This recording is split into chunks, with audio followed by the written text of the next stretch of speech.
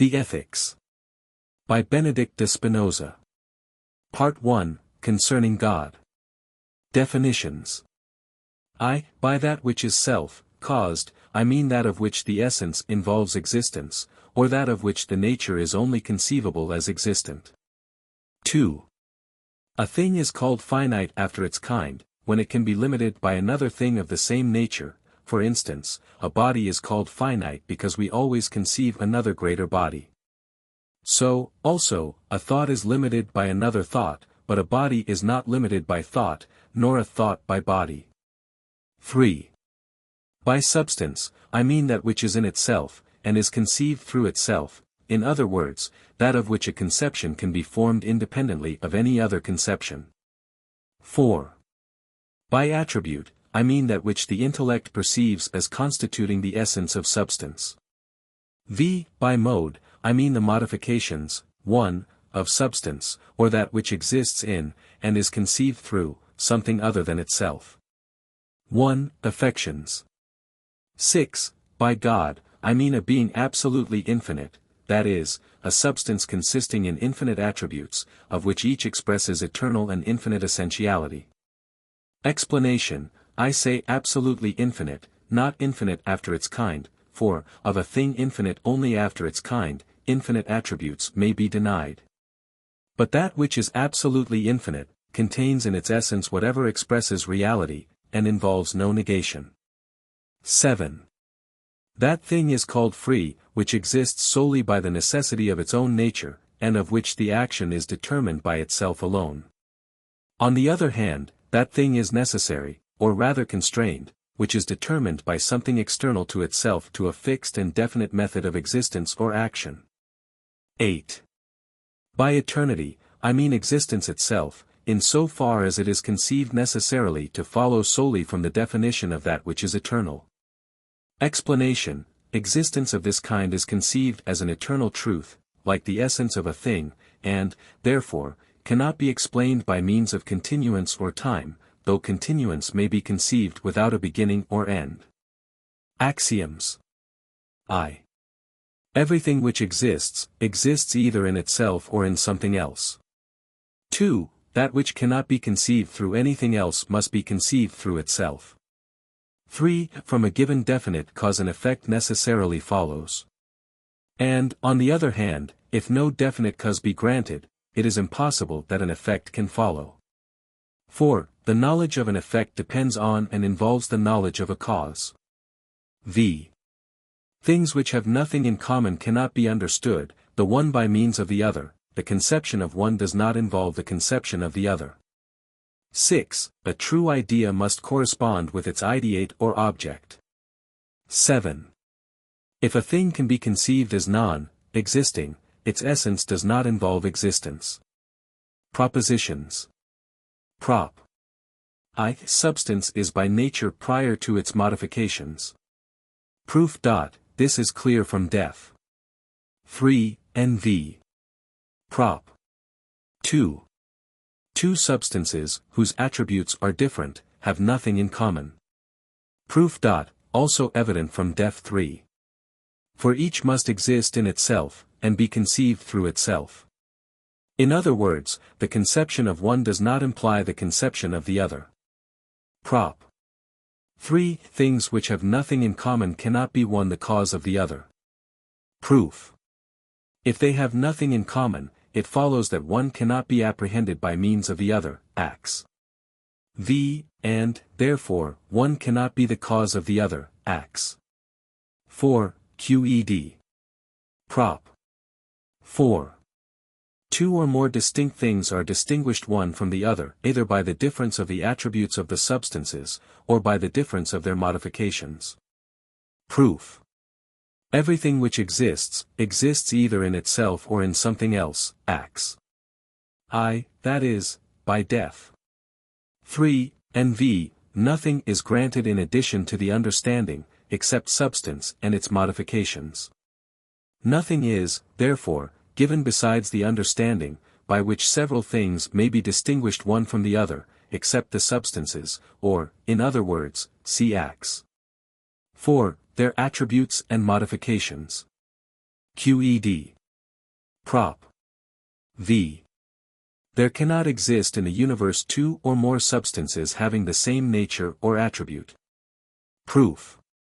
If several distinct substances be granted, they must be distinguished one from the other, either by the difference of their attributes, or by the difference of their modifications. Prop. 4. If only by the difference of their attributes, it will be granted that there cannot be more than one with an identical attribute. If by the difference of their modifications, as substance is naturally prior to its modifications, Prop. I. It follows that setting the modifications aside, and considering substance in itself, that is truly, def. 3, and 6, there cannot be conceived one substance different from another, that is, by Prop. 4. There cannot be granted several substances, but one substance only. QED. Prop. 6. One substance cannot be produced by another substance. Proof.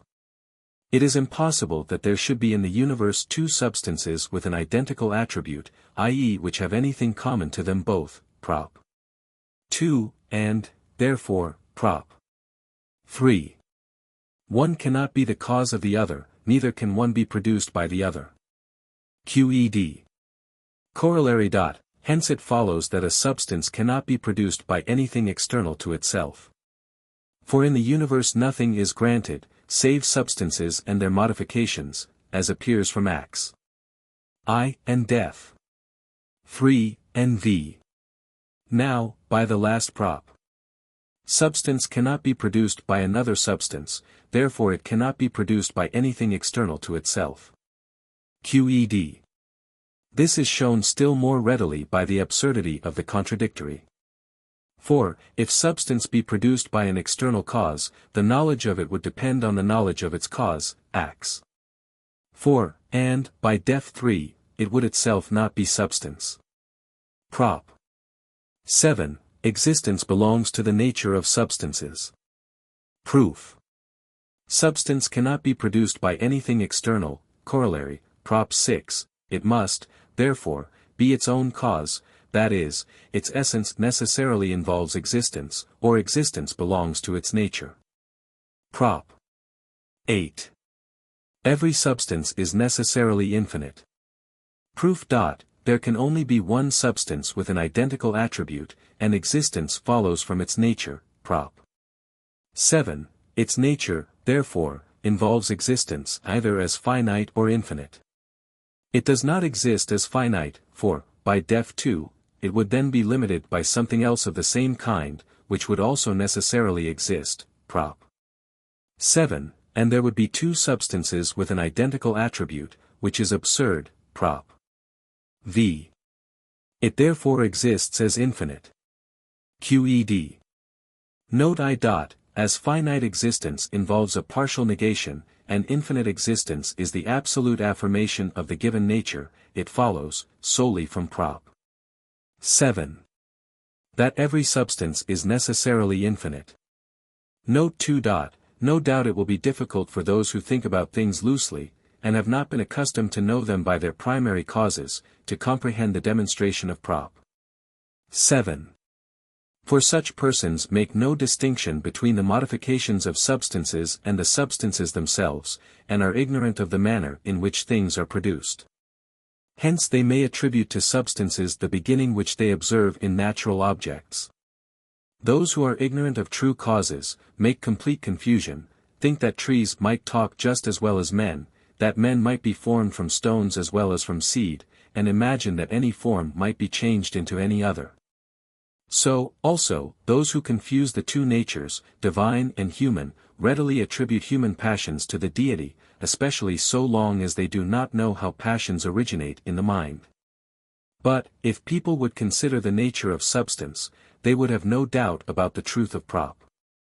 7. In fact, this proposition would be a universal axiom, and accounted a truism.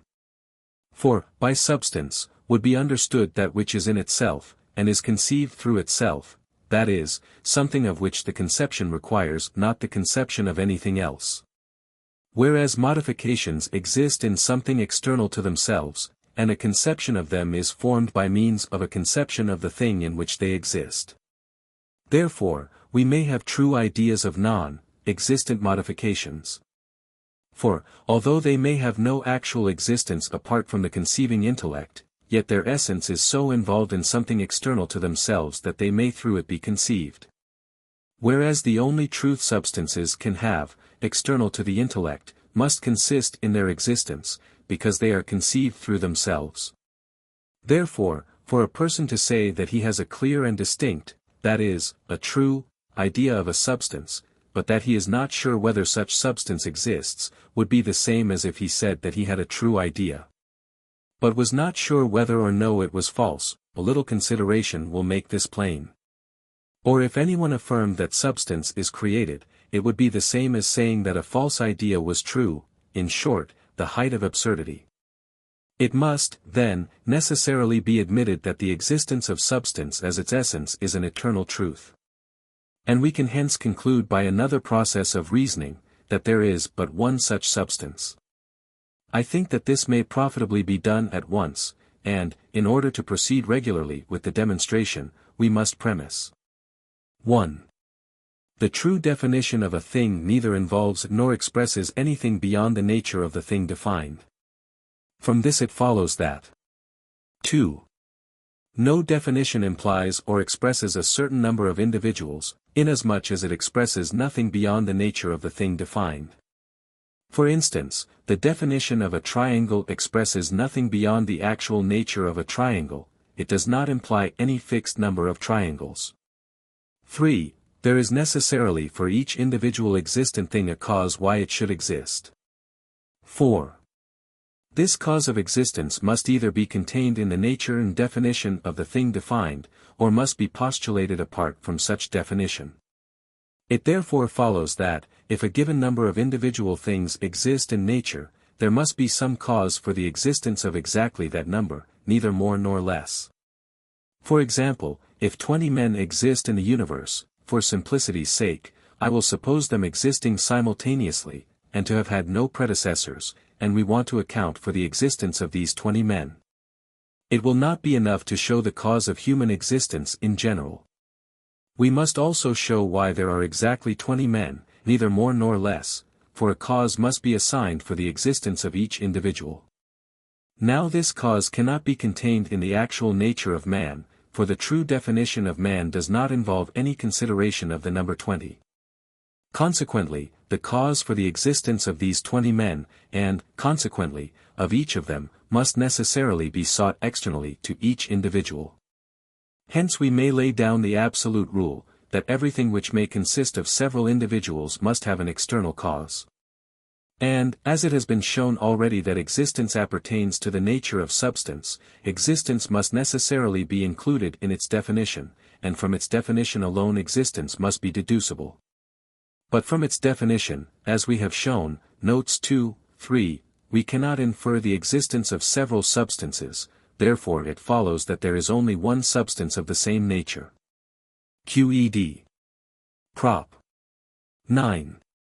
The more reality or being a thing has, the greater the number of its attributes, def 4. Prop. X. Each particular attribute of the one substance must be conceived through itself. Proof. An attribute is that which the intellect perceives of substance, as constituting its essence, def 4, and, therefore, must be conceived through itself, def 3. QED. Note, it is thus evident that, though two attributes are, in fact, conceived as distinct, that is, one without the help of the other, yet we cannot, therefore, conclude that they constitute two entities, or two different substances. For it is the nature of substance that each of its attributes is conceived through itself, inasmuch as all the attributes it has have always existed simultaneously in it, and none could be produced by any other. But each expresses the reality or being of substance. It is, then, far from an absurdity to ascribe several attributes to one substance, for nothing in nature is more clear than that each and every entity must be conceived under some attribute. And that its reality or being is in proportion to the number of its attributes expressing necessity or eternity and infinity.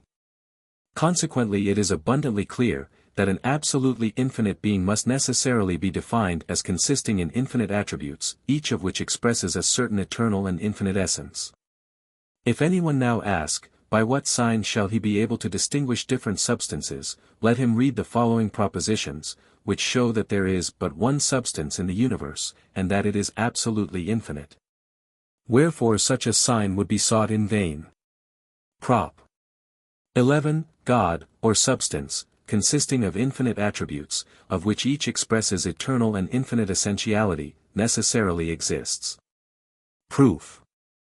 If this be denied, conceive, if possible, that God does not exist, then his essence does not involve existence. But this, Prop. 7, is absurd.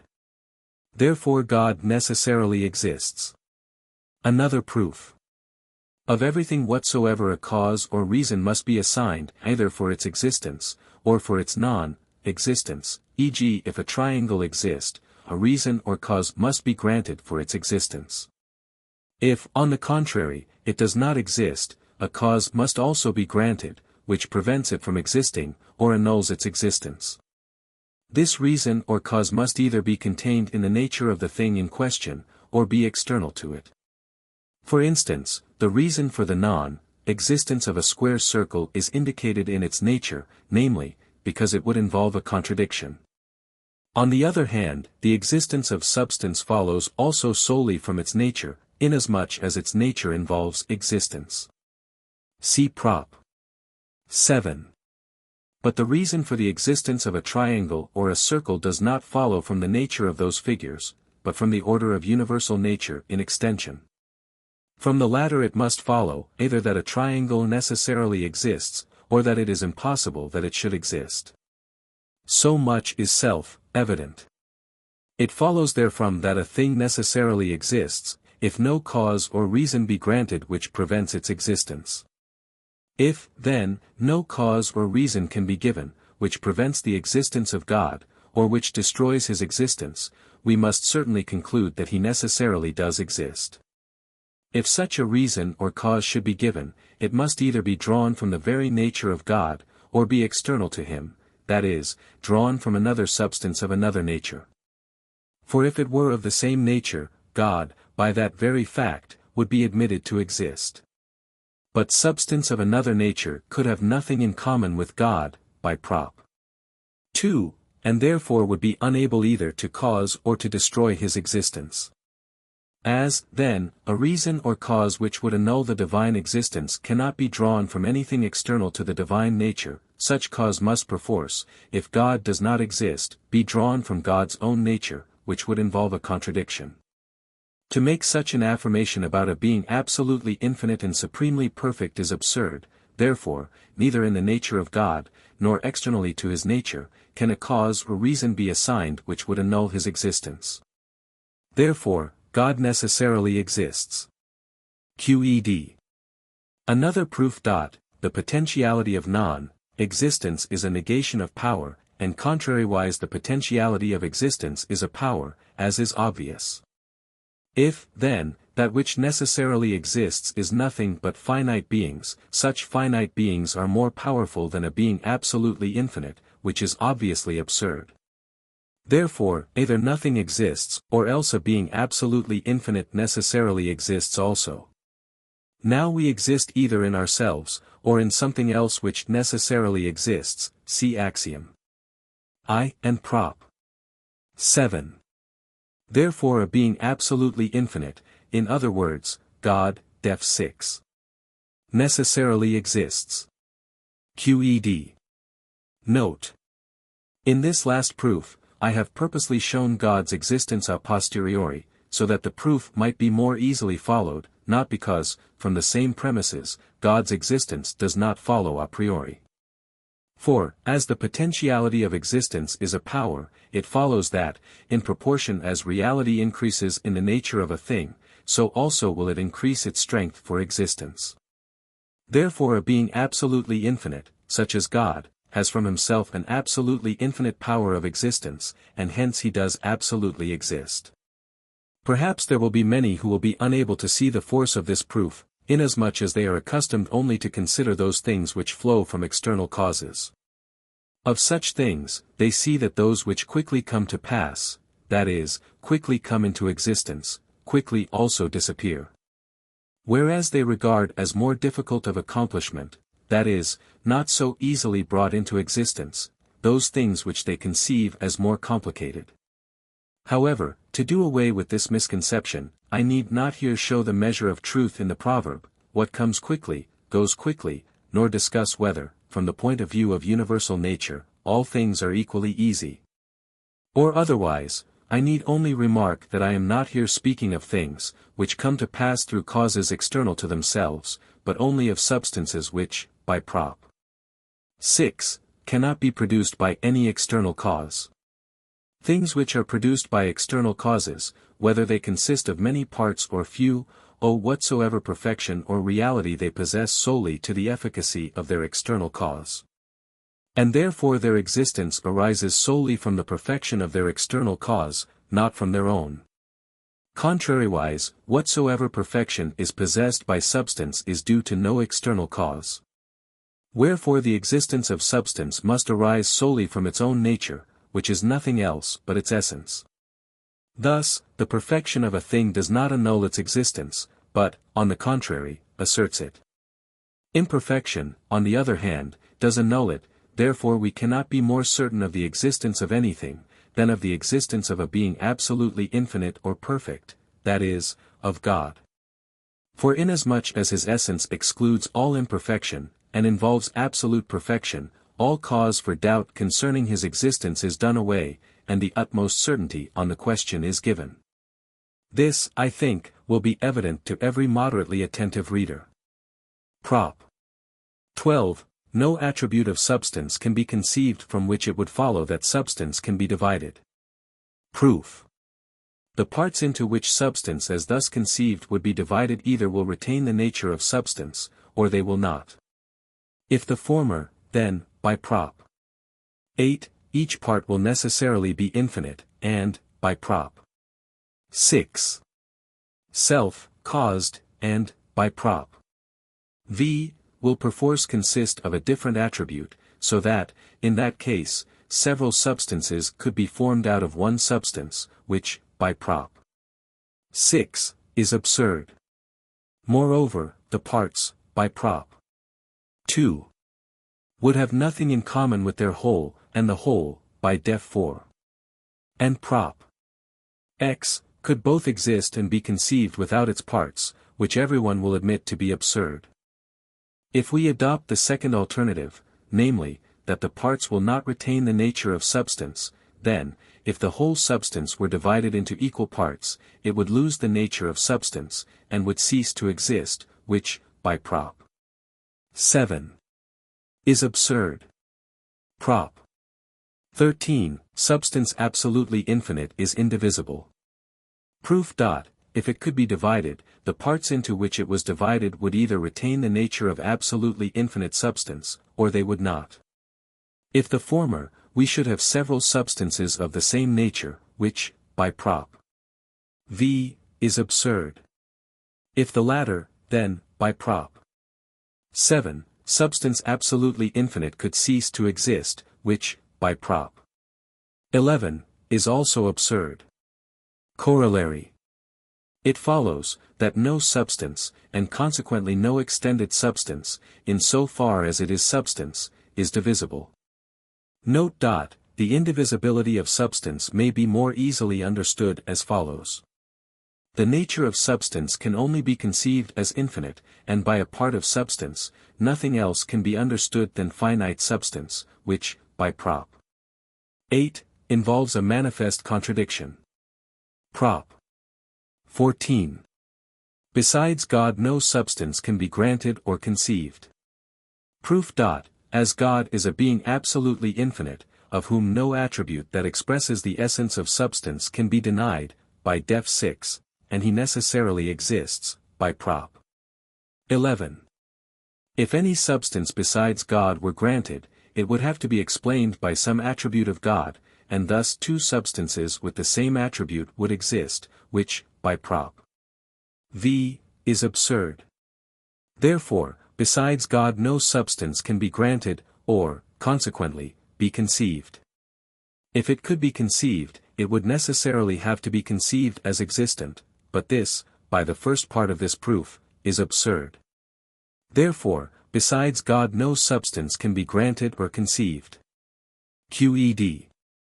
Corollary I. Clearly, therefore, 1, God is one, that is, by def 6. Only one substance can be granted in the universe, and that substance is absolutely infinite, as we have already indicated, in the note to Prop. X. Corollary 2. It follows, 2, that extension and thought are either attributes of God or, by ax. I. Accidents, affections, of the attributes of God. Prop. 15, whatsoever is in God, and without God nothing can be, or be conceived. Proof. Besides God, no substance is granted or can be conceived, by Prop. 14, that is, by def 3. Nothing which is in itself and is conceived through itself. But modes, by def v, can neither be, nor be conceived without substance, wherefore they can only be in the divine nature, and can only through it be conceived. But substances and modes form the sum total of existence, by ax. I, therefore, without God nothing can be, or be conceived. QED. Note. Some assert that God, like a man, consists of body and mind, and is susceptible of passions. How far such persons have strayed from the truth is sufficiently evident from what has been said. But these I pass over. For all who have in anywise reflected on the divine nature deny that God has a body. Of this they find excellent proof in the fact that we understand by body a definite quantity, so long, so broad, so deep, bounded by a certain shape, and it is the height of absurdity to predicate such a thing of God, a being absolutely infinite. But meanwhile by other reasons with which they try to prove their point, they show that they think corporeal or extended substance wholly apart from the divine nature, and say it was created by God. Wherefrom the divine nature can have been created, they are wholly ignorant, thus they clearly show, that they do not know the meaning of their own words. I myself have proved sufficiently clearly, at any rate in my own judgment, Coroll. Prop. 6, and note 2, Prop. 8, that no substance can be produced or created by anything other than itself. Further, I showed, in Prop. 14, that besides God no substance can be granted or conceived. Hence we drew the conclusion that extended substance is one of the infinite attributes of God. However, in order to explain more fully, I will refute the arguments of my adversaries, which all start from the following points. Extended substance, in so far as it is substance, consists, as they think, in parts. Wherefore they deny that it can be infinite, or consequently, that it can appertain to God. This they illustrate with many examples, of which I will take one or two. If extended substance, they say, is infinite, let it be conceived to be divided into two parts, each part will then be either finite or infinite. If the former, then infinite substance is composed of two finite parts, which is absurd. If the latter, then one infinite will be twice as large as another infinite, which is also absurd. Further, if an infinite line be measured out in foot lengths, it will consist of an infinite number of such parts. It would equally consist of an infinite number of parts, if each part measured only an inch, therefore, one infinity would be 12 times as great as the other.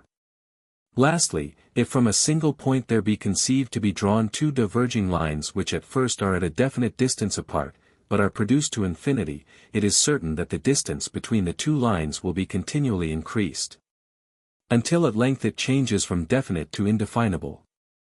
As these absurdities follow, it is said, from considering quantity as infinite, the conclusion is drawn, that extended substance must necessarily be finite, and, consequently, cannot appertain to the nature of God.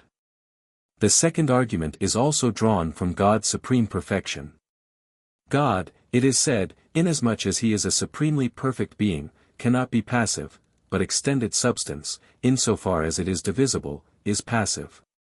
It follows, therefore, that extended substance does not appertain to the essence of God. Such are the arguments I find on the subject in writers, who by them try to prove that extended substance is unworthy of the divine nature, and cannot possibly appertain thereto.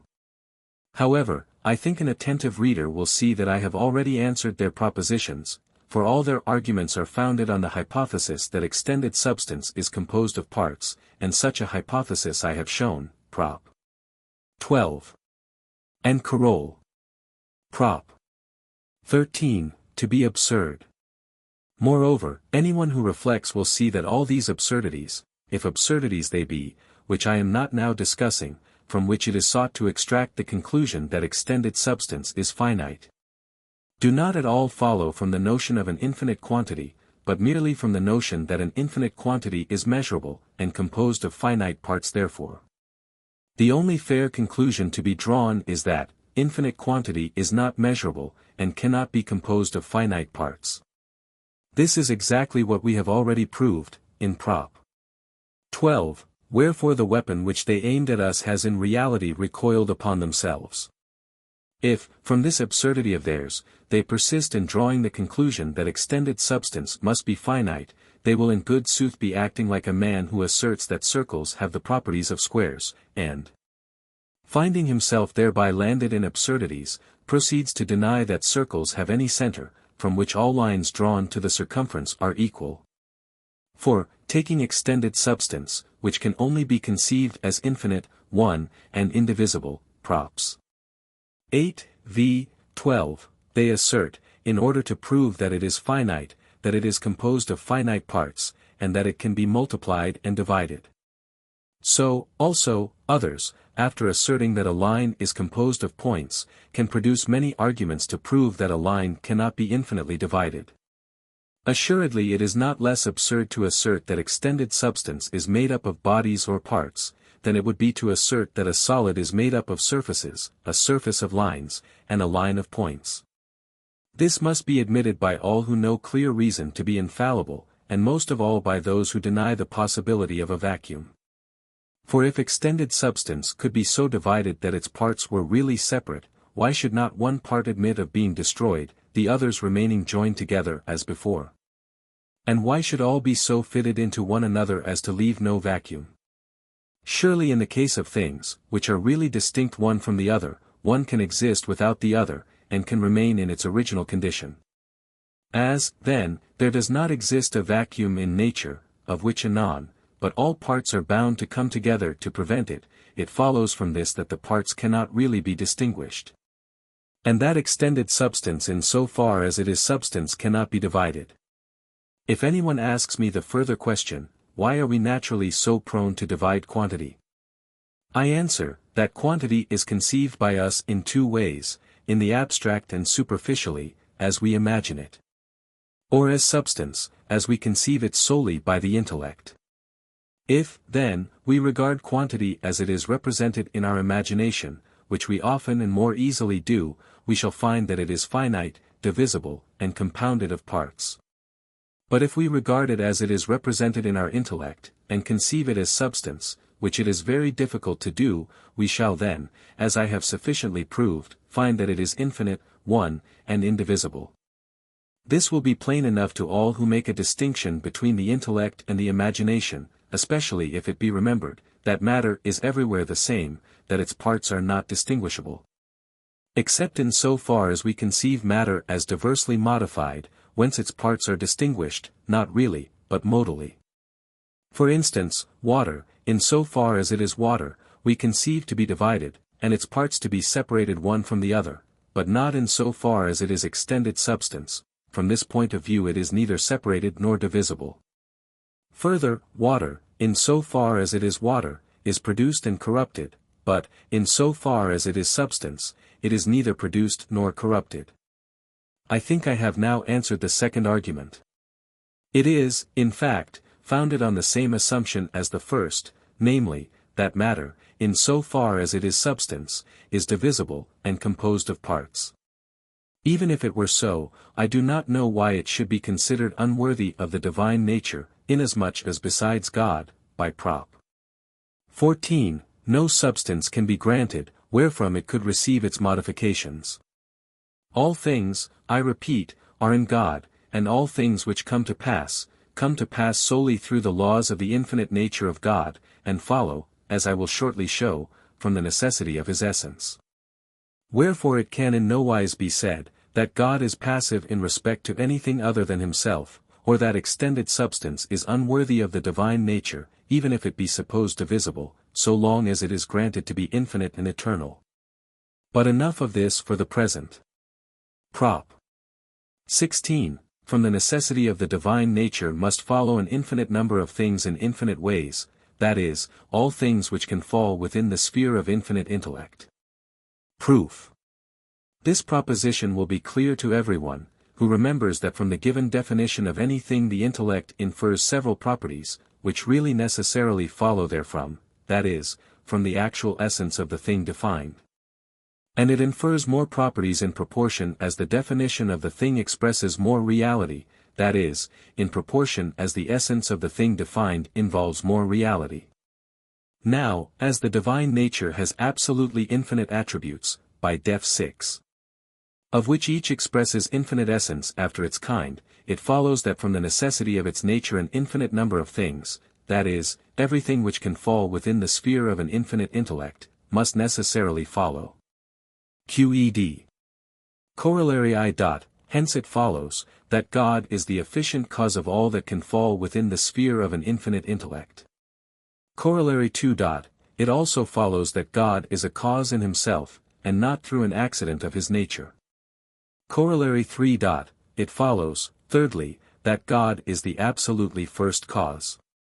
Prop. 17. God acts solely by the laws of his own nature, and is not constrained by anyone. Proof. We have just shown, in Prop. 16. That solely from the necessity of the divine nature, or, what is the same thing, solely from the laws of his nature, an infinite number of things absolutely follow in an infinite number of ways, and we proved, in Prop. 15. That without God nothing can be nor be conceived but that all things are in God. Wherefore nothing can exist, outside himself, whereby he can be conditioned or constrained to act. Wherefore God acts solely by the laws of his own nature, and is not constrained by anyone. QED. Corollary I. It follows, 1. That there can be no cause which, either extrinsically or intrinsically, besides the perfection of his own nature, moves God to act. Corollary 2. It follows, 2. That God is the sole free cause. For God alone exists by the sole necessity of his nature, by Prop. 11, and Prop. 14, Coroll. I, and acts by the sole necessity of his own nature, wherefore God is, by def 7, the sole free cause. QED. Note.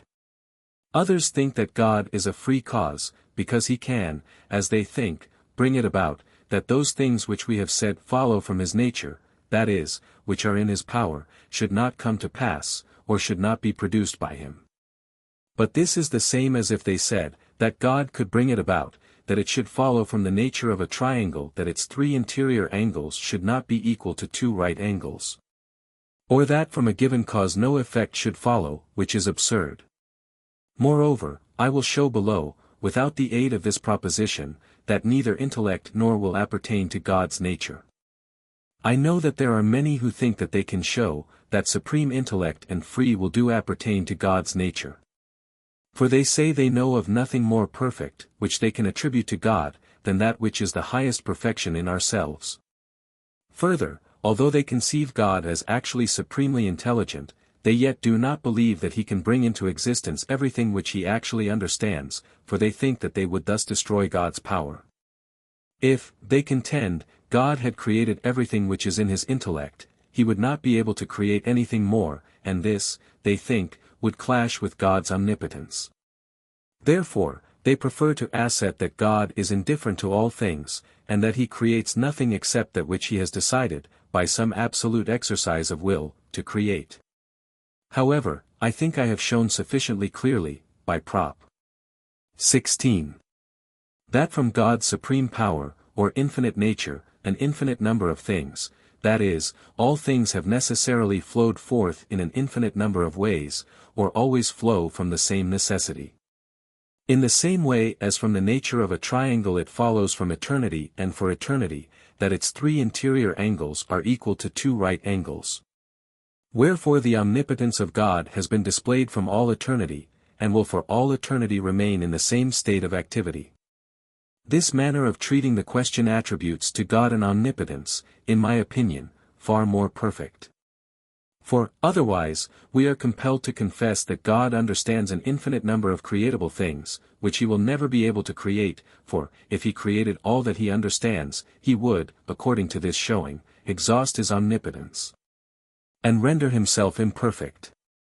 Wherefore, in order to establish that God is perfect, we should be reduced to establishing at the same time, that he cannot bring to pass everything over which his power extends. This seems to be a hypothesis most absurd, and most repugnant to God's omnipotence. Further, to say a word here concerning the intellect and the will which we attribute to God, if intellect and will appertain to the eternal essence of God, we must take these words in some significance quite different from those they usually bear. For intellect and will, which should constitute the essence of God, would perforce be as far apart as the poles from the human intellect and will, in fact, would have nothing in common with them but the name. There would be about as much correspondence between the two as there is between the dog, the heavenly constellation, and a dog, an animal that barks. This I will prove as follows. If intellect belongs to the divine nature, it cannot be in nature, as ours is generally thought to be, posterior to, or simultaneous with the things understood, inasmuch as God is prior to all things by reason of his causality, Prop. 16, Carol. On the contrary, the truth and formal essence of things is as it is, because it exists by representation as such in the intellect of God. Wherefore the intellect of God, in so far as it is conceived to constitute God's essence, is, in reality, the cause of things, both of their essence and of their existence. This seems to have been recognized by those who have asserted, that God's intellect, God's will, and God's power, are one and the same. As, therefore, God's intellect is the sole cause of things, namely, both of their essence and existence, it must necessarily differ from them in respect to its essence, and in respect to its existence.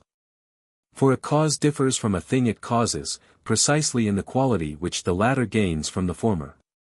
For example, a man is the cause of another man's existence, but not of his essence, for the latter is an eternal truth, and, therefore, the two men may be entirely similar in essence, but must be different in existence. And hence if the existence of one of them cease, the existence of the other will not necessarily cease also, but if the essence of one could be destroyed, and be made false, the essence of the other would be destroyed also. Wherefore, a thing which is the cause both of the essence and of the existence of a given effect, must differ from such effect both in respect to its essence, and also in respect to its existence. Now the intellect of God is the cause both of the essence and the existence of our intellect.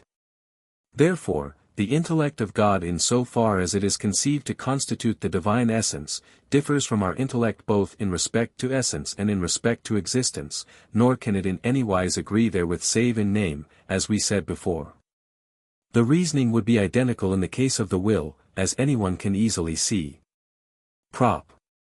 18, God is the indwelling and not the transient cause of all things. Proof. All things which are in God, and must be conceived through God, by Prop. 15, therefore, by Prop. 16, Carol. God is the cause of those things which are in him. This is our first point. Further, besides God there can be no substance, by Prop. 14, that is nothing in itself external to God. This is our second point. God, therefore, is the indwelling and not the transient cause of all things. Qed.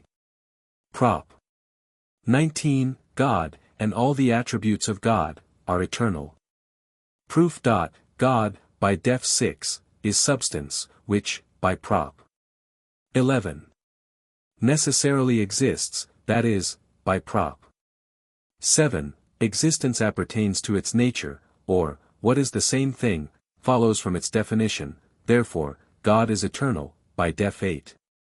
Further, by the attributes of God we must understand that which, by def 4, expresses the essence of the divine substance, in other words, that which appertains to substance, that, I say, should be involved in the attributes of substance. Now eternity appertains to the nature of substance, as I have already shown in Prop. 7, therefore, eternity must appertain to each of the attributes, and thus all are eternal. QED. Note. This proposition is also evident from the manner in which, in Prop. 11, I demonstrated the existence of God. It is evident, I repeat, from that proof, that the existence of God, like his essence, is an eternal truth. Further, in Prop. 19. Of my Principles of the Cartesian Philosophy, I have proved the eternity of God, in another manner, which I need not here repeat. Prop. XX The existence of God and his essence are one and the same. Proof. God, by the last prop. And all his attributes are eternal, that is, by def 8, each of his attributes expresses existence. Therefore the same attributes of God which explain his eternal essence, explain at the same time his eternal existence, in other words, that which constitutes God's essence constitutes at the same time his existence. Wherefore God's existence and God's essence are one and the same. QED. Coroll. Hence it follows that God's existence, like his essence, is an eternal truth. Coroll. 2. Secondly, it follows that God, and all the attributes of God, are unchangeable. For if they could be changed in respect to existence, they must also be able to be changed in respect to essence, that is, obviously, be changed from true to false, which is absurd. Prop. 21. All things which follow from the absolute nature of any attribute of God must always exist and be infinite, or, in other words, are eternal and infinite through the said attribute. Proof.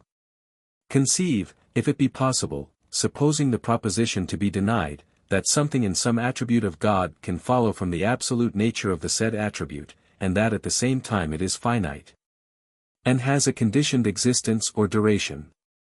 For instance, the idea of God expressed in the attribute thought. Now thought, in so far as it is supposed to be an attribute of God, is necessarily, by Prop.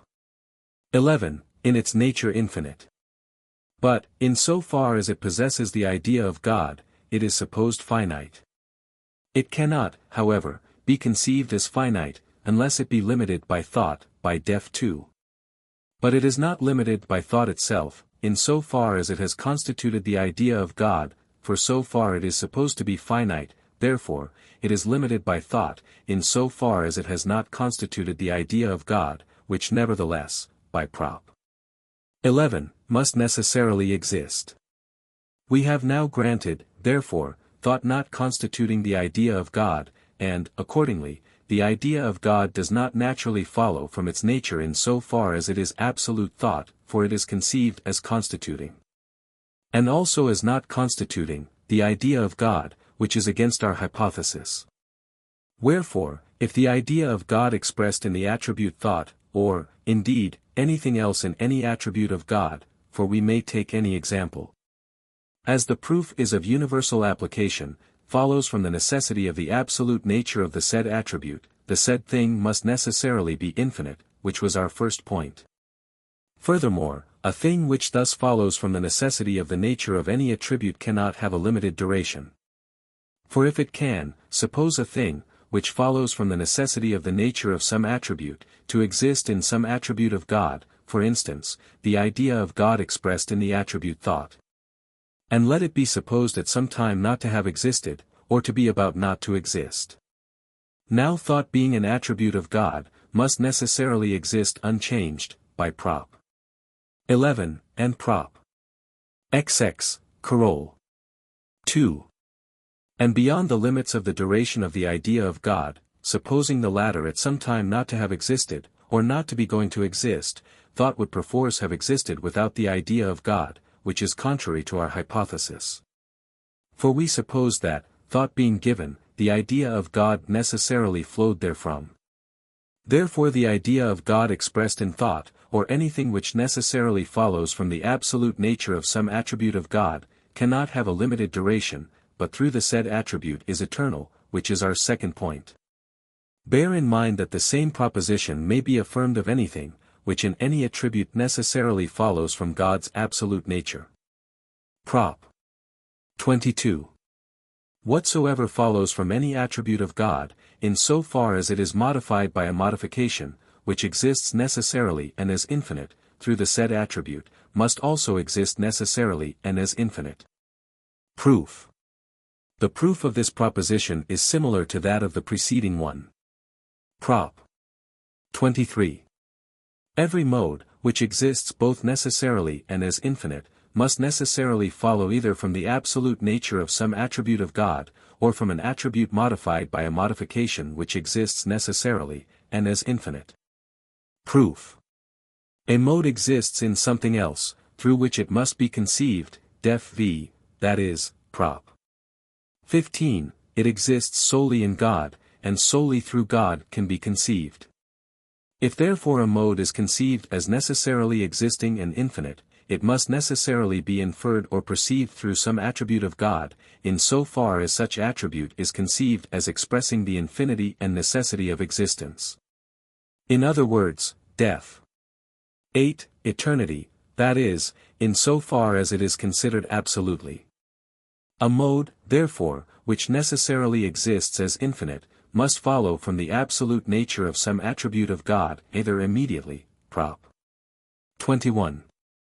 Or through the means of some modification, which follows from the absolute nature of the said attribute, that is, by prop. 22, which exists necessarily and as infinite. Prop. 24. The essence of things produced by God does not involve existence. Proof. This proposition is evident from def I. For that of which the nature, considered in itself, involves existence is self-caused, and exists by the sole necessity of its own nature. Corollary. Hence it follows that God is not only the cause of things coming into existence, but also of their continuing in existence, that is, in scholastic phraseology, God is cause of the being of things, essendi rerum. For whether things exist, or do not exist, whenever we contemplate their essence, we see that it involves neither existence nor duration, consequently, it cannot be the cause of either the one or the other. God must be the sole cause, inasmuch as to him alone does existence appertain. Prop. 14, Coroll. I, QED. Prop.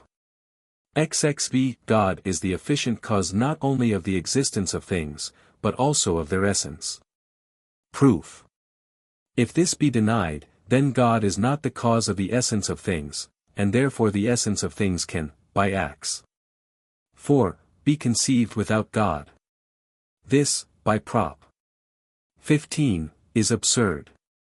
Therefore, God is the cause of the essence of things. QED. Note. This proposition follows more clearly from prop. 16. For it is evident thereby that, given the divine nature, the essence of things must be inferred from it, no less than their existence. In a word, God must be called the cause of all things, in the same sense as he is called the cause of himself. This will be made still clearer by the following corollary. Corollary.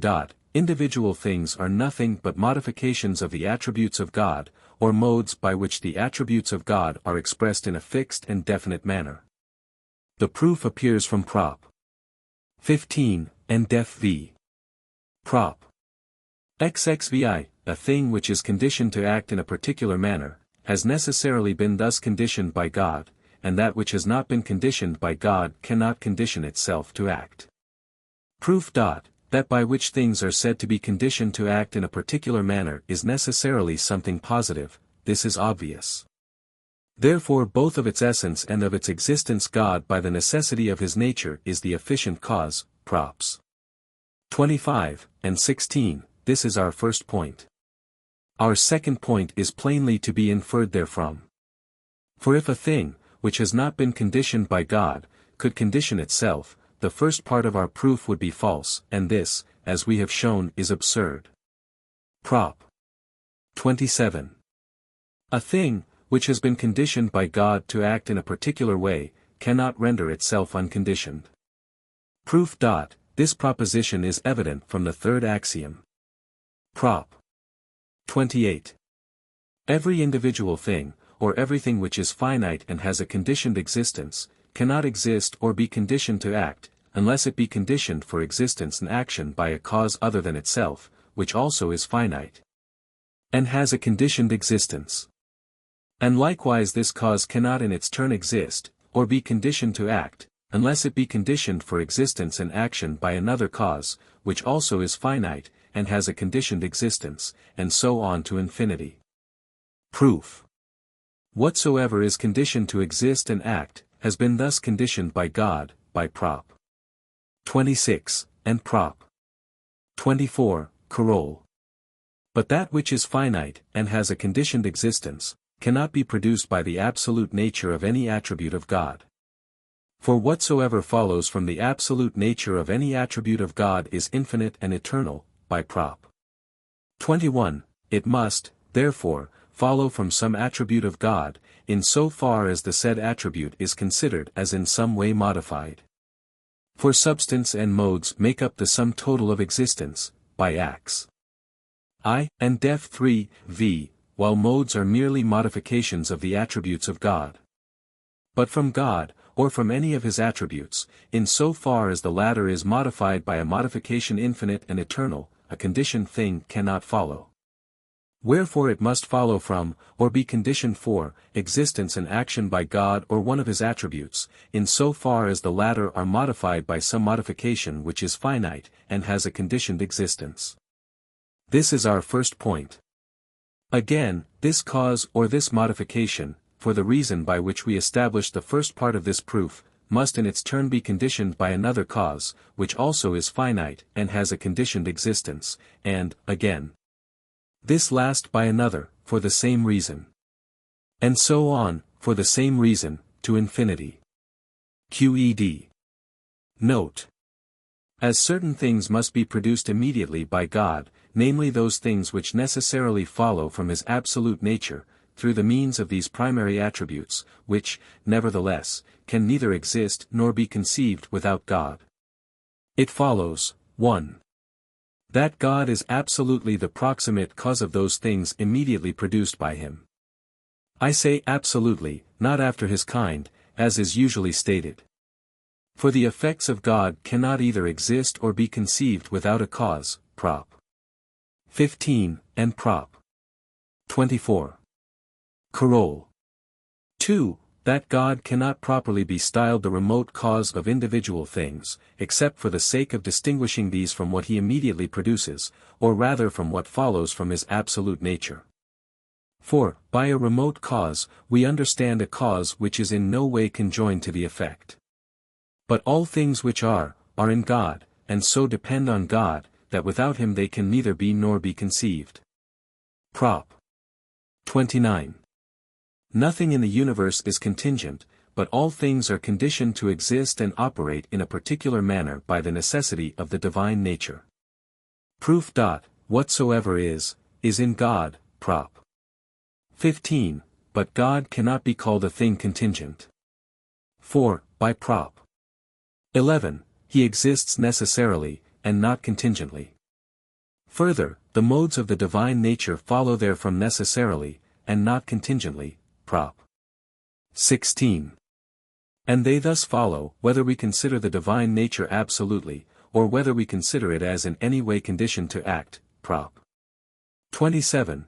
Further, God is not only the cause of these modes, in so far as they simply exist, by Prop. 24, Coroll, but also in so far as they are considered as conditioned for operating in a particular manner, Prop. 26, if they be not conditioned by God, Prop. 26, it is impossible, and not contingent, that they should condition themselves. Contrariwise, if they be conditioned by God, it is impossible, and not contingent, that they should render themselves unconditioned. Wherefore all things are conditioned by the necessity of the divine nature, not only to exist, but also to exist and operate in a particular manner, and there is nothing that is contingent. QED. Note. Before going any further, I wish here to explain what we should understand by nature viewed as active, natura naturans, and nature viewed as passive, natura naturata. I say to explain, or rather call attention to it, for I think that, from what has been said, it is sufficiently clear, that by nature viewed as active we should understand that which is in itself, and is conceived through itself.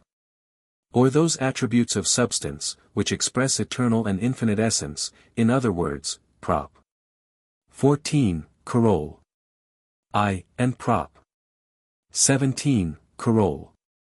2, God, in so far as he is considered as a free cause. By nature viewed as passive I understand all that which follows from the necessity of the nature of God, or of any of the attributes of God, that is, all the modes of the attributes of God. In so far as they are considered as things which are in God, and which without God cannot exist or be conceived. Prop. XXX, intellect, in function, actu, finite, or in function infinite, must comprehend the attributes of God and the modifications of God, and nothing else. Proof. A true idea must agree with its object, ax. 6. In other words, obviously, that which is contained in the intellect in representation must necessarily be granted in nature. But in nature, by Prop. 14, Carol. I, there is no substance save God, nor any modifications save those, Prop. 15. Which are in God, and cannot without God either be or be conceived. Therefore the intellect, in function finite, or in function infinite, must comprehend the attributes of God and the modifications of God, and nothing else. QED. Prop. 31. The intellect in function, whether finite or infinite, as will, desire, love, and should be referred to passive nature and not to active nature. Proof. By the intellect we do not, obviously, mean absolute thought, but only a certain mode of thinking, differing from other modes, such as love, desire, and therefore, def v, requiring to be conceived through absolute thought. It must, by Prop. 15, and def 6, through some attribute of God which expresses the eternal and infinite essence of thought, be so conceived, that without such attribute it could neither be nor be conceived. It must therefore be referred to nature passive rather than to nature active, as must also the other modes of thinking. QED. Note. I do not here, by speaking of intellect in function, admit that there is such a thing as intellect in potentiality, but, wishing to avoid all confusion, I desire to speak only of what is most clearly perceived by us, namely, of the very act of understanding, than which nothing is more clearly perceived. For we cannot perceive anything without adding to our knowledge of the act of understanding. Prop. XXXI will cannot be called a free cause, but only a necessary cause. Proof. Will is only a particular mode of thinking, like intellect. Therefore, by Prop. 28, no volition can exist, nor be conditioned to act, unless it be conditioned by some cause other than itself, which cause is conditioned by a third cause, and so on to infinity. But if will be supposed infinite, it must also be conditioned to exist and act by God, not by virtue of his being substance absolutely infinite, but by virtue of his possessing an attribute which expresses the infinite and eternal essence of thought, by Prop. 23, thus, however it be conceived, whether as finite or infinite, it requires a cause by which it should be conditioned to exist and act. Thus, def 7, it cannot be called a free cause, but only a necessary or constrained cause. QED. Carol. I. Hence it follows, first, that God does not act according to freedom of the will. Carol.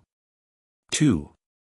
It follows, secondly, that will and intellect stand in the same relation to the nature of God as do motion, and rest, and absolutely all natural phenomena, which must be conditioned by God, Prop. 29, to exist and act in a particular manner. For will, like the rest, stands in need of a cause, by which it is conditioned to exist and act in a particular manner. And although, when will or intellect be granted, an infinite number of results may follow, yet God cannot on that account be said to act from freedom of the will, any more than the infinite number of results from motion and rest would justify us in saying that motion and rest act by free will. Wherefore will no more appertains to God than does anything else in nature, but stands in the same relation to him as motion, rest, and the like, which we have shown to follow from the necessity of the divine nature, and to be conditioned by it to exist and act in a particular manner. Prop. 33. Things could not have been brought into being by God in any manner or in any order different from that which has in fact obtained. Proof. All things necessarily follow from the nature of God. Prop. 16. And by the nature of God are conditioned to exist and act in a particular way. Prop. 29. If things, therefore, could have been of a different nature, or have been conditioned to act in a different way, so that the order of nature would have been different, God's nature would also have been able to be different from what it now is. And therefore, by Prop. 11, that different nature also would have perforce existed, and consequently there would have been able to be two or more gods. This, by Prop. 14, Coroll. I, is absurd. Therefore things could not have been brought into being by God in any other manner, and QED. Note I. As I have thus shown, more clearly than the sun at noonday, that there is nothing to justify us in calling things contingent, I wish to explain briefly what meaning we shall attach to the word contingent. But I will first explain the words necessary and impossible. A thing is called necessary either in respect to its essence or in respect to its cause. For the existence of a thing necessarily follows, either from its essence and definition, or from a given efficient cause. For similar reasons a thing is said to be impossible. Namely, inasmuch as its essence or definition involves a contradiction, or because no external cause is granted, which is conditioned to produce such an effect. But a thing can in no respect be called contingent, save in relation to the imperfection of our knowledge. A thing of which we do not know whether the essence does or does not involve a contradiction, or of which, knowing that it does not involve a contradiction, we are still in doubt concerning the existence, because the order of causes escapes us. Such a thing, I say, cannot appear to us either necessary or impossible. Wherefore we call it contingent or possible. Note 2. It clearly follows from what we have said, that things have been brought into being by God in the highest perfection, inasmuch as they have necessarily followed from a most perfect nature. Nor does this prove any imperfection in God, for it has compelled us to affirm his perfection. From its contrary proposition, we should clearly gather, as I have just shown, that God is not supremely perfect, for if things had been brought into being in any other way, we should have to assign to God a nature different from that, which we are bound to attribute to him from the consideration of an absolutely perfect being. I do not doubt, that many will scout this idea as absurd, and will refuse to give their minds up to contemplating it, simply because they are accustomed to assign to God a freedom very different from that which we, Def 7, have deduced. They assign to him, in short, absolute free will.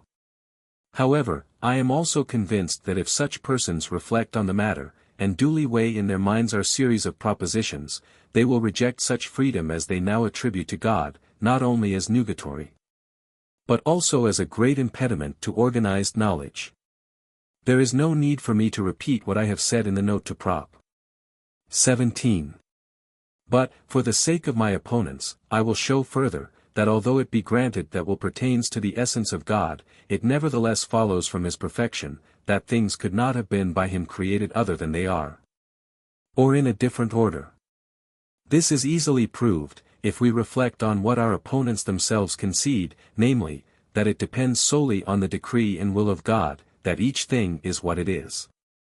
If it were otherwise, God would not be the cause of all things. Further, that all the decrees of God have been ratified from all eternity by God himself. If it were otherwise, God would be convicted of imperfection or change. But in eternity there is no such thing as when, before, or after. Hence it follows solely from the perfection of God, that God never can decree, or never could have decreed anything but what is, that God did not exist before his decrees, and would not exist without them. But, it is said, supposing that God had made a different universe, or had ordained other decrees from all eternity concerning nature and her order, we could not therefore conclude any imperfection in God. But persons who say this must admit that God can change his decrees. For if God had ordained any decrees concerning nature and her order, different from those which he has ordained, in other words, if he had willed and conceived something different concerning nature, he would perforce have had a different intellect from that which he has, and also a different will. But if it were allowable to assign to God a different intellect and a different will, without any change in his essence or his perfection, what would there be to prevent him changing the decrees which he has made concerning created things, and nevertheless remaining perfect? For his intellect and will concerning things created and their order are the same, in respect to his essence and perfection, however they be conceived. Further, all the philosophers whom I have read admit that God's intellect is entirely actual, and not at all potential.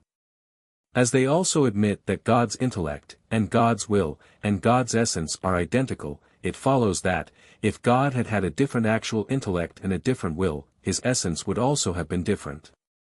And thus, as I concluded at first, if things had been brought into being by God in a different way from that which has obtained, God's intellect and will, that is, as is admitted, his essence would perforce have been different, which is absurd. As these things could not have been brought into being by God in any but the actual way and order which has obtained, and as the truth of this proposition follows from the supreme perfection of God, we can have no sound reason for persuading ourselves to believe that God did not wish to create all the things which were in his intellect, and to create them in the same perfection as he had understood them. But, it will be said, there is in things no perfection nor imperfection, that which is in them, and which causes them to be called perfect or imperfect, good or bad, depends solely on the will of God. If God had so willed, he might have brought it about that what is now perfection should be extreme imperfection, and vice versa. What is such an assertion, but an open declaration that God, who necessarily understands that which he wishes, might bring it about by his will, that he should understand things differently from the way in which he does understand them? This, as we have just shown, is the height of absurdity. Wherefore, I may turn the argument against its employers, as follows: all things depend on the power of God. In order that things should be different from what they are, God's will would necessarily have to be different. But God's will cannot be different, as we have just most clearly demonstrated, from God's perfection. Therefore neither can things be different. I confess, that the theory which subjects all things to the will of an indifferent deity, and asserts that they are all dependent on his fiat, is less far from the truth than the theory of those who maintain that God acts in all things with a view of promoting what is good. For these latter persons seem to set up something beyond God, which does not depend on God, but which God in acting looks to as an exemplar, or which he aims at as a definite goal. This is only another name for subjecting God to the dominion of destiny, an utter absurdity in respect to God, whom we have shown to be the first and only free cause of the essence of all things and also of their existence. I need, therefore, spend no time in refuting such wild theories. Prop. XXXIV. God's power is identical with his essence. Proof. From the sole necessity of the essence of God it follows that God is the cause of himself. Prop. 11. And of all things. Prop. 16. And Carol. Wherefore the power of God, by which he and all things are in act, is identical with his essence. QED. Prop. XXXV. Whatsoever we conceive to be in the power of God, necessarily exists. Proof. Whatsoever is in God's power, must, by the last prop, be comprehended in his essence in such a manner, that it necessarily follows therefrom, and therefore necessarily exists. QED. Prop. 36. There is no cause from whose nature some effect does not follow. Proof. Whatsoever exists expresses God's nature or essence in a given conditioned manner, by Prop. 25, Carol, that is, by Prop. 34. Whatsoever exists, expresses in a given conditioned manner God's power, which is the cause of all things, therefore an effect must, by Prop. 16, necessarily follow. QED. Appendix. In the foregoing I have explained the nature and properties of God. I have shown that he necessarily exists, that he is one, that he is, and acts solely by the necessity of his own nature. That he is the free cause of all things, and how he is so, that all things are in God, and so depend on him, that without him they could neither exist nor be conceived. Lastly, that all things are predetermined by God, not through his free will or absolute fiat, but from the very nature of God or infinite power. I have further, where occasion afforded, taken care to remove the prejudices, which might impede the comprehension of my demonstrations. Yet there still remain misconceptions not a few, which might and may prove very grave hindrances to the understanding of the concatenation of things, as I have explained it above. I have therefore thought it worth while to bring these misconceptions before the bar of reason. All such opinions spring from the notion commonly entertained, that all things in nature act as men themselves act, namely, with an end in view. It is accepted as certain, that God himself directs all things to a definite goal, for it is said that God made all things for man, and man that he might worship him. I will, therefore, consider this opinion, asking first, why it obtains general credence, and why all men are naturally so prone to adopt it. Secondly, I will point out its falsity. And, lastly, I will show how it has given rise to prejudices about good and bad, right and wrong, praise and blame, order and confusion, beauty and ugliness, and the like. However, this is not the place to deduce these misconceptions from the nature of the human mind. It will be sufficient here, if I assume as a starting point, what ought to be universally admitted, namely, that all men are born ignorant of the causes of things, that all have the desire to seek for what is useful to them, and that they are conscious of such desire. Herefrom it follows, first, that men think themselves free inasmuch as they are conscious of their volitions and desires, and never even dream, in their ignorance, of the causes which have disposed them so to wish and desire. Secondly, that men do all things for an end, namely, for that which is useful to them, and which they seek. Thus it comes to pass that they only look for a knowledge of the final causes of events, and when these are learned, they are content, as having no cause for further doubt.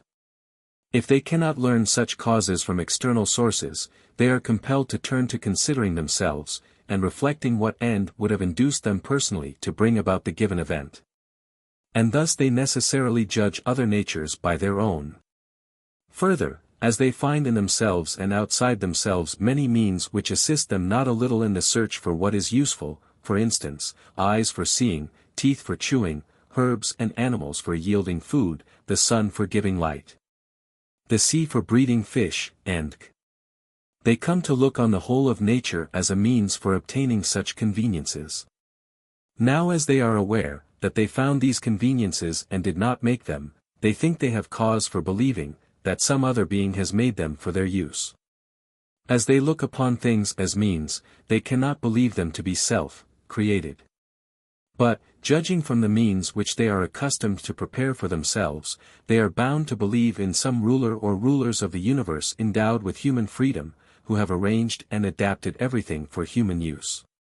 They are bound to estimate the nature of such rulers, having no information on the subject, in accordance with their own nature, and therefore they assert that the gods ordained everything for the use of man, in order to bind man to themselves and obtain from him the highest honor.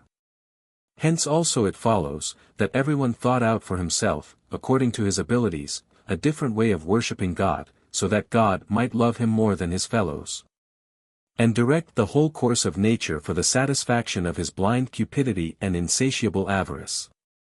Thus the prejudice developed into superstition, and took deep root in the human mind, and for this reason everyone strove most zealously to understand and explain the final causes of things.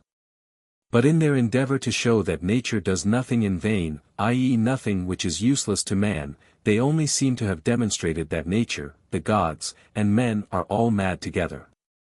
Consider, I pray you, the result, among the many helps of nature they were bound to find some hindrances, such as storms, earthquakes, diseases, and so they declared that such things happen, because the gods are angry at some wrong done to them by men, or at some fault committed in their worship.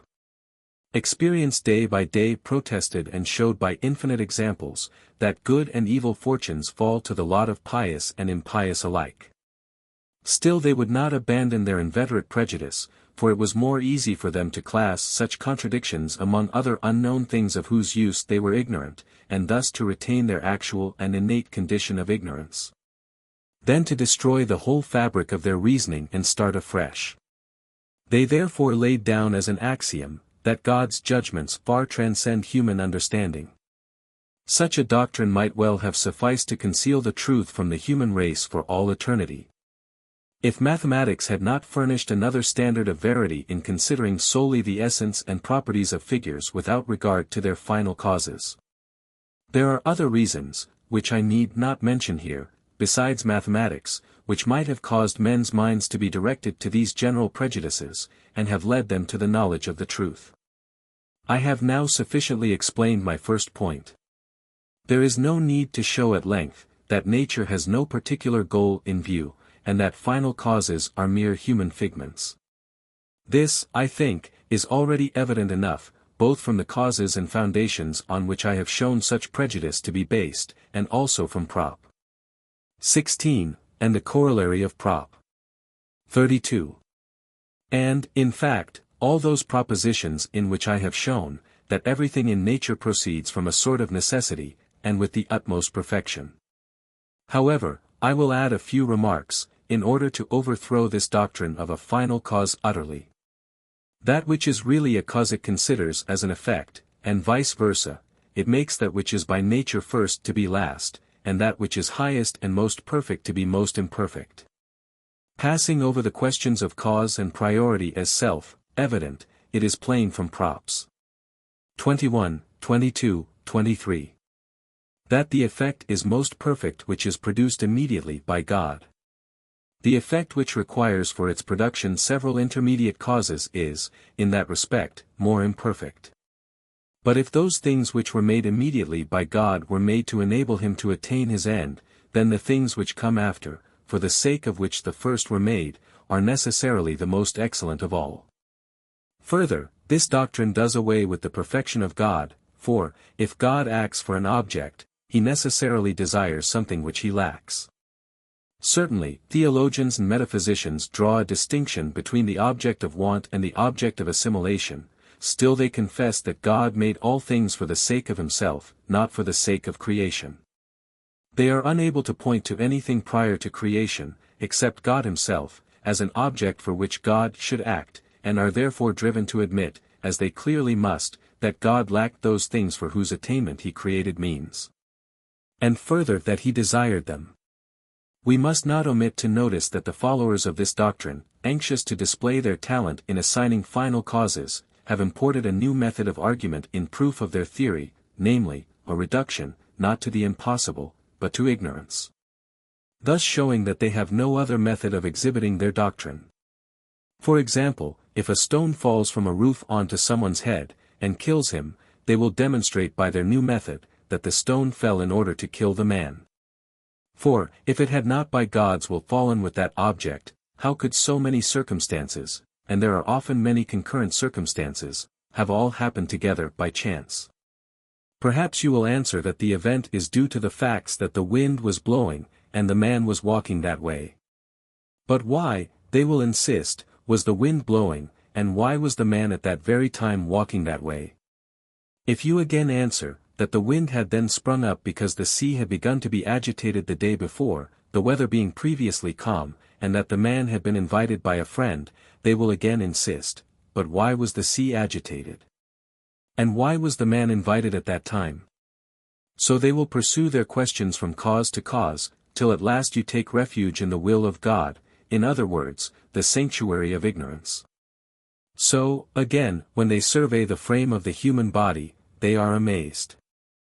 And being ignorant of the causes of so great a work of art, conclude that it has been fashioned, not mechanically, but by divine and supernatural skill, and has been so put together that one part shall not hurt another. Hence anyone who seeks for the true causes of miracles, and strives to understand natural phenomena as an intelligent being, and not to gaze at them like a fool, is set down and denounced as an impious heretic by those whom the masses adore as the interpreters of nature and the gods. Such persons know that, with the removal of ignorance, the wonder which forms their only available means for proving and preserving their authority would vanish also. But I now quit this subject, and pass on to my third point. After men persuaded themselves, that everything which is created for their sake, they were bound to consider as the chief quality in everything that which is most useful to themselves, and to account those things the best of all which have the most beneficial effect on mankind. Further, they were bound to form abstract notions for the explanation of the nature of things, such as goodness, badness, order, confusion, warmth, cold, beauty, deformity, and so on. And from the belief that they are free agents arose the further notions of praise and blame, sin and merit. I will speak of these latter hereafter, when I treat of human nature, the former I will briefly explain here. Everything which conduces to health and the worship of God they have called good, everything which hinders these objects they have styled bad. And inasmuch as those who do not understand the nature of things do not verify phenomena in any way, but merely imagine them after a fashion, and mistake their imagination for understanding, such persons firmly believe that there is an order in things, being really ignorant both of things and their own nature. When phenomena are of such a kind, that the impression they make on our senses requires little effort of imagination, and can consequently be easily remembered, we say that they are well ordered.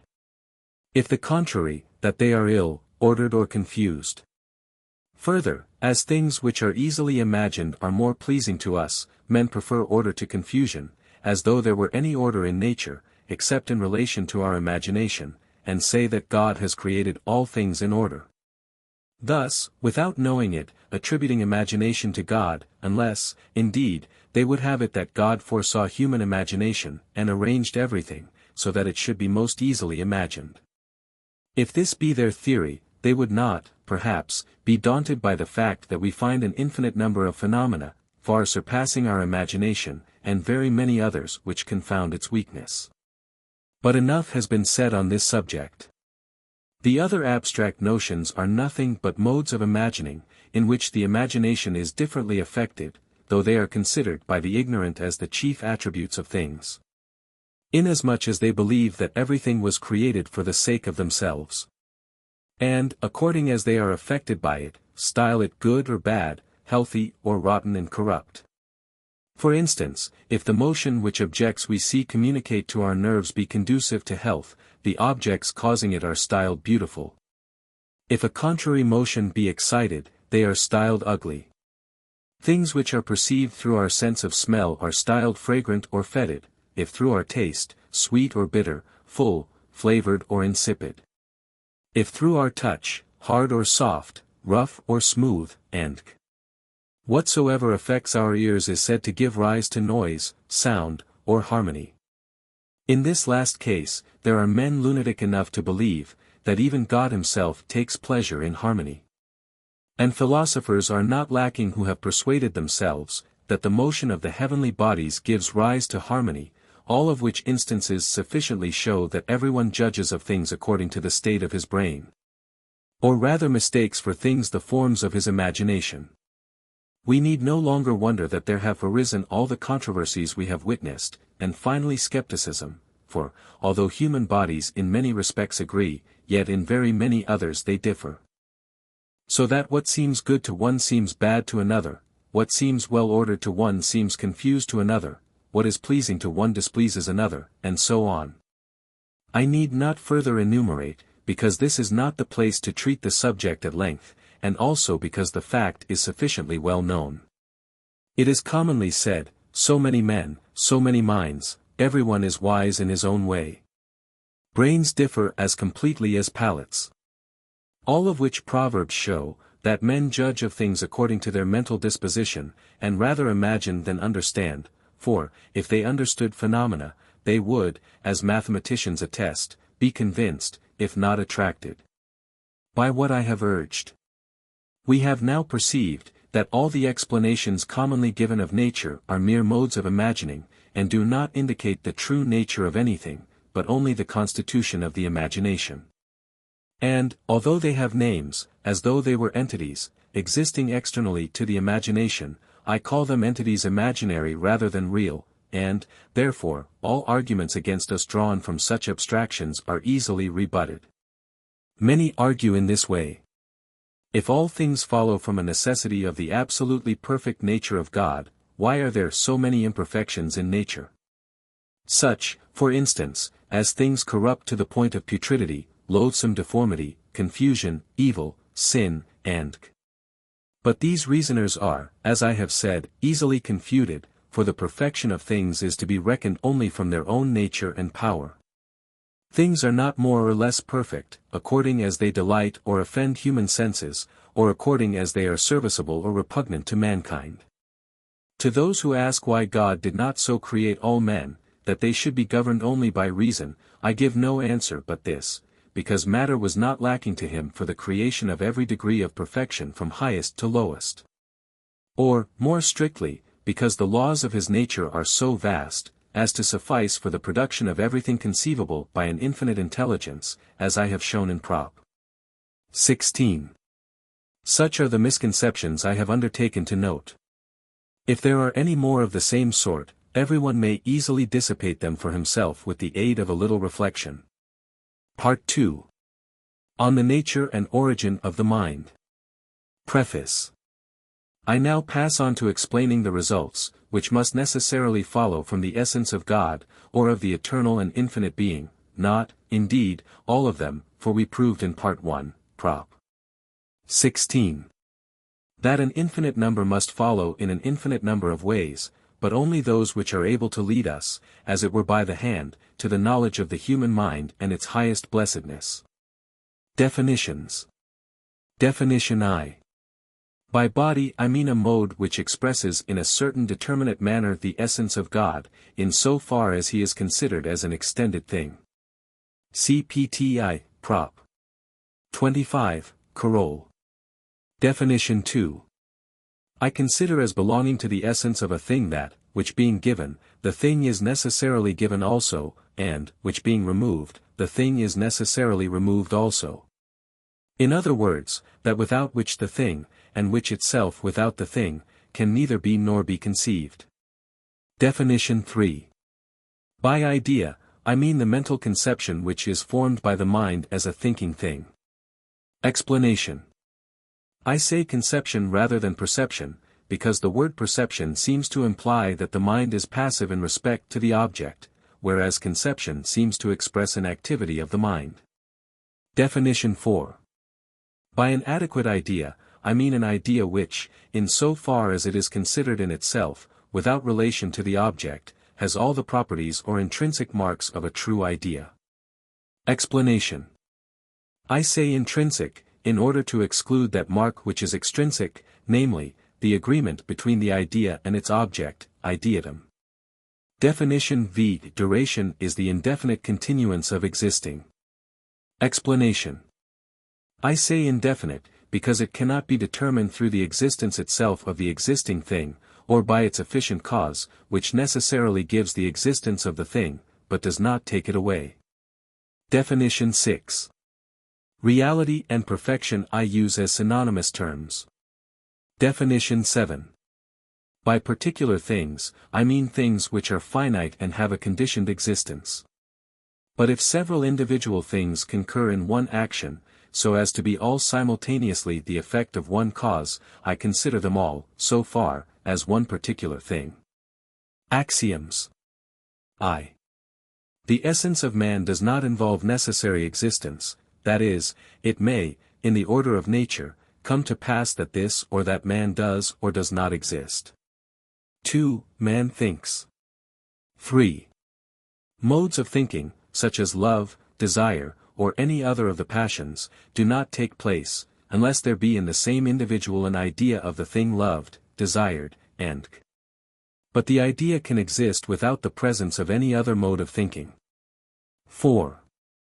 We perceive that a certain body is affected in many ways. V. We feel and perceive no particular things, save bodies and modes of thought. Nb. The postulates are given after the conclusion of Prop. 13. Propositions. Prop. I. Thought is an attribute of God, or God is a thinking thing. Proof.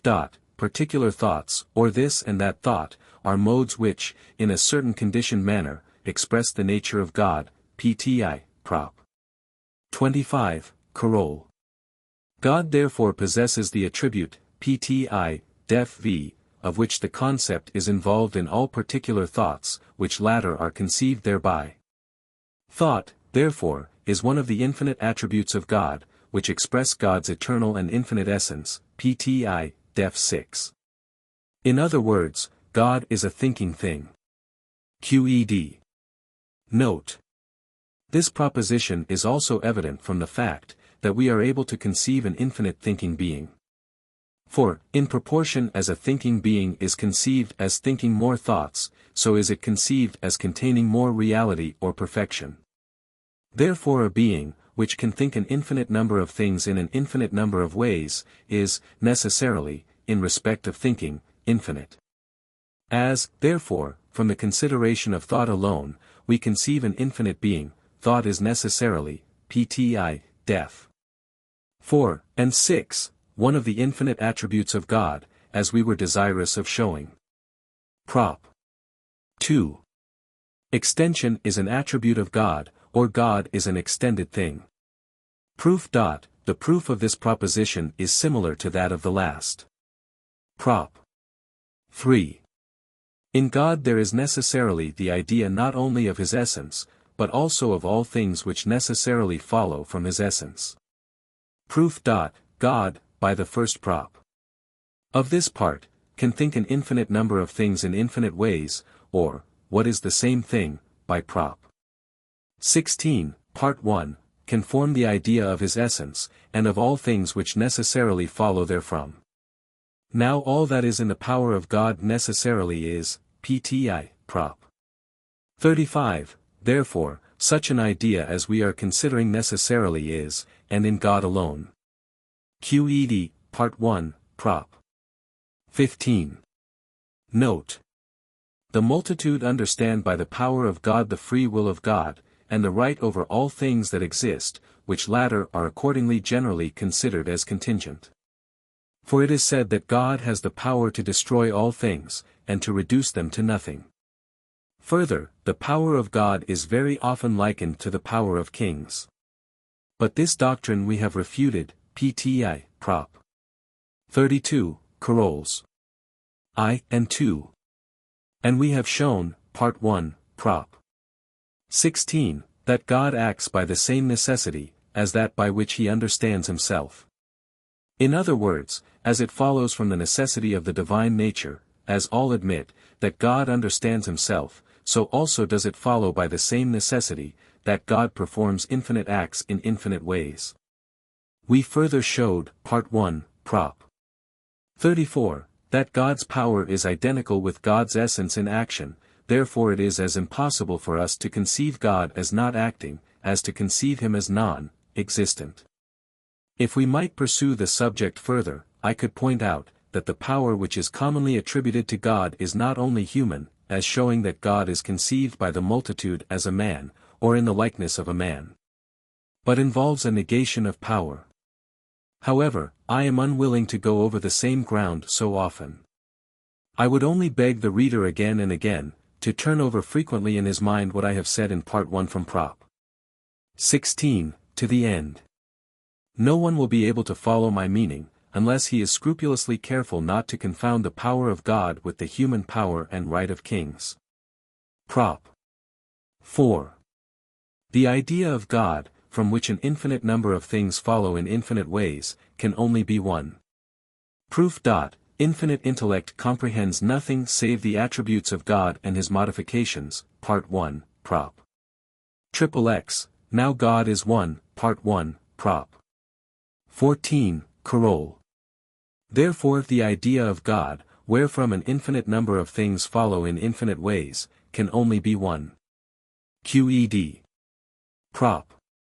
V. The actual being of ideas owns God as its cause, only in so far as he is considered as a thinking thing, not in so far as he is unfolded in any other attribute. That is, the ideas both of the attributes of God and of particular things do not own as their efficient cause their objects, idata, or the things perceived, but God himself in so far as he is a thinking thing. Proof. This proposition is evident from Prop. 3, of this part. We there drew the conclusion, that God can form the idea of his essence, and of all things which follow necessarily therefrom, solely because he is a thinking thing, and not because he is the object of his own idea. Wherefore the actual being of ideas owns for cause God, in so far as he is a thinking thing. It may be differently proved as follows: the actual being of ideas is, obviously, a mode of thought, that is, Part 1, Prop. 25, Carol. A mode which expresses in a certain manner the nature of God, in so far as he is a thinking thing, and therefore, Part 1, Prop. X, involves the conception of no other attribute of God, and consequently, by Part 1, Ax. 4.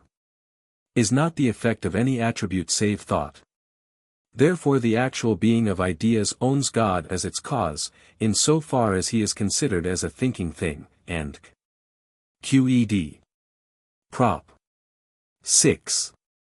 The modes of any given attribute are caused by God, in so far as he is considered through the attribute of which they are modes, and not in so far as he is considered through any other attribute. Proof. Each attribute is conceived through itself, without any other, Part 1, Prop. X, wherefore the modes of each attribute involve the conception of that attribute, but not of any other. Thus, Part 1, Ax. 4. They are caused by God, only in so far as he is considered through the attribute whose modes they are, and not in so far as he is considered through any other. QED. Corollary. Hence the actual being of things, which are not modes of thought, does not follow from the divine nature, because that nature has prior knowledge of the things. Things represented in ideas follow, and are derived from their particular attribute, in the same manner, and with the same necessity as ideas follow, according to what we have shown, from the attribute of thought. Prop. 7. The order and connection of ideas is the same as the order and connection of things. Proof. This proposition is evident from Part 1, Ax. 4. For the idea of everything that is caused depends on a knowledge of the cause, whereof it is an effect. Corollary. Hence God's power of thinking is equal to his realized power of action, that is, whatsoever follows from the infinite nature of God in the world of extension, formaliter. Follows without exception in the same order and connection from the idea of God in the world of thought, objective. Note. Before going any further, I wish to recall to mind what has been pointed out above, namely, that whatsoever can be perceived by the infinite intellect as constituting the essence of substance, belongs altogether only to one substance, consequently. Substance thinking and substance extended are one and the same substance, comprehended now through one attribute, now through the other. So, also, a mode of extension and the idea of that mode are one and the same thing, though expressed in two ways. This truth seems to have been dimly recognized by those Jews who maintain that God, God's intellect, and the things understood by God are identical. For instance, a circle existing in nature, and the idea of a circle existing, which is also in God, are one and the same thing displayed through different attributes. Thus, whether we conceive nature under the attribute of extension, or under the attribute of thought, or under any other attribute, we shall find the same order, or one and the same chain of causes, that is, the same things following in either case. I said that God is the cause of an idea, for instance, of the idea of a circle, in so far as he is a thinking thing. And of a circle, in so far as he is an extended thing, simply because the actual being of the idea of a circle can only be perceived as a proximate cause through another mode of thinking, and that again through another, and so on to infinity. So that, so long as we consider things as modes of thinking, we must explain the order of the whole of nature, or the whole chain of causes, through the attribute of thought only. And, in so far as we consider things as modes of extension, we must explain the order of the whole of nature through the attributes of extension only, and so on, in the case of the other attributes. Wherefore of things as they are in themselves God is really the cause, inasmuch as he consists of infinite attributes. I cannot for the present explain my meaning more clearly. Prop. 8. The ideas of particular things, or of modes, that do not exist, must be comprehended in the infinite idea of God, in the same way as the formal essences of particular things or modes are contained in the attributes of God. Proof. This proposition is evident from the last, it is understood more clearly from the preceding note. Corollary. Hence, so long as particular things do not exist, except in so far as they are comprehended in the attributes of God, their representations in thought or ideas do not exist, except in so far as the infinite idea of God exists. And when particular things are said to exist, not only in so far as they are involved in the attributes of God, but also in so far as they are said to continue, their ideas will also involve existence, through which they are said to continue. Note. If anyone desires an example to throw more light on this question, I shall, I fear, not be able to give him any, which adequately explains the thing of which I here speak, inasmuch as it is unique. However, I will endeavor to illustrate it as far as possible. The nature of a circle is such that if any number of straight lines intersect within it, the rectangles formed by their segments will be equal to one another. Thus, infinite equal rectangles are contained in a circle. Yet none of these rectangles can be said to exist, except in so far as the circle exists. Nor can the idea of any of these rectangles be said to exist, except in so far as they are comprehended in the idea of the circle. Let us grant that, from this infinite number of rectangles, two only exist. The ideas of these two not only exist, in so far as they are contained in the idea of the circle, but also as they involve the existence of those rectangles, wherefore they are distinguished from the remaining ideas of the remaining rectangles. Prop. 9. The idea of an individual thing actually existing is caused by God, not in so far as he is infinite, but in so far as he is considered as affected by another idea of a thing actually existing, of which he is the cause. In so far as he is affected by a third idea, and so on to infinity. Proof. The idea of an individual thing actually existing is an individual mode of thinking, and is distinct from other modes, by the corollary and note to Prop. 8, of this part, thus, by Prop. 6. Of this part, it is caused by God, in so far only as he is a thinking thing. But not, by Prop. 28, of Part 1, in so far as he is a thing thinking absolutely, only in so far as he is considered as affected by another mode of thinking. And he is the cause of this latter, as being affected by a third, and so on to infinity. Now, the order and connection of ideas is, by Prop. 7, of this book, the same as the order and connection of causes. Therefore of a given individual idea another individual idea, or God, in so far as he is considered as modified by that idea, is the cause, and of this second idea God is the cause, in so far as he is affected by another idea, and so on to infinity. Qed. Corollary. Whatsoever takes place in the individual object of any idea, the knowledge thereof is in God, in so far only as he has the idea of the object. Proof. Whatsoever takes place in the object of any idea, its idea is in God, by Prop. 3, of this part, not in so far as he is infinite, but in so far as he is considered as affected by another idea of an individual thing, by the last Prop, but, by Prop. 7. Of this part, the order and connection of ideas is the same as the order and connection of things. The knowledge, therefore, of that which takes place in any individual object will be in God, in so far only as he has the idea of that object. Qed. Prop. X. The being of substance does not appertain to the essence of man, in other words, substance does not constitute the actual being, 2, of man. 2. Forma. Proof. The being of substance involves necessary existence, Part 1, Prop. 7. If, therefore, the being of substance appertains to the essence of man, substance being granted, man would necessarily be granted also, 2.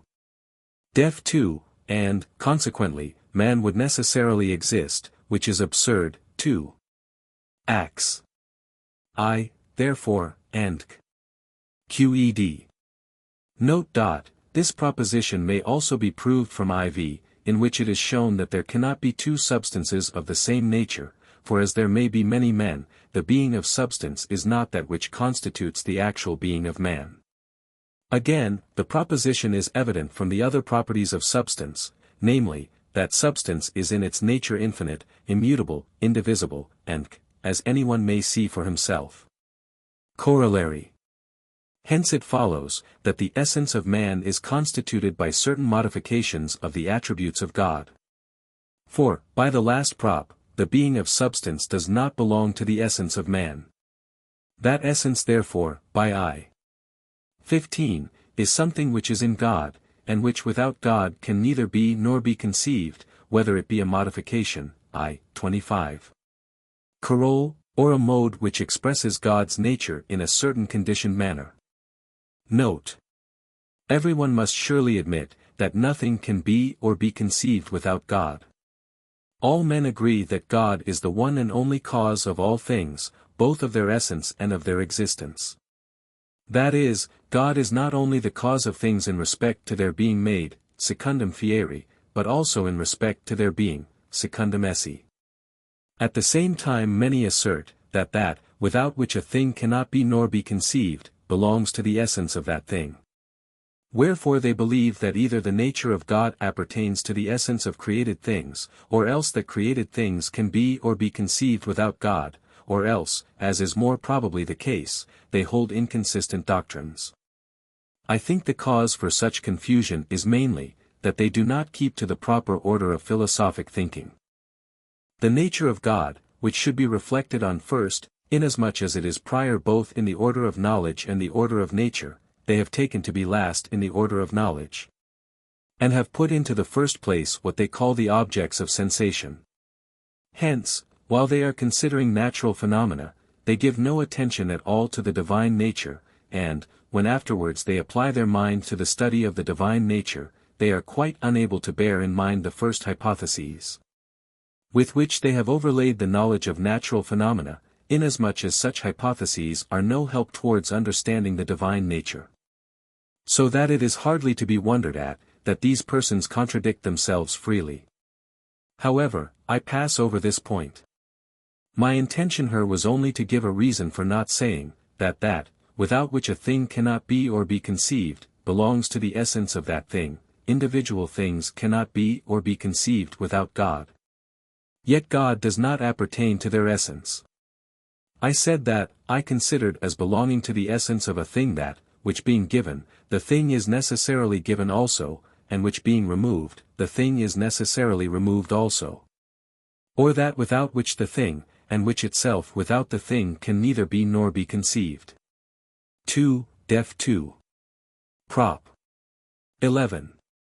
The first element, which constitutes the actual being of the human mind, is the idea of some particular thing actually existing. Proof. The essence of man, by the coroll of the last prop, is constituted by certain modes of the attributes of God, namely, by 2. Acts. 2. By the modes of thinking, of all which, by 2. Acts. 3. The idea is prior in nature, and, when the idea is given, the other modes, namely, those of which the idea is prior in nature, must be in the same individual, by the same axiom. Therefore an idea is the first element constituting the human mind. But not the idea of a non-existent thing, for then, 2. 8. Coroll, the idea itself cannot be said to exist, it must therefore be the idea of something actually existing. But not of an infinite thing. For an infinite thing, I. 21, 22. must always necessarily exist. This would, by 2 acts, involve an absurdity. Therefore the first element, which constitutes the actual being of the human mind, is the idea of something actually existing. QED. Corollary. Hence it follows, that the human mind is part of the infinite intellect of God.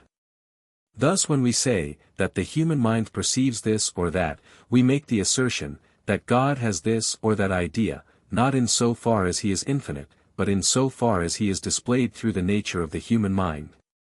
Or in so far as he constitutes the essence of the human mind. And when we say that God has this or that idea, not only in so far as he constitutes the essence of the human mind, but also in so far as he, simultaneously with the human mind, has the further idea of another thing. We assert that the human mind perceives a thing in part or inadequately. Note. Here, I doubt not, readers will come to a stand, and will call to mind many things which will cause them to hesitate. I therefore beg them to accompany me slowly, step by step, and not to pronounce on my statements, till they have read to the end. Prop. 12. Whatsoever comes to pass in the object of the idea, which constitutes the human mind, must be perceived by the human mind, or there will necessarily be an idea in the human mind of the said occurrence. That is, if the object of the idea constituting the human mind be a body, nothing can take place in that body without being perceived by the mind. Proof. Whatsoever comes to pass in the object of any idea, the knowledge thereof is necessarily in God. 2. 9. Coroll, in so far as he is considered as affected by the idea of the said object, that is, 2. 11. In so far as he constitutes the mind of anything. Therefore, whatsoever takes place in the object constituting the idea of the human mind, the knowledge thereof is necessarily in God, in so far as he constitutes the essence of the human mind. That is, by 2.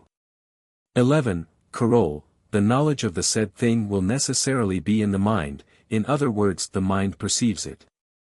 Note. This proposition is also evident, and is more clearly to be understood from 2. 7, which see. Prop. 13. The object of the idea constituting the human mind is the body, in other words a certain mode of extension which actually exists, and nothing else. Proof. If indeed the body were not the object of the human mind, the ideas of the modifications of the body would not be in God. 2. 9. Coroll, in virtue of his constituting our mind, but in virtue of his constituting the mind of something else. That is, 2. 11. Coroll, the ideas of the modifications of the body would not be in our mind, now, by 2. Acts. 4. We do possess the idea of the modifications of the body. Therefore the object of the idea constituting the human mind is the body, and the body as it actually exists. 2. 11. Further, if there were any other object of the idea constituting the mind besides body, then, as nothing can exist from which some effect does not follow, 36. There would necessarily have to be in our mind an idea, which would be the effect of that other object. 2. 11. But, acts. v. There is no such idea. Wherefore the object of our mind is the body as it exists, and nothing else. QED. Note. We thus comprehend, not only that the human mind is united to the body, but also the nature of the union between mind and body. However, no one will be able to grasp this adequately or distinctly, unless he first has adequate knowledge of the nature of our body. The propositions we have advanced hitherto have been entirely general, applying not more to men than to other individual things, all of which, though in different degrees, are animated. 3. For of everything there is necessarily an idea in God, of which God is the cause, in the same way as there is an idea of the human body. Thus whatever we have asserted of the idea of the human body must necessarily also be asserted of the idea of everything else. Still, on the other hand, we cannot deny that ideas, like objects, differ one from the other, one being more excellent than another and containing more reality, just as the object of one idea is more excellent than the object of another idea, and contains more reality. 3. Animata. Wherefore, in order to determine, wherein the human mind differs from other things, and wherein it surpasses them, it is necessary for us to know the nature of its object, that is, of the human body. What this nature is, I am not able here to explain, nor is it necessary for the proof of what I advance, that I should do so. I will only say generally, that in proportion as any given body is more fitted than others for doing many actions or receiving many impressions at once, so also is the mind, of which it is the object, more fitted than others for forming many simultaneous perceptions. And the more the actions of the body depend on itself alone, and the fewer other bodies concur with it in action, the more fitted is the mind of which it is the object for distinct comprehension. We may thus recognize the superiority of one mind over others, and may further see the cause, why we have only a very confused knowledge of our body, and also many kindred questions, which I will, in the following propositions, deduce from what has been advanced. Wherefore I have thought it worth while to explain and prove more strictly my present statements. In order to do so, I must premise a few propositions concerning the nature of bodies. Axiom I. All bodies are either in motion or at rest. Axiom 2. Every body is moved sometimes more slowly, sometimes more quickly. Lemma I. Bodies are distinguished from one another in respect of motion and rest, quickness and slowness, and not in respect of substance. Proof. The first part of this proposition is, I take it, self-evident. That bodies are not distinguished in respect of substance, is plain both from I.V. and I.8. It is brought out still more clearly from I.15, note. Lemma 2. All bodies agree in certain respects. Proof. All bodies agree in the fact, that they involve the conception of one and the same attribute, 2, def I. Further, in the fact that they may be moved less or more quickly, and may be absolutely in motion or at rest. Lemma 3. A body in motion or at rest must be determined to motion or rest by another body, which other body has been determined to motion or rest by a third body, and that third again by a fourth, and so on to infinity. Proof. Bodies are individual things, 2, def I, which, lemma I, are distinguished one from the other in respect to motion and rest, thus, I.28, each must necessarily be determined to motion or rest by another individual thing, namely, 2. 6. By another body, which other body is also, ax. I, in motion or at rest. And this body again can only have been set in motion or caused to rest by being determined by a third body to motion or rest. This third body again by a fourth, and so on to infinity. QED. Corollary. Hence it follows, that a body in motion keeps in motion, until it is determined to a state of rest by some other body. And a body at rest remains so, until it is determined to a state of motion by some other body. This is indeed self-evident. For when I suppose, for instance, that a given body, A, is at rest, and do not take into consideration other bodies in motion, I cannot affirm anything concerning the body A, except that it is at rest. If it afterwards comes to pass that A is in motion, this cannot have resulted from its having been at rest, for no other consequence could have been involved than its remaining at rest. If, on the other hand, A be given in motion, we shall, so long as we only consider A, be unable to affirm anything concerning it, except that it is in motion. If A is subsequently found to be at rest, this rest cannot be the result of A's previous motion, for such motion can only have led to continued motion. The state of rest therefore must have resulted from something, which was not in A, namely, from an external cause determining A to a state of rest. Axiom I. All modes, wherein one body is affected by another body, follow simultaneously from the nature of the body affected and the body affecting. So that one and the same body may be moved in different modes, according to the difference in the nature of the bodies moving it. On the other hand, different bodies may be moved in different modes by one and the same body. Axiom 2. When a body in motion impinges on another body at rest, which it is unable to move, it recoils, in order to continue its motion, and the angle made by the line of motion in the recoil and the plane of the body at rest, whereon the moving body has impinged, will be equal to the angle formed by the line of motion of incidence and the same plane. So far we have been speaking only of the most simple bodies, which are only distinguished one from the other by motion and rest, quickness and slowness. We now pass on to compound bodies. Definition.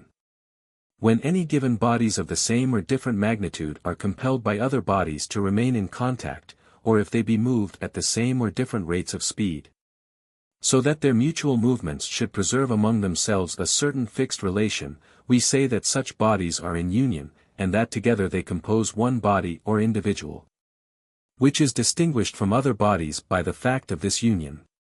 Axiom 3. In proportion as the parts of an individual, or a compound body, are in contact over a greater or less superficies, they will with greater or less difficulty admit of being moved from their position. Consequently the individual will, with greater or less difficulty, be brought to assume another form. Those bodies, whose parts are in contact over large superficies, are called hard. Those, whose parts are in contact over small superficies, are called soft. Those, whose parts are in motion among one another, are called fluid. Lemma 4. If from a body or individual, compounded of several bodies, certain bodies be separated, and if, at the same time, an equal number of other bodies of the same nature take their place, the individual will preserve its nature as before, without any change in its actuality, forma. Proof. Bodies, lemma I, are not distinguished in respect of substance. That which constitutes the actuality, formum, of an individual consists, by the last def, in a union of bodies. But this union, although there is a continual change of bodies, will, by our hypothesis, be maintained. The individual, therefore, will retain its nature as before, both in respect of substance and in respect of mode. Qed. Lemma v. If the parts composing an individual become greater or less, but in such proportion, that they all preserve the same mutual relations of motion and rest, the individual will still preserve its original nature, and its actuality will not be changed. Proof. The same as for the last lemma. Lemma 6. If certain bodies composing an individual be compelled to change the motion, which they have in one direction, for motion in another direction, but in such a manner that they be able to continue their motions and their mutual communication in the same relations as before, the individual will retain its own nature without any change of its actuality. Proof. This proposition is self-evident, for the individual is supposed to retain all that, which, in its definition, we spoke of as its actual being. Lemma 7. Furthermore, the individual thus composed preserves its nature, whether it be, as a whole, in motion or at rest, whether it be moved in this or that direction, so long as each part retains its motion, and preserves its communication with other parts as before. Proof. This proposition is evident from the definition of an individual prefixed to lemma 4. Note. We thus see, how a composite individual may be affected in many different ways, and preserve its nature notwithstanding. Thus far we have conceived an individual as composed of bodies only distinguished one from the other in respect of motion and rest, speed and slowness, that is, of bodies of the most simple character. If, however, we now conceive another individual composed of several individuals of diverse natures, we shall find that the number of ways in which it can be affected, without losing its nature, will be greatly multiplied. Each of its parts would consist of several bodies, and therefore, by lemma 6, each part would admit, without change to its nature, of quicker or slower motion, and would consequently be able to transmit its motions more quickly or more slowly to the remaining parts. If we further conceive a third kind of individuals composed of individuals of this second kind, we shall find that they may be affected in a still greater number of ways without changing their actuality. We may easily proceed thus to infinity, and conceive the whole of nature as one individual, whose parts, that is, all bodies, vary in infinite ways, without any change in the individual as a whole. I should feel bound to explain and demonstrate this point at more length, if I were writing a special treatise on body. But I have already said that such is not my object. I have only touched on the question, because it enables me to prove easily that which I have in view. Postulates. The human body is composed of a number of individual parts, of diverse nature, each one of which is in itself extremely complex. 2. Of the individual parts composing the human body, some are fluid, some soft, some hard. 3. The individual parts composing the human body, and consequently the human body itself, are affected in a variety of ways by external bodies. 4. The human body stands in need for its preservation of a number of other bodies, by which it is continually, so to speak, regenerated. v. When the fluid part of the human body is determined by an external body to impinge often on another soft part, it changes the surface of the latter, and, as it were, leaves the impression thereupon of the external body which impels it. 6. The human body can move external bodies, and arrange them in a variety of ways. Prop. 14. The human mind is capable of perceiving a great number of things, and is so in proportion as its body is capable of receiving a great number of impressions. Proof. The human body, by post. 3 and 6, is affected in very many ways by external bodies, and is capable in very many ways of affecting external bodies. But, 2. 12. The human mind must perceive all that takes place in the human body. The human mind is, therefore, capable of perceiving a great number of things, and is so in proportion, and Qed. Prop. 15. The idea, which constitutes the actual being of the human mind, is not simple, but compounded of a great number of ideas. Proof. The idea constituting the actual being of the human mind is the idea of the body, 2. 13, which, post. Is composed of a great number of complex individual parts. But there is necessarily in God the idea of each individual part whereof the body is composed, 2. 8, Coroll, therefore, 2. 7. The idea of the human body is composed of these numerous ideas of its component parts. Qed. Prop. 16. The idea of every mode, in which the human body is affected by external bodies, must involve the nature of the human body, and also the nature of the external body. Proof. All the modes, in which any given body is affected, follow from the nature of the body affected, and also from the nature of the affecting body, by ax. After the Coroll. Of Lemma 3, wherefore their idea also necessarily, by ax. 4. Involves the nature of both bodies, therefore, the idea of every mode, in which the human body is affected by external bodies, involves the nature of the human body and of the external body. Qed. Corollary I. Hence it follows, first, that the human mind perceives the nature of a variety of bodies, together with the nature of its own. Corollary 2. It follows, secondly, that the ideas, which we have of external bodies, indicate rather the constitution of our own body than the nature of external bodies. I have amply illustrated this in the appendix to Part 1. Prop. 17. If the human body is affected in a manner which involves the nature of any external body, the human mind will regard the said external body as actually existing, or as present to itself, until the human body be affected in such a way as to exclude the existence or the presence of the said external body. Proof. This proposition is self-evident, for so long as the human body continues to be thus affected, so long will the human mind, too. 12. Regard this modification of the body, that is, by the last prop. It will have the idea of the mode as actually existing, and this idea involves the nature of the external body.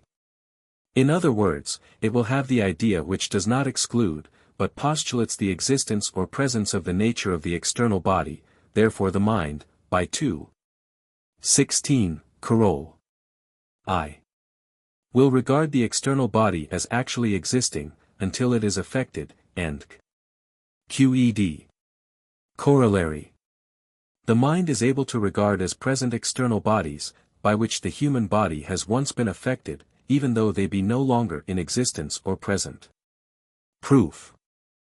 When external bodies determine the fluid parts of the human body, so that they often impinge on the softer parts, they change the surface of the last named, post. Hence, ax. 2, after the coroll. Of lemma 3. They are refracted therefrom in a different manner from that which they followed before such change. And, further, when afterwards they impinge on the new surfaces by their own spontaneous movement, they will be refracted in the same manner, as though they had been impelled towards those surfaces by external bodies. Consequently, they will, while they continue to be thus refracted, affect the human body in the same manner, whereof the mind, 2. 12, will again take cognizance, that is, 2. 17. The mind will again regard the external body as present, and will do so, as often as the fluid parts of the human body impinge on the aforesaid surfaces by their own spontaneous motion. Wherefore, although the external bodies, by which the human body has once been affected, be no longer in existence, the mind will nevertheless regard them as present, as often as this action of the body is repeated. QED. Note. We thus see how it comes about, as is often the case, that we regard as present many things which are not. It is possible that the same result may be brought about by other causes. But I think it suffices for me here to have indicated one possible explanation, just as well as if I had pointed out the true cause.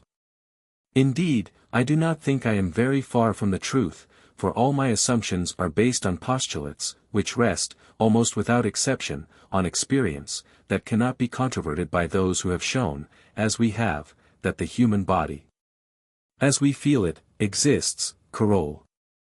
After 2. 13, furthermore, 2. 7, coroll, 2. 16, coroll. 2. We clearly understand what is the difference between the idea, say, of Peter, which constitutes the essence of Peter's mind, and the idea of the said Peter, which is in another man, say, Paul. The former directly answers to the essence of Peter's own body, and only implies existence so long as Peter exists. The latter indicates rather the disposition of Paul's body than the nature of Peter, and, therefore, while this disposition of Paul's body lasts, Paul's mind will regard Peter as present to itself, even though he no longer exists. Further, to retain the usual phraseology, the modifications of the human body, of which the ideas represent external bodies as present to us, we will call the images of things, though they do not recall the figure of things. When the mind regards bodies in this fashion, we say that it imagines. I will here draw attention to the fact, in order to indicate where error lies, that the imaginations of the mind, looked at in themselves, do not contain error.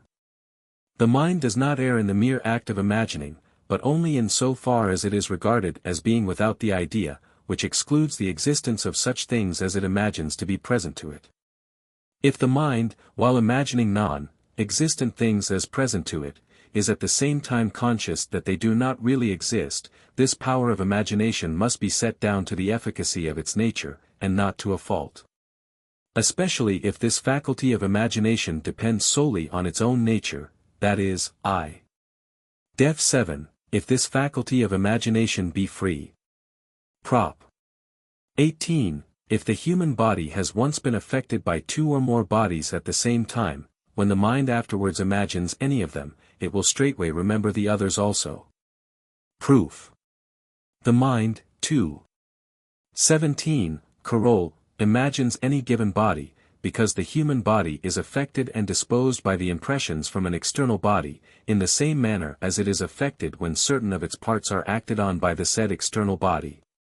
But, by our hypothesis, the body was then so disposed, that the mind imagined two bodies at once, therefore, it will also in the second case imagine two bodies at once, and the mind, when it imagines one, will straightway remember the other.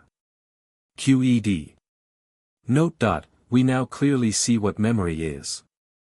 It is simply a certain association of ideas involving the nature of things outside the human body, which association arises in the mind according to the order and association of the modifications, affections, of the human body. I say, first, it is an association of those ideas only, which involve the nature of things outside the human body, not of ideas which answer to the nature of the said things. Ideas of the modifications of the human body are, strictly speaking, two. 16. Those which involve the nature both of the human body and of external bodies. I say, secondly, that this association arises according to the order and association of the modifications of the human body, in order to distinguish it from that association of ideas, which arises from the order of the intellect, whereby the mind perceives things through their primary causes, and which is in all men the same. And hence we can further clearly understand, why the mind from the thought of one thing, should straightway arrive at the thought of another thing, which has no similarity with the first. For instance, from the thought of the word pomum, an apple, a Roman would straightway arrive at the thought of the fruit apple, which has no similitude with the articulate sound in question, nor anything in common with it, except that the body of the man has often been affected by these two things. That is, that the man has often heard the word pomum, while he was looking at the fruit. Similarly every man will go on from one thought to another, according as his habit has ordered the images of things in his body. For a soldier, for instance, when he sees the tracks of a horse in sand, will at once pass from the thought of a horse to the thought of a horseman, and thence to the thought of war, and while a countryman will proceed from the thought of a horse to the thought of a plough, a field, and thus every man will follow this or that train of thought, according as he has been in the habit of conjoining and associating the mental images of things in this or that manner. Prop. 19. The human mind has no knowledge of the body, and does not know it to exist, save through the ideas of the modifications whereby the body is affected. Proof. The human mind is the very idea or knowledge of the human body. 2. 13, which, 2. 9. Is in God, in so far as he is regarded as affected by another idea of a particular thing actually existing, or, inasmuch as, post. 4. The human body stands in need of very many bodies whereby it is, as it were, continually regenerated. And the order and connection of ideas is the same as the order and connection of causes. 2. 7. This idea will therefore be in God, in so far as he is regarded as affected by the ideas of very many particular things. Thus God has the idea of the human body, or knows the human body, in so far as he is affected by very many other ideas, and not in so far as he constitutes the nature of the human mind, that is, by 2. 11. Carol. The human mind does not know the human body. But the ideas of the modifications of body are in God, in so far as he constitutes the nature of the human mind, or the human mind perceives those modifications. 2. 12, and consequently, 2. 16. The human body itself, and as actually existing, therefore the mind perceives thus far only the human body. Qed. Prop. XX. The idea or knowledge of the human mind is also in God, following in God in the same manner, and being referred to God in the same manner, as the idea or knowledge of the human body. Proof. Thought is an attribute of God. 2. Therefore, 2. 3. There must necessarily be in God the idea both of thought itself and of all its modifications, consequently also of the human mind. 2. 11. Further, this idea or knowledge of the mind does not follow from God, in so far as he is infinite, but in so far as he is affected by another idea of an individual thing. 2. 9, but, 2. 7.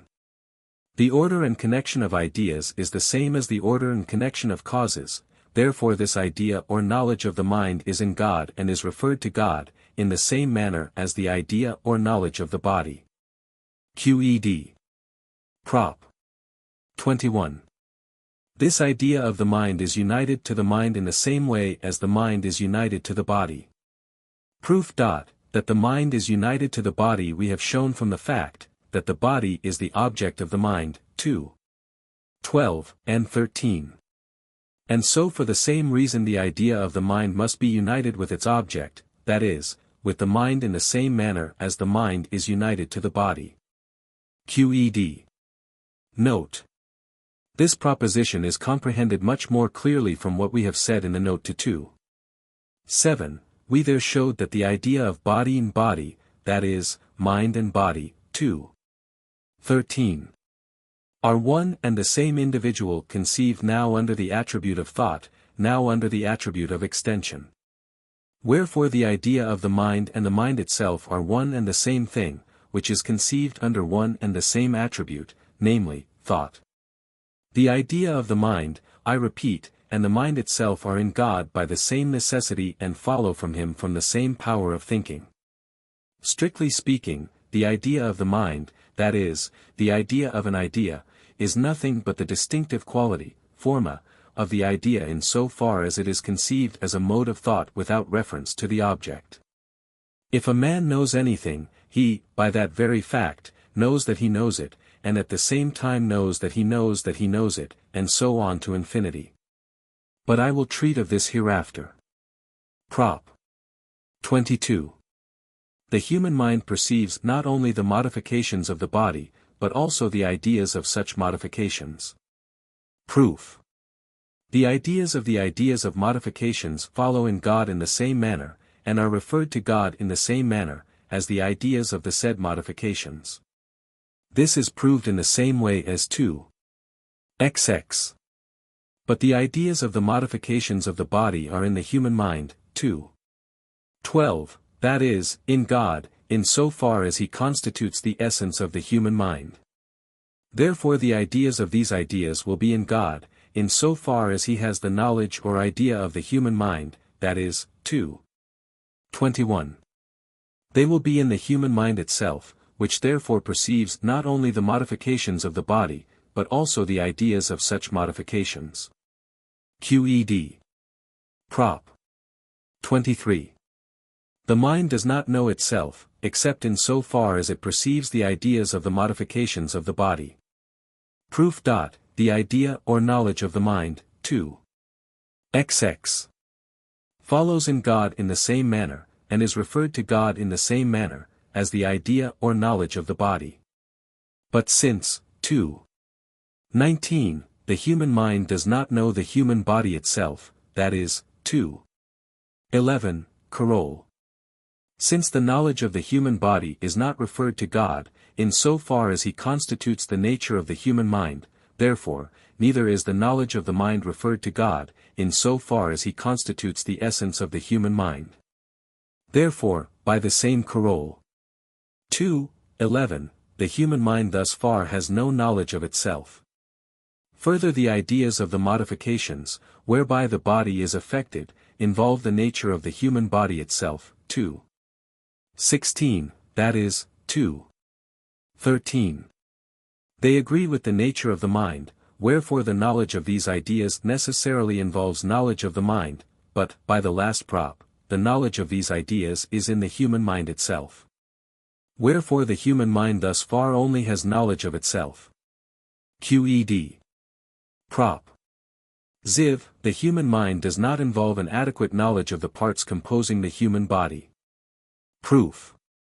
The parts composing the human body do not belong to the essence of that body, except in so far as they communicate their motions to one another in a certain fixed relation, def after lemma 3.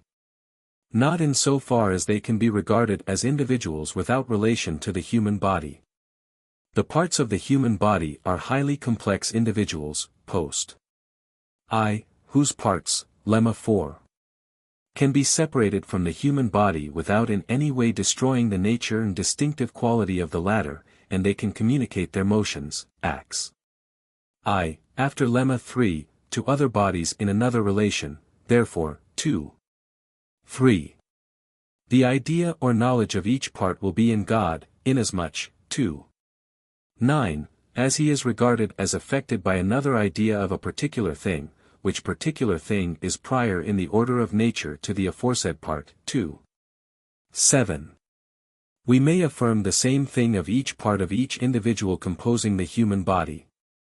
Therefore, the knowledge of each part composing the human body is in God, in so far as he is affected by very many ideas of things, and not in so far as he has the idea of the human body only, in other words. The idea which constitutes the nature of the human mind, 2. 13, therefore, 2. 11, Coroll, the human mind does not involve an adequate knowledge of the human body. QED. Prop. XXV. The idea of each modification of the human body does not involve an adequate knowledge of the external body. Proof. We have shown that the idea of a modification of the human body involves the nature of an external body, in so far as that external body conditions the human body in a given manner. But, in so far as the external body is an individual, which has no reference to the human body, the knowledge or idea thereof is in God, too. 9. In so far as God is regarded as affected by the idea of a further thing, which, 2. 7. Is naturally prior to the said external body. Wherefore an adequate knowledge of the external body is not in God, in so far as he has the idea of the modification of the human body. In other words, the idea of the modification of the human body does not involve an adequate knowledge of the external body. QED. Prop. 26. The human mind does not perceive any external body as actually existing, except through the ideas of the modifications of its own body. Proof. If the human body is in no way affected by a given external body, then, 2. 7. Neither is the idea of the human body, in other words, the human mind, affected in any way by the idea of the existence of the said external body, nor does it in any manner perceive its existence. But, in so far as the human body is affected in any way by a given external body, thus far, 2. 16, and Coroll, it perceives that external body. QED. Corollary. In so far as the human mind imagines an external body, it has not an adequate knowledge thereof. Proof. When the human mind regards external bodies through the ideas of the modifications of its own body, we say that it imagines, see 2. 17. Note, now the mind can only imagine external bodies as actually existing. Therefore, by 2. 25, in so far as the mind imagines external bodies, it has not an adequate knowledge of them. QED. Prop. 27. The idea of each modification of the human body does not involve an adequate knowledge of the human body itself. Proof. Every idea of a modification of the human body involves the nature of the human body, in so far as the human body is regarded as affected in a given manner. 2. 16. But, inasmuch as the human body is an individual which may be affected in many other ways, the idea of the said modification, and QED. Prop. 28. The ideas of the modifications of the human body, in so far as they have reference only to the human mind, are not clear and distinct, but confused. Proof. The ideas of the modifications of the human body involve the nature both of the human body and of external bodies. 2. 16. They must involve the nature not only of the human body but also of its parts, for the modifications are modes, post. 3. Whereby the parts of the human body, and, consequently, the human body as a whole are affected. But, by 2. 24, 25. The adequate knowledge of external bodies, as also of the parts composing the human body, is not in God, in so far as he is regarded as affected by the human mind, but in so far as he is regarded as affected by other ideas. These ideas of modifications, in so far as they are referred to the human mind alone, are as consequences without premises, in other words, confused ideas. QED. Note. The idea which constitutes the nature of the human mind is, in the same manner, proved not to be, when considered in itself alone, clear and distinct. As also is the case with the idea of the human mind, and the ideas of the modifications of the human body, in so far as they are referred to the mind only, as everyone may easily see. Prop. 29. The idea of each modification of the human body does not involve an adequate knowledge of the human mind. Proof. The idea of a modification of the human body, 2. 27. Does not involve an adequate knowledge of the said body, in other words, does not adequately express its nature, that is, 2. 13. It does not agree with the nature of the mind adequately, therefore, I acts. 6. The idea of this idea does not adequately express the nature of the human mind, or does not involve an adequate knowledge thereof. Corollary. Hence it follows that the human mind, when it perceives things after the common order of nature, has not an adequate but only a confused and fragmentary knowledge of itself, of its own body, and of external bodies. For the mind does not know itself, except in so far as it perceives the ideas of the modifications of body, 2. 23. It only perceives its own body, 2. 19. Through the ideas of the modifications, and only perceives external bodies through the same means, thus, in so far as it has such ideas of modification, it has not an adequate knowledge of itself, 2. 29. Nor of its own body, 2. 27. Nor of external bodies, 2. 25. But only a fragmentary and confused knowledge thereof, 2. 28, and note. QED. Note. I say expressly, that the mind has not an adequate but only a confused knowledge of itself, its own body, and of external bodies, whenever it perceives things after the common order of nature. That is, whenever it is determined from without, namely, by the fortuitous play of circumstance, to regard this or that. Not at such times as it is determined from within, that is, by the fact of regarding several things at once, to understand their points of agreement, difference, and contrast. Whenever it is determined in any wise from within, it regards things clearly and distinctly, as I will show below. Prop. XXX, we can only have a very inadequate knowledge of the duration of our body. Proof. The duration of our body does not depend on its essence, 2. Acts.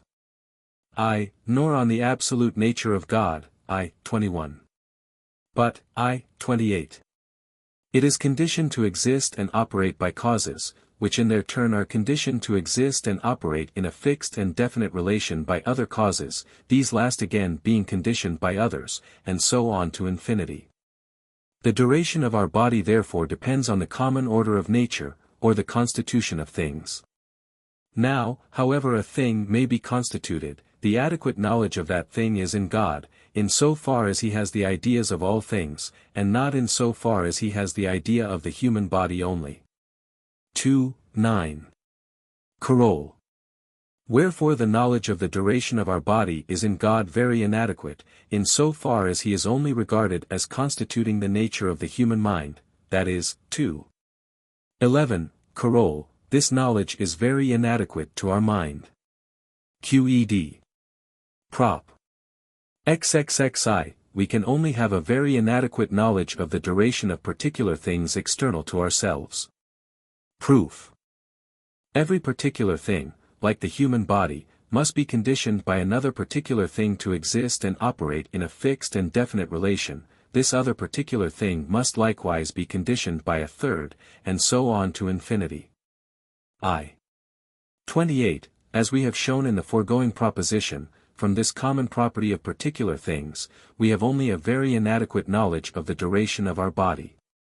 We must draw a similar conclusion with regard to the duration of particular things, namely, that we can only have a very inadequate knowledge of the duration thereof. QED. Corollary. Hence it follows that all particular things are contingent and perishable. For we can have no adequate idea of their duration, by the last prop, and this is what we must understand by the contingency and perishableness of things. I. 33. Note I. For, I. 29, except in this sense, nothing is contingent. Prop. XXXII. All ideas, in so far as they are referred to God, are true. Proof. all ideas which are in God agree in every respect with their objects. 2. 7. Coroll. Therefore, I, ax. 6. They are all true. Qed. Prop. 33. There is nothing positive in ideas, which causes them to be called false. Proof. If this be denied, conceive, if possible, a positive mode of thinking, which should constitute the distinctive quality of falsehood. Such a mode of thinking cannot be in God. 2. 32. External to God it cannot be or be conceived. I. 15. Therefore there is nothing positive in ideas which causes them to be called false. Qed. Prop. XXXIV. Every idea, which in us is absolute or adequate and perfect, is true. Proof. When we say that an idea in us is adequate and perfect, we say, in other words, 2. 11. Coroll, that the idea is adequate and perfect in God, in so far as he constitutes the essence of our mind, consequently. 2. 32. We say that such an idea is true. Qed. Prop.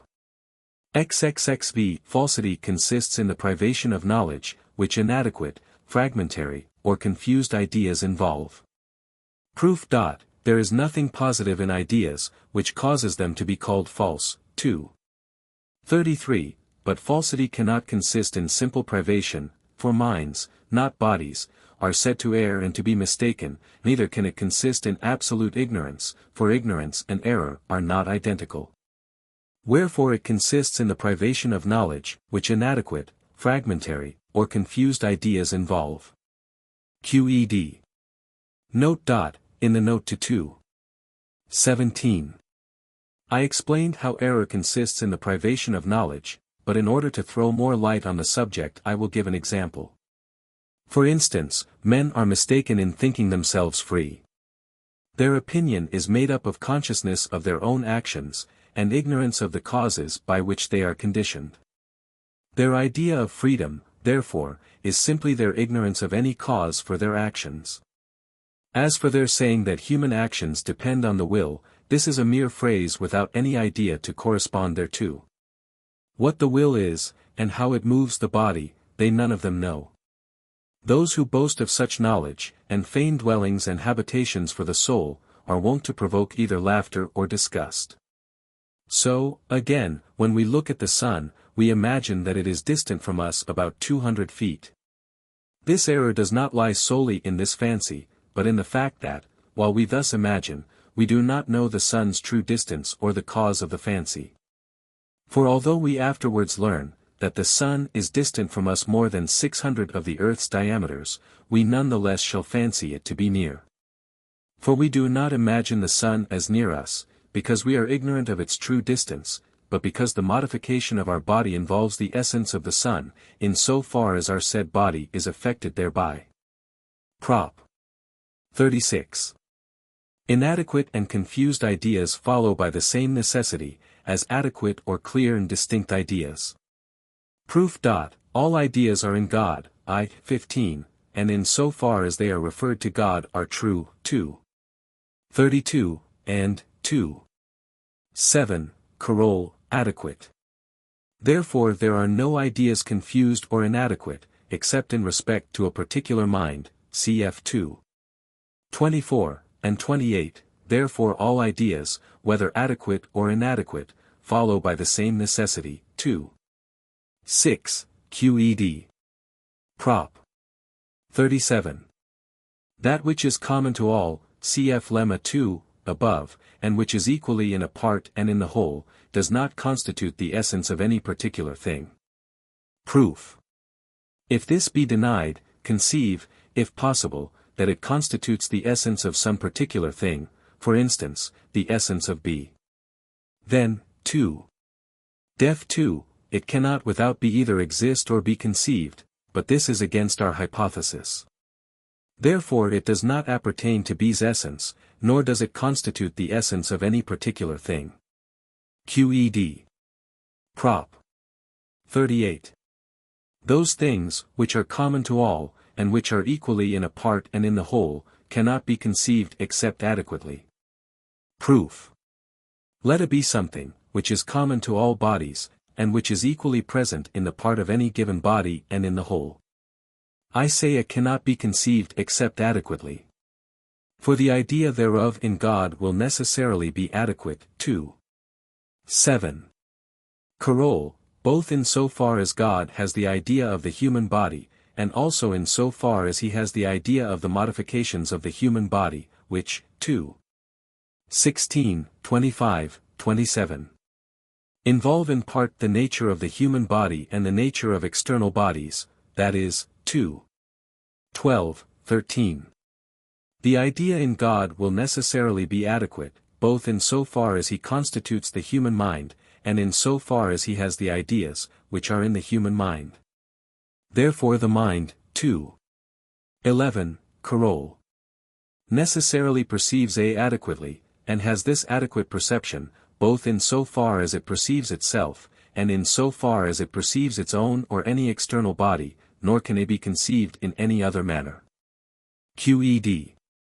Corollary, hence it follows that there are certain ideas or notions common to all men, for, by lemma 2, all bodies agree in certain respects, which, by the foregoing prop, must be adequately or clearly and distinctly perceived by all.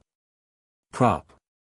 XXXX, that, which is common to and a property of the human body in such other bodies as are wont to affect the human body, and which is present equally in each part of either, or in the whole, will be represented by an adequate idea in the mind. Proof. If A be that, which is common to and a property of the human body and external bodies, and equally present in the human body and in the said external bodies, in each part of each external body and in the whole, there will be an adequate idea of A in God, too.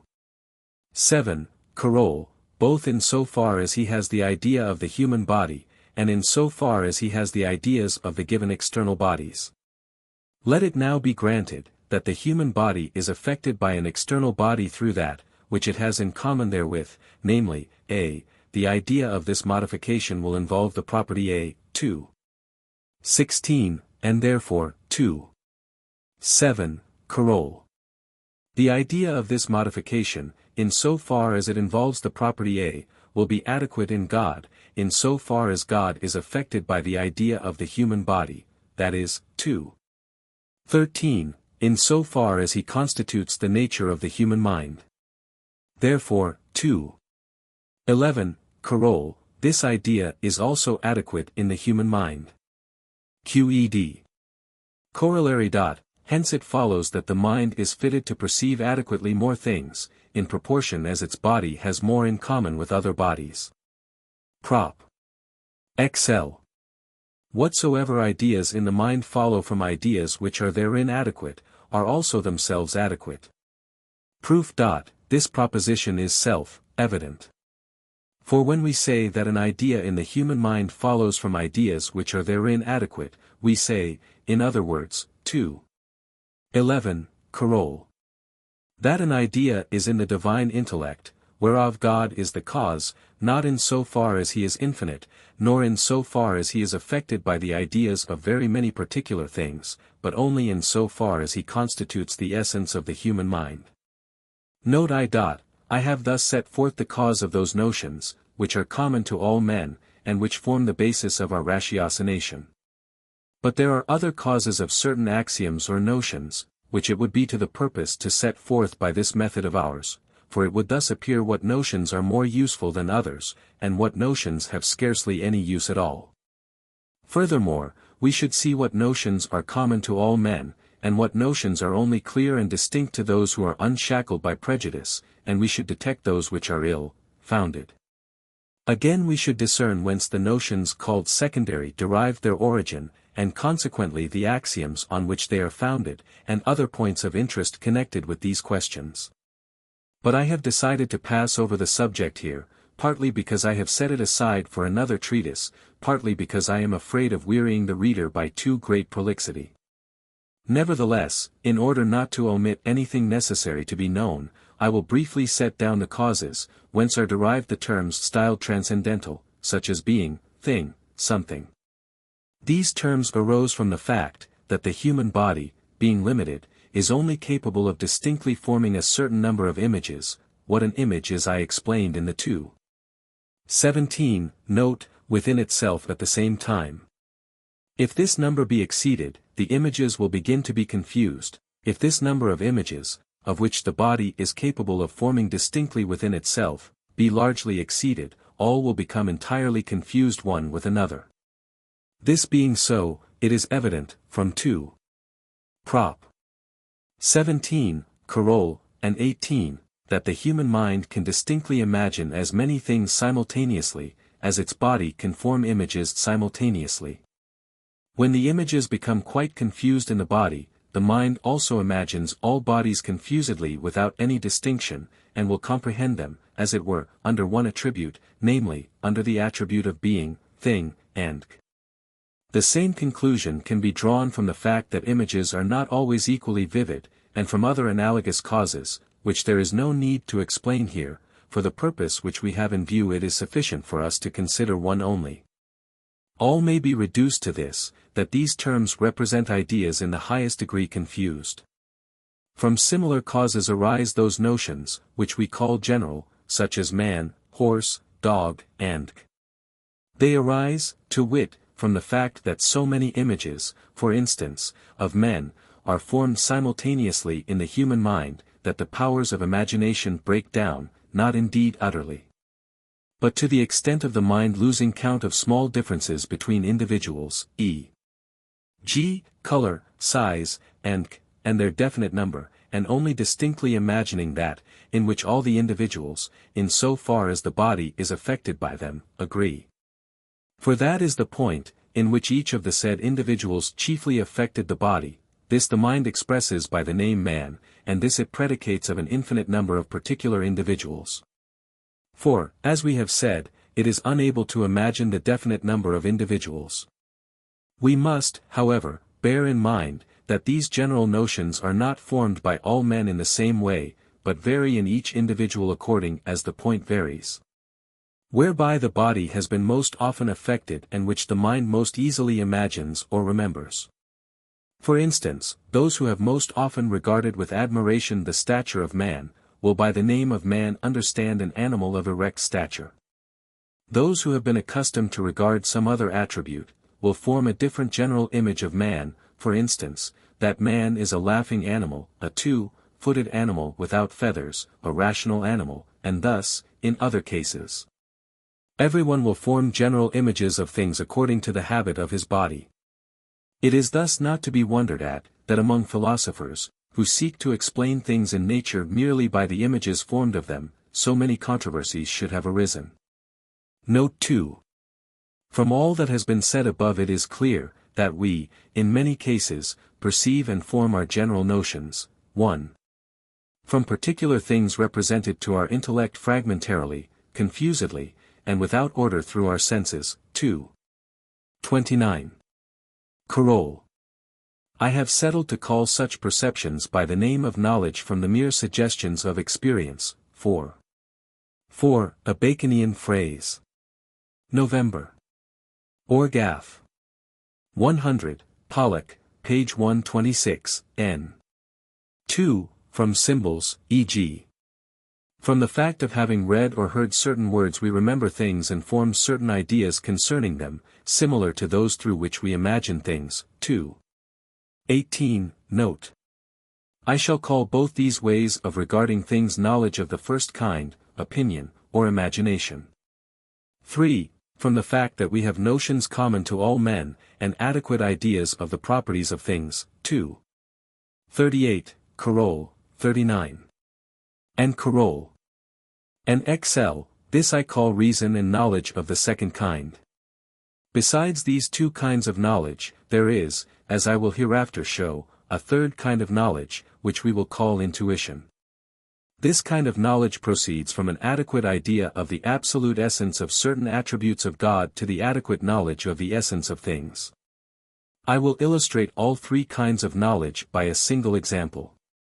3 numbers are given for finding a fourth, which shall be to the third as the second is to the first. Tradesmen without hesitation multiply the second by the third, and divide the product by the first.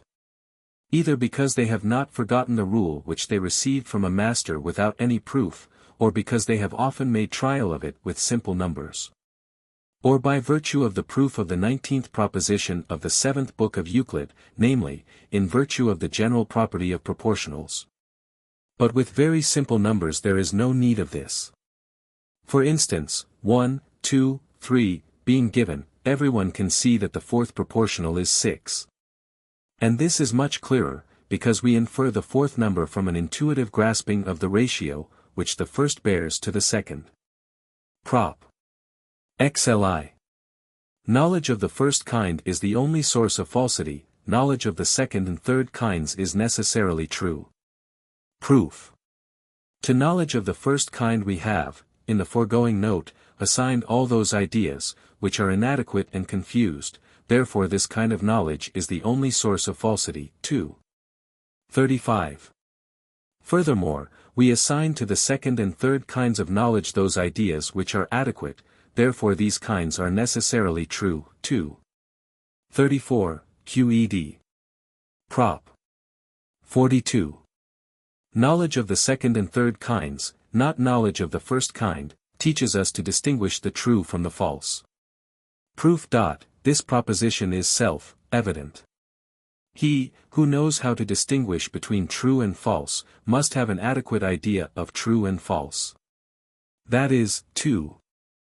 XL, note 2, he must know the true and the false by the second or third kind of knowledge. Prop. 43. He, who has a true idea, simultaneously knows that he has a true idea, and cannot doubt of the truth of the thing perceived. Proof. A true idea in us is an idea which is adequate in God, in so far as he is displayed through the nature of the human mind. 2. 11, Carole. Let us suppose that there is in God, in so far as he is displayed through the human mind, an adequate idea, A. The idea of this idea must also necessarily be in God, and be referred to him in the same way as the idea A, by 2. XX, whereof the proof is of universal application. But the idea A is supposed to be referred to God, in so far as he is displayed through the human mind, therefore, the idea of the idea A must be referred to God in the same manner, that is, by 2. 11, Carole. The adequate idea of the idea A will be in the mind, which has the adequate idea A, therefore he, who has an adequate idea or knows a thing truly, 2. 34, must at the same time have an adequate idea or true knowledge of his knowledge. That is, obviously, he must be assured. QED. Note. I explained in the note to 2. 21, what is meant by the idea of an idea, but we may remark that the foregoing proposition is in itself sufficiently plain. No one, who has a true idea, is ignorant that a true idea involves the highest certainty. For to have a true idea is only another expression for knowing a thing perfectly, or as well as possible. No one, indeed, can doubt of this, unless he thinks that an idea is something lifeless, like a picture on a panel, and not a mode of thinking, namely, the very act of understanding. And who, I ask, can know that he understands anything, unless he do first understand it? In other words, who can know that he is sure of a thing, unless he be first sure of that thing? Further, what can there be more clear, and more certain, than a true idea as a standard of truth? Even as light displays both itself and darkness, so is truth a standard both of itself and of falsity. I think I have thus sufficiently answered these questions, namely, if a true idea is distinguished from a false idea, only in so far as it is said to agree with its object. A true idea has no more reality or perfection than a false idea, since the two are only distinguished by an extrinsic mark. Consequently, neither will a man who has a true idea have any advantage over him who has only false ideas. Further, how comes it that men have false ideas? Lastly, how can anyone be sure that he has ideas which agree with their objects? These questions, I repeat, I have, in my opinion, sufficiently answered. The difference between a true idea and a false idea is plain, from what was said in 2. 35, the former is related to the latter as being is to not, being. The causes of falsity I have set forth very clearly in 2:19 and 2:35, with the note. From what is there stated, the difference between a man who has true ideas, and a man who has only false ideas, is made apparent.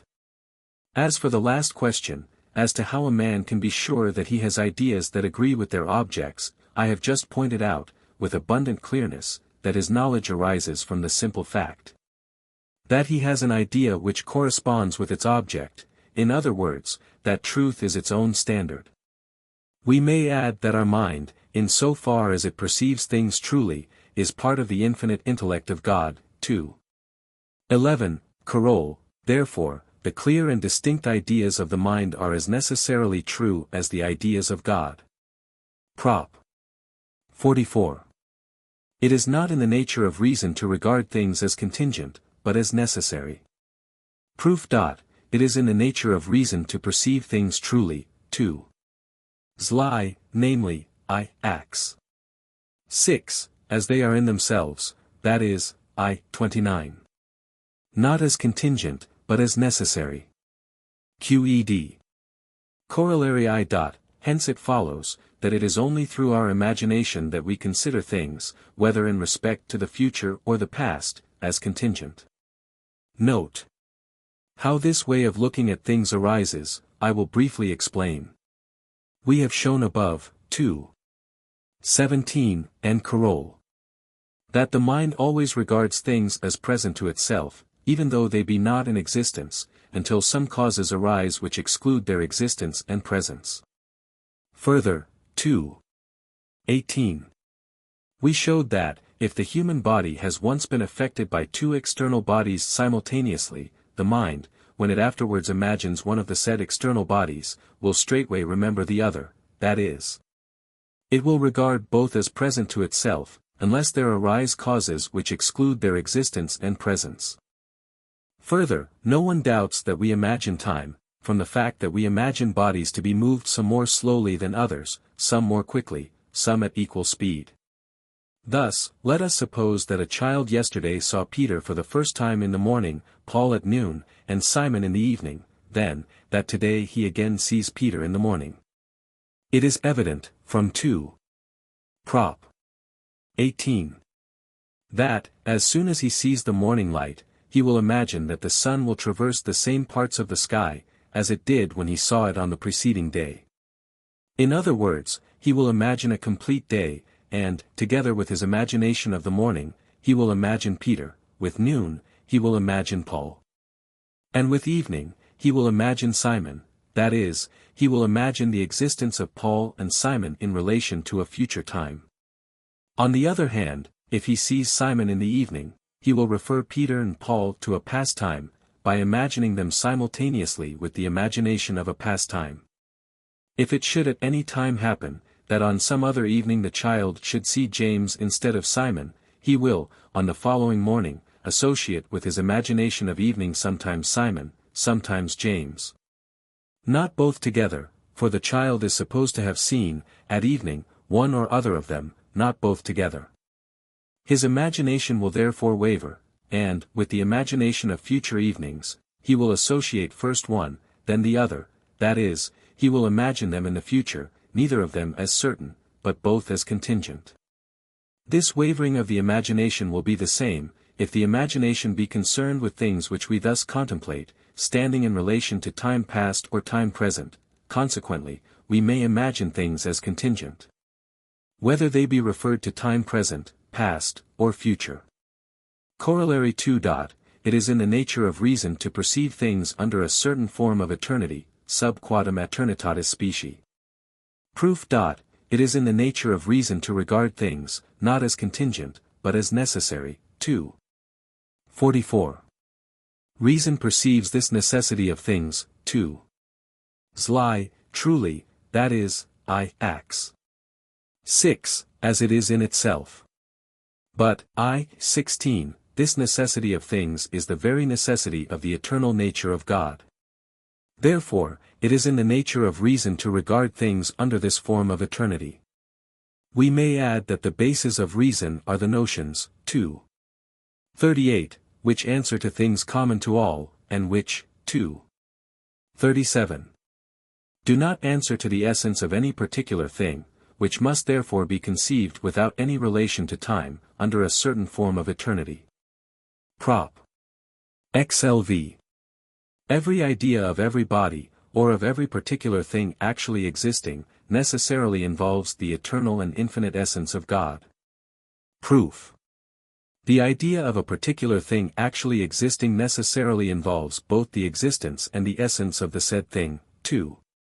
8. Now particular things cannot be conceived without God, I. 15, but, inasmuch as, 2. 6. They have God for their cause, in so far as he is regarded under the attribute of which the things in question are modes, their ideas must necessarily involve, I. Acts.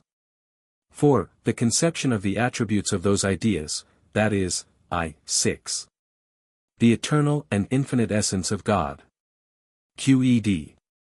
Note. By existence I do not here mean duration, that is, existence in so far as it is conceived abstractedly, and as a certain form of quantity. I am speaking of the very nature of existence, which is assigned to particular things, because they follow in infinite numbers and in infinite ways from the eternal necessity of God's nature. I. 16. I am speaking, I repeat, of the very existence of particular things, in so far as they are in God. For although each particular thing be conditioned by another particular thing to exist in a given way, yet the force whereby each particular thing perseveres in existing follows from the eternal necessity of God's nature. Cf. 24. Carole. Prop. XLVI. The knowledge of the eternal and infinite essence of God which every idea involves is adequate and perfect. Proof. The proof of the last proposition is universal.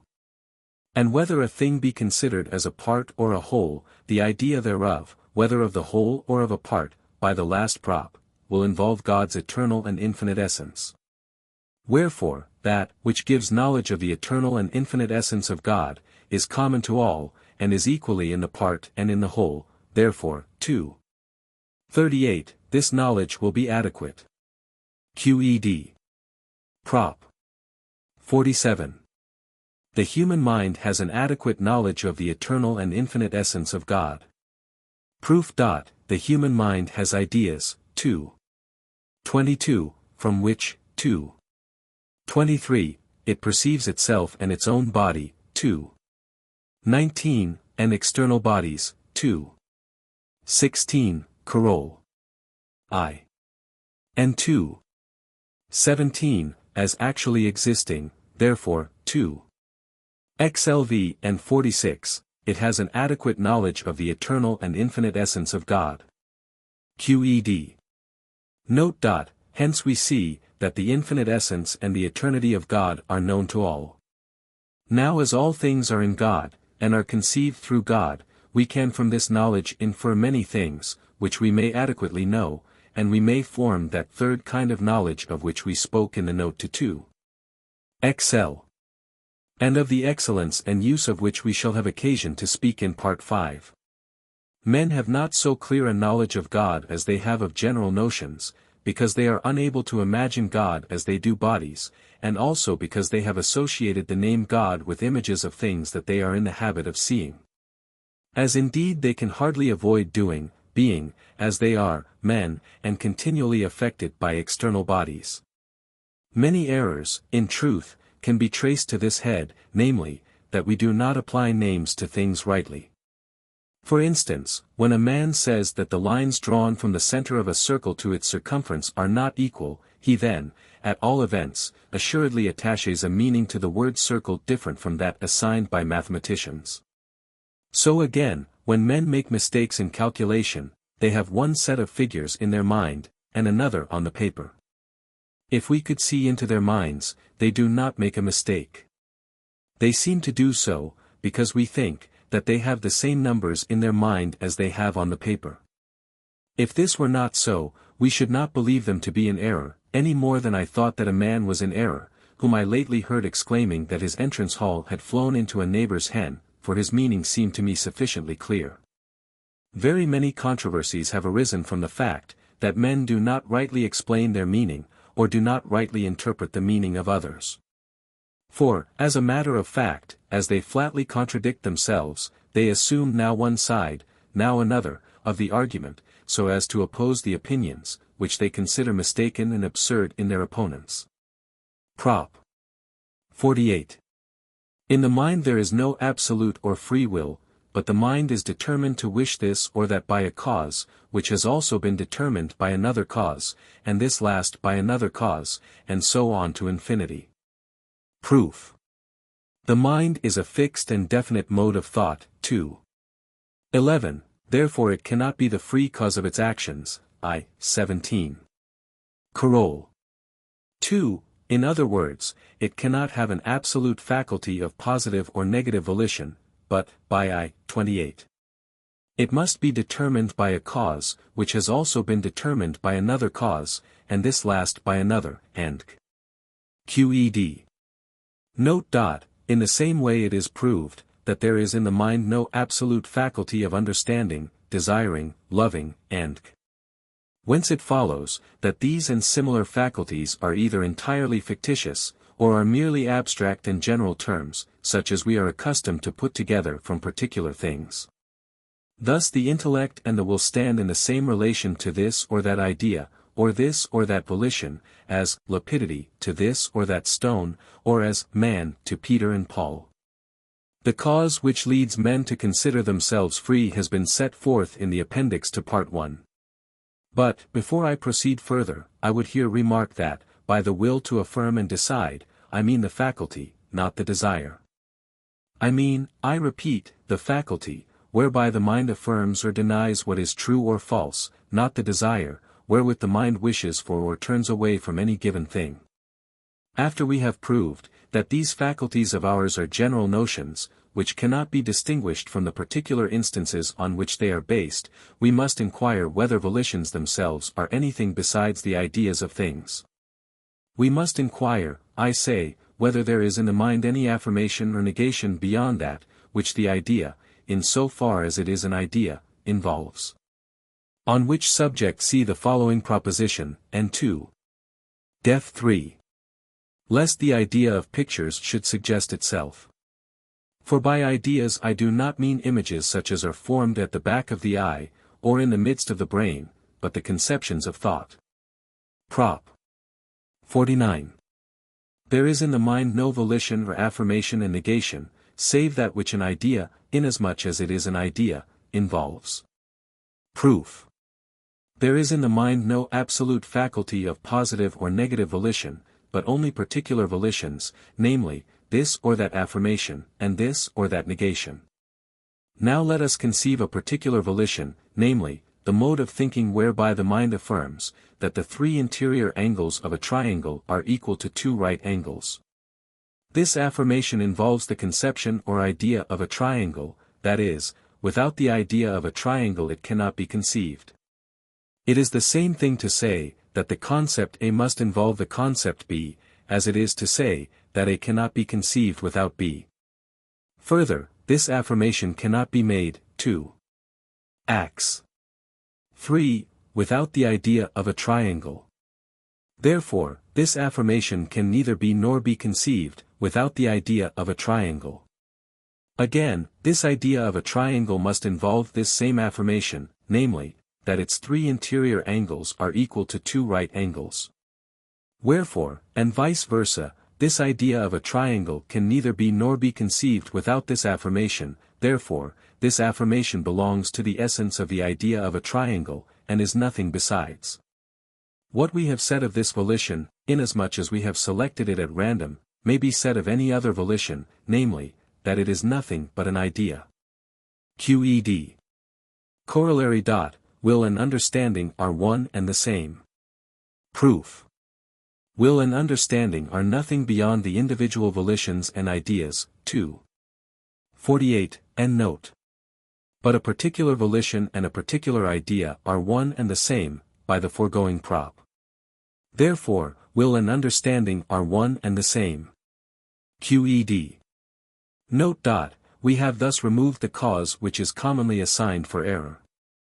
For we have shown above, that falsity consists solely in the privation of knowledge involved in ideas which are fragmentary and confused.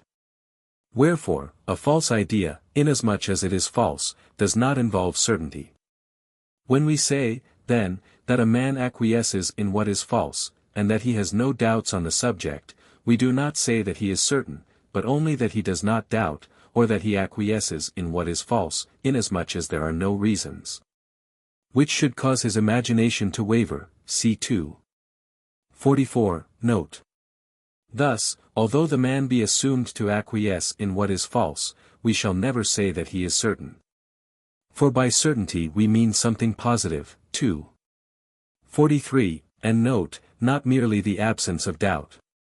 However, in order that the foregoing proposition may be fully explained, I will draw attention to a few additional points, and I will furthermore answer the objections which may be advanced against our doctrine. Lastly, in order to remove every scruple, I have thought it worth while to point out some of the advantages, which follow therefrom. I say, some, for they will be better appreciated from what we shall set forth in the fifth part. I begin, then, with the first point, and warn my readers to make an accurate distinction between an idea, or conception of the mind, and the images of things which we imagine. It is further necessary that they should distinguish between idea and words, whereby we signify things.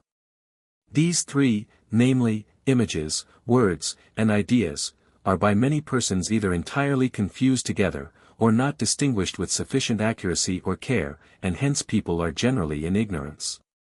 How absolutely necessary is a knowledge of this doctrine of the will, both for philosophic purposes and for the wise ordering of life.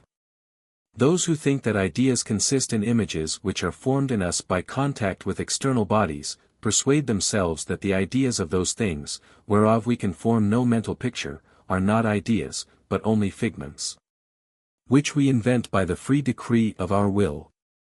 They thus regard ideas as though they were inanimate pictures on a panel, and, filled with this misconception, do not see that an idea, inasmuch as it is an idea, involves an affirmation or negation. Again, those who confuse words with ideas, or with the affirmation which an idea involves, think that they can wish something contrary to what they feel, affirm, or deny. This misconception will easily be laid aside by one, who reflects on the nature of knowledge, and seeing that it in no wise involves the conception of extension, will therefore clearly understand that an idea, being a mode of thinking, does not consist in the image of anything, nor in words. The essence of words and images is put together by bodily motions, which in no wise involve the conception of thought. These few words on this subject will suffice. I will therefore pass on to consider the objections, which may be raised against our doctrine. Of these, the first is advanced by those, who think that the will has a wider scope than the understanding, and that therefore it is different therefrom. The reason for their holding the belief, that the will has wider scope than the understanding, is that they assert, that they have no need of an increase in their faculty of assent, that is of affirmation or negation, in order to assent to an infinity of things which we do not perceive, but that they have need of an increase in their faculty of understanding. The will is thus distinguished from the intellect, the latter being finite and the former infinite. Secondly, it may be objected that experience seems to teach us especially clearly, that we are able to suspend our judgment before assenting to things which we perceive.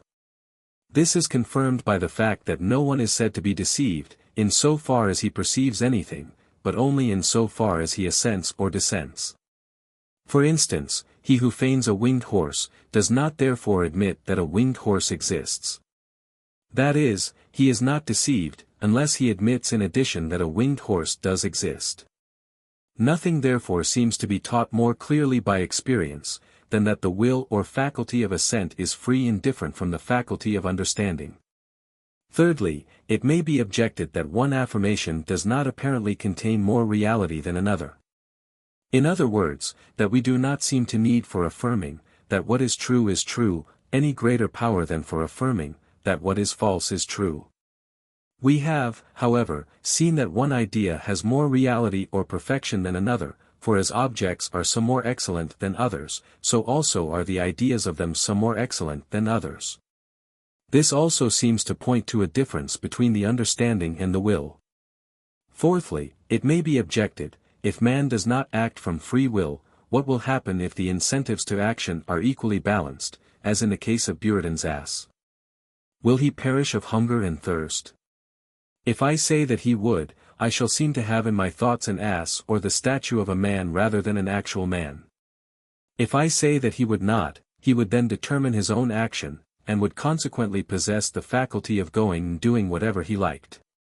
Other objections might also be raised, but, as I am not bound to put in evidence everything that anyone may dream, I will only set myself to the task of refuting those I have mentioned, and that as briefly as possible. To the first objection I answer, that I admit that the will has a wider scope than the understanding, if by the understanding be meant only clear and distinct ideas. But I deny that the will has a wider scope than the perceptions, and the faculty of forming conceptions. Nor do I see why the faculty of volition should be called infinite, any more than the faculty of feeling, for, as we are able by the same faculty of volition to affirm an infinite number of things, one after the other. For we cannot affirm an infinite number simultaneously, so also can we, by the same faculty of feeling, feel or perceive, in succession, an infinite number of bodies. If it be said that there is an infinite number of things which we cannot perceive, I answer, that we cannot attain to such things by any thinking, nor, consequently, by any faculty of volition. But, it may still be urged, if God wished to bring it about that we should perceive them, he would be obliged to endow us with a greater faculty of perception, but not a greater faculty of volition than we have already. This is the same as to say that, if God wished to bring it about that we should understand an infinite number of other entities, it would be necessary for him to give us a greater understanding, but not a more universal idea of entity than that which we have already, in order to grasp such infinite entities. We have shown that will is a universal entity or idea, whereby we explain all particular volitions, in other words, that which is common to all such volitions. As, then, our opponents maintain that this idea, common or universal to all volitions, is a faculty, it is little to be wondered at that they assert, that such a faculty extends itself into the infinite, beyond the limits of the understanding, for what is universal is predicated alike of one, of many, and of an infinite number of individuals. To the second objection I reply by denying, that we have a free power of suspending our judgment, for, when we say that anyone suspends his judgment, we merely mean that he sees, that he does not perceive the matter in question adequately. Suspension of judgment is, therefore, strictly speaking, a perception, and not free will. In order to illustrate the point, let us suppose a boy imagining a horse, and perceive nothing else. Inasmuch as this imagination involves the existence of the horse, 2. 17, Carole. And the boy does not perceive anything which would exclude the existence of the horse, he will necessarily regard the horse as present, he will not be able to doubt of its existence, although he be not certain thereof. We have daily experience of such a state of things in dreams. And I do not suppose that there is anyone, who would maintain that, while he is dreaming, he has the free power of suspending his judgment concerning the things in his dream, and bringing it about that he should not dream those things which he dreams that he sees. Yet it happens, notwithstanding, that even in dreams we suspend our judgment, namely, when we dream that we are dreaming. Further, I grant that no one can be deceived, so far as actual perception extends, that is, I grant that the mind's imaginations, regarded in themselves, do not involve error, 2. 17, note. But I deny, that a man does not, in the act of perception, make any affirmation. For what is the perception of a winged horse, save affirming that a horse has wings?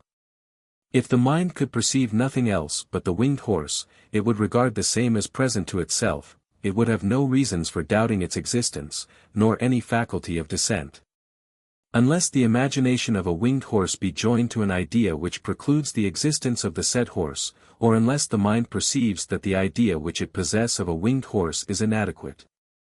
In which case it will either necessarily deny the existence of such a horse, or will necessarily be in doubt on the subject.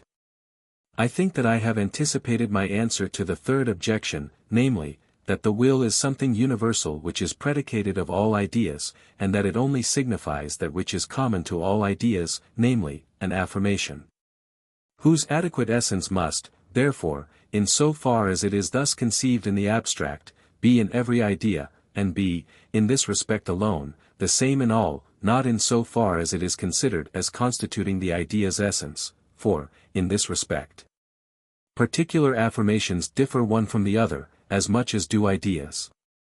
For instance, the affirmation which involves the idea of a circle, differs from that which involves the idea of a triangle, as much as the idea of a circle differs from the idea of a triangle. Further, I absolutely deny, that we are in need of an equal power of thinking, to affirm that that which is true, and to affirm that that which is false is true. These two affirmations, if we regard the mind, are in the same relation to one another as being and not being, for there is nothing positive in ideas, which constitutes the actual reality of falsehood. 2. 35, Note, and 47. Note. We must therefore conclude, that we are easily deceived, when we confuse universals with singulars, and the entities of reason and abstractions with realities.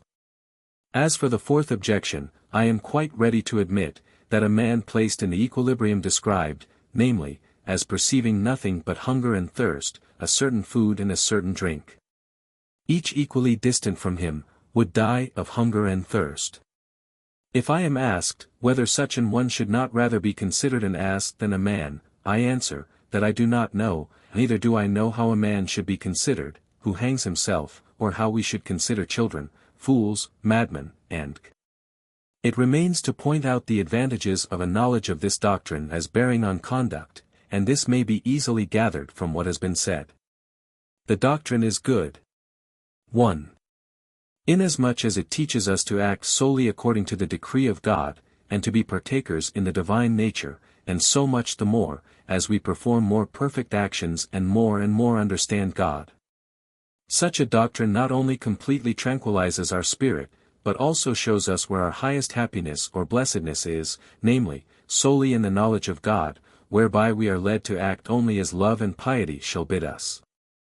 We may thus clearly understand, how far astray from a true estimate of virtue are those who expect to be decorated by God with high rewards for their virtue, and their best actions, as for having endured the direst slavery. As if virtue and the service of God were not in itself happiness and perfect freedom. 2. Inasmuch as it teaches us, how we ought to conduct ourselves with respect to the gifts of fortune, or matters which are not in our power, and do not follow from our nature. For it shows us, that we should await and endure fortune's smiles or frowns with an equal mind, seeing that all things follow from the eternal decree of God by the same necessity, as it follows from the essence of a triangle, that the three angles are equal to two right angles.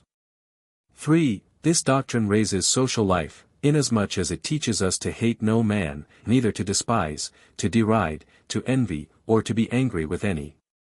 Further, as it tells us that each should be content with his own, and helpful to his neighbor, not from any womanish pity, favor, or superstition, but solely by the guidance of reason, according as the time and occasion demand. As I will show in Part 3. 4. Lastly, this doctrine confers no small advantage on the commonwealth, for it teaches how citizens should be governed and led, not so as to become slaves, but so that they may freely do whatsoever things are best. I have thus fulfilled the promise made at the beginning of this note, and I thus bring the second part of my treatise to a close. I think I have therein explained the nature and properties of the human mind at sufficient length, and, considering the difficulty of the subject, with sufficient clearness. I have laid a foundation, whereon may be raised many excellent conclusions of the highest utility and most necessary to be known, as will, in what follows, be partly made plain. Part 3. On the origin and nature of the emotions. Most writers on the emotions and on human conduct seem to be treating rather of matters outside nature than of natural phenomena following nature's general laws. They appear to conceive man to be situated in nature as a kingdom within a kingdom, for they believe that he disturbs rather than follows nature's order, that he has absolute control over his actions, and that he is determined solely by himself. They attribute human infirmities and fickleness, not to the power of nature in general, but to some mysterious flaw in the nature of man, which accordingly they bemoan, deride, despise, or, as usually happens, abuse. He who succeeds in hitting off the weakness of the human mind more eloquently or more acutely than his fellows, is looked upon as a seer. Still there has been no lack of very excellent men, to whose toil and industry I confess myself much indebted, who have written many noteworthy things concerning the right way of life, and have given much sage advice to mankind. But no one, so far as I know, has defined the nature and strength of the emotions, and the power of the mind against them for their restraint. I do not forget, that the illustrious Descartes, though he believed, that the mind has absolute power over its actions, strove to explain human emotions by their primary causes, and, at the same time, to point out a way by which the mind might attain to absolute dominion over them. However, in my opinion, he accomplishes nothing beyond a display of the acuteness of his own great intellect, as I will show in the proper place. For the present I wish to revert to those, who would rather abuse or deride human emotions than understand them. Such persons will, doubtless think it strange that I should attempt to treat of human vice and folly geometrically, and should wish to set forth with rigid reasoning those matters which they cry out against as repugnant to reason, frivolous, absurd, and dreadful. However, such is my plan. Nothing comes to pass in nature, which can be set down to a flaw therein, for nature is always the same, and everywhere one and the same in her efficacy and power of action. That is, nature's laws and ordinances, whereby all things come to pass and change from one form to another, are everywhere and always the same. So that there should be one and the same method of understanding the nature of all things whatsoever, namely, through nature's universal laws and rules. Thus the passions of hatred, anger, envy, and so on, considered in themselves, follow from this same necessity and efficacy of nature. They answer to certain definite causes, through which they are understood, and possess certain properties as worthy of being known as the properties of anything else, whereof the contemplation in itself affords us delight. I shall, therefore, treat of the nature and strength of the emotions according to the same method, as I employed heretofore in my investigations concerning God and the mind. I shall consider human actions and desires in exactly the same manner, as though I were concerned with lines, planes, and solids. Definitions. I. By an adequate cause, I mean a cause through which its effect can be clearly and distinctly perceived. By an inadequate or partial cause, I mean a cause through which, by itself, its effect cannot be understood. 2. I say that we act when anything takes place, either within us or externally to us, whereof we are the adequate cause. That is, by the foregoing definition, when through our nature something takes place within us or externally to us, which can through our nature alone be clearly and distinctly understood. On the other hand, I say that we are passive as regards something when that something takes place within us, or follows from our nature externally, we being only the partial cause. 3. By emotion I mean the modifications of the body, whereby the active power of the said body is increased or diminished, aided or constrained, and also the ideas of such modifications. N.B. If we can be the adequate cause of any of these modifications, I then call the emotion an activity, otherwise I call it a passion, or state wherein the mind is passive. Postulates. I. The human body can be affected in many ways, whereby its power of activity is increased or diminished, and also in other ways which do not render its power of activity either greater or less. N.B. This postulate or axiom rests on postulate I. And lemmas v and 7, which see after 2. 13. 2. The human body can undergo many changes, and, nevertheless, retain the impressions or traces of objects, cf. 2. Post. V, and, consequently, the same images of things, see note 2. 17. Prop. I. Our mind is in certain cases active, and in certain cases passive. In so far as it has adequate ideas it is necessarily active, and in so far as it has inadequate ideas, it is necessarily passive. Proof. In every human mind there are some adequate ideas, and some ideas that are fragmentary and confused, too. Note. Those ideas which are adequate in the mind are adequate also in God, inasmuch as he constitutes the essence of the mind, too. Coroll, and those which are inadequate in the mind are likewise, by the same coroll, adequate in God, not inasmuch as he contains in himself the essence of the given mind alone, but as he, at the same time, contains the minds of other things. Again, from any given idea some effect must necessarily follow. 36, of this effect God is the adequate cause, free. Def not inasmuch as he is infinite, but inasmuch as he is conceived as affected by the given idea, 2. 9. But of that effect whereof God is the cause, inasmuch as he is affected by an idea which is adequate in a given mind, of that effect, I repeat, the mind in question is the adequate cause, 2. 11. Coroll. Therefore our mind, in so far as it has adequate ideas, 3. Def 2, is in certain cases necessarily active. This was our first point. Again, whatsoever necessarily follows from the idea which is adequate in God, not by virtue of his possessing in himself the mind of one man only, but by virtue of his containing, together with the mind of that one man, the minds of other things also, of such an effect, 2. 11. Coroll, the mind of the given man is not an adequate, but only a partial cause, thus, 3. Def 2, the mind, inasmuch as it has inadequate ideas, is in certain cases necessarily passive. This was our second point. Therefore our mind, and qed. Corollary. Hence it follows that the mind is more or less liable to be acted upon, in proportion as it possesses inadequate ideas, and, contrariwise, is more or less active in proportion as it possesses adequate ideas. Prop. 2. Body cannot determine mind to think, neither can mind determine body to motion or rest or any state different from these, if such there be.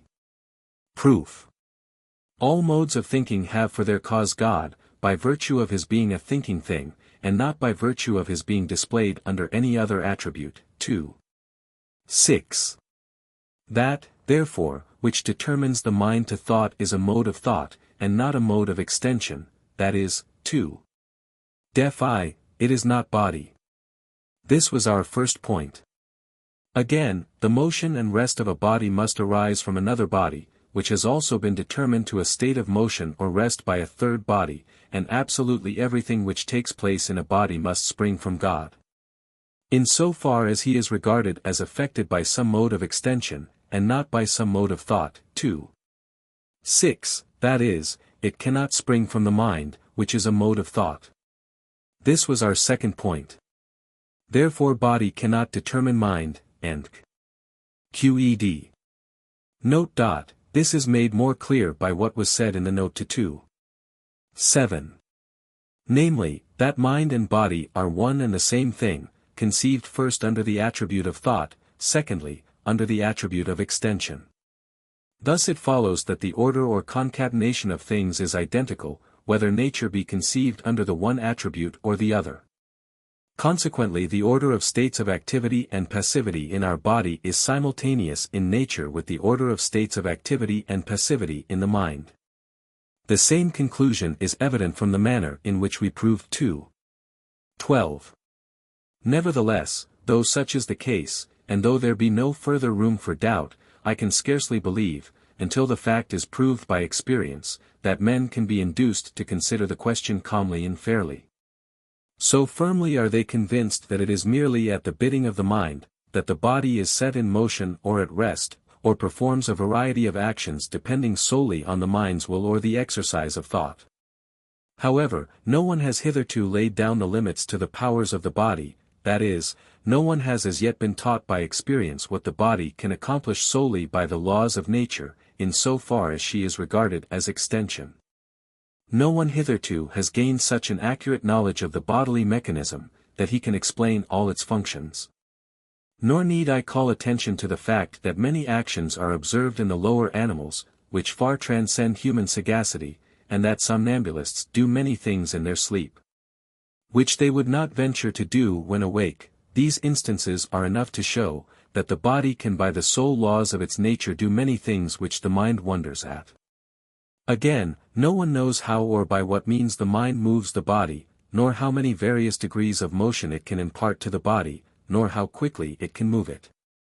Thus, when men say that this or that physical action has its origin in the mind, which latter has dominion over the body, they are using words without meaning. Or are confessing in specious phraseology that they are ignorant of the cause of the said action, and do not wonder at it. But, they will say, whether we know or do not know the means whereby the mind acts on the body, we have, at any rate, experience of the fact that unless the human mind is in a fit state to think, the body remains inert. Moreover, we have experience, that the mind alone can determine whether we speak or are silent, and a variety of similar states which, accordingly, we say depend on the mind's decree. But, as to the first point, I ask such objectors, whether experience does not also teach, that if the body be inactive the mind is simultaneously unfitted for thinking? For when the body is at rest in sleep, the mind simultaneously is in a state of torpor also, and has no power of thinking, such as it possesses when the body is awake. Again, I think everyone's experience will confirm the statement, that the mind is not at all times equally fit for thinking on a given subject. But according as the body is more or less fitted for being stimulated by the image of this or that object, so also is the mind more or less fitted for contemplating the said object. But, it will be urged, it is impossible that solely from the laws of nature considered as extended substance, we should be able to deduce the causes of buildings, pictures, and things of that kind, which are produced only by human art. Nor would the human body, unless it were determined and led by the mind, be capable of building a single temple. However, I have just pointed out that the objectors cannot fix the limits of the body's power, or say what can be concluded from a consideration of its sole nature. Whereas they have experience of many things being accomplished solely by the laws of nature, which they would never have believed possible except under the direction of mind, such are the actions performed by somnambulists while asleep, and wondered at by their performers when awake. I would further call attention to the mechanism of the human body, which far surpasses in complexity all that has been put together by human art, not to repeat what I have already shown, namely, that from nature, under whatever attribute she be considered, infinite results follow. As for the second objection, I submit that the world would be much happier, if men were as fully able to keep silence as they are to speak. Experience abundantly shows that men can govern anything more easily than their tongues, and restrain anything more easily than their appetites. When it comes about that many believe, that we are only free in respect to objects which we moderately desire, because our desire for such can easily be controlled by the thought of something else frequently remembered. But that we are by no means free in respect to what we seek with violent emotion, for our desire cannot then be allayed with the remembrance of anything else. However, unless such persons had proved by experience that we do many things which we afterwards repent of, and again that we often, when assailed by contrary emotions, see the better and follow the worse, there would be nothing to prevent their believing that we are free in all things. Thus an infant believes that of its own free will it desires milk, an angry child believes that it freely desires vengeance, a timid child believes that it freely desires to run away. Further, a drunken man believes that he utters from the free decision of his mind words which, when he is sober, he would willingly have withheld. Thus, too, a delirious man, a garrulous woman, a child, and others of like complexion, believe that they speak from the free decision of their mind, when they are in reality unable to restrain their impulse to talk. Experience teaches us no less clearly than reason, that men believe themselves to be free, simply because they are conscious of their actions, and unconscious of the causes whereby those actions are determined. And, further, it is plain that the dictates of the mind are but another name for the appetites, and therefore vary according to the varying state of the body. Everyone shapes his actions according to his emotion. Those who are assailed by conflicting emotions know not what they wish, those who are not attacked by any emotion are readily swayed this way or that. All these considerations clearly show that a mental decision and a bodily appetite, or determined state, are simultaneous, or rather are one and the same thing, which we call decision. when it is regarded under and explained through the attribute of thought, and a conditioned state, when it is regarded under the attribute of extension, and deduced from the laws of motion and rest. This will appear yet more plainly in the sequel. For the present I wish to call attention to another point, namely, that we cannot act by the decision of the mind, unless we have a remembrance of having done so. For instance, we cannot say a word without remembering that we have done so. Again, it is not within the free power of the mind to remember or forget a thing at will. Therefore the freedom of the mind must in any case be limited to the power of uttering or not uttering something which it remembers. But when we dream that we speak, we believe that we speak from a free decision of the mind, yet we do not speak, or, if we do, it is by a spontaneous motion of the body. Again, we dream that we are concealing something, and we seem to act from the same decision of the mind as that, whereby we keep silence when awake concerning something we know. Lastly, we dream that from the free decision of our mind we do something, which we should not dare to do when awake. Now I should like to know whether there be in the mind two sorts of decisions, one sort elusive, and the other sort free. If our folly does not carry us so far as this, we must necessarily admit, that the decision of the mind, which is believed to be free, is not distinguishable from the imagination or memory, and is nothing more than the affirmation, which an idea, by virtue of being an idea, necessarily involves. 2. 49. Wherefore these decisions of the mind arise in the mind by the same necessity, as the ideas of things actually existing. Therefore those who believe, that they speak or keep silence or act in any way from the free decision of their mind, do but dream with their eyes open. Prop. 3. The activities of the mind arise solely from adequate ideas. The passive states of the mind depend solely on inadequate ideas. Proof. The first element, which constitutes the essence of the mind, is nothing else but the idea of the actually existent body. 2. 11, and 13, which, 2. 15. Is compounded of many other ideas, whereof some are adequate and some inadequate. 2. 29, Coroll. 2. 38, Coroll. Whatsoever therefore follows from the nature of mind, and has mind for its proximate cause, through which it must be understood, must necessarily follow either from an adequate or from an inadequate idea. But in so far as the mind, 3. Has inadequate ideas, it is necessarily passive, wherefore the activities of the mind follow solely from adequate ideas, and accordingly the mind is only passive in so far as it has inadequate ideas. QED. Note. Thus we see, that passive states are not attributed to the mind, except in so far as it contains something involving negation, or in so far as it is regarded as a part of nature, which cannot be clearly and distinctly perceived through itself without other parts. I could thus show, that passive states are attributed to individual things in the same way that they are attributed to the mind, and that they cannot otherwise be perceived, but my purpose is solely to treat of the human mind. Prop. 4. Nothing can be destroyed, except by a cause external to itself. Proof. This proposition is self-evident, for the definition of anything affirms the essence of that thing, but does not negative it. In other words, it postulates the essence of the thing, but does not take it away. So long therefore as we regard only the thing itself, without taking into account external causes, we shall not be able to find in it anything which could destroy it. QED. Prop. V. Things are naturally contrary, that is, cannot exist in the same object, in so far as one is capable of destroying the other. Proof. If they could agree together or co-exist in the same object, there would then be in the said object something which could destroy it, but this, by the foregoing proposition, is absurd, therefore things, and QED. Prop. 6. Everything, in so far as it is in itself, endeavors to persist in its own being. Proof. Individual things are modes whereby the attributes of God are expressed in a given determinate manner. I. 25. Coroll, that is, I. 34. They are things which express in a given determinate manner the power of God, whereby God is and acts, now no thing contains in itself anything whereby it can be destroyed, or which can take away its existence. 3. 4.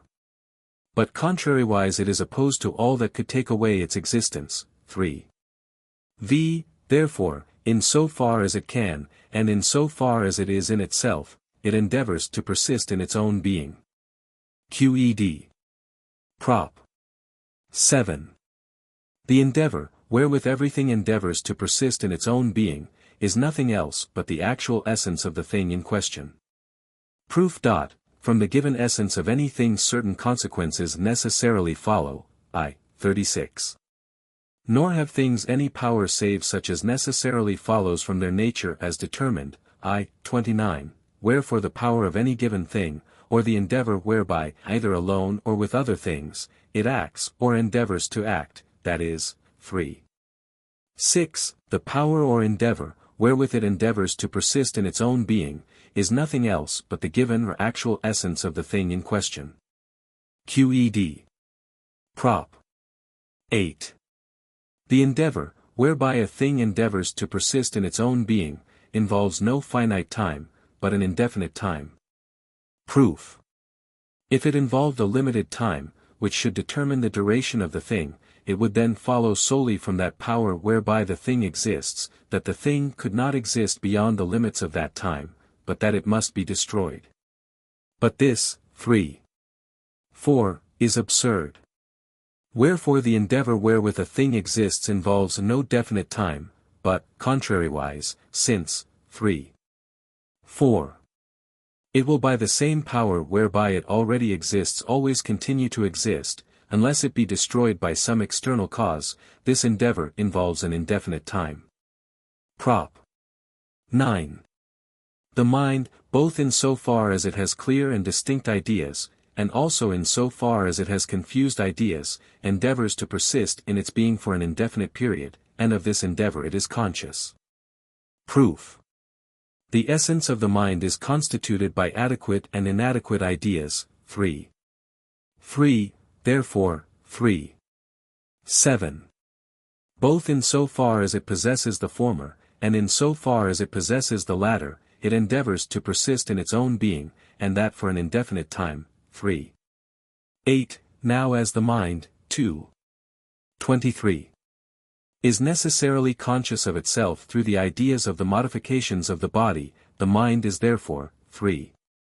7, conscious of its own endeavor. Note. This endeavor, when referred solely to the mind, is called will, when referred to the mind and body in conjunction it is called appetite. It is, in fact, nothing else but man's essence, from the nature of which necessarily follow all those results which tend to its preservation, and which man has thus been determined to perform.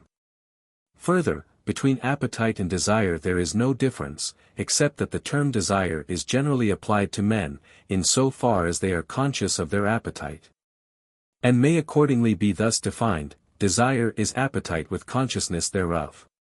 It is thus plain from what has been said, that in no case do we strive for, wish for, long for, or desire anything, because we deem it to be good, but on the other hand we deem a thing to be good, because we strive for it, wish for it, long for it, or desire it. Prop. X. An idea, which excludes the existence of our body, cannot be postulated in our mind, but is contrary thereto. Proof. Whatsoever can destroy our body, cannot be postulated therein. 3. V. Therefore neither can the idea of such a thing occur in God, in so far as he has the idea of our body. 2. 9. Carol, that is, 2. 11. 13. The idea of that thing cannot be postulated as in our mind, but contrariwise, since, 2. 11. 13. The first element, that constitutes the essence of the mind, is the idea of the human body as actually existing. It follows that the first and chief endeavor of our mind is the endeavor to affirm the existence of our body, thus, an idea which negatives the existence of our body, is contrary to our mind, and Qed. Prop. 11. Whatsoever increases or diminishes, helps or hinders the power of activity in our body, the idea thereof increases or diminishes, helps or hinders the power of thought in our mind. Proof. This proposition is evident from 2. 7. Or from 2. 14. Note. Thus we see, that the mind can undergo many changes, and can pass sometimes to a state of greater perfection, sometimes to a state of lesser perfection.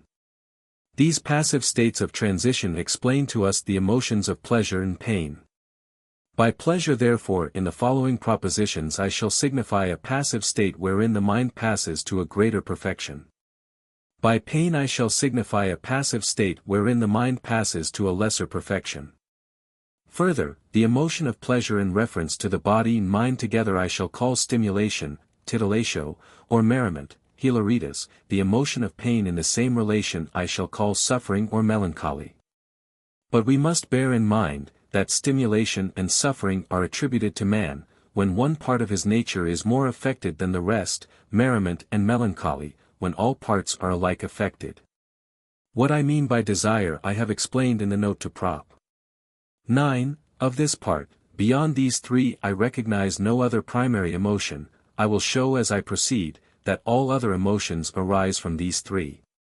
But, before I go further, I should like here to explain at greater length Prop.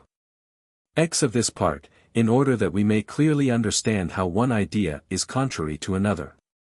In the note to 2. 17. We showed that the idea, which constitutes the essence of mind, involves the existence of body, so long as the body itself exists. Again, it follows from what we pointed out in the corollary to 2. 8. That the present existence of our mind depends solely on the fact, that the mind involves the actual existence of the body. Lastly, we showed, 2. 17, 18. And note, that the power of the mind, whereby it imagines and remembers things, also depends on the fact, that it involves the actual existence of the body. Whence it follows, that the present existence of the mind and its power of imagining are removed, as soon as the mind ceases to affirm the present existence of the body. Now the cause, why the mind ceases to affirm this existence of the body, cannot be the mind itself. 3. 4. Nor again the fact that the body ceases to exist. 4. By 2. 6. The cause, why the mind affirms the existence of the body, is not that the body began to exist, therefore, for the same reason, it does not cease to affirm the existence of the body, because the body ceases to exist, but, 2. 17. This result follows from another idea, which excludes the present existence of our body and, consequently, of our mind, and which is therefore contrary to the idea constituting the essence of our mind. Prop. 12. The mind, as far as it can, endeavors to conceive those things, which increase or help the power of activity in the body. Proof. So long as the human body is affected in a mode, which involves the nature of any external body, the human mind will regard that external body as present. 2. 17, and consequently, 2. 7. So long as the human mind regards an external body as present, that is, 2. 17, note, conceives it, the human body is affected in a mode, which involves the nature of the said external body. Thus so long as the mind conceives things, which increase or help the power of activity in our body, the body is affected in modes which increase or help its power of activity. 3. Post. I, consequently, 3. 11. The mind's power of thinking is for that period increased or helped. Thus, 3. 6, 9, the mind, as far as it can, endeavors to imagine such things. QED. Prop. 13. When the mind conceives things which diminish or hinder the body's power of activity, it endeavors, as far as possible, to remember things which exclude the existence of the first, named things. Proof. So long as the mind conceives anything of the kind alluded to, the power of the mind and body is diminished or constrained, cf. 3. 12, proof. Nevertheless it will continue to conceive it, until the mind conceives something else, which excludes the present existence thereof. 2. 17. That is, as I have just shown, the power of the mind and of the body is diminished, or constrained, until the mind conceives something else, which excludes the existence of the former thing conceived, therefore the mind. 3. 9. As far as it can, will endeavor to conceive or remember the latter. QED. Corollary. Hence it follows that the mind shrinks from conceiving those things, which diminish or constrain the power of itself and of the body. Note. From what has been said we may clearly understand the nature of love and hate. Love is nothing else but pleasure accompanied by the idea of an external cause, hate is nothing else but pain accompanied by the idea of an external cause. We further see, that he who loves necessarily endeavors to have, and to keep present to him, the object of his love, while he who hates endeavors to remove and destroy the object of his hatred. But I will treat of these matters at more length hereafter. Prop. 14. If the mind has once been affected by two emotions at the same time, it will, whenever it is afterwards affected by one of these two, be also affected by the other. Proof. If the human body has once been affected by two bodies at once, whenever afterwards the mind conceives one of them, it will straightway remember the other also. 2. 18. But the mind's conceptions indicate rather the emotions of our body than the nature of external bodies. 2. 16. Coroll. 2. Therefore, if the body, and consequently the mind. 3. Def. 3. Has been once affected by two emotions at the same time, it will, whenever it is afterwards affected by one of the two, be also affected by the other. Prop. 15. Anything can, accidentally, be the cause of pleasure, pain, or desire. Proof. Let it be granted that the mind is simultaneously affected by two emotions, of which one neither increases nor diminishes its power of activity, and the other does either increase or diminish the said power. 3. Post. I. From the foregoing proposition it is evident that, whenever the mind is afterwards affected by the former, through its true cause, which, by hypothesis, neither increases nor diminishes its power of action, it will be at the same time affected by the latter, which does increase or diminish its power of activity, that is. 3. 11. Note, it will be affected with pleasure or pain. Thus the former of the two emotions will, not through itself, but accidentally, be the cause of pleasure or pain. In the same way also it can be easily shown, that a thing may be accidentally the cause of desire. QED. Corollary. Simply from the fact that we have regarded a thing with the emotion of pleasure or pain, though that thing be not the efficient cause of the emotion, we can either love or hate it. Proof. For from this fact alone it arises. 3. 14. That the mind afterwards conceiving the said thing is affected with the emotion of pleasure or pain, that is. 3. 11. Note, according as the power of the mind and body may be increased or diminished, and consequently. 3. 12. According as the mind may desire or shrink from the conception of it. 3. 13. Coroll, in other words. 3. 13. Note, according as it may love or hate the same. QED. Note. Hence we understand how it may happen, that we love or hate a thing without any cause for our emotion being known to us, merely, as a phrase is, from sympathy or antipathy. We should refer to the same category those objects, which affect us pleasurably or painfully, simply because they resemble other objects which affect us in the same way. This I will show in the next prop. I am aware that certain authors, who were the first to introduce these terms sympathy and antipathy, wish to signify thereby some occult qualities in things.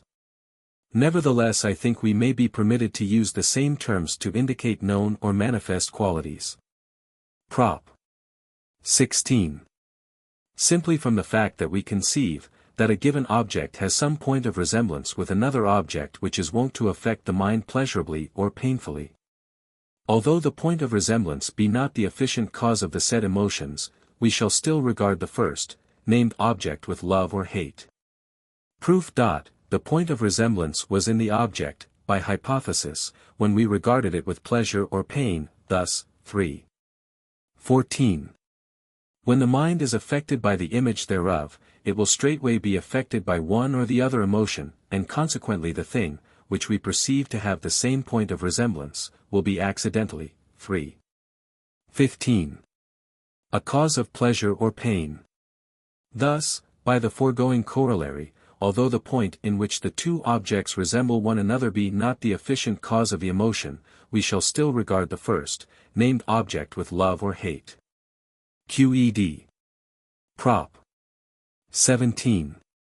If we conceive that a thing, which is wont to affect us painfully, has any point of resemblance with another thing which is wont to affect us with an equally strong emotion of pleasure, we shall hate the first, named thing. And at the same time we shall love it. Proof. The given thing is, by hypothesis, in itself a cause of pain, and, 3. 13. Note, in so far as we imagine it with this emotion, we shall hate it, further, inasmuch as we conceive that it has some point of resemblance to something else, which is wont to affect us with an equally strong emotion of pleasure. We shall with an equally strong impulse of pleasure love it, 3. 16. Thus we shall both hate and love the same thing. QED. Note. This disposition of the mind, which arises from two contrary emotions, is called vacillation. It stands to the emotions in the same relation as doubt does to the imagination. 2. 44. Note, vacillation and doubt do not differ one from the other, except as greater differs from less.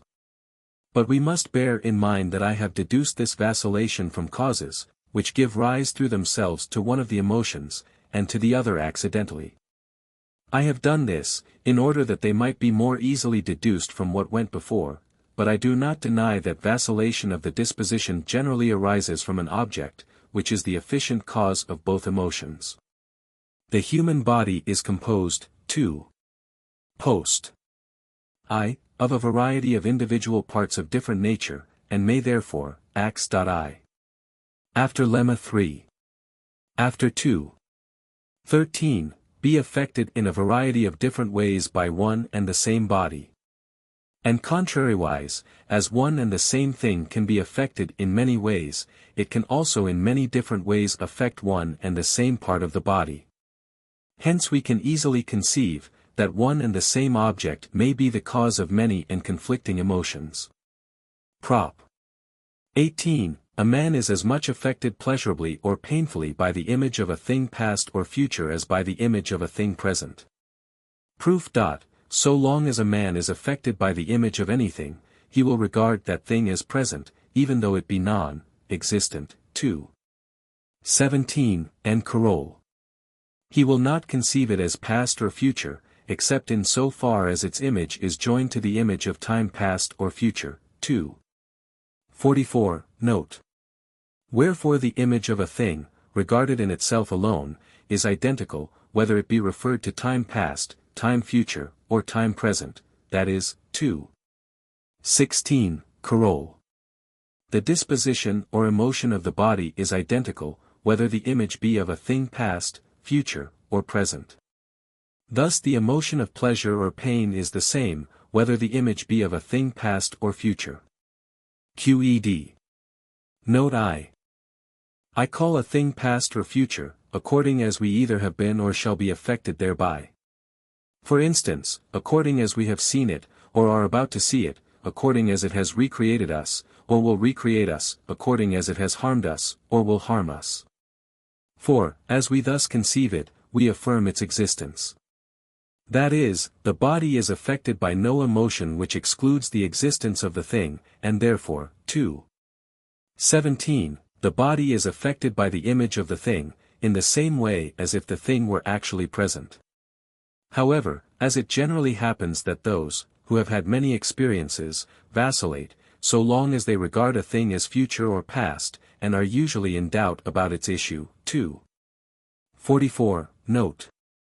It follows that the emotions which arise from similar images of things are not so constant, but are generally disturbed by the images of other things, until men become assured of the issue.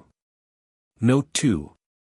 From what has just been said, we understand what is meant by the terms hope, fear, confidence, despair, joy, and disappointment. 5. Hope is nothing else but an inconstant pleasure, arising from the image of something future or past, whereof we do not yet know the issue. Fear, on the other hand, is an inconstant pain also arising from the image of something concerning which we are in doubt. If the element of doubt be removed from these emotions, hope becomes confidence and fear becomes despair. In other words, pleasure or pain arising from the image of something concerning which we have hoped or feared. Again, joy is pleasure arising from the image of something past whereof we have doubted the issue. Disappointment is the pain opposed to joy. 5. Conscientia mortis, thus rendered by Mr. Pollock. Prop. 19. He who conceives that the object of his love is destroyed will feel pain, if he conceives that it is preserved he will feel pleasure. Proof. The mind, as far as possible, endeavors to conceive those things which increase or help the body's power of activity. 3. 12. In other words, 3. 12. Note, those things which it loves.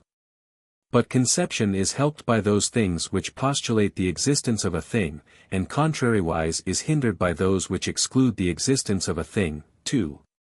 17. Therefore the images of things, which postulate the existence of an object of love, help the mind's endeavor to conceive the object of love, in other words. 3. 11. Note, affect the mind pleasurably. Contrariwise those things, which exclude the existence of an object of love, hinder the aforesaid mental endeavor, in other words, affect the mind painfully. He, therefore, who conceives that the object of his love is destroyed will feel pain, and Qed. Prop. XX, he who conceives that the object of his hate is destroyed will also feel pleasure. Proof. The mind, 3. 13.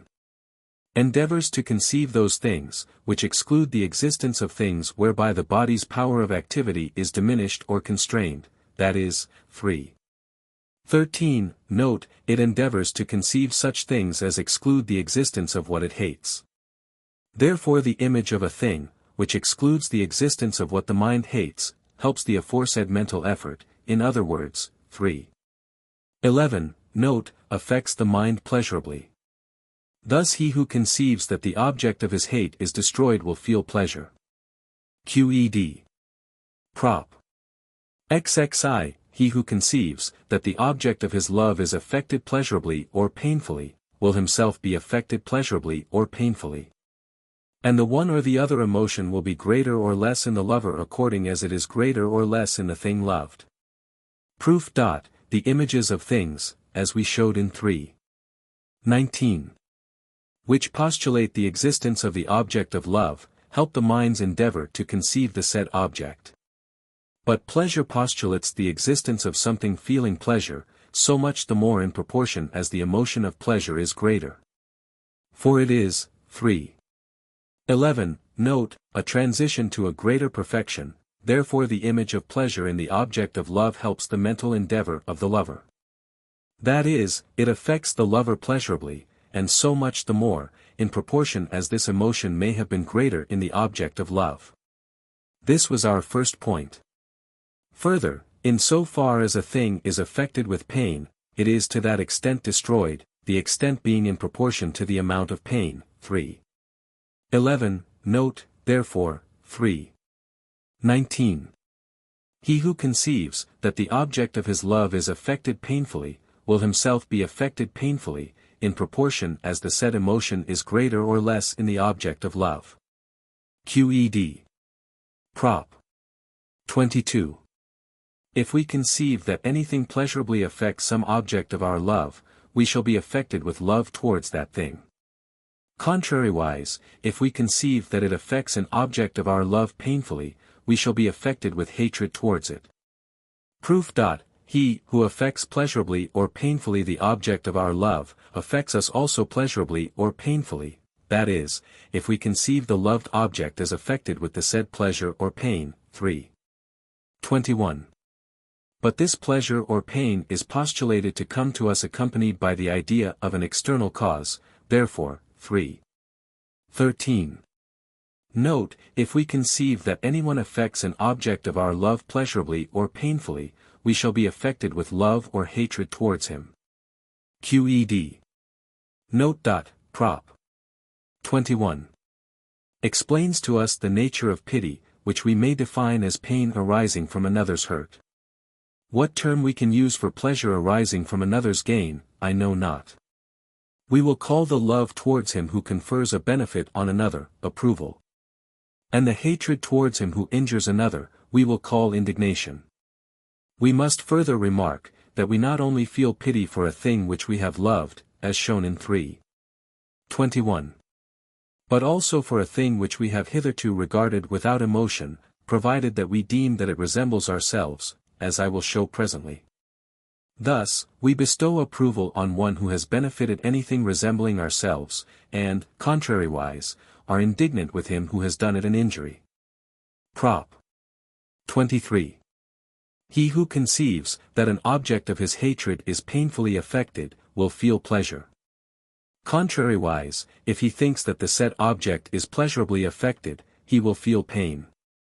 Each of these emotions will be greater or less, according as its contrary is greater or less in the object of hatred. Proof.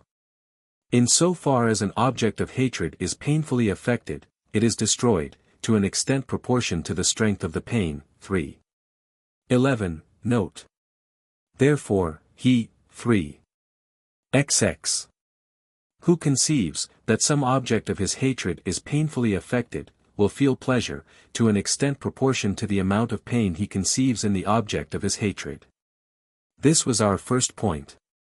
Again, pleasure postulates the existence of the pleasurably affected thing. 3. 11. Note, in proportion as the pleasure is greater or less. If anyone imagines that an object of his hatred is pleasurably affected, this conception, 3. 13. will hinder his own endeavor to persist, in other words, 3. 11. Note, he who hates will be painfully affected. QED. Note. This pleasure can scarcely be felt unalloyed, and without any mental conflict. For, as I am about to show in Prop. 27, in so far as a man conceives that something similar to himself is affected by pain, he will himself be affected in like manner, and he will have the contrary emotion in contrary circumstances. But here we are regarding hatred only. Prop. Ziv. If we conceive that anyone pleasurably affects an object of our hate, we shall feel hatred towards him also. If we conceive that he painfully affects that said object, we shall feel love towards him. Proof. This proposition is proved in the same way as 3. 22, which see. Note. These and similar emotions of hatred are attributable to envy, which, accordingly, is nothing else but hatred, in so far as it is regarded as disposing a man to rejoice in another's hurt and to grieve at another's advantage. Prop. 25. We endeavor to affirm, concerning ourselves, and concerning what we love, everything that we can conceive to affect pleasurably ourselves, or the loved object. Contrariwise, we endeavor to negative everything, which we conceive to affect painfully ourselves or the loved object. Proof. That, which we conceive to affect an object of our love pleasurably or painfully, affects us also pleasurably or painfully. 3. 21. But the mind, 3. 12, endeavors, as far as possible, to conceive those things which affect us pleasurably. In other words, 2.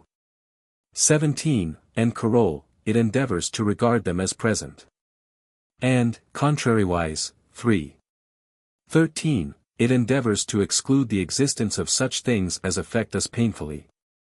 Therefore, we endeavor to affirm concerning ourselves, and concerning the loved object, whatever we conceive to affect ourselves, or the love object pleasurably. QED. Prop. 26.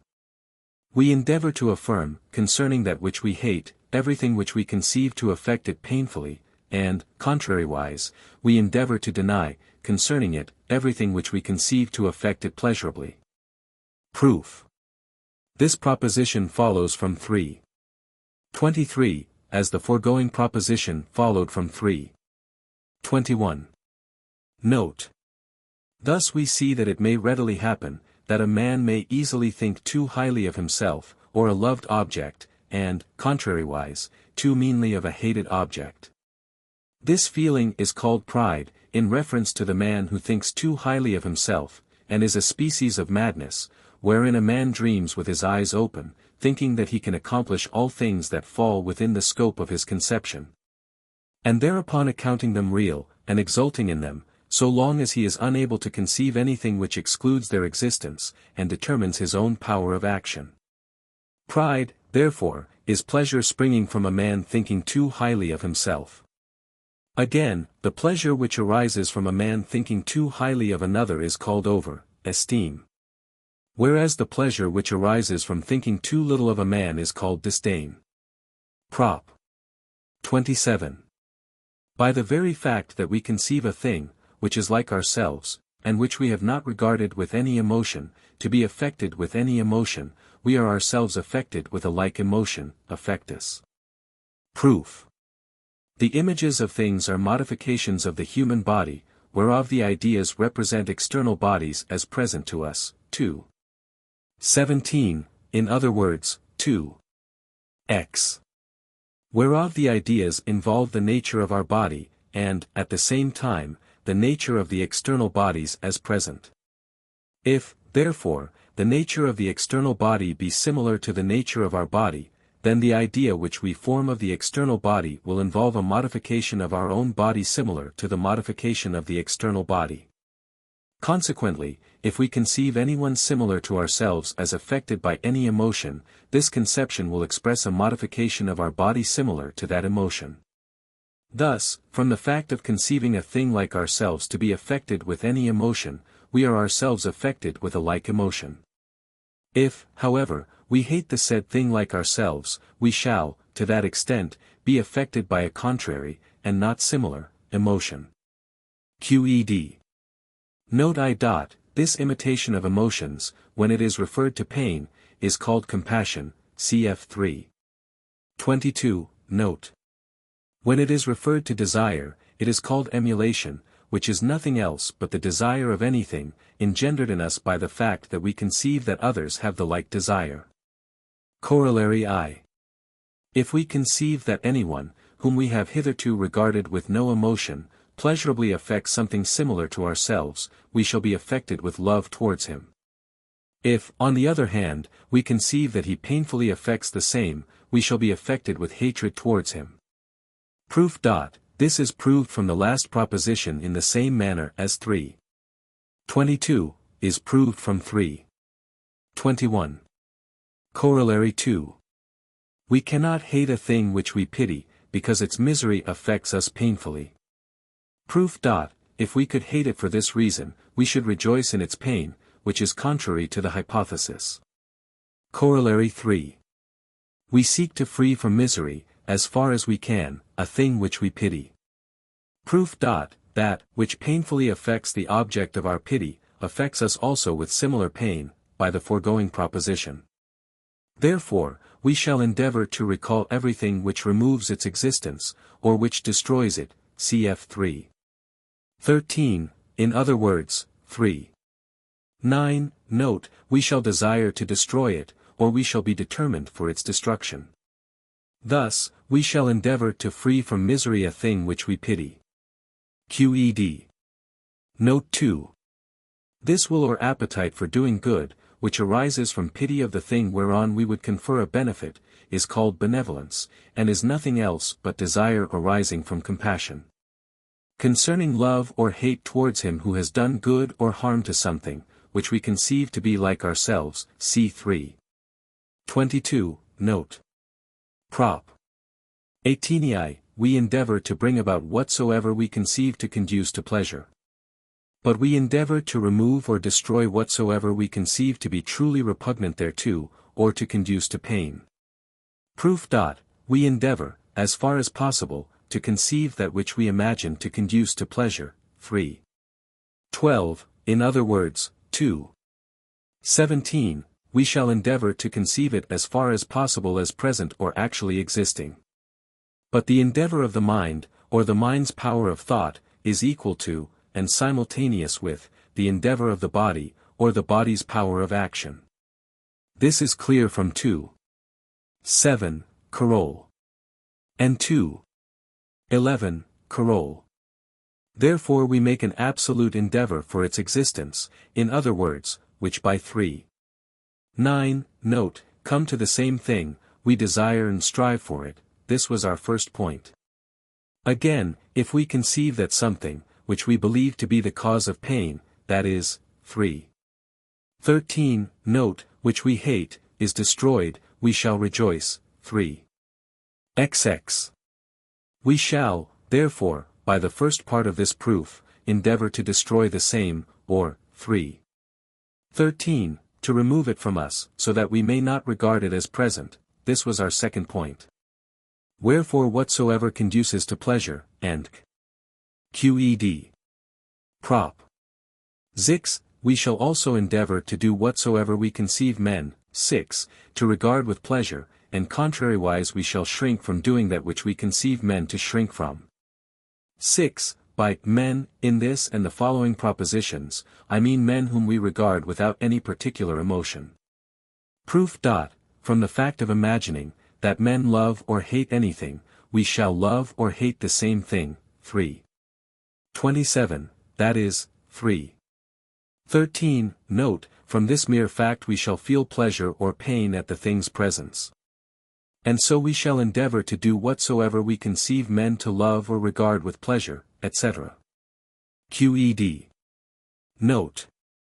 This endeavor to do a thing or leave it undone, solely in order to please men, we call ambition, especially when we so eagerly endeavor to please the vulgar.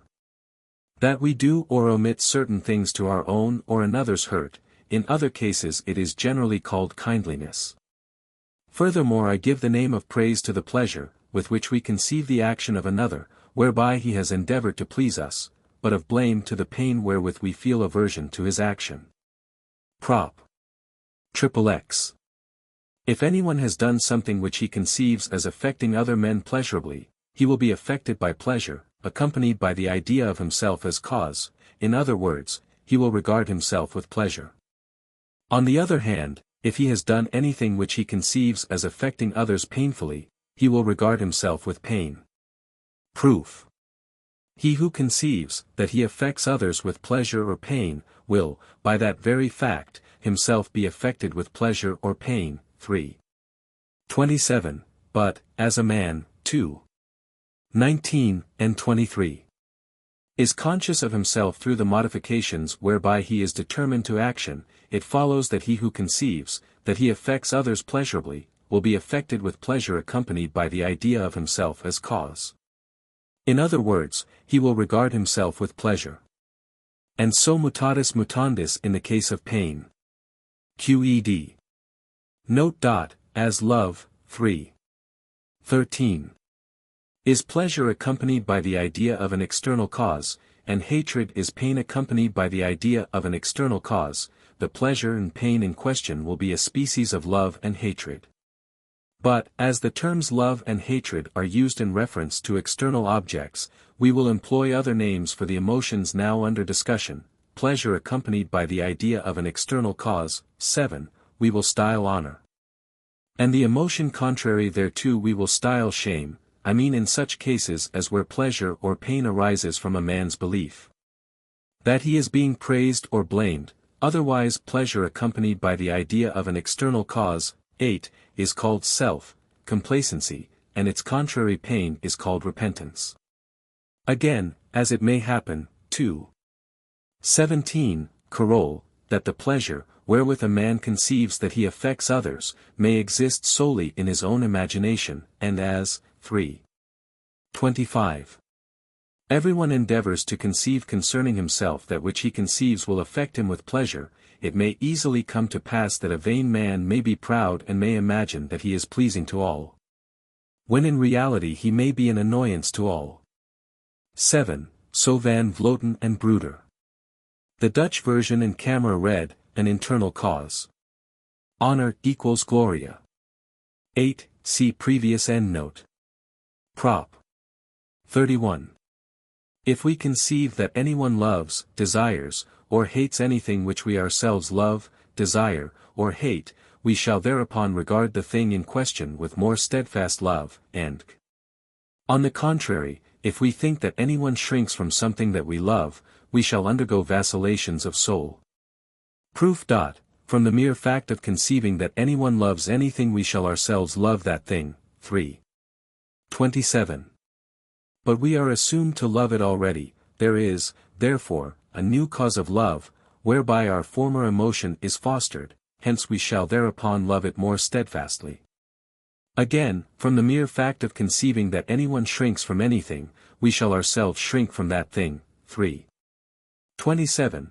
If we assume that we at the same time love it, we shall then simultaneously love it and shrink from it. In other words, we shall be subject to vacillation. 3. 17. Note. QED. Corollary. From the foregoing, and also from 3. 28. It follows that everyone endeavors, as far as possible, to cause others to love what he himself loves, and to hate what he himself hates, as the poet says, as lovers let us share every hope and every fear, iron-hearted were he who should love what the other leaves. 9. Ovid, Amores, 2. 19, 4, 5. Spinoza transposes the verses. Sperimus pariter metuamus amantes, varius est, esaicas, quat sinit alter, amat. Note. This endeavor to bring it about, that our own likes and dislikes should meet with universal approval, is really ambition, c. 3. 29. Note. Wherefore we see that everyone by nature desires, appetire, that the rest of mankind should live according to his own individual disposition. When such a desire is equally present in all, everyone stands in everyone else's way. And in wishing to be loved or praised by all become mutually hateful. Prop. XXXII. If we conceive that anyone takes delight in something, which only one person can possess, we shall endeavor to bring it about that the man in question shall not gain possession thereof. Proof. From the mere fact of our conceiving that another person takes delight in a thing. 3. 27, and Carol, we shall ourselves love that thing and desire to take delight therein. But we assumed that the pleasure in question would be prevented by another's delight in its object, we shall, therefore, endeavor to prevent his possession thereof. 3. 28, QED. Note. We thus see that man's nature is generally so constituted, that he takes pity on those who fare ill, and envies those who fare well with an amount of hatred proportioned to his own love for the goods in their possession.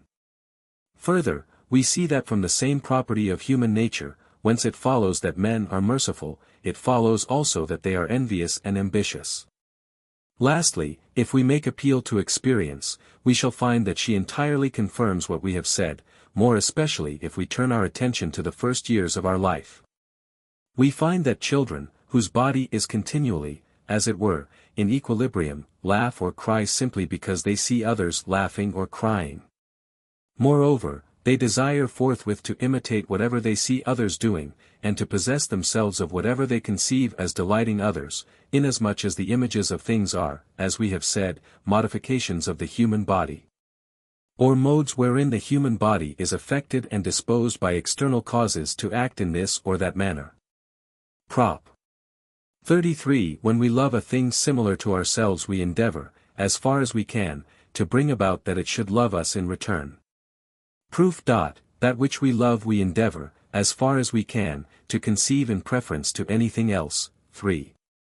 12. If the thing be similar to ourselves, we shall endeavor to affect it pleasurably in preference to anything else. 3.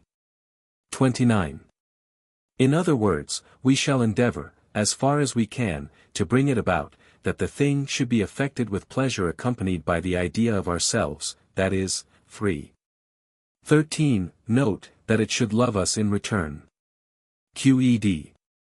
Prop. 34. The greater the emotion with which we conceive a loved object to be affected towards us, the greater will be our complacency. Proof. We endeavor. 3. 33. As far as we can, to bring about, that what we love should love us in return, in other words, that what we love should be affected with pleasure accompanied by the idea of ourself as cause. Therefore, in proportion as the loved object is more pleasurably affected because of us, our endeavor will be assisted. That is, 3. 11, and note, the greater will be our pleasure.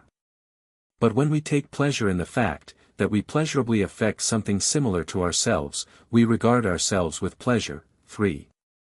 30, therefore the greater the emotion with which we conceive a loved object to be affected, and QED.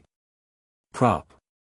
XXXV. If anyone conceives, that an object of his love joins itself to another with closer bonds of friendship than he himself has attained to, he will be affected with hatred towards the loved object and with envy towards his rival. Proof. In proportion as a man thinks, that a loved object is well affected towards him, will be the strength of his self-approval, by the last prop, that is, 3. XXX, note, of his pleasure, he will, therefore, 3. 28. Endeavor, as far as he can, to imagine the loved object as most closely bound to him. This endeavor or desire will be increased, if he thinks that someone else has a similar desire. 3. 31. But this endeavor or desire is assumed to be checked by the image of the loved object in conjunction with the image of him whom the loved object has joined to itself, therefore, 3. 11. Note, he will for that reason be affected with pain, accompanied by the idea of the loved object as a cause in conjunction with the image of his rival, that is, he will be, 3. 13. Affected with hatred towards the loved object and also towards his rival, 3. 15. Carole, which latter he will envy as enjoying the beloved object. QED. Note. This hatred towards an object of love joined with envy is called jealousy, which accordingly is nothing else but a wavering of the disposition arising from combined love and hatred, accompanied by the idea of some rival who is envied. Further, this hatred towards the object of love will be greater, in proportion to the pleasure which the jealous man had been wont to derive from the reciprocated love of the said object. And also in proportion to the feelings he had previously entertained towards his rival. If he had hated him, he will forthwith hate the object of his love. Because he conceives it is pleasurably affected by one whom he himself hates, and also because he is compelled to associate the image of his loved one with the image of him whom he hates. This condition generally comes into play in the case of love for a woman, for he who thinks, that a woman whom he loves prostitutes herself to another, will feel pain, not only because his own desire is restrained, but also because, being compelled to associate the image of her he loves with the parts of shame and the excreta of another, he therefore shrinks from her. We must add, that a jealous man is not greeted by his beloved with the same joyful countenance as before, and this also gives him pain as a lover, as I will now show. Prop. 36. He who remembers a thing, in which he has once taken delight, desires to possess it under the same circumstances as when he first took delight therein. Proof. Everything, which a man has seen in conjunction with the object of his love, will be to him accidentally a cause of pleasure. 3. 15. He will, therefore, desire to possess it, in conjunction with that wherein he has taken delight. In other words, he will desire to possess the object of his love under the same circumstances as when he first took delight therein. QED. Corollary. A lover will, therefore, feel pain if one of the aforesaid attendant circumstances be missing. Proof. For, in so far as he finds some circumstance to be missing, he conceives something which excludes its existence. As he is assumed to be desirous for love's sake of that thing or circumstance, by the last prop. He will, in so far as he conceives it to be missing, feel pain. 3. 19. QED. Note. This pain, in so far as it has reference to the absence of the object of love, is called regret. Prop. 37. Desire arising through pain or pleasure, hatred or love, is greater in proportion as the emotion is greater. Proof. Pain diminishes or constrains a man's power of activity. 3. 11. Note, in other words, 3. 7. Diminishes or constrains the effort, wherewith he endeavors to persist in his own being, therefore, 3. V. It is contrary to the said endeavor, thus all the endeavors of a man affected by pain are directed to removing that pain. But, by the definition of pain, in proportion as the pain is greater, so also is it necessarily opposed to a greater part of man's power of activity, therefore the greater the pain, the greater the power of activity employed to remove it. That is, the greater will be the desire or appetite in endeavoring to remove it. Again, since pleasure, 3. 11. Note, increases or aids a man's power of activity, it may easily be shown in like manner, that a man affected by pleasure has no desire further than to preserve it, and his desire will be in proportion to the magnitude of the pleasure. Lastly, since hatred and love are themselves emotions of pain and pleasure, it follows in like manner that the endeavor, appetite, or desire, which arises through hatred or love, will be greater in proportion to the hatred or love. Qed. Prop. 38. If a man has begun to hate an object of his love, so that love is thoroughly destroyed, he will, causes being equal, regard it with more hatred than if he had never loved it, and his hatred will be in proportion to the strength of his former love. Proof. If a man begins to hate that which he had loved, more of his appetites are put under restraint than if he had never loved it. For love is a pleasure. 3. 13. Note, which a man endeavors as far as he can to render permanent. 3. 28. He does so by regarding the object of his love as present, and by affecting it as far as he can pleasurably. This endeavor is greater in proportion as the love is greater, and so also is the endeavor to bring about that the beloved should return his affection. 3. 33. Now these endeavors are constrained by hatred towards the object of love. 3. 13. Carol. And 3. 23. Wherefore the lover. 3. 11. Note, will for this cause also be affected with pain, the more so in proportion as his love has been greater. That is, in addition to the pain caused by hatred, there is a pain caused by the fact that he has loved the object. Wherefore the lover will regard the beloved with greater pain, or in other words, will hate it more than if he had never loved it, and with the more intensity in proportion as his former love was greater. Qed. Prop. 39. He who hates anyone will endeavor to do him an injury, unless he fears that a greater injury will thereby accrue to himself. On the other hand, he who loves anyone will, by the same law, seek to benefit him. Proof. To hate a man is, 3. 13. Note, to conceive him as a cause of pain, therefore he who hates a man will endeavor to remove or destroy him. But if anything more painful, or, in other words, a greater evil, should accrue to the hater thereby, and if the hater thinks he can avoid such evil by not carrying out the injury which he planned against the object of his hate, he will desire to abstain from inflicting that injury. 3. 28. And the strength of his endeavor. 3. 37. Will be greater than his former endeavor to do injury, and will therefore prevail over it, as we asserted. The second part of this proof proceeds in the same manner. Wherefore he who hates another, etc. Qed. Note that, by good I here mean every kind of pleasure, and all that conduces thereto, especially that which satisfies our longings, whatsoever they may be.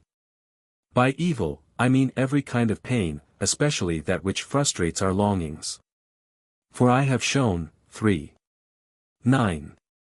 Note, that we in no case desire a thing because we deem it good, but, contrariwise, we deem a thing good because we desire it, consequently we deem evil that which we shrink from. Everyone, therefore, according to his particular emotions, judges or estimates what is good, what is bad, what is better, what is worse, lastly, what is best, and what is worst. Thus a miser thinks that abundance of money is the best, and want of money the worst. An ambitious man desires nothing so much as glory, and fears nothing so much as shame. To an envious man nothing is more delightful than another's misfortune, and nothing more painful than another's success.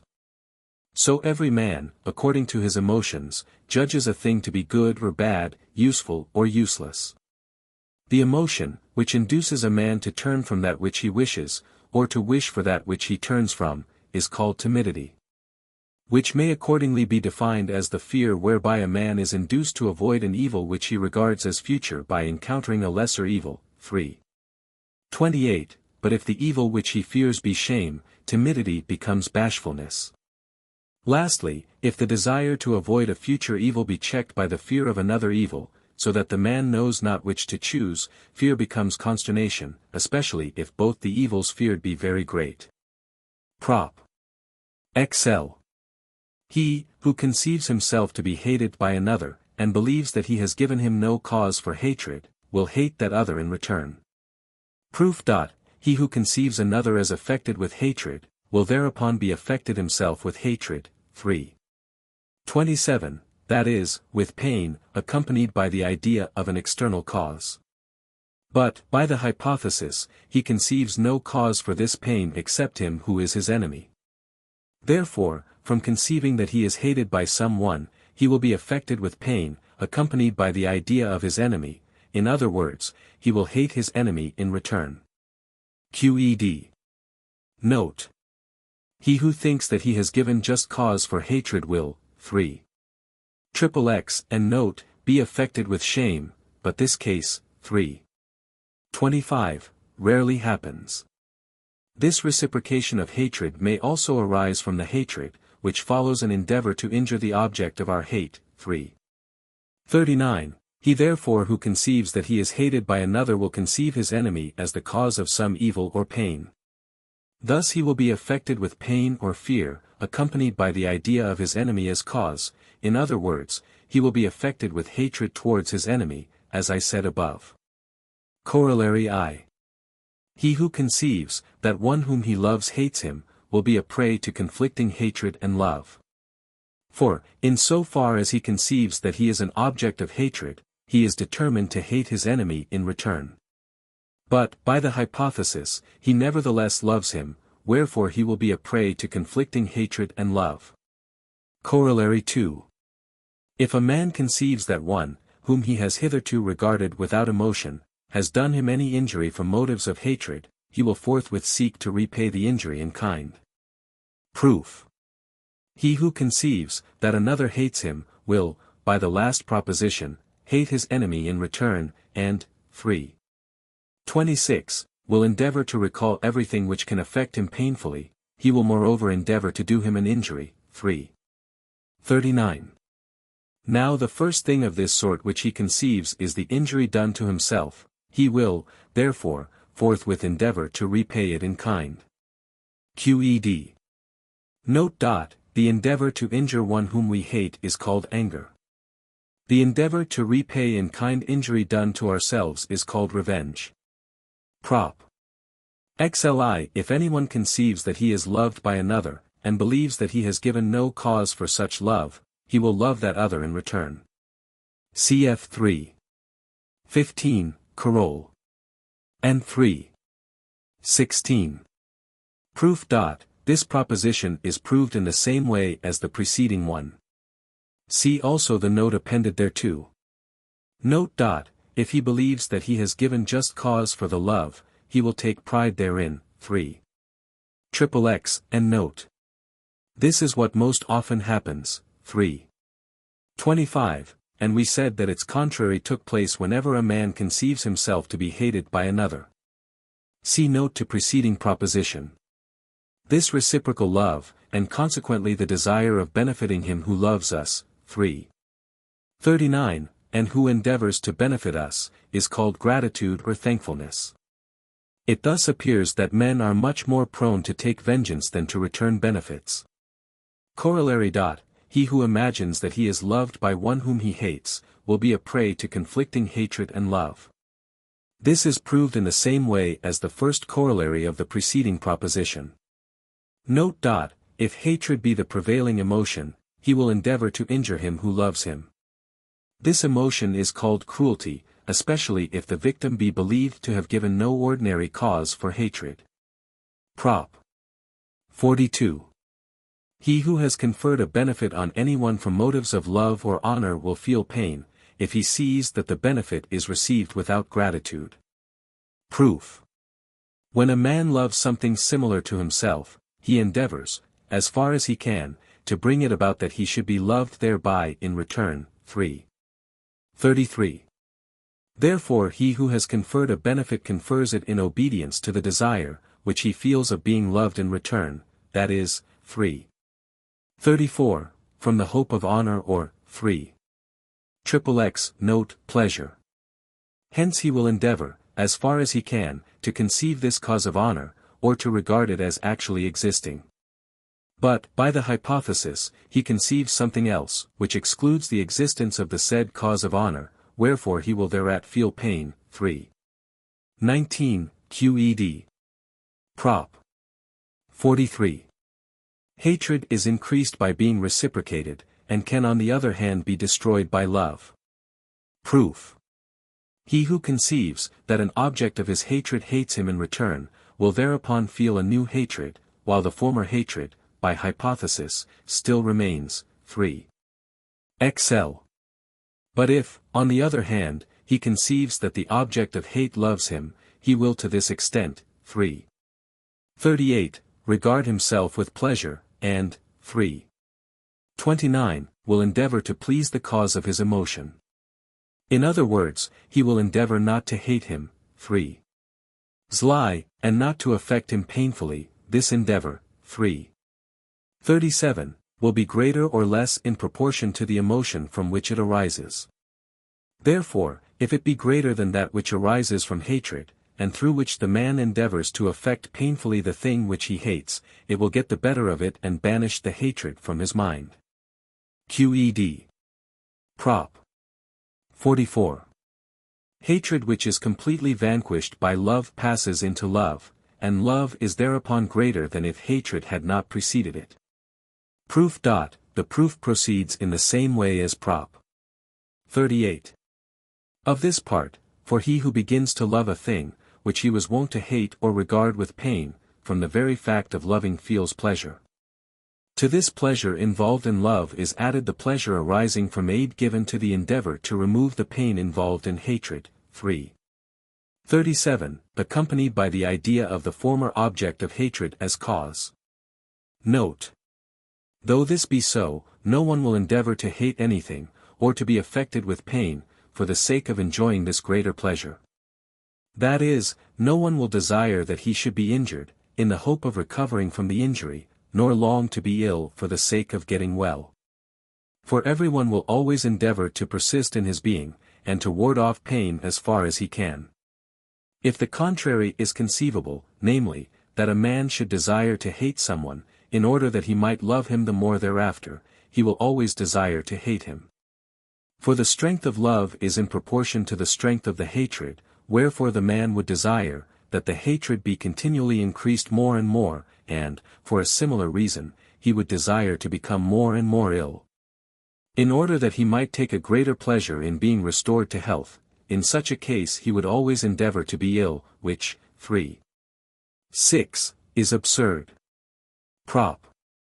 XLV. If a man conceives, that anyone similar to himself hates anything also similar to himself, which he loves, he will hate that person. Proof. The beloved object feels reciprocal hatred towards him who hates it. 3.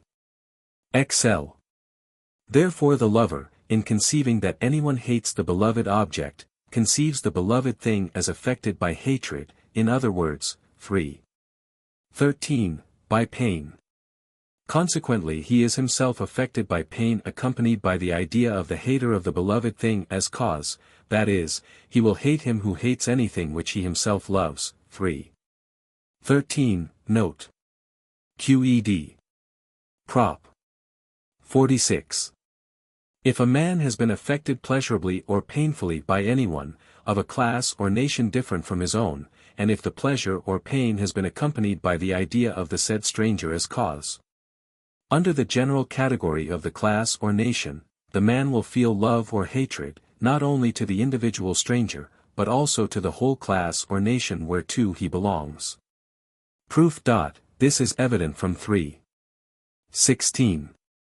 Prop. XLV. Joy arising from the fact that anything we hate is destroyed, or suffers other injury, is never unaccompanied by a certain pain in us. Proof. This is evident from 3. 27. For in so far as we conceive a thing similar to ourselves to be affected with pain, we ourselves feel pain. Note. This proposition can also be proved from the corollary to 2. 17. Whenever we remember anything, even if it does not actually exist, we regard it only as present, and the body is affected in the same manner, wherefore, in so far as the remembrance of the thing is strong, a man is determined to regard it with pain. This determination, while the image of the thing in question lasts, is indeed checked by the remembrance of other things excluding the existence of the aforesaid thing, but is not destroyed, hence. A man only feels pleasure in so far as the said determination is checked. For this reason the joy arising from the injury done to what we hate is repeated, every time we remember that object of hatred. For, as we have said, when the image of the thing in question is aroused, inasmuch as it involves the thing's existence, it determines the man to regard the thing with the same pain as he was wont to do, when it actually did exist. However, since he has joined to the image of the thing other images, which exclude its existence, this determination to pain is forthwith checked, and the man rejoices afresh as often as the repetition takes place. This is the cause of men's pleasure in recalling past evils, and delight in narrating dangers from which they have escaped. For when men conceive a danger, they conceive it as still future, and are determined to fear it. This determination is checked afresh by the idea of freedom, which became associated with the idea of the danger when they escaped therefrom. This renders them secure afresh, therefore they rejoice afresh. Prop. 48.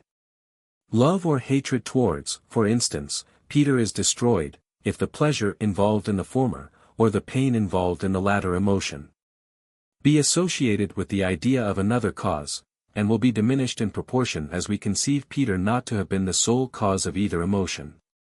Proof. This prop is evident from the mere definition of love and hatred. 3. 13. Note. For pleasure is called love towards Peter, and pain is called hatred towards Peter, simply in so far as Peter is regarded as the cause of one emotion or the other. When this condition of causality is either wholly or partly removed, the emotion towards Peter also wholly or in part vanishes. Qed. Prop. 49.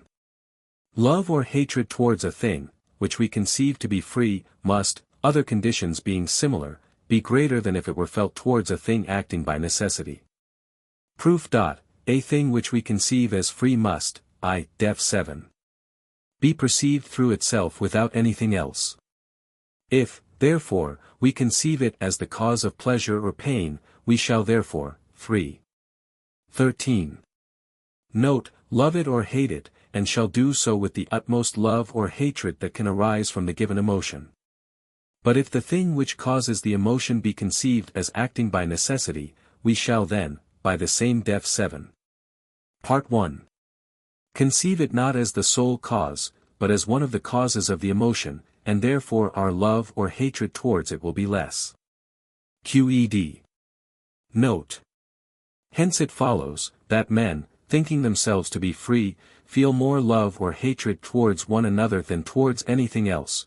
To this consideration we must add the imitation of emotions treated of in 3. 27, 34, XL. And 43. Prop.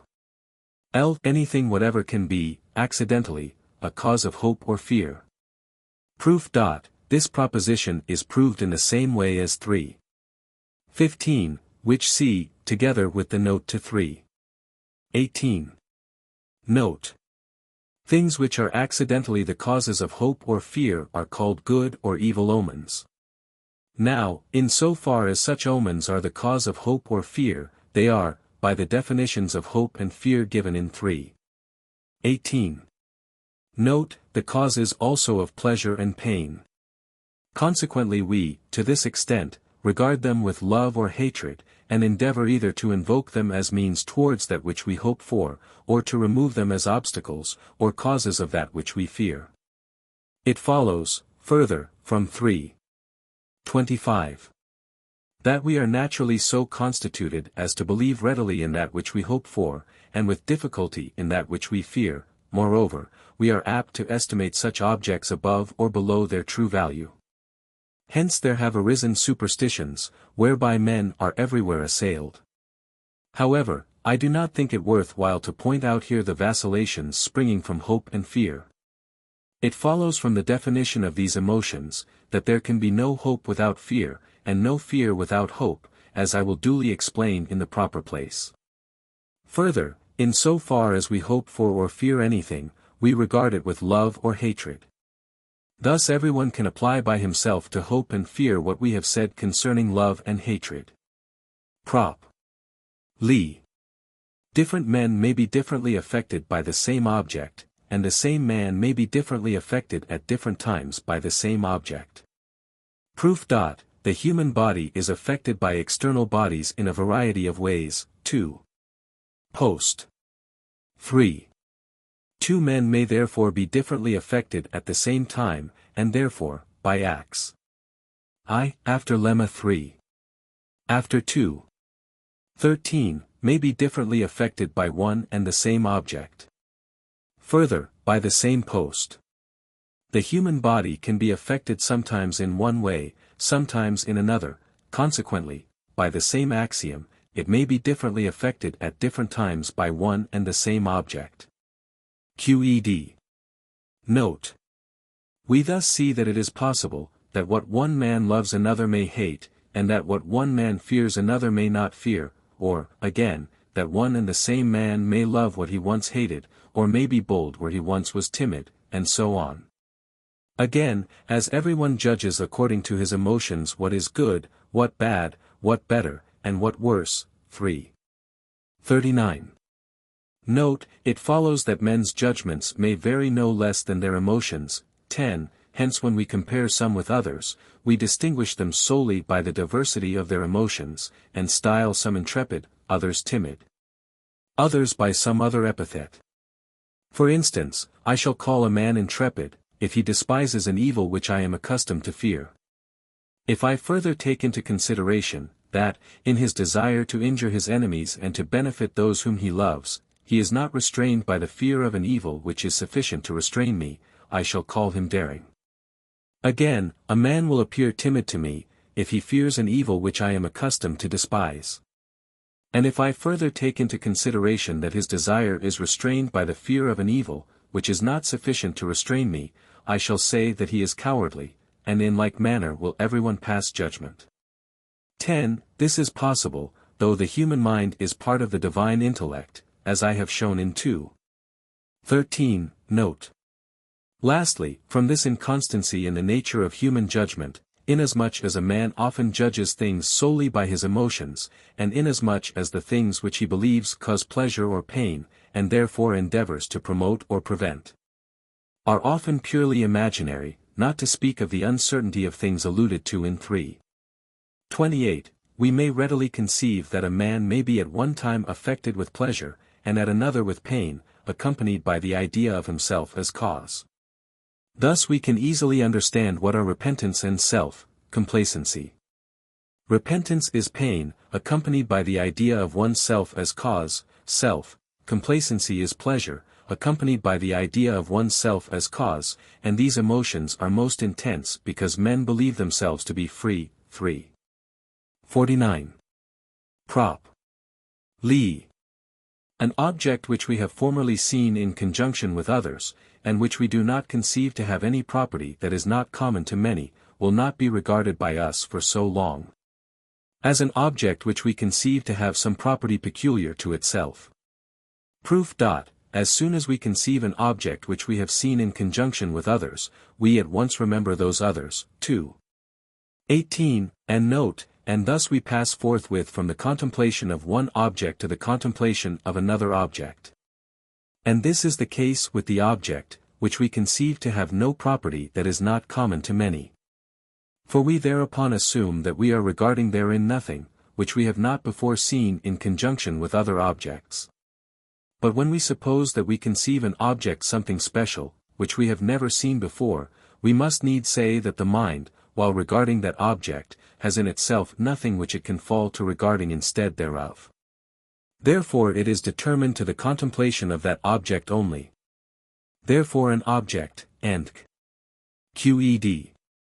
Note. This mental modification, or imagination of a particular thing, in so far as it is alone in the mind, is called wonder.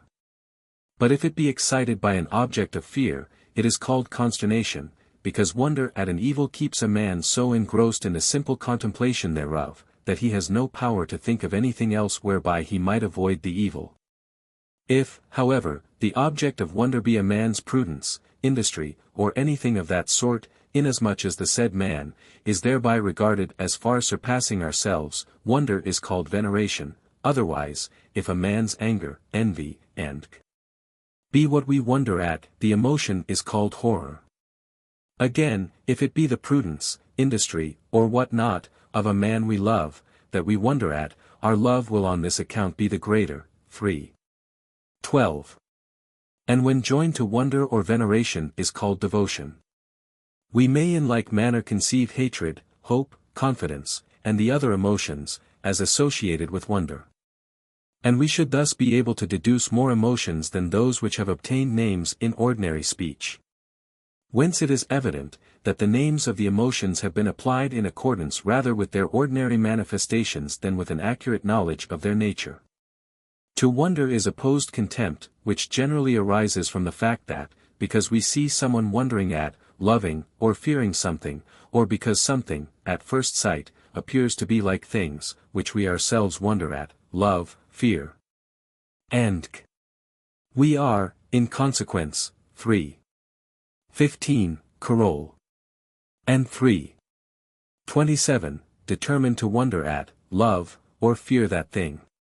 But if from the presence, or more accurate contemplation of the said thing, we are compelled to deny concerning it all that can be the cause of wonder, love, fear, and the mind then, by the presence of the thing, remains determined to think rather of those qualities which are not in it, than of those which are in it.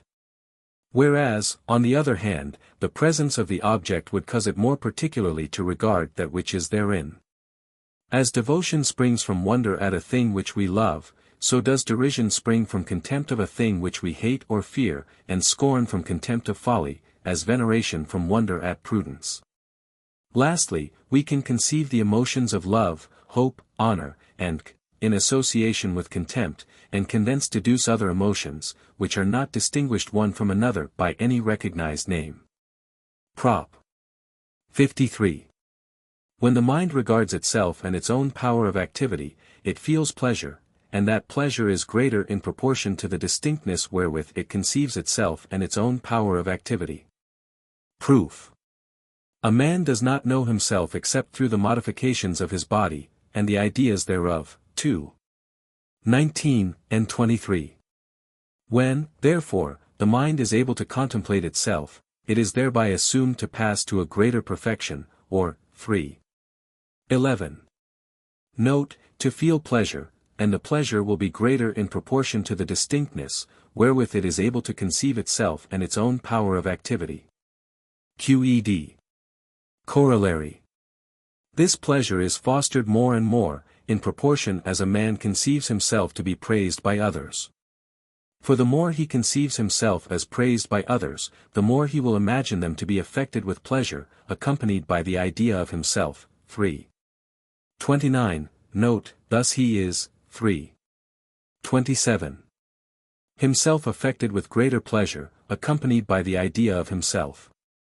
Qed. Prop. Liv. The mind endeavors to conceive only such things as assert its power of activity. Proof.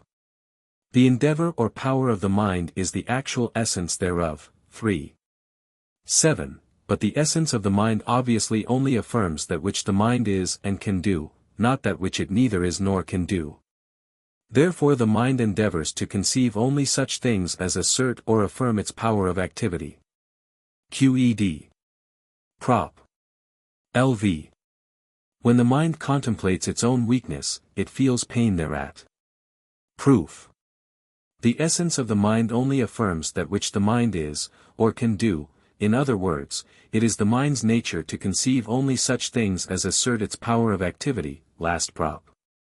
Thus, when we say that the mind contemplates its own weakness, we are merely saying that while the mind is attempting to conceive something which asserts its power of activity, it is checked in its endeavor, in other words, 3. 11. Note, it feels pain. QED. Corollary. This pain is more and more fostered, if a man conceives that he is blamed by others. This may be proved in the same way as the corollary to 3. 53. Note. This pain, accompanied by the idea of our own weakness, is called humility. The pleasure, which springs from the contemplation of ourselves, is called self-love or self-complacency. And inasmuch as this feeling is renewed as often as a man contemplates his own virtues, or his own power of activity, it follows that everyone is fond of narrating his own exploits, and displaying the force both of his body and mind, and also that. For this reason, men are troublesome to one another. Again, it follows that men are naturally envious. 3. 24, note, and 3. 32, note, rejoicing in the shortcomings of their equals, and feeling pain at their virtues. For whenever a man conceives his own actions, he is affected with pleasure. 3. 53, in proportion as his actions display more perfection, and he conceives them more distinctly, that is, 2. XL. Note, in proportion as he can distinguish them from others, and regard them as something special. Therefore, a man will take most pleasure in contemplating himself, when he contemplates some quality which he denies to others. But, if that which he affirms of himself be attributable to the idea of man or animals in general, he will not be so greatly pleased, he will, on the contrary, feel pain. If he conceives that his own actions fall short when compared with those of others. This pain, 3. 28, he will endeavor to remove, by putting a wrong construction on the actions of his equals, or by, as far as he can, embellishing his own. It is thus apparent that men are naturally prone to hatred and envy, which latter is fostered by their education. For parents are accustomed to incite their children to virtue solely by the spur of honor and envy. But, perhaps, some will scruple to assent to what I have said, because we not seldom admire men's virtues, and venerate their possessors. In order to remove such doubts, I append the following corollary. Corollary. No one envies the virtue of anyone who is not his equal. Proof. Envy is a species of hatred. 3. 24, note, or, 3. 13, note, pain, that is, 3. 11. Note, a modification whereby a man's power of activity, or endeavor towards activity, is checked. But a man does not endeavor or desire to do anything, which cannot follow from his nature as it is given. Therefore a man will not desire any power of activity or virtue, which is the same thing, to be attributed to him, that is appropriate to another's nature and foreign to his own. Hence his desire cannot be checked, nor he himself pained by the contemplation of virtue in some one unlike himself, consequently he cannot envy such an one. But he can envy his equal, who is assumed to have the same nature as himself. QED. Note. When, therefore, as we said in the note to 3. Li, we venerate a man, through wonder at his prudence, fortitude, and we do so, because we conceive those qualities to be peculiar to him, and not as common to our nature. We, therefore, no more envy their possessor, than we envy trees for being tall, or lions for being courageous. Prop. LVI. There are as many kinds of pleasure, of pain, of desire, and of every emotion compounded of these, such as vacillations of spirit, or derived from these, such as love, hatred, hope, fear, and, as there are kinds of objects whereby we are affected. Proof. Pleasure and pain, and consequently the emotions compounded thereof, or derived therefrom, are passions, or passive states. 3. 11. Note, now we are necessarily passive. 3. In so far as we have inadequate ideas. And only in so far as we have such ideas are we passive. 3. 3. That is, we are only necessarily passive. 2. Note, in so far as we conceive, or, 2. 17. And note, in so far as we are affected by an emotion, which involves the nature of our own body, and the nature of an external body. Wherefore the nature of every passive state must necessarily be so explained, that the nature of the object whereby we are affected be expressed. Namely, the pleasure, which arises from, say, the object A, involves the nature of that object A, and the pleasure, which arises from the object B, involves the nature of the object B. Wherefore these two pleasurable emotions are by nature different, inasmuch as the causes whence they arise are by nature different. So again the emotion of pain, which arises from one object, is by nature different from the pain arising from another object, and, similarly, in the case of love, hatred, hope, fear, vacillation, and thus, there are necessarily as many kinds of pleasure, pain, love, hatred, and as there are kinds of objects whereby we are affected. Now desire is each man's essence or nature, in so far as it is conceived as determined to a particular action by any given modification of itself. 3. 9. Note. Therefore, according as a man is affected through external causes by this or that kind of pleasure, pain, love, hatred, and in other words, according as his nature is disposed in this or that manner, so will his desire be of one kind or another, and the nature of one desire must necessarily differ from the nature of another desire, as widely as the emotions differ. Wherefrom each desire arose. Thus there are as many kinds of desire, as there are kinds of pleasure, pain, love, and, consequently, by what has been shown, there are as many kinds of desire, as there are kinds of objects whereby we are affected. Qed. Note. Among the kinds of emotions, which, by the last proposition, must be very numerous, the chief are luxury, drunkenness, lust, avarice, and ambition, being merely species of love or desire. Displaying the nature of those emotions in a manner varying according to the object, with which they are concerned. For by luxury, drunkenness, lust, avarice, ambition, and, we simply mean the immoderate love of feasting, drinking, venery, riches, and fame. Furthermore, these emotions, in so far as we distinguish them from others merely by the objects wherewith they are concerned, have no contraries. For temperance, sobriety, and chastity, which we are wont to oppose to luxury, drunkenness, and lust, are not emotions or passive states, but indicate a power of the mind which moderates the last, named emotions. However, I cannot here explain the remaining kinds of emotions, seeing that they are as numerous as the kinds of objects, nor, if I could, would it be necessary.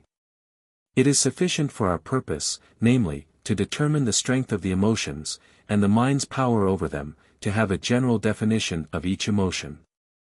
It is sufficient, I repeat, to understand the general properties of the emotions and the mind, to enable us to determine the quality and extent of the mind's power in moderating and checking the emotions.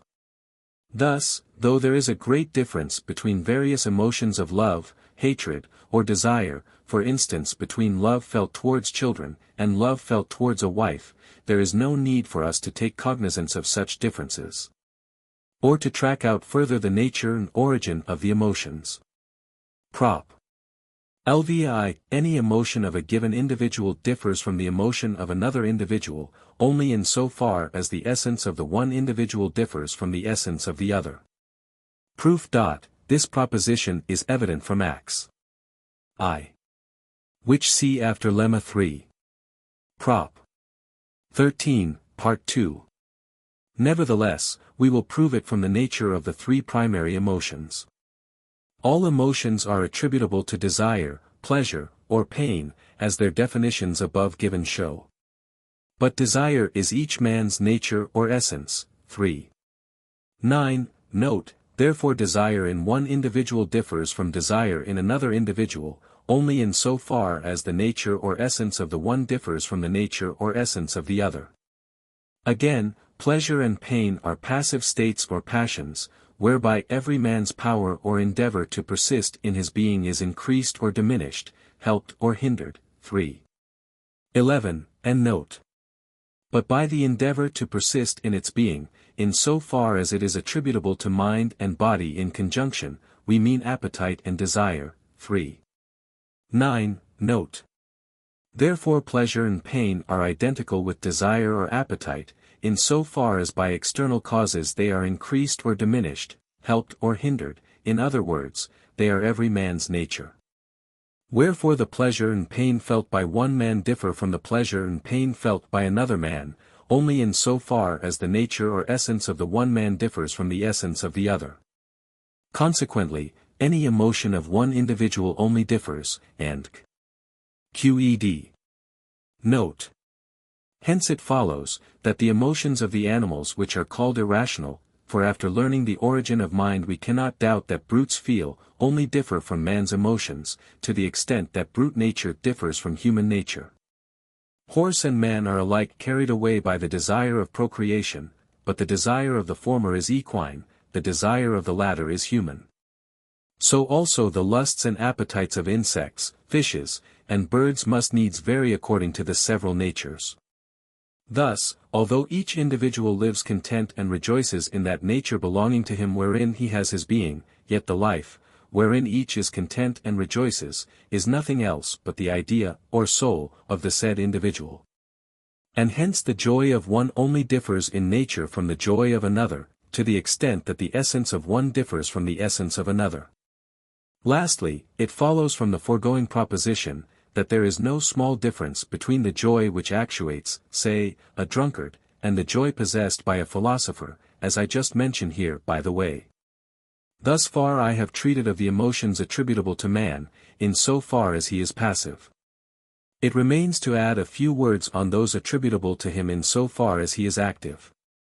Prop. 58. Besides pleasure and desire, which are passivities or passions, there are other emotions derived from pleasure and desire, which are attributable to us in so far as we are active. Proof.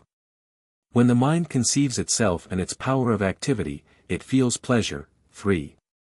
53. Now the mind necessarily contemplates itself, when it conceives a true or adequate idea. 2.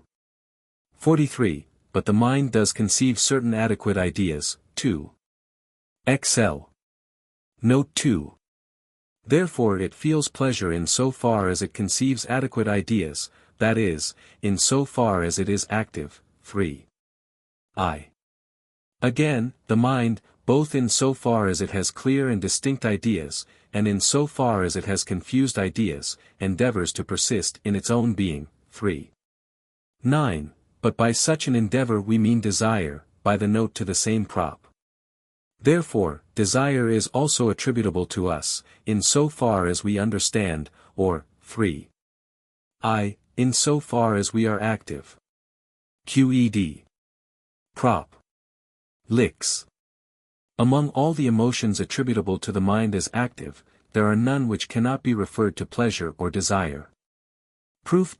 All emotions can be referred to desire, pleasure, or pain, as their definitions, already given, show. Now by pain we mean that the mind's power of thinking is diminished or checked. 3. 11. And note, therefore, in so far as the mind feels pain, its power of understanding, that is, of activity, is diminished or checked. 3. I. Therefore, no painful emotions can be attributed to the mind in virtue of its being active, but only emotions of pleasure and desire, which, by the last prop, are attributable to the mind in that condition. QED. Note. All actions following from emotion, which are attributable to the mind in virtue of its understanding, I set down to strength of character, fortitudo, which I divide into courage, animositas, and high-mindedness, generositas. By courage I mean the desire whereby every man strives to preserve his own being in accordance solely with the dictates of reason. By high-mindedness I mean the desire whereby every man endeavors, solely under the dictates of reason, to aid other men and to unite them to himself in friendship. Those actions, therefore, which have regard solely to the good of the agent I set down to courage, those which aim at the good of others I set down to high-mindedness. Thus temperance, sobriety, and presence of mind in danger, and are varieties of courage, courtesy, mercy, and are varieties of high-mindedness. I think I have thus explained, and displayed through their primary causes the principal emotions and vacillations of spirit, which arise from the combination of the three primary emotions, to wit, desire, pleasure, and pain. It is evident from what I have said, that we are in many ways driven about by external causes, and that like waves of the sea driven by contrary winds we toss to and fro unwitting of the issue and of our fate. But I have said, that I have only set forth the chief conflicting emotions, not all that might be given. For, by proceeding in the same way as above, we can easily show that love is united to repentance, scorn, shame, and I think everyone will agree from what has been said, that the emotions may be compounded one with another in so many ways, and so many variations may arise therefrom, as to exceed all possibility of computation.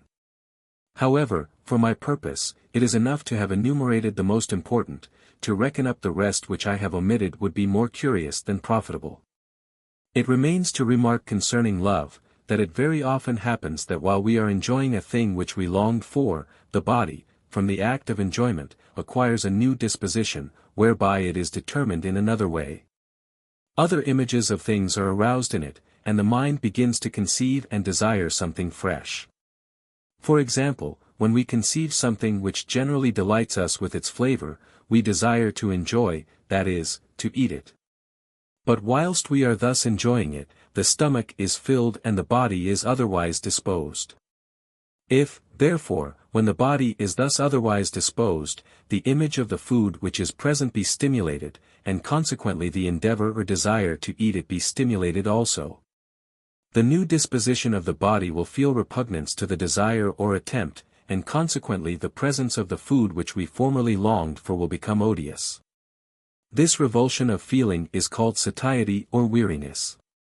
For the rest, I have neglected the outward modifications of the body observable in emotions, such, for instance, as trembling, pallor, sobbing, laughter, and for these are attributable to the body only, without any reference to the mind. Lastly, the definitions of the emotions require to be supplemented in a few points. I will therefore repeat them, interpolating such observations as I think should here and there be added. Definitions of the emotions. I. Desire is the actual essence of man, in so far as it is conceived, as determined to a particular activity by some given modification of itself. Explanation. We have said above, in the note to Prop. 9. Of this part, that desire is appetite, with consciousness thereof, further, that appetite is the essence of man, in so far as it is determined to act in a way tending to promote its own persistence. But, in the same note, I also remarked that, strictly speaking, I recognize no distinction between appetite and desire. For whether a man be conscious of his appetite or not, it remains one and the same appetite. Thus, in order to avoid the appearance of tautology, I have refrained from explaining desire by appetite. But I have take care to define it in such a manner, as to comprehend, under one head, all those endeavors of human nature, which we distinguish by the terms appetite, will, desire, or impulse.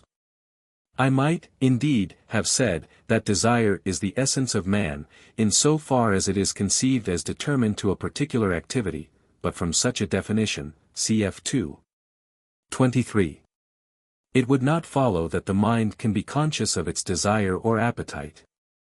Therefore, in order to imply the cause of such consciousness, it was necessary to add, in so far as it is determined by some given modification, and for, by a modification of man's essence, we understand every disposition of the said essence, whether such disposition be innate, or whether it be conceived solely under the attribute of thought, or solely under the attribute of extension.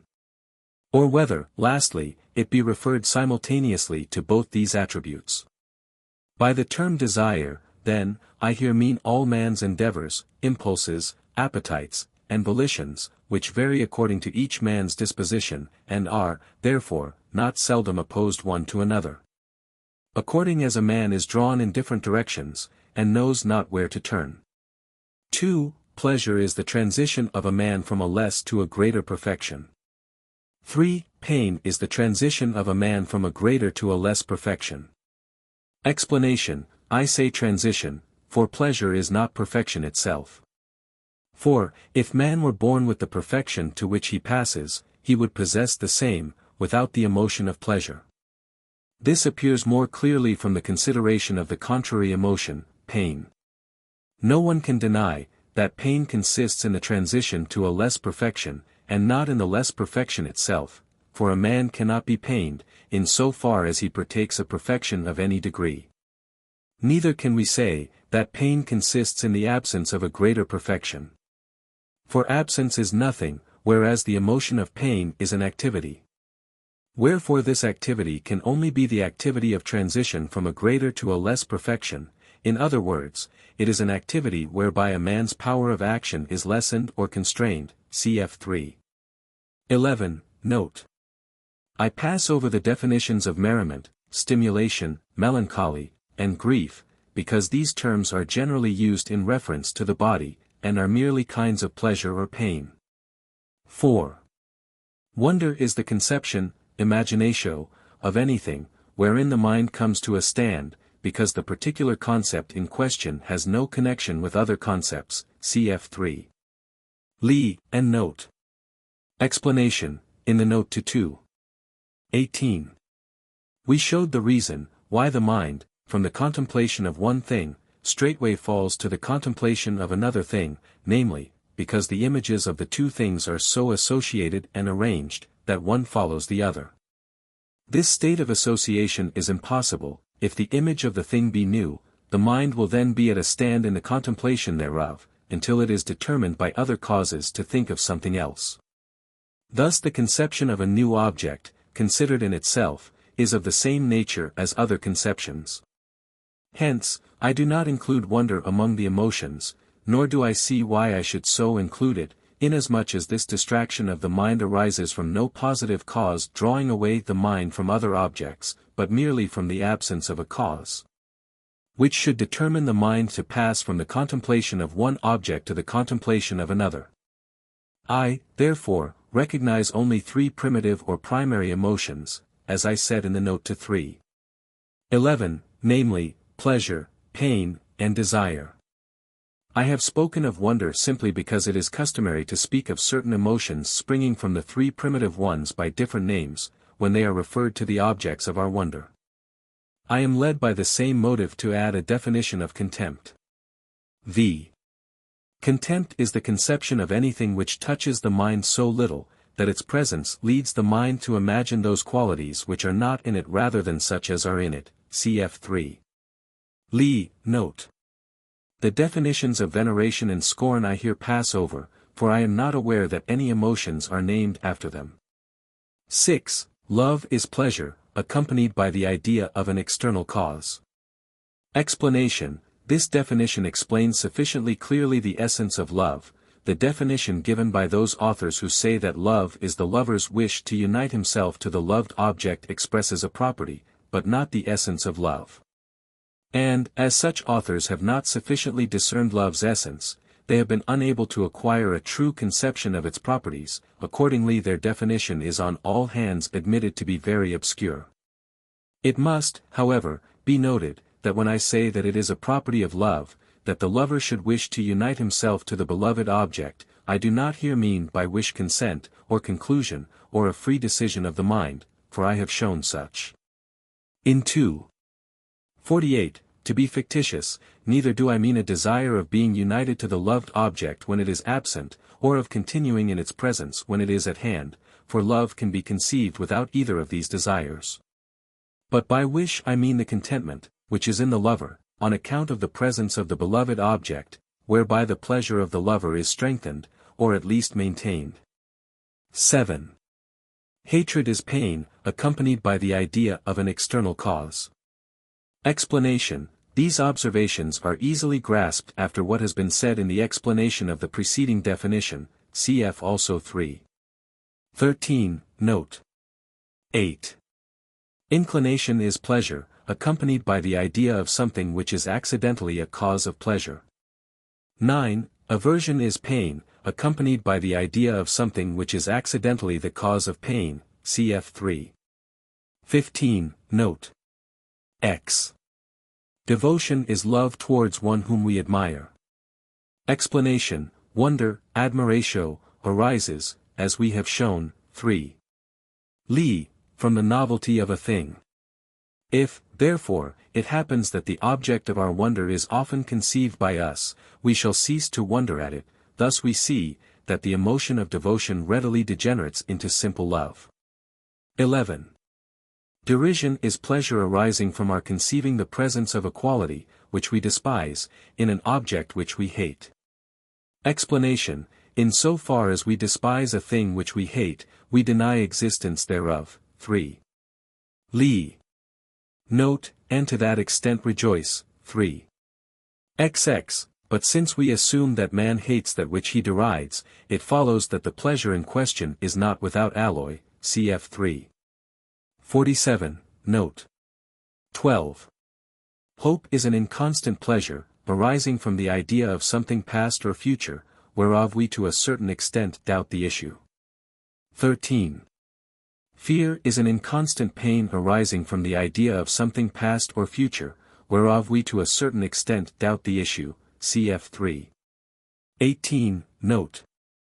Explanation, from these definitions it follows, that there is no hope unmingled with fear, and no fear unmingled with hope. For he, who depends on hope and doubts concerning the issue of anything, is assumed to conceive something, which excludes the existence of the said thing in the future, therefore he, to this extent, feels pain, cf. 3. 19. Consequently, while dependent on hope, he fears for the issue. Contrariwise he, who fears, in other words doubts, concerning the issue of something which he hates, also conceives something which excludes the existence of the thing in question. To this extent he feels pleasure, and consequently to this extent he hopes that it will turn out as he desires. 3. XX. 14. Confidence is pleasure arising from the idea of something past or future, wherefrom all cause of doubt has been removed. 15. Despair is pain arising from the idea of something past or future, wherefrom all cause of doubt has been removed. Explanation, thus confidence springs from hope, and despair from fear. When all cause for doubt as to the issue of an event has been removed, this comes to pass, because man conceives something past or future as present and regards it as such. Or else because he conceives other things, which exclude the existence of the causes of his doubt. For, although we can never be absolutely certain of the issue of any particular event, 2. 31, Carol, it may nevertheless happen that we feel no doubt concerning it. For we have shown, that to feel no doubt concerning a thing is not the same as to be quite certain of it. 2. 49, note. Thus it may happen that we are affected by the same emotion of pleasure or pain concerning a thing past or future, as concerning the conception of a thing present. This I have already shown in 3. 18. To which, with its note, I refer the reader. 16. Joy is pleasure accompanied by the idea of something past, which has had an issue beyond our hope. 17. Disappointment is pain accompanied by the idea of something past, which has had an issue contrary to our hope. 18. Pity is pain accompanied by the idea of evil, which has befallen someone else whom we conceive to be like ourselves, cf. 3. 22, note, and 3. 27, note. Explanation, between pity and sympathy, misericordia, there seems to be no difference, unless perhaps that the former term is used in reference to a particular action, and the latter in reference to a disposition. 19. Approval is love towards one who has done good to another. XX. Indignation is hatred towards one who has done evil to another. Explanation, I am aware that these terms are employed in senses somewhat different from those usually assigned. But my purpose is to explain, not the meaning of words, but the nature of things. I therefore make use of such terms, as may convey my meaning without any violent departure from their ordinary signification. One statement of my method will suffice. As for the cause of the above, named emotions c. 3. 27, Carol. I, and 3. 22, note. XXI, partiality is thinking too highly of anyone because of the love we bear him. 22. Disparagement is thinking too meanly of anyone because we hate him. Explanation: thus partiality is an effect of love, and disparagement an effect of hatred, so that partiality may also be defined as love, in so far as it induces a man to think too highly of a beloved object. Contrariwise, disparagement may be defined as hatred, in so far as it induces a man to think too meanly of a hated object. Cf. 3. 26, note. 23. Envy is hatred, in so far as it induces a man to be pained by another's good fortune, and to rejoice in another's evil fortune. Explanation: envy is generally opposed to sympathy, which, by doing some violence to the meaning of the word, may therefore be thus defined. 24. Sympathy, misericordia, is love, in so far as it induces a man to feel pleasure at another's good fortune, and pain at another's evil fortune. Explanation: concerning envy see the notes to 3. 24, and 32. These emotions also arise from pleasure or pain accompanied by the idea of something external, as cause either in itself or accidentally. I now pass on to other emotions, which are accompanied by the idea of something within as a cause. 25. Self-approval is pleasure arising from a man's contemplation of himself and his own power of action. XXVI, humility is pain arising from a man's contemplation of his own weakness of body or mind. Explanation: self-complacency is opposed to humility, in so far as we thereby mean pleasure arising from a contemplation of our own power of action. But, in so far as we mean thereby pleasure accompanied by the idea of any action which we believe we have performed by the free decision of our mind, it is opposed to repentance, which we may thus define. 27. Repentance is pain accompanied by the idea of some action, which we believe we have performed by the free decision of our mind. Explanation: the causes of these emotions we have set forth in 3. Lee note, and in 3. 53, live, LV and note. Concerning the free decision of the mind C2. 35, note. This is perhaps the place to call attention to the fact, that it is nothing wonderful that all those actions, which are commonly called wrong, are followed by pain, and all those, which are called right, are followed by pleasure. We can easily gather from what has been said, that this depends in great measure on education. Parents, by reprobating the former class of actions, and by frequently chiding their children because of them, and also by persuading to and praising the latter class, have brought it about. That the former should be associated with pain and the latter with pleasure. This is confirmed by experience. For custom and religion are not the same among all men, but that which some consider sacred others consider profane, and what some consider honorable others consider disgraceful. According as each man has been educated, he feels repentance for a given action or glories therein. 18. Pride is thinking too highly of one's self from self-love. Explanation: thus pride is different from partiality, for the latter term is used in reference to an external object, but pride is used of a man thinking too highly of himself.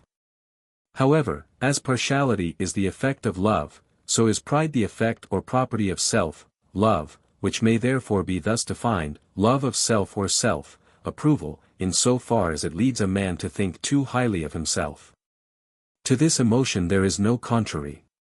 For no one thinks too meanly of himself because of self-hatred. I say that no one thinks too meanly of himself, in so far as he conceives that he is incapable of doing this or that. For whatsoever a man imagines that he is incapable of doing, he imagines this of necessity, and by that notion he is so disposed, that he really cannot do that which he conceives that he cannot do. For, so long as he conceives that he cannot do it, so long is he not determined to do it, and consequently so long is it impossible for him to do it. However, if we consider such matters as only depend on opinion, we shall find it conceivable that a man may think too meanly of himself. For it may happen, that a man, sorrowfully regarding his own weakness, should imagine that he is despised by all men, while the rest of the world are thinking of nothing less than of despising him. Again, a man may think too meanly of himself, if he deny of himself in the present something in relation to a future time of which he is uncertain. As, for instance, if he should say that he is unable to form any clear conceptions, or that he can desire and do nothing but what is wicked and base, and we may also say, that a man thinks too meanly of himself, when we see him from excessive fear of shame refusing to do things which others, his equals, venture. We can, therefore, set down as a contrary to pride an emotion which I will call self-abasement, for as from self-complacency springs pride, so from humility springs self-abasement, which I will accordingly thus define. 29. Self-abasement is thinking too meanly of one's self by reason of pain. Explanation: we are nevertheless generally accustomed to oppose pride to humility, but in that case we pay more attention to the effect of either emotion than to its nature. We are wont to call proud the man who boasts too much. 3. Note, who talks of nothing but his own virtues and other people's faults, who wishes to be first. And lastly, who goes through life with a style and pomp suitable to those far above him in station. On the other hand, we call humble the man who too often blushes, who confesses his faults, who sets forth other men's virtues, and who, lastly, walks with bent head and is negligent of his attire. However, these emotions, humility and self-abasement, are extremely rare. For human nature, considered in itself, strives against them as much as it can, c. 3. 13. Live. Hence those, who are believed to be most self-abased and humble, are generally in reality the most ambitious and envious. Honor. 11. Is pleasure accompanied by the idea of some action of our own, which we believe to be praised by others. 11. Gloria. Shame is pain accompanied by the idea of some action of our own, which we believe to be blamed by others. Explanation: on this subject see the note to 3. But we should here remark the difference which exists between shame and modesty. Shame is the pain following the deed whereof we are ashamed. Modesty is the fear or dread of shame, which restrains a man from committing a base action. Modesty is usually opposed to shamelessness, but the latter is not an emotion, as I will duly show. However, the names of the emotions, as I have remarked already, have regard rather to their exercise than to their nature. I have now fulfilled the task of explaining the emotions arising from pleasure and pain. I therefore proceed to treat of those which I refer to desire. 32. Regret is the desire or appetite to possess something, kept alive by the remembrance of the said thing, and at the same time constrained by the remembrance of other things which exclude the existence of it. Explanation: when we remember a thing, we are by that very fact, as I have already said more than once, disposed to contemplate it with the same emotion as if it were something present. But this disposition or endeavor, while we are awake, is generally checked by the images of things which exclude the existence of that which we remember. Thus when we remember something which affected us with a certain pleasure, we by that very fact endeavor to regard it with the same emotion of pleasure as though it were present. But this endeavor is at once checked by the remembrance of things which exclude the existence of the thing in question. Wherefore regret is, strictly speaking, a pain opposed to that of pleasure, which arises from the absence of something we hate, cf. 3. 47, note. But, as the name regret seems to refer to desire, I set this emotion down, among the emotions springing from desire. 33. Emulation is the desire of something, engendered in us by our conception that others have the same desire. Explanation: he who runs away, because he sees others running away, or he who fears, because he sees others in fear. Or again, he who, on seeing that another man has burnt his hand, draws towards him his own hand, and moves his body as though his own were burnt, such an one can be said to imitate another's emotion, but not to emulate him. Not because the causes of emulation and imitation are different, but because it has become customary to speak of emulation only in him, who imitates that which we deem to be honorable, useful, or pleasant. As to the cause of emulation, cf. 3. 27, and note. The reason why this emotion is generally coupled with envy may be seen from 3:32, and note 34. Thankfulness or gratitude is the desire or zeal springing from love, whereby we endeavor to benefit him, who with similar feelings of love has conferred a benefit on us. Cf. 3:39, note and XL. 35. Benevolence is the desire of benefiting one whom we pity. Cf. 3:27, note. XXXV. Anger is the desire, whereby through hatred we are induced to injure one whom we hate. 3:39. 37. Revenge is the desire whereby we are induced, through mutual hatred, to injure one who, with similar feelings, has injured us. C3. XL, Carole. 2 and note. 38. Cruelty or savageness is the desire, whereby a man is impelled to injure one whom we love or pity. Explanation: to cruelty is opposed clemency, which is not a passive state of the mind, but a power whereby man restrains his anger and revenge. XXXAX, timidity is the desire to avoid a greater evil, which we dread, by undergoing a lesser evil. Cf. 3:39, note. XL, daring is the desire, whereby a man is set on to do something dangerous which his equals fear to attempt. XLI. Cowardice is attributed to one, whose desire is checked by the fear of some danger which his equals dare to encounter. Explanation: cowardice is, therefore, nothing else but the fear of some evil, which most men are wont not to fear. Hence I do not reckon it among the emotions springing from desire. Nevertheless, I have chosen to explain it here, because, in so far as we look to the desire, it is truly opposed to the emotion of daring. 42. Consternation is attributed to one, whose desire of avoiding evil is checked by amazement at the evil which he fears. Explanation: consternation is, therefore, a species of cowardice. But, inasmuch as consternation arises from a double fear, it may be more conveniently defined as a fear which keeps a man so bewildered and wavering, that he is not able to remove the evil. I say bewildered, in so far as we understand his desire of removing the evil to be constrained by his amazement. I say wavering, in so far as we understand the said desire to be constrained by the fear of another evil, which equally torments him, whence it comes to pass that he knows not, which he may avert of the two. On this subject, see 3:39. Note, and 3. Lee, note. Concerning cowardice and daring, see 3. Lee note. Xli courtesy, or deference, humanitas scu modestia, is the desire of acting in a way that should please men, and refraining from that which should displease them. Xliv, ambition is the immoderate desire of power. Explanation: ambition is the desire, whereby all the emotions, cf. 3:27, and 31, are fostered and strengthened, therefore this emotion can with difficulty be overcome.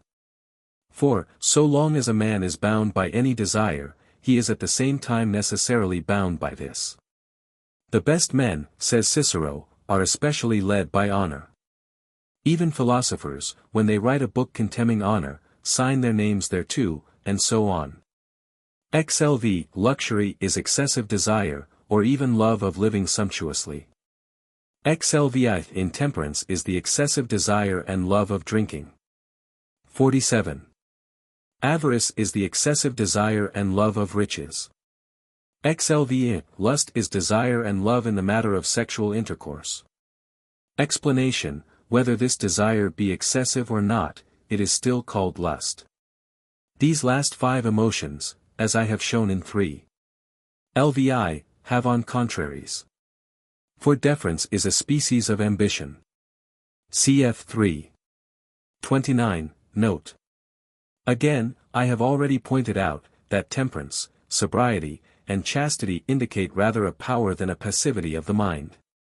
It may, nevertheless, happen, that an avaricious, an ambitious, or a timid man may abstain from excess in eating, drinking, or sexual indulgence, yet avarice, ambition, and fear are not contraries to luxury, drunkenness, and debauchery. For an avaricious man often is glad to gorge himself with food and drink at another man's expense. An ambitious man will restrain himself in nothing, so long as he thinks his indulgences are secret. And if he lives among drunkards and debauches, he will, from the mere fact of being ambitious, be more prone to those vices. Lastly, a timid man does that which he would not. For though an avaricious man should, for the sake of avoiding death, cast his riches into the sea, he will none the less remain avaricious. So, also, if a lustful man is downcast, because he cannot follow his bent, he does not, on the ground of abstention, cease to be lustful. In fact, these emotions are not so much concerned with the actual feasting, drinking, and as with the appetite and love of such. Nothing, therefore, can be opposed to these emotions, but high-mindedness and valor, whereof I will speak presently. The definitions of jealousy and other waverings of the mind I pass over in silence, first, because they arise from the compounding of the emotions already described. Secondly, because many of them have no distinctive names, which shows that it is sufficient for practical purposes to have merely a general knowledge of them. However, it is established from the definitions of the emotions, which we have set forth, that they all spring from desire, pleasure, or pain, or, rather, that there is nothing besides these three. Wherefore each is wont to be called by a variety of names in accordance with its various relations and extrinsic tokens. If we now direct our attention to these primitive emotions, and to what has been said concerning the nature of the mind, we shall be able thus to define the emotions, in so far as they are referred to the mind only. General definition of the emotions. Emotion, which is called a passivity of the soul, is a confused idea, whereby the mind affirms concerning its body, or any part thereof, a force for existence, existendi vis, greater or less than before. And by the presence of which the mind is determined to think of one thing rather than another. Explanation: I say, first, that emotion or passion of the soul is a confused idea. For we have shown that the mind is only passive, in so far as it has inadequate or confused ideas. 3. I say, further, whereby the mind affirms concerning its body or any part thereof a force for existence greater than before. For all the ideas of bodies, which we possess, denote rather the actual disposition of our own body. 2. 16, Carol. 2. Than the nature of an external body. But the idea which constitutes the reality of an emotion must denote or express the disposition of the body, or of some part thereof, because its power of action or force for existence is increased or diminished, helped or hindered. But it must be noted that, when I say a greater or less force for existence than before, I do not mean that the mind compares the present with the past disposition of the body. But that the idea which constitutes the reality of an emotion affirms something of the body, which, in fact, involves more or less of reality than before. And inasmuch as the essence of mind consists in the fact, 2. 11, 13. That it affirms the actual existence of its own body, and inasmuch as we understand by perfection the very essence of a thing, it follows that the mind passes to greater or less perfection, when it happens to affirm concerning its own body, or any part thereof, something involving more or less reality than before. When, therefore, I said above that the power of the mind is increased or diminished, I merely meant that the mind had formed of its own body, or of some part thereof, an idea involving more or less of reality. Then it had already affirmed concerning its own body. For the excellence of ideas, and the actual power of thinking are measured by the excellence of the object. Lastly, I have added by the presence of which the mind is determined to think of one thing rather than another, so that, besides the nature of pleasure and pain, which the first part of the definition explains, I might also express the nature of desire. Part 4. Of human bondage, or the strength of the emotions. Preface. Human infirmity in moderating and checking the emotions I name bondage, for, when a man is a prey to his emotions, he is not his own master, but lies at the mercy of fortune, so much so, that he is often compelled, while seeing that which is better for him, to follow that which is worse. Why this is so, and what is good or evil in the emotions, I propose to show in this part of my treatise. But, before I begin, it would be well to make a few prefatory observations on perfection and imperfection, good and evil. When a man has purposed to make a given thing, and has brought it to perfection, his work will be pronounced perfect, not only by himself, but by everyone who rightly knows, or thinks that he knows, the intention and aim of its author. For instance, suppose anyone sees a work, which I assume to be not yet completed, and knows that the aim of the author of that work is to build a house, he will call the work imperfect. He will, on the other hand, call it perfect, as soon as he sees that it is carried through to the end, which its author had purposed for it. But if a man sees a work, the like whereof he has never seen before, and if he knows not the intention of the artificer, he plainly cannot know, whether that work be perfect or imperfect. Such seems to be the primary meaning of these terms. But, after men began to form general ideas, to think out types of houses, buildings, towers, and to prefer certain types to others, it came about, that each man called perfect that which he saw agree with the general idea he had formed of the thing in question, and called imperfect that which he saw agree less with his own preconceived type, even though it had evidently been completed in accordance with the idea of its artificer. This seems to be the only reason for calling natural phenomena, which, indeed, are not made with human hands, perfect or imperfect, for men are wont to form general ideas of things natural, no less than of things artificial. And such ideas they hold as types, believing that nature, who they think does nothing without an object, has them in view, and has set them as types before herself. Therefore, when they behold something in nature, which does not wholly conform to the preconceived type which they have formed of the thing in question, they say that nature has fallen short or has blundered, and has left her work incomplete. Thus we see that men are wont to style natural phenomena perfect or imperfect rather from their own prejudices, than from true knowledge of what they pronounce upon. Now we showed in the appendix to Part 1. That nature does not work with an end in view. For the eternal and infinite being, which we call God or nature, acts by the same necessity as that whereby it exists. For we have shown, that by the same necessity of its nature, whereby it exists, it likewise works, I. 16. The reason or cause why God or nature exists, and the reason why he acts, are one and the same. Therefore, as he does not exist for the sake of an end, so neither does he act for the sake of an end. Of his existence and of his action there is neither origin nor end. Wherefore, a cause which is called final is nothing else but human desire, in so far as it is considered as the origin or cause of anything. For example, when we say that to be inhabited is the final cause of this or that house, we mean nothing more than that a man, conceiving the conveniences of household life, had a desire to build a house.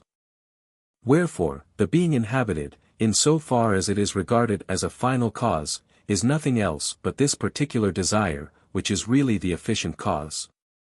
It is regarded as the primary cause, because men are generally ignorant of the causes of their desires. They are, as I have often said already, conscious of their own actions and appetites, but ignorant of the causes whereby they are determined to any particular desire. Therefore, the common saying that nature sometimes falls short, or blunders, and produces things which are imperfect, I set down among the glosses treated of in the appendix to Part 1. Perfection and imperfection, then, are in reality merely modes of thinking, or notions which we form from a comparison among one another of individuals of the same species, hence I said above, 2. Def 6. That by reality and perfection I mean the same thing. For we are wont to refer all the individual things in nature to one genus, which is called the highest genus, namely, to the category of being, whereto absolutely all individuals in nature belong. Thus, in so far as we refer the individuals in nature to this category, and comparing them one with another, find that some possess more of being or reality than others, we, to this extent, say that some are more perfect than others.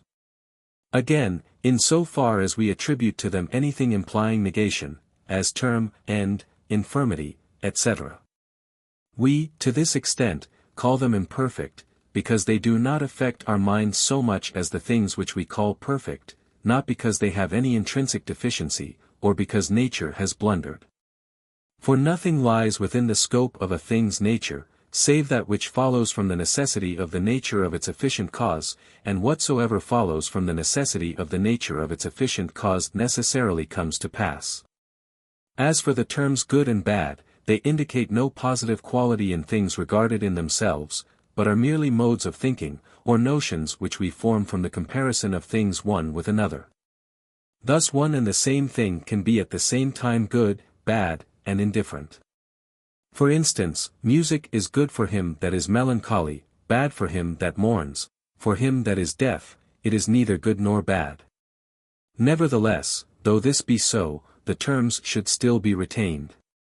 For, inasmuch as we desire to form an idea of man as a type of human nature which we may hold in view, it will be useful for us to retain the terms in question, in the sense I have indicated.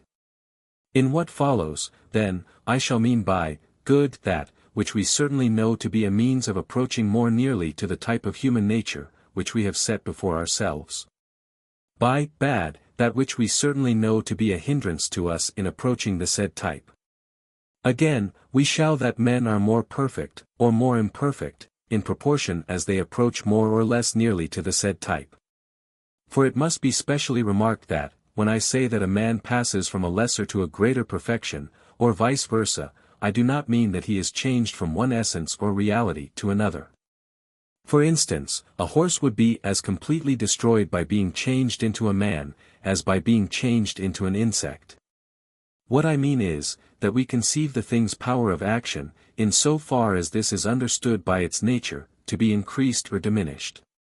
Lastly, by perfection in general I shall, as I have said, mean reality, in other words, each thing's essence, in so far as it exists, and operates in a particular manner, and without paying any regard to its duration. For no given thing can be said to be more perfect, because it has passed a longer time in existence. The duration of things cannot be determined by their essence, for the essence of things involves no fixed and definite period of existence. But everything, whether it be more perfect or less perfect, will always be able to persist in existence with the same force wherewith it began to exist, wherefore, in this respect, all things are equal. Definitions. I. By good I mean that which we certainly know to be useful to us. 2. By evil I mean that which we certainly know to be a hindrance to us in the attainment of any good. Concerning these terms see the foregoing preface towards the end. 3. Particular things I call contingent in so far as, while regarding their essence only, we find nothing therein, which necessarily asserts their existence or excludes it. 4. Particular things I call possible in so far as, while regarding the causes whereby they must be produced, we know not, whether such causes be determined for producing them. In I. 33. Note. I drew no distinction between possible and contingent, because there was in that place no need to distinguish them accurately. V. By conflicting emotions I mean those which draw a man in different directions, though they are of the same kind, such as luxury and avarice, which are both species of love, and are contraries, not by nature, but by accident. 6. What I mean by emotion felt towards a thing, future, present, and past, I explained in 3. 18 notes. I and 2, which see. But I should here also remark, that we can only distinctly conceive distance of space or time up to a certain definite limit. That is, all objects distant from us more than 200 feet, or whose distance from the place where we are exceeds that which we can distinctly conceive, seem to be an equal distance from us, and all in the same plane. So also objects, whose time of existing is conceived as removed from the present by a longer interval than we can distinctly conceive, seem to be all equally distant from the present, and are set down, as it were, to the same moment of time. 7. By an end, for the sake of which we do something, I mean a desire.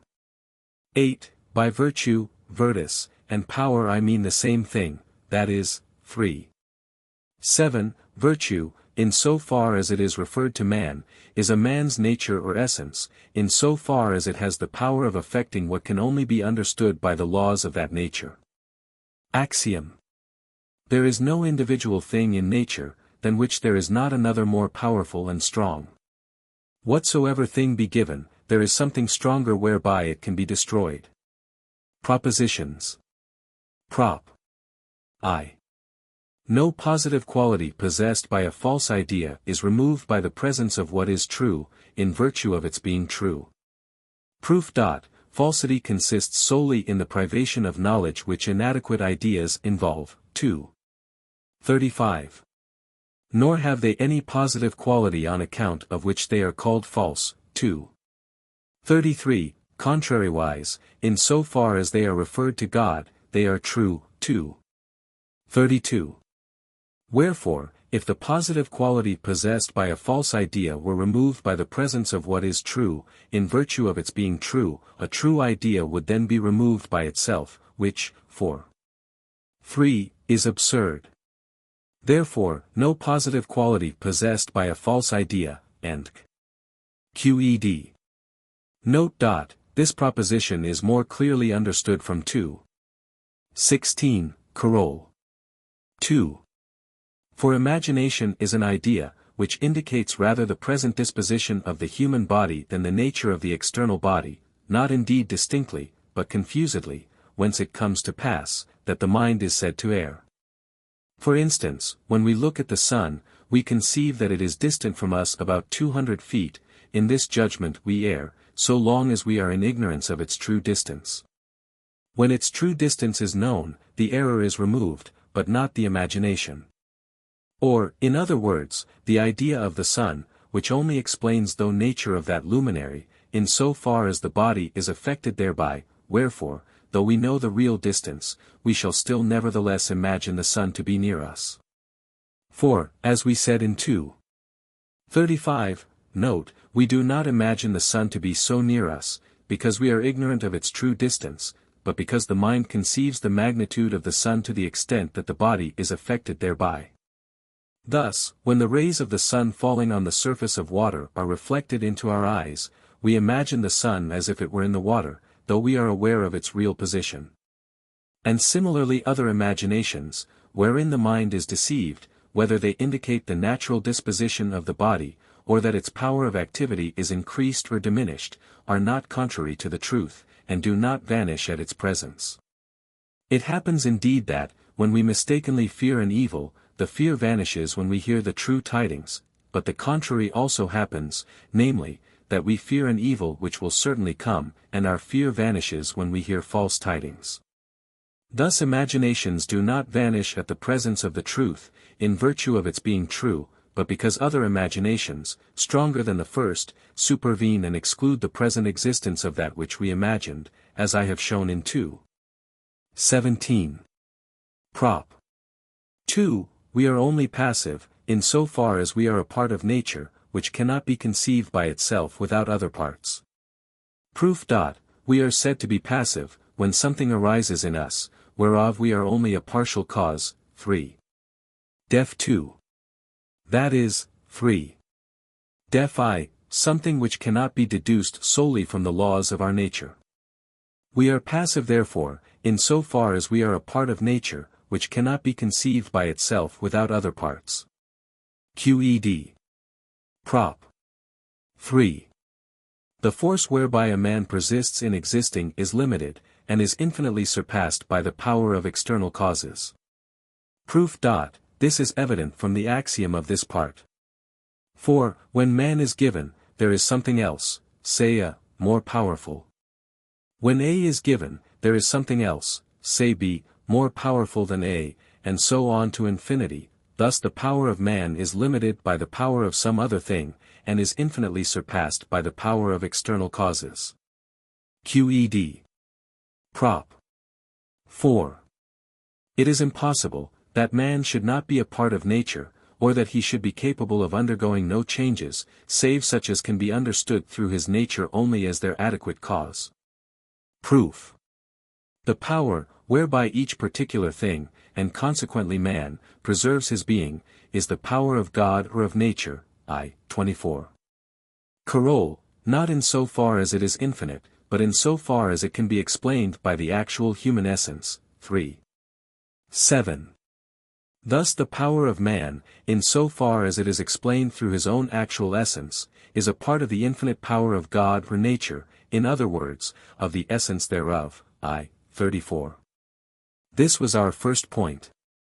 Again, if it were possible, that man should undergo no changes save such as can be understood solely through the nature of man, it would follow that he would not be able to die, but would always necessarily exist. This would be the necessary consequence of a cause whose power was either finite or infinite, namely, either of man's power only, inasmuch as he would be capable of removing from himself all changes which could spring from external causes. Or of the infinite power of nature, whereby all individual things would be so ordered, that man should be incapable of undergoing any changes save such as tended towards his own preservation. But the first alternative is absurd, by the last prop. The proof of which is universal, and can be applied to all individual things. Therefore, if it be possible, that man should not be capable of undergoing any changes, save such as can be explained solely through his own nature, and consequently that he must always, as we have shown, necessarily exist. Such a result must follow from the infinite power of God, and consequently, I. 16. From the necessity of the divine nature, in so far as it is regarded as affected by the idea of any given man, the whole order of nature as conceived under the attributes of extension and thought must be deducible. It would therefore follow, I. 21, that man is infinite, which, by the first part of this proof, is absurd. It is, therefore, impossible, that man should not undergo any changes save those whereof he is the adequate cause. Qed. Corollary. Hence it follows, that man is necessarily always a prey to his passions, that he follows and obeys the general order of nature, and that he accommodates himself thereto, as much as the nature of things demands. Prop. V. The power and increase of every passion, and its persistence in existing are not defined by the power, whereby we ourselves endeavor to persist in existing, but by the power of an external cause compared with our own. Proof. The essence of a passion cannot be explained through our essence alone, 3. Def. I and 2, that is, 3. 7. The power of a passion cannot be defined by the power, whereby we ourselves endeavor to persist in existing, but, as is shown in 2. 16, must necessarily be defined by the power of an external cause compared with our own. Qed. Prop. 6. The force of any passion or emotion can overcome the rest of a man's activities or power, so that the emotion becomes obstinately fixed to him. Proof. The force and increase of any passion and its persistence in existing are defined by the power of an external cause compared with our own, by the foregoing prop, therefore, 4. 3. It can overcome a man's power, Andy. Qed. Prop. 7. An emotion can only be controlled or destroyed by another emotion contrary thereto, and with more power for controlling emotion. Proof. Emotion, in so far as it is referred to the mind, is an idea, whereby the mind affirms of its body a greater or less force of existence than before, cf. the general definition of the emotions at the end of Part 3. When, therefore, the mind is assailed by any emotion, the body is at the same time affected with a modification whereby its power of activity is increased or diminished. Now this modification of the body, 4. V. receives from its cause the force for persistence in its being, which force can only be checked or destroyed by a bodily cause, 2. 6. In virtue of the body being affected with a modification contrary to, 3. V, and stronger than itself, 4. Acts, wherefore, 2. 12. The mind is affected by the idea of a modification contrary to, and stronger than the former modification, in other words. By the general definition of the emotions, the mind will be affected by an emotion contrary to and stronger than the former emotion, which will exclude or destroy the existence of the former emotion.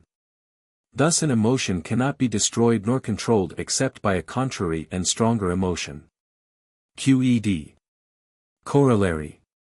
An emotion, in so far as it is referred to the mind, can only be controlled or destroyed through an idea of a modification of the body contrary to, and stronger than, that which we are undergoing. For the emotion which we undergo can only be checked or destroyed by an emotion contrary to, and stronger than, itself, in other words, by the general definition of the emotions, only by an idea of a modification of the body contrary to, and stronger than, the modification which we undergo. Prop. 8. The knowledge of good and evil is nothing else but the emotions of pleasure or pain, in so far as we are conscious thereof. Proof. We call a thing good or evil, when it is of service or the reverse in preserving our being, for death. I. And 2, that is, 3. 7. When it increases or diminishes, helps or hinders, our power of activity. Thus, in so far as we perceive that a thing affects us with pleasure or pain, we call it good or evil. Wherefore the knowledge of good and evil is nothing else but the idea of the pleasure or pain, which necessarily follows from that pleasurable or painful emotion. 2. 22. But this idea is united to the emotion in the same way as mind is united to body. 2. 21. That is, there is no real distinction between this idea and the emotion or idea of the modification of the body, save in conception only. Therefore the knowledge of good and evil is nothing else but the emotion, in so far as we are conscious thereof. QED. Prop. 9. An emotion, whereof we conceive the cause to be with us at the present time, is stronger than if we did not conceive the cause to be with us. Proof. Imagination or conception is the idea, by which the mind regards a thing as present. 2. 17. Note, but which indicates the disposition of the mind rather than the nature of the external thing. 2.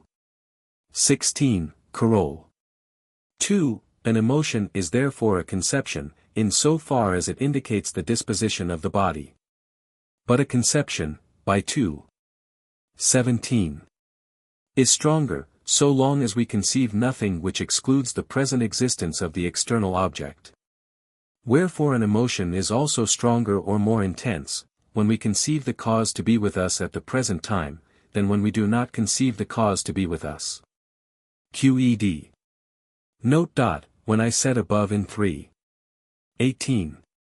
That we are affected by the image of what is past or future with the same emotion as if the thing conceived were present, I expressly stated, that this is only true in so far as we look solely to the image of the thing in question itself. For the thing's nature is unchanged, whether we have conceived it or not. I did not deny that the image becomes weaker, when we regard as present to us other things which exclude the present existence of the future object. I did not expressly call attention to the fact, because I purpose to treat of the strength of the emotions in this part of my work. Corollary. The image of something past or future, that is, of a thing which we regard as in relation to time past or time future, to the exclusion of time present, is, when other conditions are equal, weaker than the image of something present. Consequently an emotion felt towards what is past or future is less intense, other conditions being equal, than an emotion felt towards something present. Prop. X. Towards something future, which we conceive as close at hand, we are affected more intensely, than if we conceive that its time for existence is separated from the present by a longer interval. So too by the remembrance of what we conceive to have not long passed away we are affected more intensely, than if we conceive that it has long passed away. Proof. In so far as we conceive a thing as close at hand, or not long passed away, we conceive that which excludes the presence of the object less, than if its period of future existence were more distant from the present. Or if it had long passed away, this is obvious, therefore, by the foregoing prop. We are, so far, more intensely affected towards it. QED. Corollary. From the remarks made in Def 6. Of this part it follows that, if objects are separated from the present by a longer period than we can define in conception, though their dates of occurrence be widely separated one from the other, they all affect us equally faintly. Prop. 11. An emotion towards that which we conceive as necessary is, when other conditions are equal, more intense than an emotion towards that which possible, or contingent, or non-necessary. Proof. In so far as we conceive a thing to be necessary, we, to that extent, affirm its existence. On the other hand, we deny a thing's existence, in so far as we conceive it not to be necessary. I. 33. Note. I. Wherefore, 4. 9. An emotion towards that which is necessary is, other conditions being equal, more intense than an emotion that which is non-necessary. QED. Prop. 12. An emotion towards a thing, which we know not to exist at the present time, and which we conceive as possible, is more intense, other conditions being equal, than an emotion towards a thing contingent. Proof. In so far as we conceive a thing as contingent, we are affected by the conception of some further thing, which would assert the existence of the former. 4. Def 3. But, on the other hand, we, by hypothesis, conceive certain things, which exclude its present existence. But, in so far as we conceive a thing to be possible in the future, we thereby conceive things which assert its existence. 4. That is, 3. 18. Things which promote hope or fear, wherefore an emotion towards something possible is more vehement. QED. Corollary. An emotion towards a thing, which we know not to exist in the present, and which we conceive as contingent, is far fainter, than if we conceive the thing to be present with us. Proof. Emotion towards a thing, which we conceive to exist, is more intense than it would be, if we conceive the thing as future. 4. 9. Coroll, and is much more vehement, than if the future time be conceived as far distant from the present. 4. X. Therefore an emotion towards a thing, whose period of existence we conceive to be far distant from the present, is far fainter, than if we conceive the thing as present. It is, nevertheless, more intense, than if we conceive the thing as contingent, wherefore an emotion towards a thing, which we regard as contingent, will be far fainter, than if we conceive the thing to be present with us. QED. Prop. 13. Emotion towards a thing contingent, which we know not to exist in the present, is, other conditions being equal, fainter than an emotion towards a thing past. Proof. In so far as we conceive a thing as contingent, we are not affected by the image of any other thing, which asserts the existence of the said thing. 4. Def 3. But, on the other hand, by hypothesis, we conceive certain things excluding its present existence. But, in so far as we conceive it in relation to time past, we are assumed to conceive something, which recalls the thing to memory, or excites the image thereof. 2. 18, and note, which is so far the same as regarding it as present. 2. 17. Coroll. Therefore, 4. 9. An emotion towards a thing contingent, which we know does not exist in the present, is fainter, other conditions being equal, than an emotion towards a thing past. QED. Prop. 14. A true knowledge of good and evil cannot check any emotion by virtue of being true, but only in so far as it is considered as an emotion. Proof. An emotion is an idea, whereby the mind affirms of its body a greater or less force of existing than before, by the general definition of the emotions, therefore it has no positive quality, which can be destroyed by the presence of what is true. Consequently the knowledge of good and evil cannot, by virtue of being true, restrain any emotion. But, in so far as such knowledge is an emotion, 4. 8. If it have more strength for restraining emotion, it will to that extent be able to restrain the given emotion. QED. Prop. 15. Desire arising from the knowledge of good and bad can be quenched or checked by many of the other desires arising from the emotions whereby we are assailed. Proof. From the true knowledge of good and evil, in so far as it is an emotion, necessarily arises desire, death of the emotions. I. the strength of which is proportioned to the strength of the emotion wherefrom it arises. 3. 37. But, inasmuch as this desire arises, by hypothesis, from the fact of our truly understanding anything, it follows that it is also present with us, in so far as we are active. 3. And must therefore be understood through our essence only. 3. Def 2, consequently. 3. 7. Its force and increase can be defined solely by human power. Again, the desires arising from the emotions whereby we are assailed are stronger, in proportion as the said emotions are more vehement. Wherefore their force and increase must be defined solely by the power of external causes, which, when compared with our own power, indefinitely surpass it. 4. 3. Hence the desires arising from like emotions may be more vehement, than the desire which arises from a true knowledge of good and evil, and may, consequently, control or quench it. Qed. Prop. 16. Desire arising from the knowledge of good and evil, in so far as such knowledge regards what is future, may be more easily controlled or quenched, than the desire for what is agreeable at the present moment. Proof. Emotion towards a thing, which we conceive as future, is fainter than emotion towards a thing that is present. 4. 9. Coroll. But desire, which arises from the true knowledge of good and evil, though it be concerned with things which are good at the moment, can be quenched or controlled by any headstrong desire, by the last prop. The proof whereof is of universal application. Wherefore desire arising from such knowledge, when concerned with the future, can be more easily controlled or quenched, and Qed. Prop. 17. Desire arising from the true knowledge of good and evil, in so far as such knowledge is concerned with what is contingent, can be controlled far more easily still, than desire for things that are present. Proof. This prop is proved in the same way as the last prop. From 4. 12. Coroll. Note. I think I have now shown the reason, why men are moved by opinion more readily than by true reason, why it is that the true knowledge of good and evil stirs up conflicts in the soul, and often yields to every kind of passion. This state of things gave rise to the exclamation of the poet Frowny-Face 12, the better path I gaze at and approve, the worse, I follow.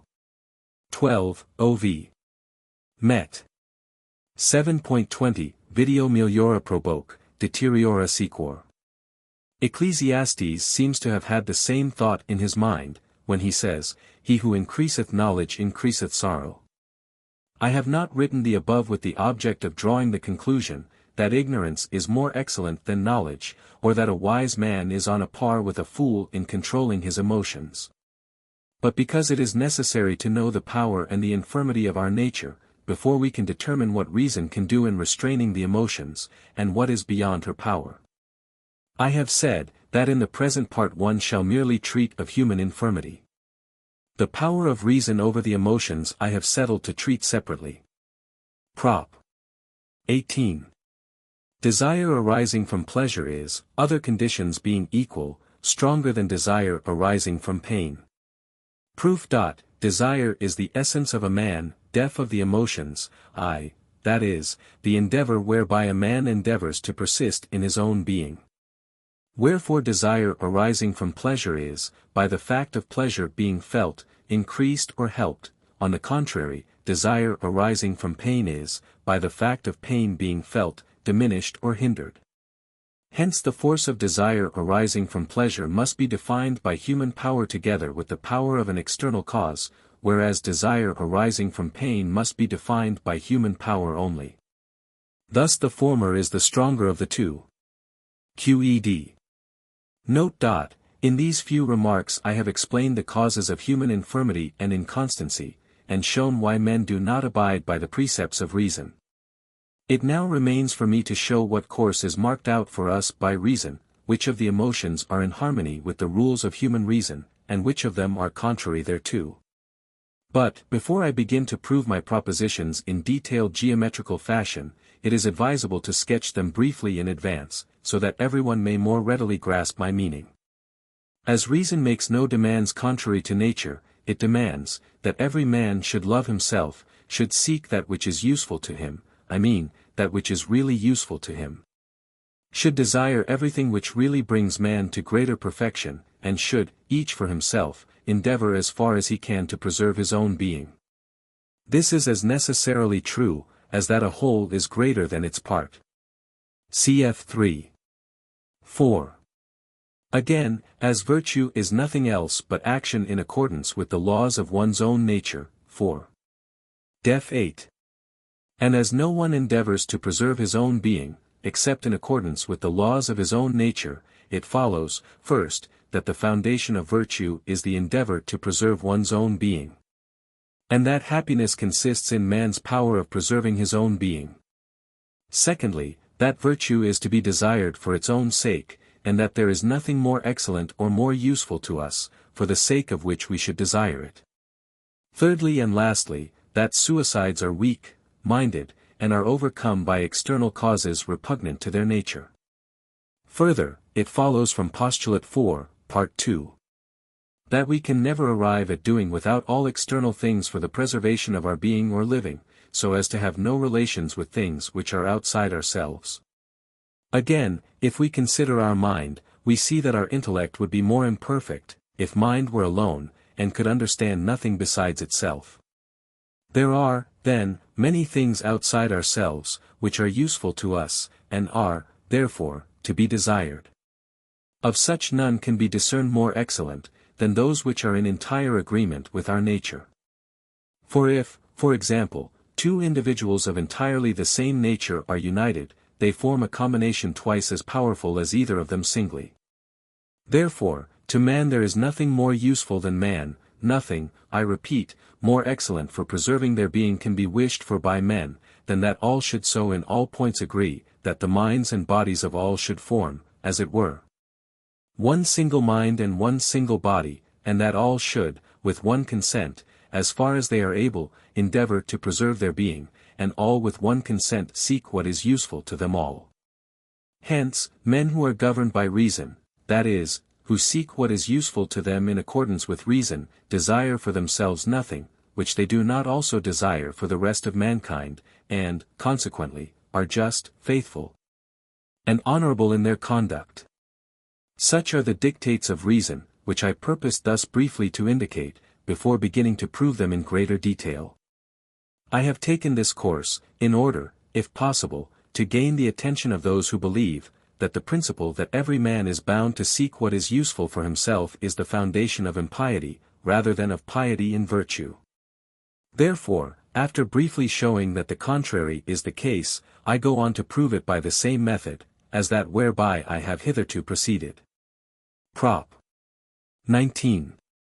Every man, by the laws of his nature, necessarily desires or shrinks from that which he deems to be good or bad.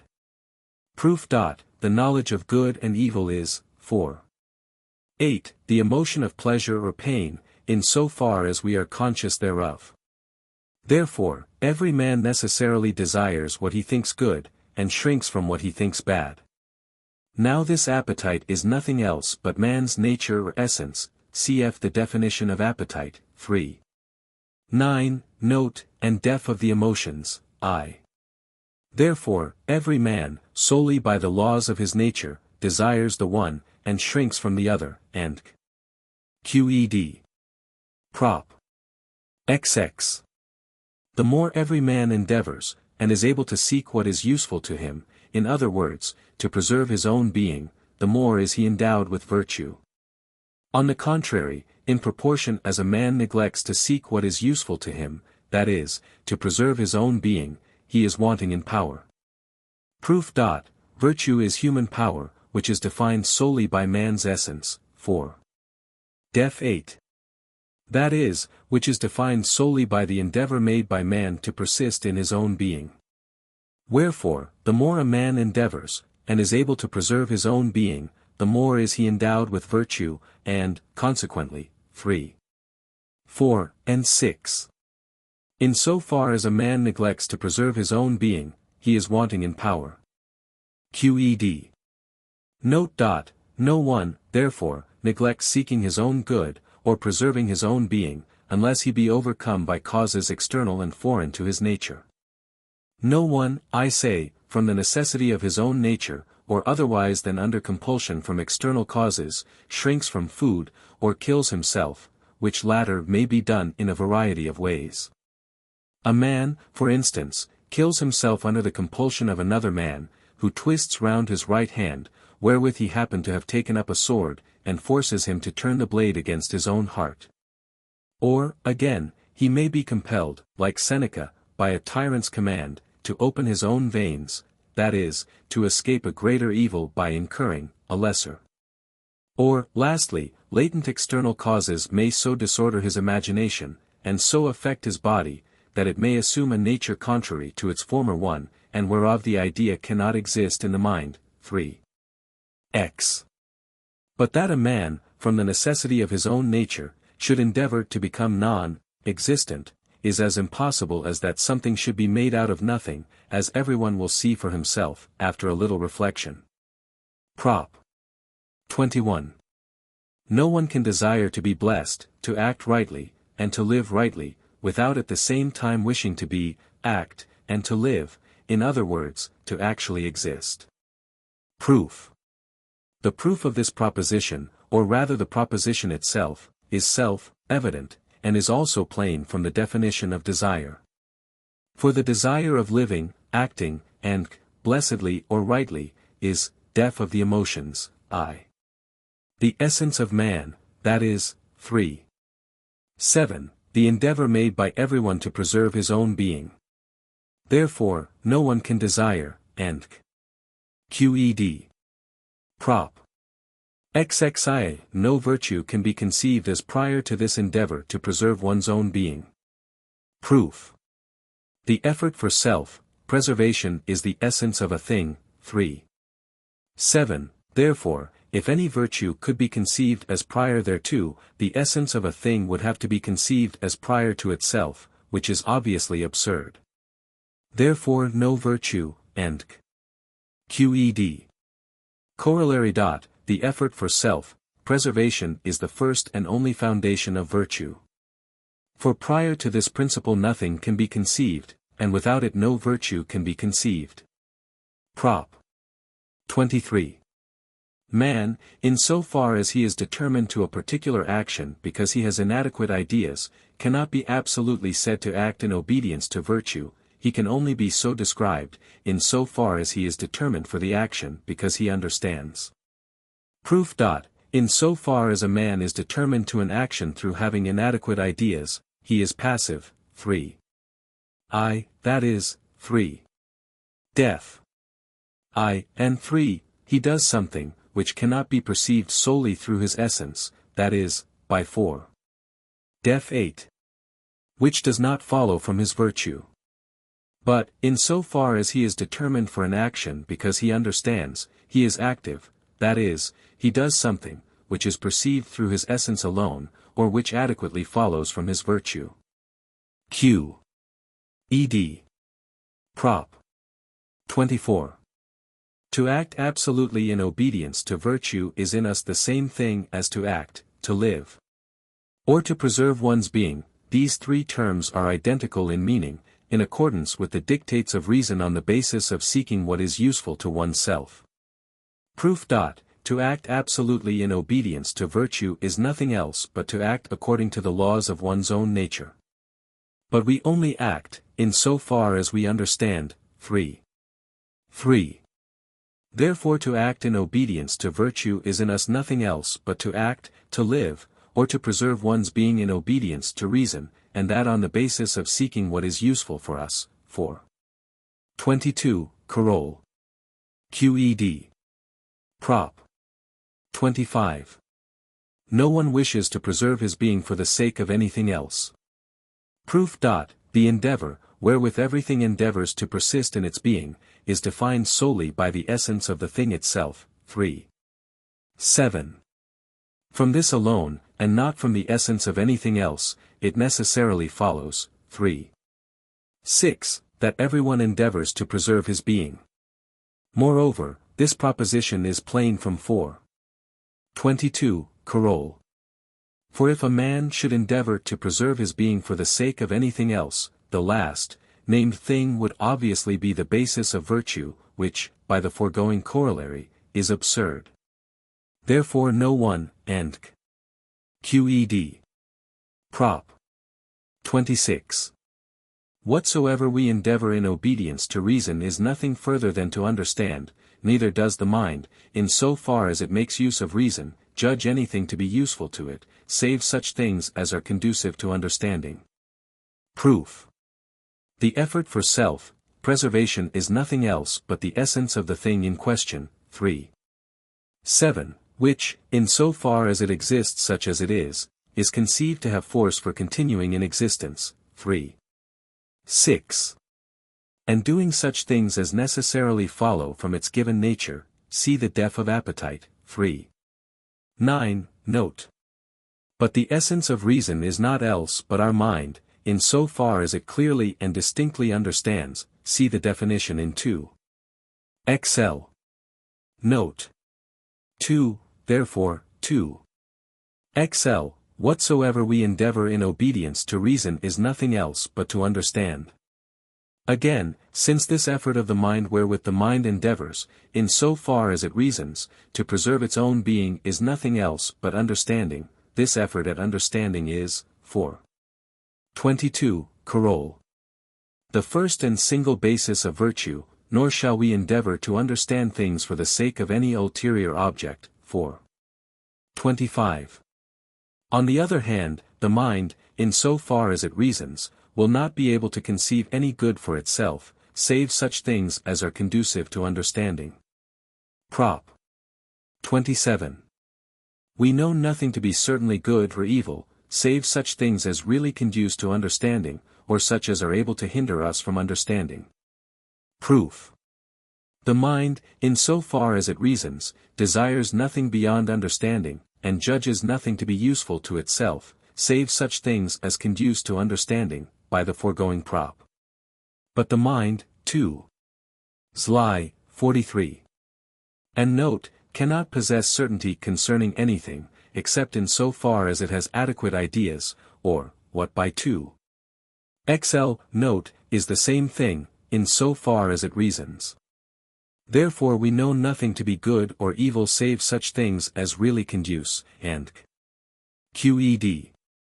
Prop. 18. The mind's highest good is the knowledge of God, and the mind's highest virtue is to know God. Proof. The mind is not capable of understanding anything higher than God, that is, def 6, than a being absolutely infinite, and without which, 15, nothing can either be or be conceived, therefore, 4. 26, and 27. The mind's highest utility, or, 4. Def good is the knowledge of God. Again, the mind is active, only in so far as it understands, and only to the same extent can it be said absolutely to act virtuously. The mind's absolute virtue is therefore to understand. Now, as we have already shown, the highest that the mind can understand is God, therefore the highest virtue of the mind is to understand or to know God. Qed. Prop. 29. No individual thing, which is entirely different from our own nature, can help or check our power of activity, and absolutely nothing can do us good or harm, unless it has something in common with our nature. Proof. The power of every individual thing, and consequently the power of man, whereby he exists and operates, can only be determined by an individual thing, 28, whose nature, 2. 6. Must be understood through the same nature as that, through which human nature is conceived. Therefore our power of activity, however it be conceived, can be determined and consequently helped or hindered by the power of any other individual thing, which has something in common with us, but not by the power of anything, of which the nature is entirely different from our own. And since we call good or evil that which is the cause of pleasure or pain, 4. 8, that is, 3. 11, note, which increases or diminishes, helps or hinders, our power of activity. Therefore, that which is entirely different from our nature can neither be to us good nor bad. QED. Prop. XXX. A thing cannot be bad for us through the quality which it has in common with our nature, but it is bad for us in so far as it is contrary to our nature. Proof. We call a thing bad when it is the cause of pain, for 8, that is, by the death. Which see in 3. 11, note, when it diminishes or checks our power of action.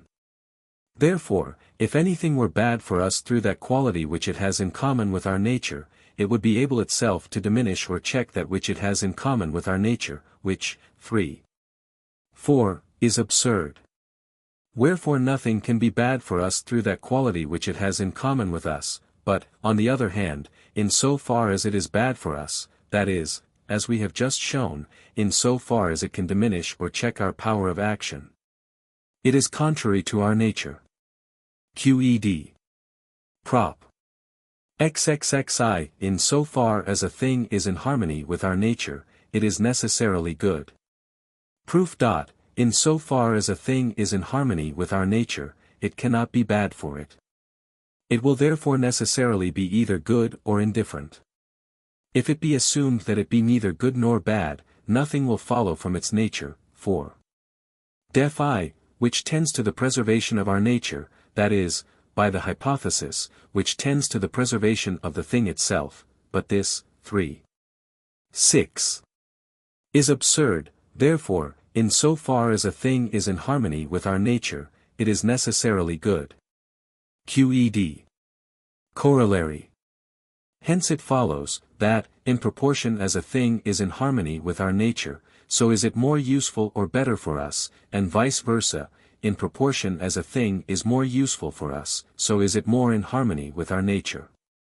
For, in so far as it is not in harmony with our nature, it will necessarily be different therefrom or contrary thereto. If different, it can neither be good nor bad, for 29. If contrary, it will be contrary to that which is in harmony with our nature, that is, contrary to what is good, in short, bad. Nothing, therefore, can be good, except in so far as it is in harmony with our nature. And hence a thing is useful, in proportion as it is in harmony with our nature, and vice versa. QED. Prop. XXXII. In so far as men are a prey to passion, they cannot, in that respect, be said to be naturally in harmony. Proof. Things, which are said to be in harmony naturally, are understood to agree in power, 3. 7, not in want of power or negation, and consequently not in passion, 3. 3, note. Wherefore men, in so far as they are a prey to their passions, cannot be said to be naturally in harmony. QED. Note. This is also self-evident. For, if we say that white and black only agree in the fact that neither is red, we absolutely affirm that they do not agree in any respect. So, if we say that a man and a stone only agree in the fact that both are finite, wanting in power, not existing by the necessity of their own nature, or, lastly, indefinitely surpassed by the power of external causes, we should certainly affirm that a man and a stone are in no respect alike.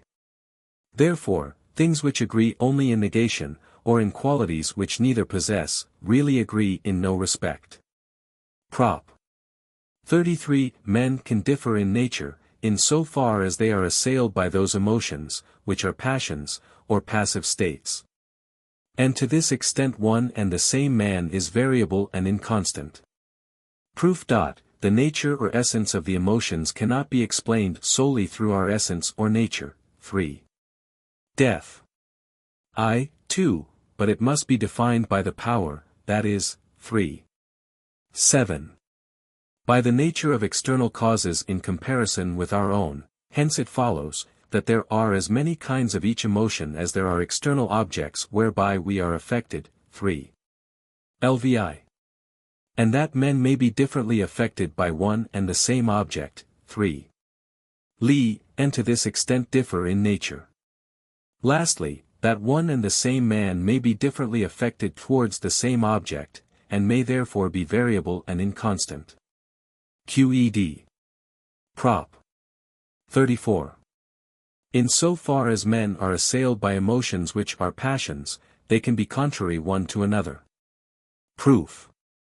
A man, for instance Peter, can be the cause of Paul's feeling pain, because he, Peter, possesses something similar to that which Paul hates. 3.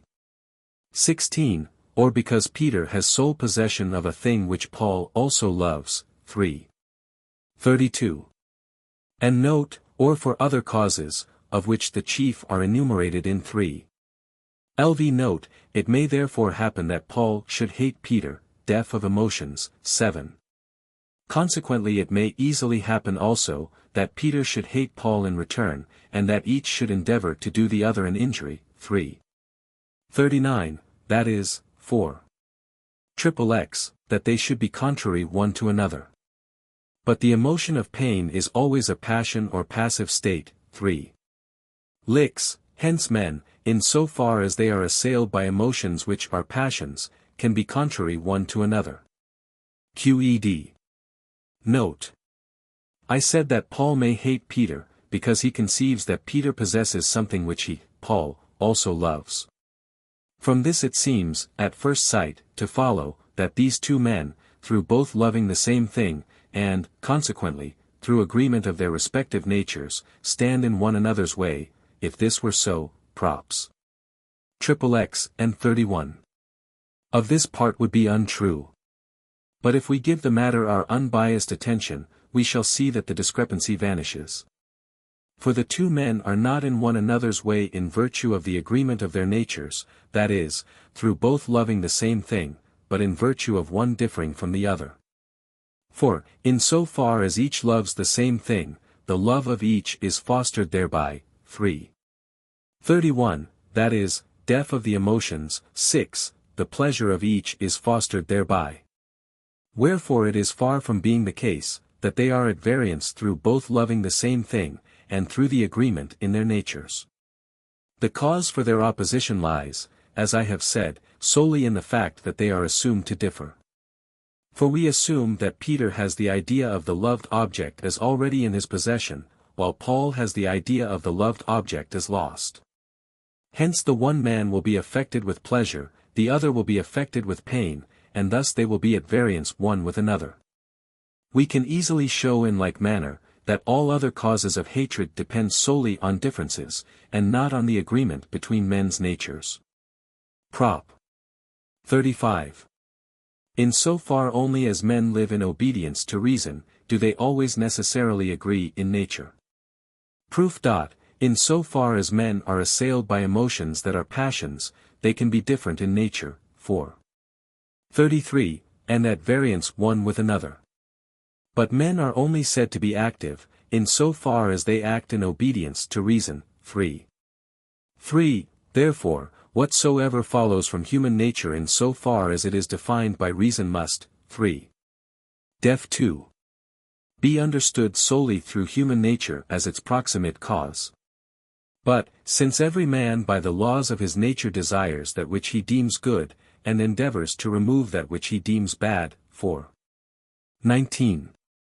And further, since that which we, in accordance with reason, deem good or bad, necessarily is good or bad. 2.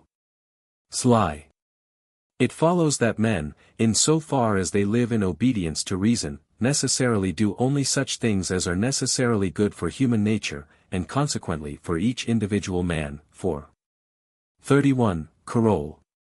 In other words, such things as are in harmony with each man's nature. Therefore, men in so far as they live in obedience to reason, necessarily live always in harmony one with another. QED. Corollary I. There is no individual thing in nature, which is more useful to man, than a man who lives in obedience to reason. For that thing is to man most useful, which is most in harmony with his nature. 4. 31. Coroll, that is, obviously, man. But man acts absolutely according to the laws of his nature, when he lives in obedience to reason. 3. Def 2, and to this extent only is always necessarily in harmony with the nature of another man, by the last prop. Wherefore among individual things nothing is more useful to man, than a man who lives in obedience to reason. QED. Corollary 2. As every man seeks most that which is useful to him, so are men most useful one to another. For the more a man seeks what is useful to him and endeavors to preserve himself, the more is he endowed with virtue, for XX, or, what is the same thing, for Def 8. The more is he endowed with power to act according to the laws of his own nature, that is to live in obedience to reason. But men are most in natural harmony, when they live in obedience to reason, by the last prop. Therefore, by the foregoing coroll, men will be most useful one to another, when each seeks most that which is useful to him. QED. Note. What we have just shown is attested by experience so conspicuously, that it is in the mouth of nearly everyone, man is to man a god. Yet it rarely happens that men live in obedience to reason, for things are so ordered among them, that they are generally envious and troublesome one to another. Nevertheless they are scarcely able to lead a solitary life, so that the definition of man as a social animal has met with general assent. In fact, men do derive from social life much more convenience than injury. Let satirists then laugh their fill at human affairs, let theologians rail, and let misanthropes praise to their utmost the life of untutored rusticity, let them heap contempt on men and praises on beasts. When all is said, they will find that men can provide for their wants much more easily by mutual help. And that only by uniting their forces can they escape from the dangers that on every side beset them, not to say how much more excellent and worthy of our knowledge it is, to study the actions of men than the actions of beasts. But I will treat of this more at length elsewhere. Prop. XXXVI, the highest good of those who follow virtue is common to all, and therefore all can equally rejoice therein. Proof. To act virtuously is to act in obedience with reason, for 24. And whatsoever we endeavor to do in obedience to reason is to understand, for 26, therefore, for 28, the highest good for those who follow after virtue is to know God, that is, 2. 47. And note, a good which is common to all and can be possessed by all men equally, in so far as they are of the same nature. QED. Note. Someone may ask how it would be, if the highest good of those who follow after virtue were not common to all. Would it not then follow, as above, for 34, that men living in obedience to reason, that is, for 35, men in so far as they agree in nature, would be at variance one with another? To such an inquiry, I make answer, that it follows not accidentally but from the very nature of reason, that man's highest good is common to all, inasmuch as it is deduced from the very essence of man, in so far as defined by reason. And that a man could neither be, nor be conceived without the power of taking pleasure in this highest good. For it belongs to the essence of the human mind, 2. 47, to have an adequate knowledge of the eternal and infinite essence of God. Prop. XVI, the good which every man, who follows after virtue, desires for himself he will also desire for other men, and so much the more, in proportion as he has a greater knowledge of God. Proof. Men, in so far as they live in obedience to reason, are most useful to their fellow men, for 35, coroll. I, therefore, for 19, we shall in obedience to reason necessarily endeavor to bring about that men should live in obedience to reason. But the good which every man, in so far as he is guided by reason, or, in other words, follows after virtue, desires for himself, is to understand, for 26. Wherefore the good, which each follower of virtue seeks for himself, he will desire also for others. Again, desire, in so far as it is referred to the mind, is the very essence of the mind, def of the emotions, I. Now the essence of the mind consists in knowledge, 2. 11, which involves the knowledge of God, 2. 47, and without it, I. 15, can neither be, nor be conceived. Therefore, in proportion as the mind's essence involves a greater knowledge of God, so also will be greater the desire of the follower of virtue, that other men should possess that which he seeks as good for himself. QED. Another proof. The good, which a man desires for himself and loves, he will love more constantly, if he sees that others love it also. 3. 31. He will therefore endeavor that others should love it also. And as the good in question is common to all, and therefore all can rejoice therein, he will endeavor, for the same reason, to bring about that all should rejoice therein, and this he will do the more. 3. 37. In proportion as his own enjoyment of the good is greater. Note I. He who, guided by emotion only, endeavors to cause others to love what he loves himself, and to make the rest of the world live according to his own fancy, acts solely by impulse, and is, therefore, hateful, especially to those who take delight in something different, and accordingly study and, by similar impulse, endeavor, to make men live in accordance with what pleases themselves. Again, as the highest good sought by men under the guidance of emotion is often such, that it can only be possessed by a single individual, it follows that those who love it are not consistent in their intentions, but, while they delight to sing its praises, fear to be believed. But he, who endeavors to lead men by reason, does not act by impulse but courteously and kindly, and his intention is always consistent. Again, whatsoever we desire and do, whereof we are the cause in so far as we possess the idea of God, or know God, I set down to religion. The desire of well-doing, which is engendered by a life according to reason, I call piety. Further, the desire, whereby a man living according to reason is bound to associate others with himself in friendship, I call honor. 13. By honorable I mean that which is praised by men living according to reason, and by base I mean that which is repugnant to the gaining of friendship. I have also shown in addition what are the foundations of a state.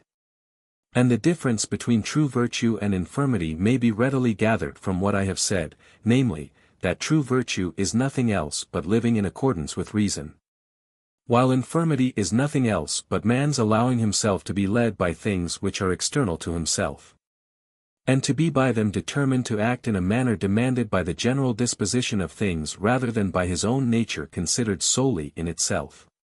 13. Honestas. Such are the matters which I engage to prove in Prop. 18, of this part, whereby it is plain that the law against the slaughtering of animals is founded rather on vain superstition and womanish pity than on sound reason. The rational quest of what is useful to us further teaches us the necessity of associating ourselves with our fellow men, but not with beasts, or things, whose nature is different from our own.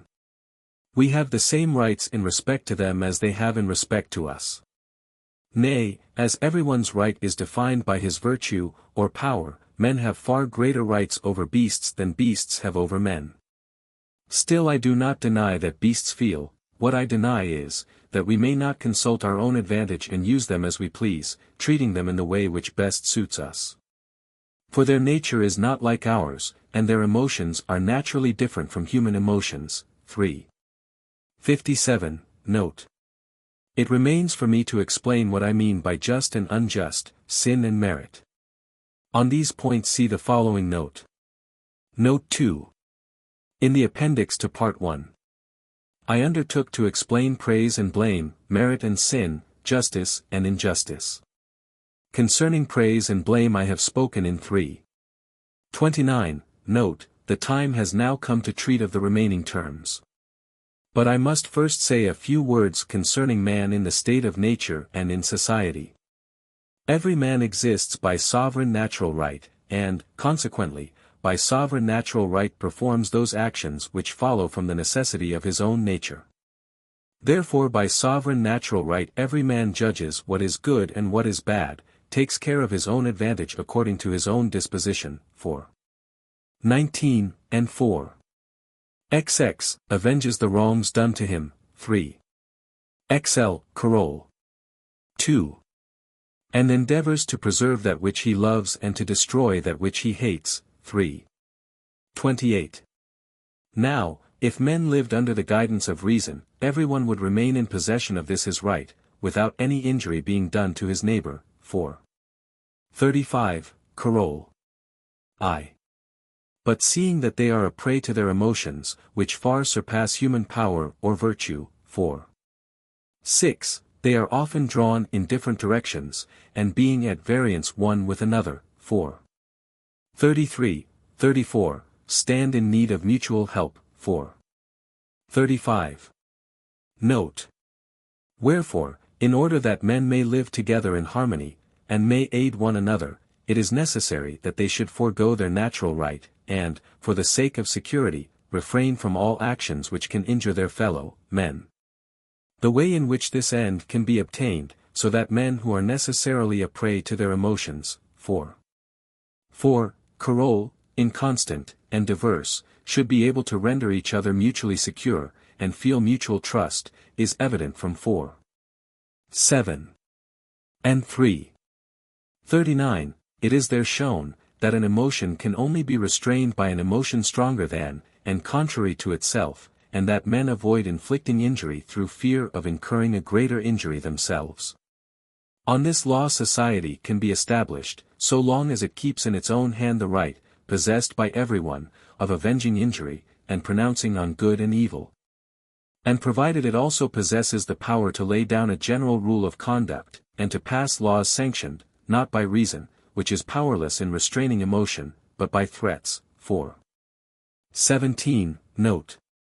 Such a society established with laws and the power of preserving itself is called a state, while those who live under its protection are called citizens.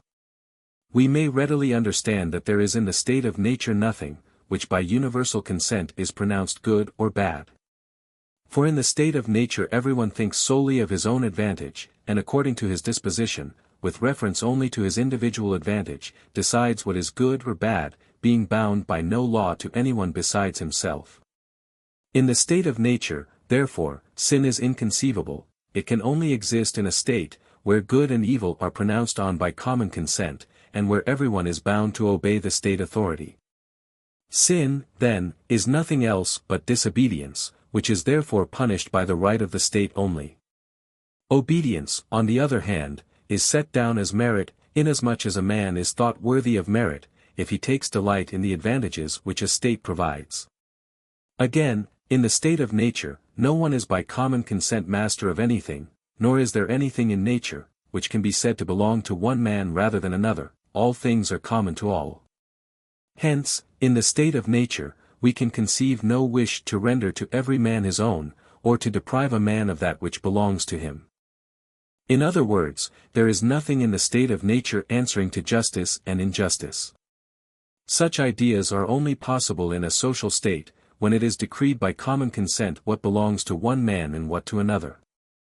From all these considerations it is evident, that justice and injustice, sin and merit, are extrinsic ideas, and not attributes which display the nature of the mind. But I have said enough. Prop. 38. Whatsoever disposes the human body, so as to render it capable of being affected in an increased number of ways, or of affecting external bodies in an increased number of ways, is useful to man. And is so, in proportion as the body is thereby rendered more capable of being affected or affecting other bodies in an increased number of ways. Contrariwise, whatsoever renders the body less capable in this respect is hurtful to man. Proof. Whatsoever thus increases the capabilities of the body increases also the mind's capability of perception. 2. 14. Therefore, whatsoever thus disposes the body and thus renders it capable, is necessarily good or useful. 4. 26, 27. And is so in proportion to the extent to which it can render the body capable, contrariwise. 2. 14, 4. 26, 27. It is hurtful, if it renders the body in this respect less capable. Qed. Prop. 39. Whatsoever brings about the preservation of the proportion of motion and rest, which the parts of the human body mutually possess, is good. Contrariwise, whatsoever causes a change in such proportion is bad. Proof. The human body needs many other bodies for its preservation. 2. Post. 4. But that which constitutes the specific reality, forma, of a human body is, that its parts communicate their several motions one to another in a certain fixed proportion. Def. Before Lemma 4. After 2:13. Therefore, whatsoever brings about the preservation of the proportion between motion and rest, which the parts of the human body mutually possess, preserves the specific reality of the human body. And consequently renders the human body capable of being affected in many ways and of affecting external bodies in many ways. Consequently it is good, by the last prop. Again, whatsoever brings about a change in the aforesaid proportion causes the human body to assume another specific character, in other words, see preface to this part towards the end, though the point is indeed self-evident, to be destroyed. And consequently totally incapable of being affected in an increased numbers of ways. Therefore it is bad. Qed. Note. The extent to which such causes can injure or be of service to the mind will be explained in the fifth part. But I would here remark that I consider that a body undergoes death, when the proportion of motion and rest which obtained mutually among its several parts is changed. For I do not venture to deny that a human body, while keeping the circulation of the blood and other properties, wherein the life of a body is thought to consist, may none the less be changed into another nature totally different from its own. There is no reason, which compels me to maintain that a body does not die, unless it becomes a corpse, nay, experience would seem to point to the opposite conclusion. It sometimes happens, that a man undergoes such changes, that I should hardly call him the same. As I have heard tell of a certain Spanish poet, who had been seized with sickness, and though he recovered therefrom yet remained so oblivious of his past life, that he would not believe the plays and tragedies he had written to be his own. Indeed, he might have been taken for a grown-up child, if he had also forgotten his native tongue. If this instance seems incredible, what shall we say of infants? A man of ripe age deems their nature so unlike his own, that he can only be persuaded that he too has been an infant by the analogy of other men. However, I prefer to leave such questions undiscussed, lest I should give ground to the superstitious for raising new issues. Prop. XL. Whatsoever conduces to man's social life, or causes men to live together in harmony, is useful, whereas whatsoever brings discord into a state is bad. Proof. For whatsoever causes men to live together in harmony also causes them to live according to reason, 4:35, and is therefore, 4:26, 27, good, and, for the same reason, whatsoever brings about discord is bad. Qed. Prop. XLI. Pleasure in itself is not bad but good, contrariwise, pain in itself is bad. Proof. Pleasure, 3:11, and note, is emotion, whereby the body's power of activity is increased or helped. Pain is emotion, whereby the body's power of activity is diminished or checked, therefore, 4:38, pleasure in itself is good, and Qed. Prop. XLII, mirth cannot be excessive, but is always good, contrariwise, melancholy is always bad. Proof.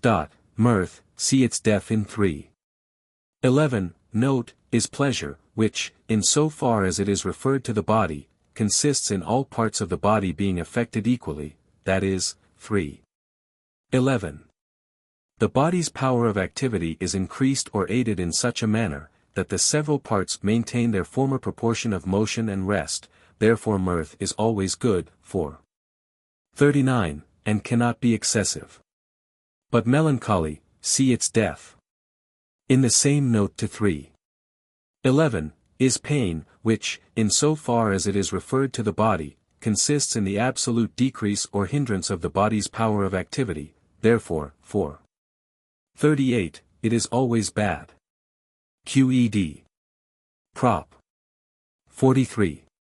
Stimulation may be excessive and bad, on the other hand, grief may be good, in so far as stimulation or pleasure is bad. Proof. Localized pleasure or stimulation, titilatio, is pleasure, which, in so far as it is referred to the body, consists in one or some of its parts being affected more than the rest, see its definition, 3:11, note. The power of this emotion may be sufficient to overcome other actions of the body, 4:6, and may remain obstinately fixed therein, thus rendering it incapable of being affected in a variety of other ways, therefore, 38, it may be bad. Again, grief, which is pain, cannot as such be good, zly, but, as its force and increase is defined by the power of an external cause compared with our own, v, we can conceive infinite degrees and modes of strength in this emotion, 3, we can, therefore, conceive it as capable of restraining stimulation, and preventing its becoming excessive, and hindering the body's capabilities, thus, to this extent, it will be good. Qed. Prop. XLIV. Love and desire may be excessive. Proof. Love is pleasure, accompanied by the idea of an external cause, def of emotions. 6, therefore stimulation, accompanied by the idea of an external cause is love. 3. 11. Note, hence love may be excessive. Again, the strength of desire varies in proportion to the emotion from which it arises. 3. 37. Now emotion may overcome all the rest of men's actions. 4. 6. So, therefore, can desire, which arises from the same emotion, overcome all other desires, and become excessive, as we showed in the last proposition concerning stimulation. Note. Mirth, which I have stated to be good, can be conceived more easily than it can be observed. For the emotions, whereby we are daily assailed, are generally referred to some part of the body which is affected more than the rest. Hence the emotions are generally excessive, and so fix the mind in the contemplation of one object, that it is unable to think of others. And although men, as a rule, are a prey to many emotions, and very few are found who are always assailed by one and the same, yet there are cases, where one and the same emotion remains obstinately fixed. We sometimes see men so absorbed in one object, that, although it be not present, they think they have it before them. When this is the case with a man who is not asleep, we say he is delirious or mad. Nor are those persons who are inflamed with love, and who dream all night and all day about nothing but their mistress, or some woman, considered as less mad, for they are made objects of ridicule. But when a miser thinks of nothing but gain or money, or when an ambitious man thinks of nothing but glory, they are not reckoned to be mad, because they are generally harmful, and are thought worthy of being hated. But, in reality, avarice, ambition, lust, and are species of madness, though they may not be reckoned among diseases. Prop. XLV. Hatred can never be good. Proof. When we hate a man, we endeavor to destroy him. 3. 39, that is, 4. 37. We endeavor to do something that is bad. Therefore, and Qed. NB. Here, and in what follows, I mean by hatred only hatred towards men. Corollary I. Envy, derision, contempt, anger, revenge, and other emotions attributable to hatred, or arising therefrom, are bad. This is evident from 3. 39, and 4. 37. Corollary 2. Whatsoever we desire from motives of hatred is base, and in a state unjust. This also is evident from 3. 39, and from the definitions of baseness and injustice in 4. 37, note. Note. Between derision, which I have in Coroll. I. Stated to be bad, and laughter I recognize a great difference. For laughter, as also jocularity, is merely pleasure, therefore, so long as it be not excessive, it is in itself good. 4. Sly. Assuredly nothing forbids man to enjoy himself, save grim and gloomy superstition. For why is it more lawful to satiate one's hunger and thirst than to drive away one's melancholy? I reason, and have convinced myself as follows: no deity, nor anyone else, save the envious, takes pleasure in my infirmity and discomfort, nor sets down to my virtue the tears, sobs, fear, and the like, which act signs of infirmity of spirit. On the contrary, the greater the pleasure wherewith we are affected, the greater the perfection whereto we pass. In other words, the more must we necessarily partake of the divine nature. Therefore, to make use of what comes in our way, and to enjoy it as much as possible, not to the point of satiety, for that would not be enjoyment, is the part of a wise man. I say it is the part of a wise man to refresh and recreate himself with moderate and pleasant food and drink, and also with perfumes, with the soft beauty of growing plants, with dress, with music, with many sports, with theatres, and the like. Such as every man may make use of without injury to his neighbor. For the human body is composed of very numerous parts, of diverse nature, which continually stand in need of fresh and varied nourishment, so that the whole body may be equally capable of performing all the actions which follow from the necessity of its own nature. And, consequently, so that the mind may also be equally capable of understanding many things simultaneously. This way of life, then, agrees best with our principles, and also with general practice. Therefore, if there be any question of another plan, the plan we have mentioned is the best, and in every way to be commended. There is no need for me to set forth the matter more clearly or in more detail. Prop. 46. He, who lives under the guidance of reason, endeavors, as far as possible, to render back love, or kindness, for other men's hatred, anger, contempt, and, towards him. Proof. All emotions of hatred are bad, for XLV, Carole. I. Therefore he who lives under the guidance of reason will endeavor, as far as possible, to avoid being assailed by such emotions, for 19, consequently, he will also endeavor to prevent others being so assailed, for 37. But hatred is increased by being reciprocated, and can be quenched by love, 3. 43, so that hatred may pass into love, 3. 44. Therefore he who lives under the guidance of reason will endeavor to repay hatred with love, that is, with kindness. QED.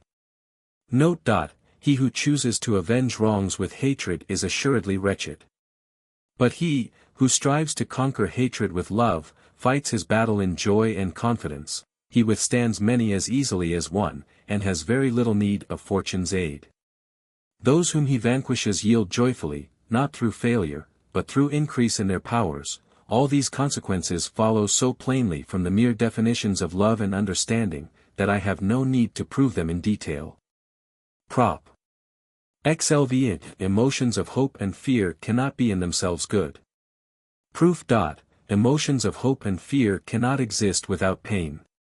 For fear is pain, death of the emotions, 13, and hope, death of the emotions, explanation 12. And 13. Cannot exist without fear, therefore, for Zli, these emotions cannot be good in themselves, but only in so far as they can restrain excessive pleasure, for 43, QED.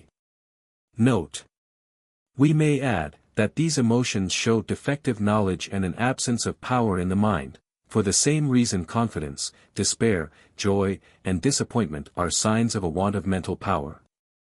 For although confidence and joy are pleasurable emotions, they nevertheless imply a preceding pain, namely, hope and fear.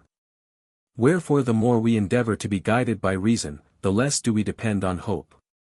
We endeavor to free ourselves from fear, and, as far as we can, to dominate fortune, directing our actions by the sure counsels of wisdom. Prop. XLVII. The emotions of esteem and disparagement are always bad. Proof. These emotions, see def. Of the emotions, 21.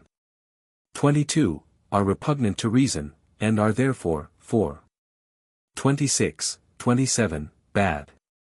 QED. Prop. 49. Esteem is apt to render its object proud. Proof. If we see that any one rates us too highly, for love's sake, we are apt to become elated. 3. Zli, or to be pleasurably affected, deaf of the emotions, XXX, the good which we hear of ourselves we readily believe. 3. 25. And therefore, for love's sake, rate ourselves too highly, in other words, we are apt to become proud. QED. Prop. Pity, in a man who lives under the guidance of reason, is in itself bad and useless. Proof. Pity, depth of the emotions, 18. Is a pain, and therefore, 4. Zli, is in itself bad. The good effect which follows, namely, our endeavor to free the object of our pity from misery, is an action which we desire to do solely at the dictation of reason, 4. 37. Only at the dictation of reason are we able to perform any action, which we know for certain to be good, 4. 27. Thus, in a man who lives under the guidance of reason, pity in itself is useless and bad. Qed. Note. He who rightly realizes that all things follow from the necessity of the divine nature, and come to pass in accordance with the eternal laws and rules of nature, will not find anything worthy of hatred, derision, or contempt. Nor will he bestow pity on anything, but to the utmost extent of human virtue he will endeavor to do well, as the saying is, and to rejoice. We may add, that he, who is easily touched with compassion, and is moved by another's sorrow or tears, often does something which he afterwards regrets. Partly because we can never be sure that an action caused by emotion is good, partly because we are easily deceived by false tears. I am in this place expressly speaking of a man living under the guidance of reason. He who is moved to help others neither by reason nor by compassion, is rightly styled inhuman, 3. 27. He seems unlike a man. Prop. Li. Approval is not repugnant to reason, but can agree therewith and arise therefrom. Proof. Approval is love towards one who has done good to another, depth of the emotions, 19, therefore it may be referred to the mind, in so far as the latter is active, 3. Lix, that is, 3. 3. In so far as it understands. Therefore, it is in agreement with reason, and Qed. Another proof. He, who lives under the guidance of reason, desires for others the good which he seeks for himself, 4. 37. Wherefore from seeing someone doing good to his fellow his own endeavor to do good is aided, in other words, he will feel pleasure, 3. 11. Note, accompanied by the idea of the benefactor. Therefore he approves of him. Qed. Note. Indignation as we defined it, depth of the emotions, XX, is necessarily evil, 4. XLV. We may, however, remark that, when the sovereign power for the sake of preserving peace punishes a citizen who has injured another, it should not be said to be indignant with the criminal, for it is not incited by hatred to ruin him. It is led by a sense of duty to punish him. Prop. Aii. Self, approval may arise from reason, and that which arises from reason is the highest possible. Proof. Self, approval is pleasure arising from a man's contemplation of himself and his own power of action, depth of the emotions, 25. But a man's true power of action or virtue is reason herself, 3. 3. As the said man clearly and distinctly contemplates her, 2. XL. 43, therefore self, approval arises from reason. Again, when a man is contemplating himself, he only perceived clearly and distinctly or adequately, such things as follow from his power of action, 3. Def 2, that is, 3. 3. From his power of understanding. Therefore in such contemplation alone does the highest possible self, approval arise. Qed. Note. Self, approval is in reality the highest object for which we can hope. For, as we showed in 4. 25. No one endeavors to preserve his being for the sake of any ulterior object, and, as this approval is more and more fostered and strengthened by praise, 3. 53, Carole, and on the contrary, 3. Lv. Carole. Is more and more disturbed by blame, fame becomes the most powerful of incitements to action, and life under disgrace is almost unendurable. Prop. Lii. Humility is not a virtue, or does not arise from reason. Proof. Humility is pain arising from a man's contemplation of his own infirmities, depth of the emotions, 26. But, in so far as a man knows himself by true reason, he is assumed to understand his essence, that is, his power. 3. 7. Wherefore, if a man in contemplation perceives any infirmity in himself, it is not by virtue of his understanding himself, but, 3. Lv, by virtue of his power of activity being checked. But, if we assume that a man perceives his own infirmity by virtue of understanding something stronger than himself, by the knowledge of which he determines his own power of activity. This is the same as saying that we conceive that a man understands himself distinctly, 4. 26, because, 14, his power of activity is aided. Wherefore humility, or the pain which arises from a man's contemplation of his own infirmity, does not arise from the contemplation or reason, and is not a virtue but a passion. Qed. 14, Land reads, Quod ipsius agendi potentia juvater, which I have translated above. He suggests as alternative readings to quod, quo, equals whereby, and quod, equals and that. Prop. Live. Repentance is not a virtue, or does not arise from reason, but he who repents of an action is doubly wretched or infirm. Proof. The first part of this proposition is proved like the foregoing one. The second part is proved from the mere definition of the emotion in question, def of the emotions, 27. For the man allows himself to be overcome, first, by evil desires, secondly, by pain. Note. As men seldom live under the guidance of reason, these two emotions, namely, humility and repentance, as also hope and fear, bring more good than harm, hence, as we must sin, we had better sin in that direction. For, if all men who are a prey to emotion were all equally proud, they would shrink from nothing, and would fear nothing, how then could they be joined and linked together in bonds of union? The crowd plays the tyrant, when it is not in fear. Hence we need not wonder that the prophets, who consulted the good, not of a few, but of all, so strenuously commended humility, repentance, and reverence. Indeed, those who are a prey to these emotions may be led much more easily than others to live under the guidance of reason, that is, to become free and to enjoy the life of the blessed. Prop.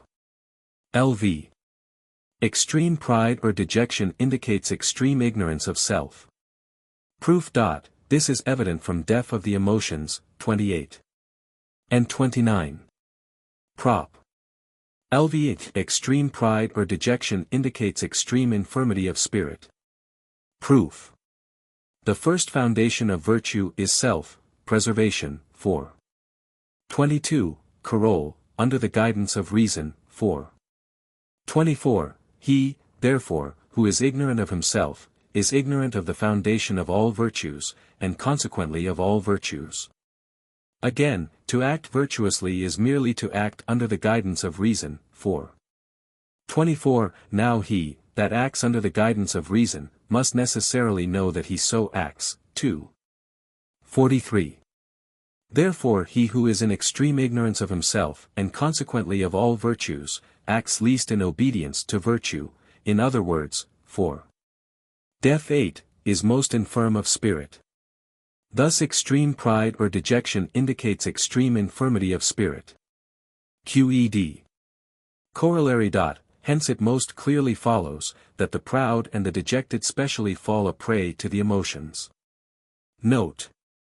Yet dejection can be more easily corrected than pride, for the latter being a pleasurable emotion, and the former a painful emotion, the pleasurable is stronger than the painful, 4. 18. Prop. 57. The proud man delights in the company of flatterers and parasites, but hates the company of the high-minded. Proof. Pride is pleasure arising from a man's overestimation of himself, def of the emotions, 28. And 6.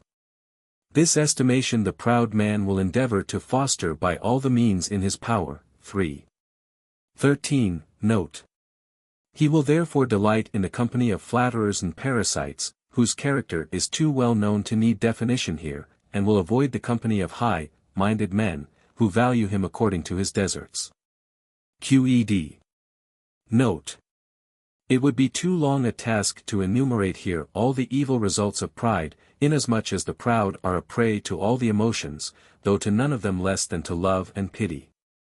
I cannot, however, pass over in silence the fact, that a man may be called proud from his underestimation of other people. And, therefore, pride in this sense may be defined as pleasure arising from the false opinion, whereby a man may consider himself superior to his fellows.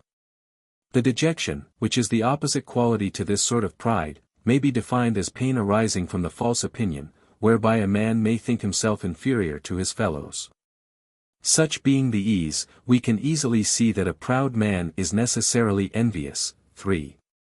Sly, note, and only takes pleasure in the company, who fool his weak mind to the top of his bent, and make him insane instead of merely foolish. Though dejection is the emotion contrary to pride, yet is the dejected man very near akin to the proud man. For, inasmuch as his pain arises from a comparison between his own infirmity in other men's power or virtue, it will be removed, or, in other words, he will feel pleasure, if his imagination be occupied in contemplating other men's faults. Whence arises the proverb, the unhappy are comforted by finding fellow sufferers. Contrariwise, he will be the more pained in proportion as he thinks himself inferior to others. Hence none are so prone to envy as the dejected, they are specially keen in observing men's actions, with a view to fault, finding rather than correction, in order to reserve their praises for dejection, and to glory therein. Though all the time with a dejected air. These effects follow as necessarily from the said emotion, as it follows from the nature of a triangle, that the 3 angles are equal to 2 right angles. I have already said that I call these and similar emotions bad, solely in respect to what is useful to man. The laws of nature have regard to nature's general order, whereof man is but a part. I mention this, in passing, lest any should think that I have wished to set forth the faults and irrational deeds of men rather than the nature and properties of things. For, as I said in the preface to the 3rd part, I regard human emotions and their properties as on the same footing with other natural phenomena. Assuredly human emotions indicate the power and ingenuity of nature, if not of human nature, quite as fully as other things which we admire, and which we delight to contemplate. But I pass on to note those qualities in the emotions, which bring advantage to man, or inflict injury upon him. Prop. Lva, honor, gloria, is not repugnant to reason, but may arise therefrom. Proof. This is evident from death. Of the emotions, XXX, and also from the definition of an honorable man, 4. 37, note. I.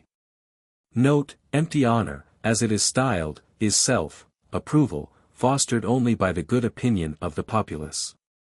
When this good opinion ceases there ceases also the self-approval, in other words, the highest object of each man's love, 4.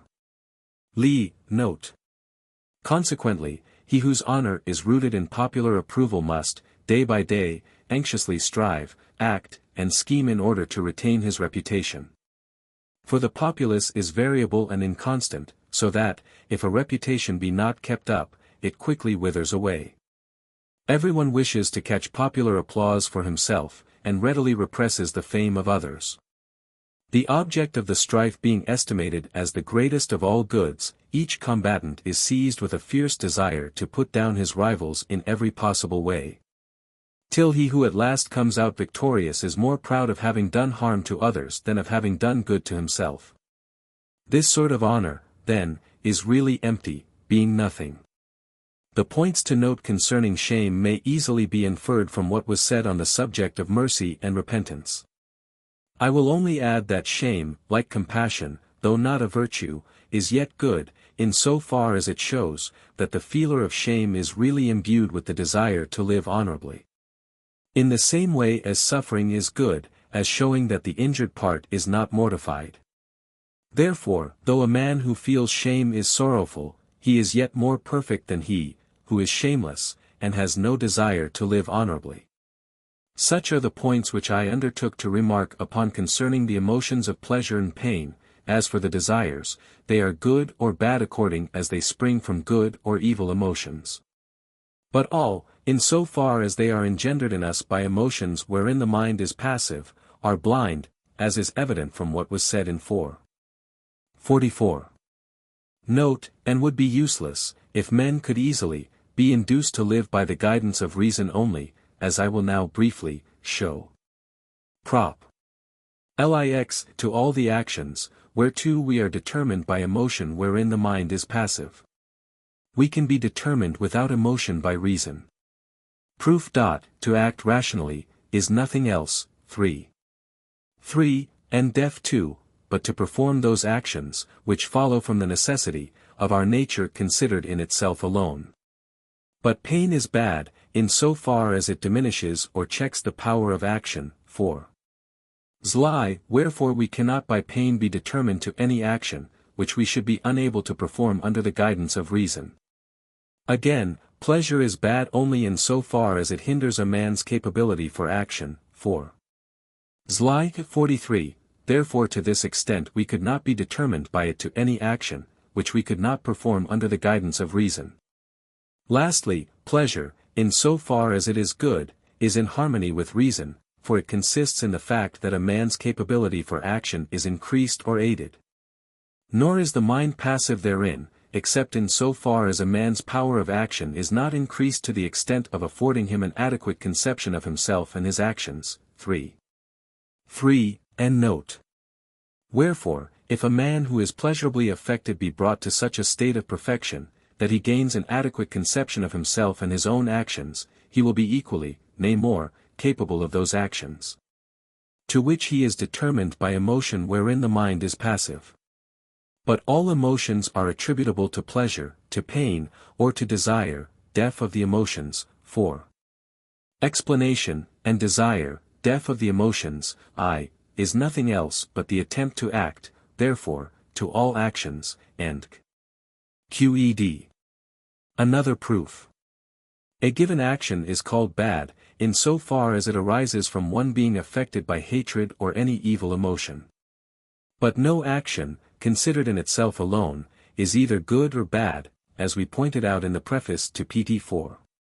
One and the same action being sometimes good, sometimes bad, wherefore to the action which is sometimes bad, or arises from some evil emotion, we may be led by reason, 4:19, qed. Note. An example will put this point in a clearer light. The action of striking, in so far as it is considered physically, and in so far as we merely look to the fact that a man raises his arm, clenches his fist, and moves his whole arm violently downwards, is a virtue or excellence which is conceived as proper to the structure of the human body.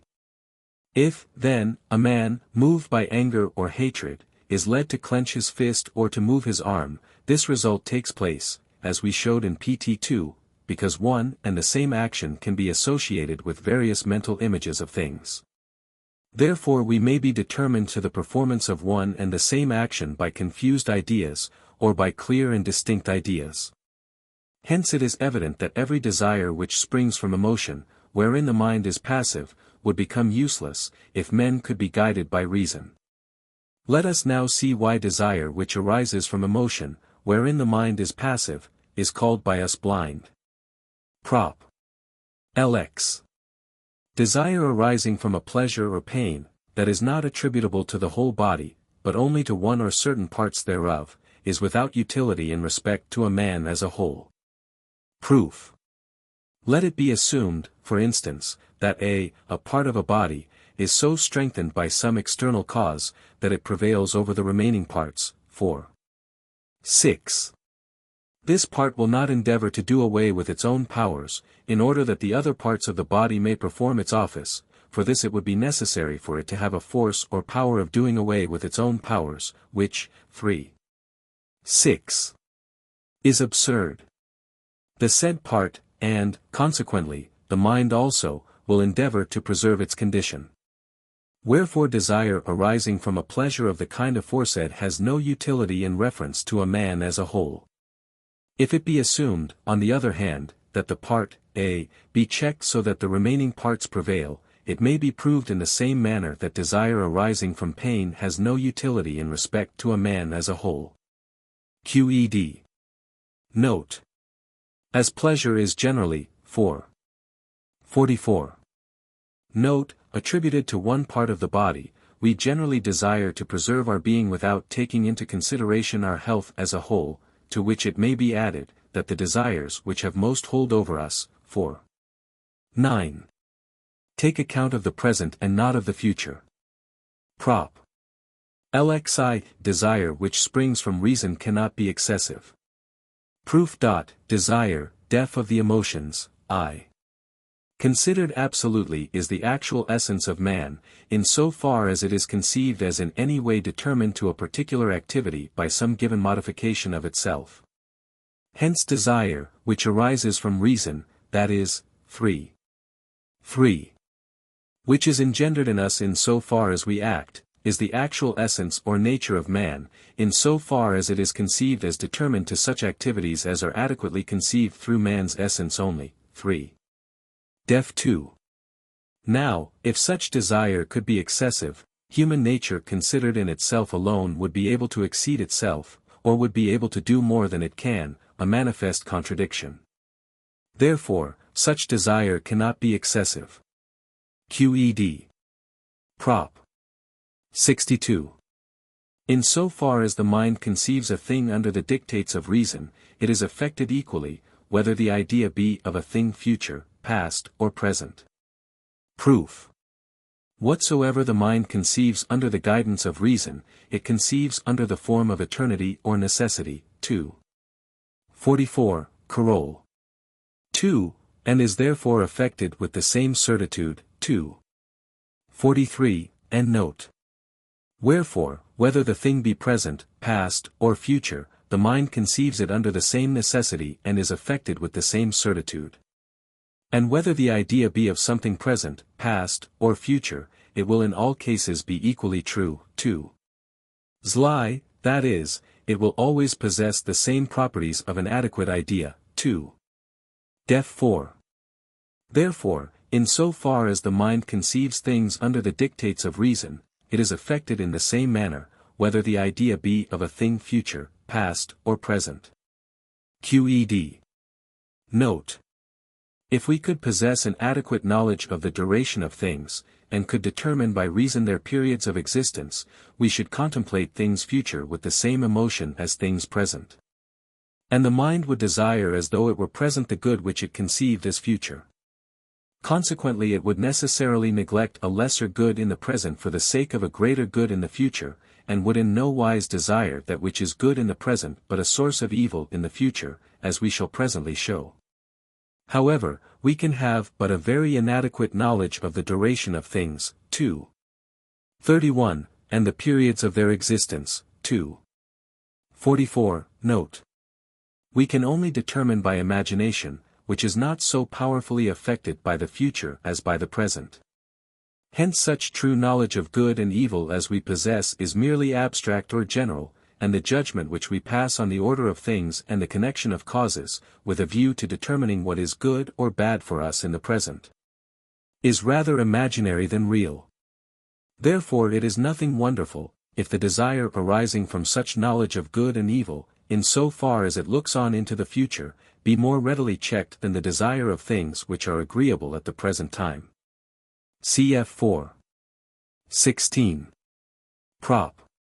LXII, he who is led by fear, and does good in order to escape evil, is not led by reason. Proof. All the emotions which are attributable to the mind as active, or in other words to reason, are emotions of pleasure and desire. 3. Lix. Therefore, he who is led by fear, and does good in order to escape evil, is not led by reason. Note. Superstitions persons, who know better how to rail at vice than how to teach virtue, and who strive not to guide men by reason, but so to restrain them that they would rather escape evil than love virtue, have no other aim but to make others as wretched as themselves. Wherefore it is nothing wonderful, if they be generally troublesome and odious to their fellow men. Corollary. Under desire which springs from reason, we seek good directly, and shun evil indirectly. Proof. Desire which springs from reason can only spring from a pleasurable emotion, wherein the mind is not passive. 3. Lix, in other words, from a pleasure which cannot be excessive. 4. lxi, and not from pain. Wherefore this desire springs from the knowledge of good, not of evil. 4. 8. Hence under the guidance of reason we seek good directly and only by implication shun evil. Qed. Note. This corollary may be illustrated by the example of a sick and a healthy man. The sick man through fear of death eats what he naturally shrinks from, but the healthy man takes pleasure in his food, and thus gets a better enjoyment out of life, than if he were in fear of death, and desired directly to avoid it. So a judge, who condemns a criminal to death, not from hatred or anger but from love of the public well-being, is guided solely by reason. Prop. Lxiv. The knowledge of evil is an inadequate knowledge. Proof. The knowledge of evil. 4. 8. Is pain, in so far as we are conscious thereof. Now pain is the transition to a lesser perfection, deaf of the emotions. 3. And therefore cannot be understood through man's nature. 3. 6, and 7, therefore it is a passive state. 3. Death. 2, which, 3. 3, depends on inadequate ideas, consequently the knowledge thereof. 2. 29, namely, the knowledge of evil, is inadequate. Qed. Corollary. Hence it follows that, if the human mind possessed only adequate ideas, it would form no conception of evil. Prop. Lxv. Under the guidance of reason we should pursue the greater of two goods and the lesser of two evils. Proof. A good which prevents our enjoyment of a greater good is in reality an evil, for we apply the terms good and bad to things, in so far as we compare them one with another. See preface to this part. Therefore, evil is in reality a lesser good. Hence under the guidance of reason we seek or pursue only the greater good and the lesser evil. Qed. Corollary. We may, under the guidance of reason, pursue the lesser evil as though it were the greater good, and we may shun the lesser good, which would be the cause of the greater evil. For the evil, which is here called the lesser, is really good, and the lesser good is really evil, wherefore we may seek the former and shun the latter. Qed. Prop. 66. We may, under the guidance of reason, seek a greater good in the future in preference to a lesser good in the present, and we may seek a lesser evil in the present in preference to a greater evil in the future. 15. 15. Maltim presens minus pre majore futuro. Van Vloten. Bruder reads, malum presens minus, quat causat est faturi alicugus mali. The last word of the latter is an obvious misprint, and is corrected by the Dutch translator into majoris boni. Pollock, page 268, note. Proof. If the mind could have an adequate knowledge of things future, it would be affected towards what is future in the same way as towards what is present. 4. 62. Wherefore, looking merely to reason, as in this proposition we are assumed to do, there is no difference, whether the greater good or evil be assumed as present, or assumed as future. Hence, 4. Lxv. We may seek a greater good in the future in preference to a lesser good in the present, and Qed. Corollary. We may, under the guidance of reason, seek a lesser evil in the present, because it is the cause of a greater good in the future, and we may shun a lesser good in the present, because it is the cause of a greater evil in the future. This corollary is related to the foregoing proposition as the corollary to 4. Lxv is related to the said 4. Lxv. Note. If these statements be compared with what we have pointed out concerning the strength of the emotions in this part up to Prop. 18, we shall readily see the difference between a man, who is led solely by emotion or opinion, and a man, who is led by reason. The former, whether will or no, performs actions whereof he is utterly ignorant. The latter is his own master and only performs such actions, as he knows are of primary importance in life, and therefore chiefly desires. Wherefore I call the former a slave, and the latter a free man, concerning whose disposition and manner of life it will be well to make a few observations. Prop. Lxvi. A free man thinks of death least of all things. And his wisdom is a meditation not of death but of life. Proof. A free man is one who lives under the guidance of reason, who is not led by fear. 4. 63, but who directly desires that which is good. 4. 63, Carol, in other words. 4. 24. Who strives to act, to live, and to preserve his being on the basis of seeking his own true advantage, wherefore such an one thinks of nothing less than of death, but his wisdom is a meditation of life. Qed. Prop. 68. If men were born free, they would, so long as they remained free, form no conception of good and evil. Proof. I call free him who is led solely by reason, he, therefore, who is born free, and who remains free, has only adequate ideas. Therefore, 4. 64, Carol, he has no conception of evil, or consequently, good and evil being correlative, of good. Qed. Note. It is evident, from 4. 4. That the hypothesis of this proposition is false and inconceivable, except in so far as we look solely to the nature of man, or rather to God, not in so far as the latter is infinite, but only in so far as he is the cause of man's existence. This, and other matters which we have already proved, seem to have been signified by Moses in the history of the first man.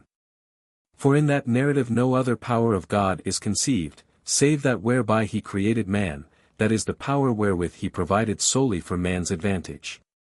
It is stated that God forbade man, being free, to eat of the tree of the knowledge of good and evil, and that, as soon as man should have eaten of it, he would straightway fear death rather than desire to live. Further, it is written that when man had found a wife, who was in entire harmony with his nature, he knew that there could be nothing in nature which could be more useful to him. But that after he believed the beasts to be like himself, he straightway began to imitate their emotions. 3. 27, and to lose his freedom, this freedom was afterwards recovered by the patriarchs, led by the Spirit of Christ. That is, by the idea of God, whereon alone it depends, that man may be free, and desire for others the good which he desires for himself, as we have shown above. 4. 37. Prop. 69. The virtue of a free man is seen to be as great, when it declines dangers, as when it overcomes them. Proof. Emotion can only be checked or removed by an emotion contrary to itself, and possessing more power in restraining emotion. 4. 7. But blind daring and fear are emotions, which can be conceived as equally great. 4. And 3. Hence, no less virtue or firmness is required in checking daring than in checking fear. 3. Licks, note, in other words, deaf of the emotions, XL. Ens lie, the free man shows as much virtue, when he declines dangers, as when he strives to overcome them. Qed. Corollary. The free man is as courageous in timely retreat as in combat. Or, a free man shows equal courage or presence of mind, whether he elect to give battle or to retreat. Note. What courage, animositas, is, and what I mean thereby, I explained in 3. Licks. Note. By danger I mean everything, which can give rise to any evil, such as pain, hatred, discord, and Prop. LXX, the free man, who lives among the ignorant, strives, as far as he can, to avoid receiving favors from them. Proof. Everyone judges what is good according to his disposition. 3. 39, note. Wherefore an ignorant man, who has conferred a benefit on another, puts his own estimate upon it, and, if it appears to be estimated less highly by the receiver, will feel pain. 3. 42. But the free man only desires to join other men to him in friendship. 4. 37. Not repaying their benefits with others reckoned as of like value, but guiding himself and others by the free decision of reason, and doing only such things as he knows to be of primary importance. Therefore the free man, lest he should become hateful to the ignorant, or follow their desires rather than reason, will endeavor, as far as he can, to avoid receiving their favors. Note. I say, as far as he can. For though men be ignorant, yet are they men, and in cases of necessity could afford us human aid, the most excellent of all things, therefore it is often necessary to accept favors from them, and consequently to repay such favors in kind. We must, therefore, exercise caution in declining favors, lest we should have the appearance of despising those who bestow them, or of being, from avaricious motives, unwilling to requite them. And so give ground for offense by the very fact of striving to avoid it. Thus, in declining favors, we must look to the requirements of utility and courtesy. Prop. LXXI, only free men are thoroughly grateful one to another. Proof. Only free men are thoroughly useful one to another, and associated among themselves by the closest necessity of friendship. 4. 35, and Carole. Only such men endeavor, with mutual zeal of love, to confer benefits on each other. 4. 37. And, therefore, only they are thoroughly grateful one to another. QED. Note. The goodwill, which men who are led by blind desire have for one another, is generally a bargaining or enticement, rather than pure goodwill. Moreover, ingratitude is not an emotion. Yet it is base, inasmuch as it generally shows, that a man is affected by excessive hatred, anger, pride, avarice, and he who, by reason of his folly, knows not how to return benefits, is not ungrateful, much less he who is not gained over by the gifts of a courtesan to serve her lust, or by a thief to conceal his thefts, or by any similar persons. Contrariwise, such an one shows a constant mind, inasmuch as he cannot by any gifts be corrupted, to his own or the general hurt. Prop. LXXII. The free man never acts fraudulently, but always in good faith. Proof. If it be asked, what should a man's conduct be in a case where he could by breaking faith free himself from the danger of present death? Would not his plan of self-preservation completely persuade him to deceive? This may be answered by pointing out that, if reason persuaded him to act thus, it would persuade all men to act in a similar manner, in which case reason would persuade men not to agree in good faith to unite their forces. Or to have laws in common, that is, not to have any general laws, which is absurd. Prop. LXXI. The man, who is guided by reason, is more free in a state, where he lives under a general system of law, than in solitude, where he is independent. Proof. The man, who is guided by reason, does not obey through fear. 4. 63. But, in so far as he endeavors to preserve his being according to the dictates of reason, that is, 4. 66. Note, in so far as he endeavors to live in freedom, he desires to order his life according to the general good. 4. 37. And, consequently, as we showed in 4. 37, note. 2. To live according to the laws of his country. Therefore the free man, in order to enjoy greater freedom, desires to possess the general rights of citizenship. QED. Note. These and similar observations, which we have made on man's true freedom, may be referred to strength, that is, to courage and nobility of character. 3. Lix. Note. I do not think it worth while to prove separately all the properties of strength. Much less need I show, that he that is strong hates no man, is angry with no man, envies no man, is indignant with no man, despises no man, and least of all things is proud. These propositions, and all that relate to the true way of life and religion, are easily proved from 4.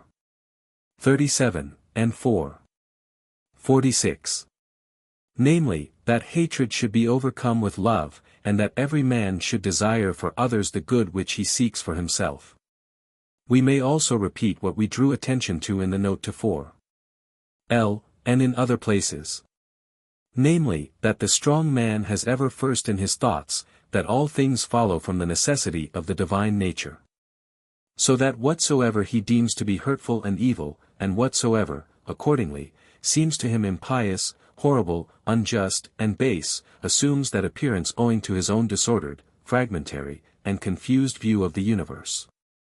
Wherefore he strives before all things to conceive things as they really are, and to remove the hindrances to true knowledge, such as are hatred, anger, envy, derision, pride, and similar emotions, which I have mentioned above.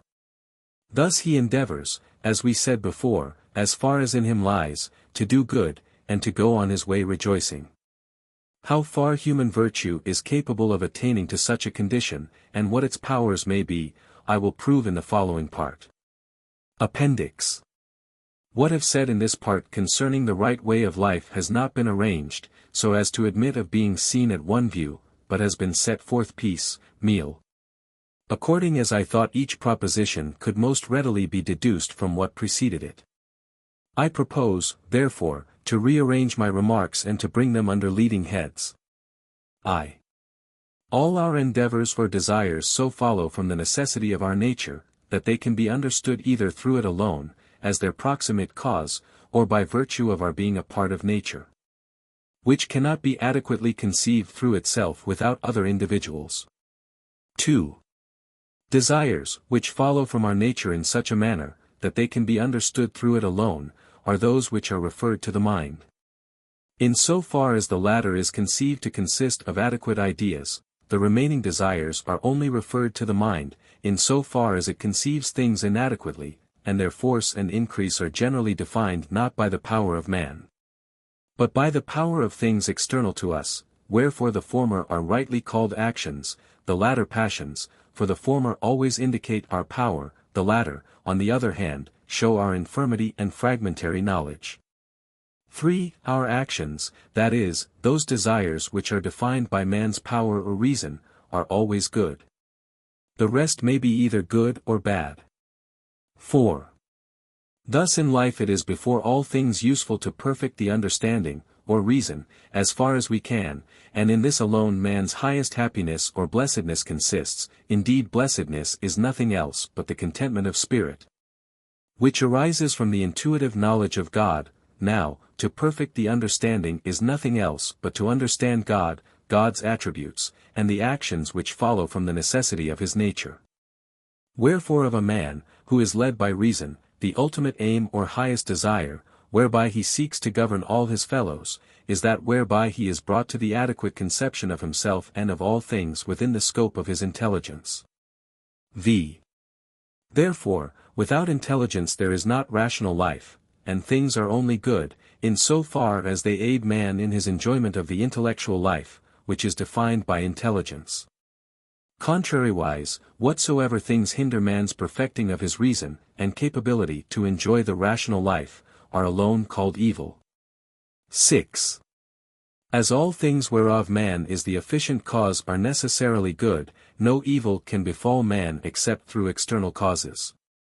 Namely, by virtue of man being a part of universal nature, whose laws human nature is compelled to obey, and to conform to in almost infinite ways. 7. It is impossible, that man should not be a part of nature, or that he should not follow her general order. But if he be thrown among individuals whose nature is in harmony with his own, his power of action will thereby be aided and fostered, whereas, if he be thrown among such as are but very little in harmony with his nature, he will hardly be able to accommodate himself to them without undergoing a great change himself. 8. Whatsoever in nature we deem to be evil, or to be capable of injuring our faculty for existing and enjoying the rational life, we may endeavor to remove in whatever way seems safest to us. On the other hand, whatsoever we deem to be good or useful for preserving our being, and enabling us to enjoy the rational life, we may appropriate to our use and employ as we think best. Everyone without exception may, by sovereign right of nature, do whatsoever he thinks will advance his own interest. 9. Nothing can be in more harmony with the nature of any given thing than other individuals of the same species, therefore, cf. 7. For man in the preservation of his being and the enjoyment of the rational life there is nothing more useful than his fellow, man who is led by reason. Further, as we know not anything among individual things which is more excellent than a man led by reason, no man can better display the power of his skill and disposition, than in so training men, that they come at last to live under the dominion of their own reason. In so far as men are influenced by envy or any kind of hatred, one towards another, they are at variance, and are therefore to be feared in proportion, as they are more powerful than their fellows. 11. Yet minds are not conquered by force, but by love and high-mindedness. 12. It is before all things useful to men to associate their ways of life, to bind themselves together with such bonds as they think most fitted to gather them all into unity, and generally to do whatsoever serves to strengthen friendship. 13. But for this there is need of skill and watchfulness. For men are diverse, seeing that those who live under the guidance of reason are few, yet are they generally envious and more prone to revenge than to sympathy. No small force of character is therefore required to take everyone as he is, and to restrain one's self from imitating the emotions of others. But those who carp at mankind, and are more skilled in railing at vice than in instilling virtue, and who break rather than strengthen men's dispositions, are hurtful both to themselves and others. Thus many from too great impatience of spirit, or from misguided religious zeal, have preferred to live among brutes rather than among men.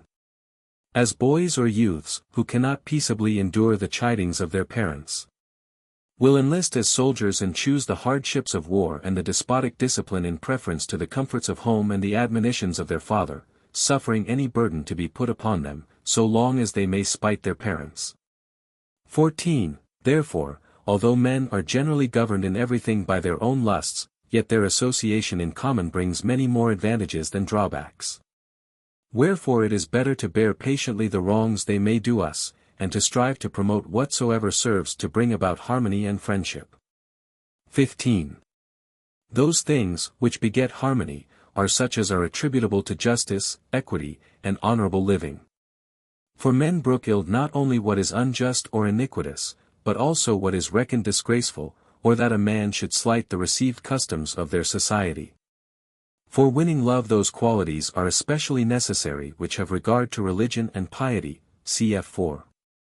37, notes.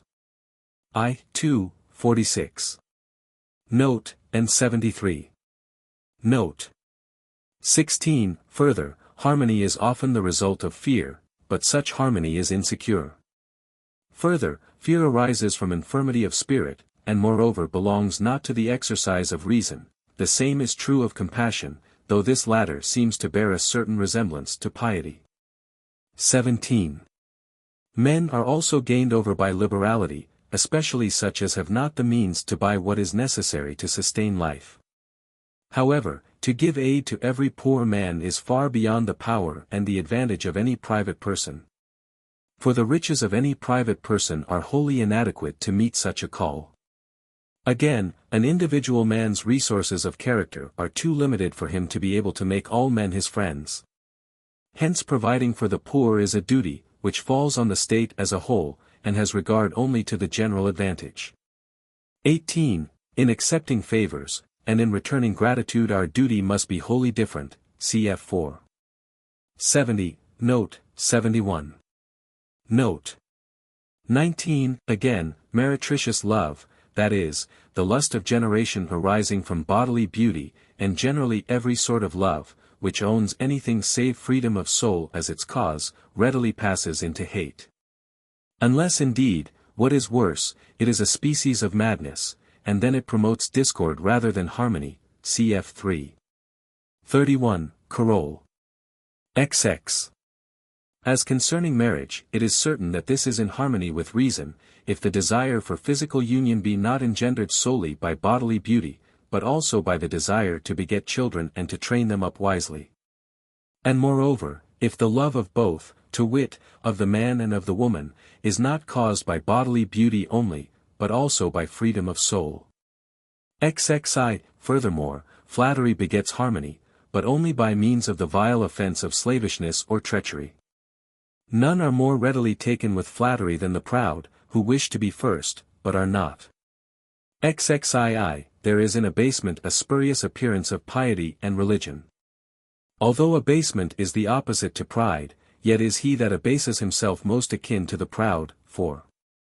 57, note. XCI, shame also brings about harmony, but only in such matters as cannot be hid. Further, as shame is a species of pain, it does not concern the exercise of reason. Ziv, the remaining emotions of pain towards men are directly opposed to justice, equity, honor, piety, and religion. And, although indignation seems to bear a certain resemblance to equity, yet is life but lawless, where every man may pass judgment on another's deeds and vindicate his own or other men's rights. 25. Correctness of conduct, modestia, that is, the desire of pleasing men which is determined by reason, is attributable to piety, as we said in 4. 37, note I. But, if it spring from emotion, it is ambition, or the desire whereby, men, under the false cloak of piety, generally stir up discords and seditions. For he who desires to aid his fellows either in word or in deed, so that they may together enjoy the highest good, he, I say, will before all things strive to win them over with love, not to draw them into admiration. So that a system may be called after his name, nor to give any cause for envy. Further, in his conversation he will shrink from talking of men's faults, and will be careful to speak but sparingly of human infirmity, but he will dwell at length on human virtue or power, and the way whereby it may be perfected. Thus will men be stirred not by fear, nor by aversion, but only by the emotion of joy, to endeavor, so far as in them lies, to live in obedience to reason. 26. Besides men, we know of no particular thing in nature in whose mind we may rejoice, and whom we can associate with ourselves in friendship or any sort of fellowship. Therefore, whatsoever there be in nature besides man, a regard for our advantage does not call on us to preserve, but to preserve or destroy according to its various capabilities, and to adapt to our use as best we may. 27. The advantage which we derive from things external to us, besides the experience and knowledge which we acquire from observing them, and from recombining their elements in different forms, is principally the preservation of the body. From this point of view, those things are most useful which can so feed and nourish the body, that all its parts may rightly fulfill their functions. For, in proportion as the body is capable of being affected in a greater variety of ways, and of affecting external bodies in a great number of ways, so much the more is the mind capable of thinking. 4. 38, 39. But there seem to be very few things of this kind in nature, wherefore for the due nourishment of the body we must use many foods of diverse nature. For the human body is composed of very many parts of different nature, which stand in continual need of varied nourishment, so that the whole body may be equally capable of doing everything that can follow from its own nature. And consequently that the mind also may be equally capable of forming many perceptions. 18. Now for providing these nourishments the strength of each individual would hardly suffice, if men did not lend one another mutual aid. But money has furnished us with a token for everything, hence it is with the notion of money, that the mind of the multitude is chiefly engrossed, nay, it can hardly conceive any kind of pleasure which is not accompanied with the idea of money as cause. 6. This result is the fault only of those who seek money, not from poverty or to supply their necessary wants, but because they have learned the arts of gain, wherewith they bring themselves to great splendor. Certainly they nourish their bodies, according to custom, but scantily, believing that they lose as much of their wealth as they spend on the preservation of their body. But they who know the true use of money, and who fix the measure of wealth solely with regard to their actual needs, live content with little. XXX. As, therefore, those things are good which assist the various parts of the body, and enable them to perform their functions, and as pleasure consists in an increase of, or aid to, man's power, in so far as he is composed of mind and body, it follows that all those things which bring pleasure are good. But seeing that things do not work with the object of giving us pleasure, and that their power of action is not tempered to suit our advantage, and, lastly, that pleasure is generally referred to one part of the body more than to the other parts. Therefore most emotions of pleasure, unless reason and watchfulness be at hand, and consequently the desires arising therefrom, may become excessive. Moreover we may add that emotion leads us to pay most regard to what is agreeable in the present, nor can we estimate what is future with emotions equally vivid. 4. 44. Note, NLX. Note. 31. Superstition, on the other hand, seems to account as good all that brings pain, and as bad all that brings pleasure. However, as we said above, 4. XLV note, none but the envious take delight in my infirmity and trouble. For the greater the pleasure whereby we are affected, the greater is the perfection whereto we pass, and consequently the more do we partake of the divine nature. No pleasure can ever be evil, which is regulated by a true regard for our advantage. But contrariwise he, who is led by fear and does good only to avoid evil, is not guided by reason. XXXII But human power is extremely limited, and is infinitely surpassed by the power of external causes. We have not, therefore, an absolute power of shaping to our use those things which are without us. Nevertheless, we shall bear with an equal mind all that happens to us in contravention to the claims of our own advantage, so long as we are conscious that we have done our duty. And that the power which we possess is not sufficient to enable us to protect ourselves completely. Remembering that we are a part of universal nature, and that we follow her order. If we have a clear and distinct understanding of this, that part of our nature which is defined by intelligence, in other words the better part of ourselves, will assuredly acquiesce in what befalls us. And in such acquiescence will endeavor to persist. For, in so far as we are intelligent beings, we cannot desire anything save that which is necessary, nor yield absolute acquiescence to anything, save to that which is true, wherefore, in so far as we have a right understanding of these things, the endeavor of the better part of ourselves is in harmony with the order of nature as a whole. Part 5. Of the power of the understanding, or of human freedom. Preface. At length I pass to the remaining portion of my ethics, which is concerned with the way leading to freedom. I shall therefore treat therein of the power of the reason, showing how far the reason can control the emotions, and what is the nature of mental freedom or blessedness. We shall then be able to see how much more powerful the wise man is than the ignorant. It is no part of my design to point out the method and means whereby the understanding may be perfected, nor to show the skill whereby the body may be so tended, as to be capable of the due performance of its functions. The latter question lies in the province of medicine, the former in the province of logic. Here, therefore, I repeat, I shall treat only of the power of the mind, or of reason. And I shall mainly show the extent and nature of its dominion over the emotions, for their control and moderation. That we do not possess absolute dominion over them, I have already shown. Yet the Stoics have thought, that the emotions depended absolutely on our will, and that we could absolutely govern them.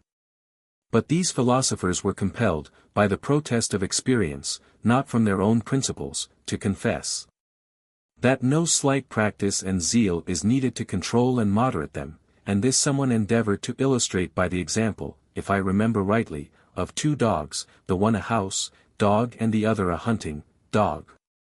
For by long training it could be brought about, that the house dog should become accustomed to hunt, and the hunting dog to cease from running after hares. To this opinion Descartes not a little inclines. For he maintained, that the soul or mind is specially united to a particular part of the brain, namely, to that part called the pineal gland, by the aid of which the mind is enabled to feel all the movements which are set going in the body.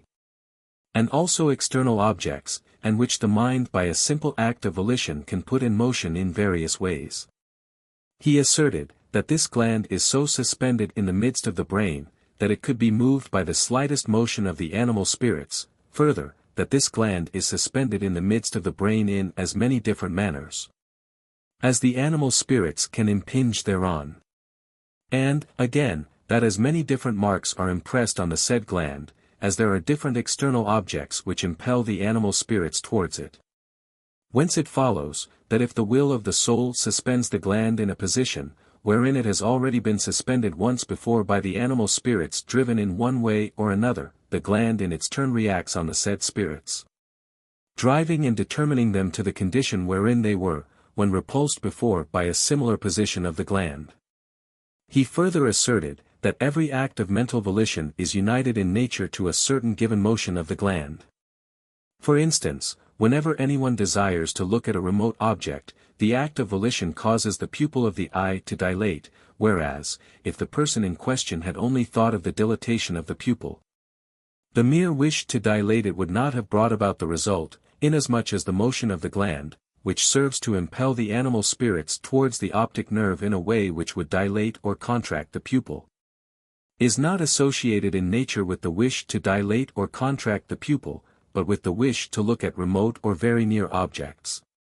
Lastly, he maintained that, although every motion of the aforesaid gland seems to have been united by nature to one particular thought out of the whole number of our thoughts from the very beginning of our life, yet it can nevertheless become through habituation associated with other thoughts.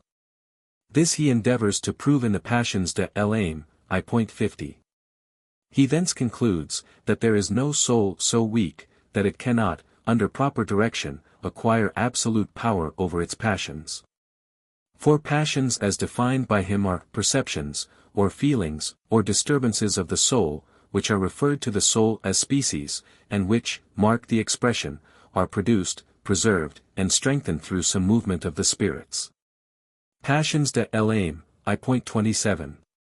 But, seeing that we can join any motion of the gland, or consequently of the spirits, to any volition, the determination of the will depends entirely on our own powers. If, therefore, we determine our will with sure and firm decisions in the direction to which we wish our actions to tend, and associate the motions of the passions which we wish to acquire with the said decisions, we shall acquire an absolute dominion over our passions. Such is the doctrine of this illustrious philosopher. In so far as I gather it from his own words, it is one which, had it been less ingenious, I could hardly believe to have proceeded from so great a man. Indeed, I am lost in wonder, that a philosopher, who had stoutly asserted, that he would draw no conclusions which do not follow from self-evident premises, and would affirm nothing which he did not clearly and distinctly perceive, and who had so often taken to task the scholastics for wishing to explain obscurities through occult qualities, could maintain a hypothesis, beside which occult qualities are commonplace. What does he understand, I ask, by the union of the mind and the body? What clear and distinct conception has he got of thought in most intimate union with a certain particle of extended matter? Truly, I should like him to explain this union through its proximate cause. But he had so distinct a conception of mind being distinct from body, that he could not assign any particular cause of the union between the two, or of the mind itself, but was obliged to have recourse to the cause of the whole universe. That is to God. Further, I should much like to know, what degree of motion the mind can impart to this pineal gland, and with what force can it hold it suspended? For I am in ignorance, whether this gland can be agitated more slowly or more quickly by the mind than by the animal spirits, and whether the motions of the passions, which we have closely united with firm decisions, cannot be again disjoined therefrom by physical causes. In which case it would follow that, although the mind firmly intended to face a given danger, and had united to this decision the motions of boldness, yet at the sight of the danger the gland might become suspended in a way which would preclude the mind thinking of anything except running away. In truth, as there is no common standard of volition and motion, so is there no comparison possible between the powers of the mind and the power or strength of the body. Consequently the strength of one cannot in any wise be determined by the strength of the other. We may also add, that there is no gland discoverable in the midst of the brain, so placed that it can thus easily be set in motion in so many ways, and also that all the nerves are not prolonged so far as the cavities of the brain. Lastly, I omit all the assertions which he makes concerning the will and its freedom, inasmuch as I have abundantly proved that his premises are false.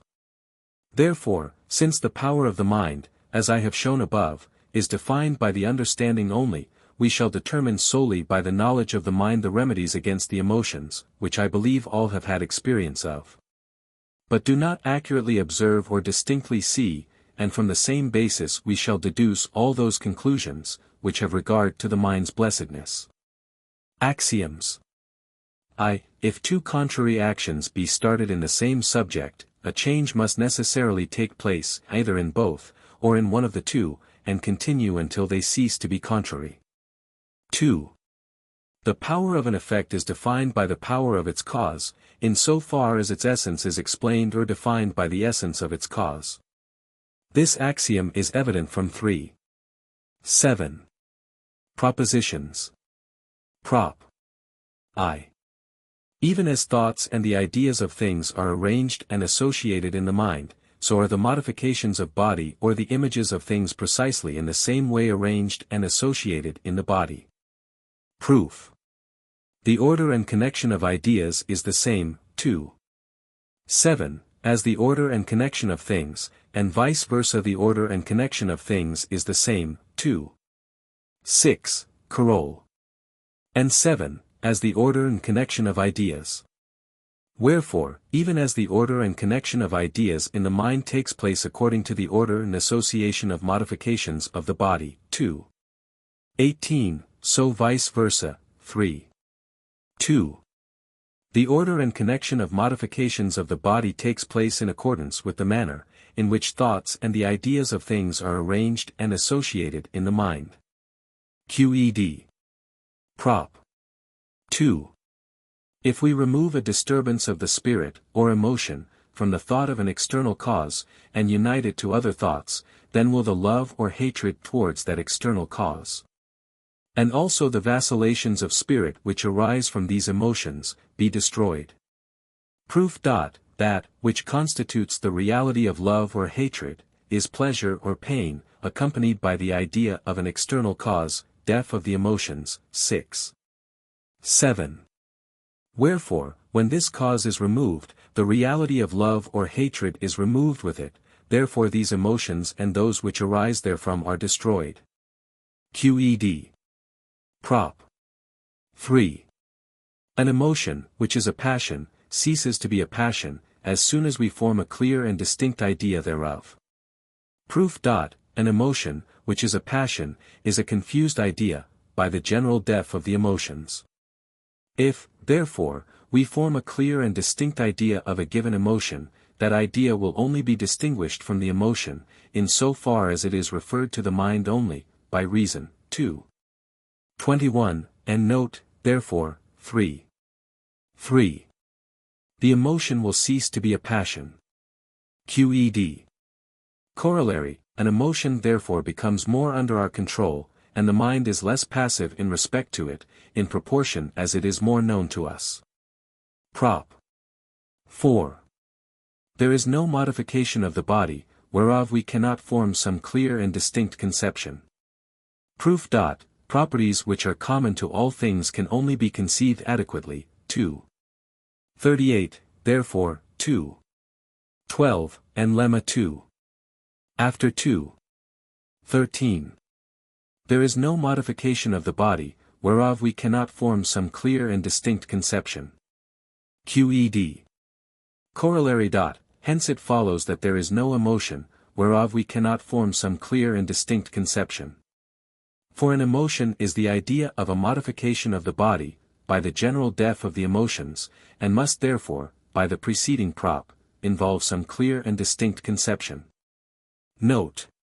Seeing that there is nothing which is not followed by an effect, 36, and that we clearly and distinctly understand whatever follows from an idea, which in us is adequate, 2. XL. It follows that everyone has the power of clearly and distinctly understanding himself and his emotions, if not absolutely, at any rate in part, and consequently of bringing it about, that he should become less subject to them. To attain this result, therefore, we must chiefly direct our efforts to acquiring, as far as possible, a clear and distinct knowledge of every emotion, in order that the mind may thus, through emotion, be determined to think of those things which it clearly and distinctly perceives, and wherein it fully acquiesces, and thus that the emotion itself may be separated from the thought of an external cause, and may be associated with true thoughts. Whence it will come to pass, not only that love, hatred, and will be destroyed, v2, but also that the appetites or desires, which are wont to arise from such emotion, will become incapable of being excessive, 4. LXI. For it must be especially remarked, that the appetite through which a man is said to be active, and that through which he is said to be passive is one and the same. For instance, we have shown that human nature is so constituted, that everyone desires his fellow men to live after his own fashion, 3. 31. Note. In a man, who is not guided by reason, this appetite is a passion which is called ambition, and does not greatly differ from pride, whereas in a man, who lives by the dictates of reason, it is an activity or virtue which is called piety. 4. 37. Note.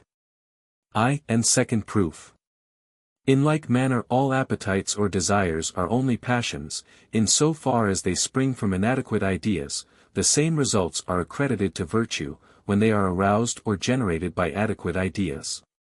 For all desires, whereby we are determined to any given action, may arise as much from adequate as from inadequate ideas. 4. Licks.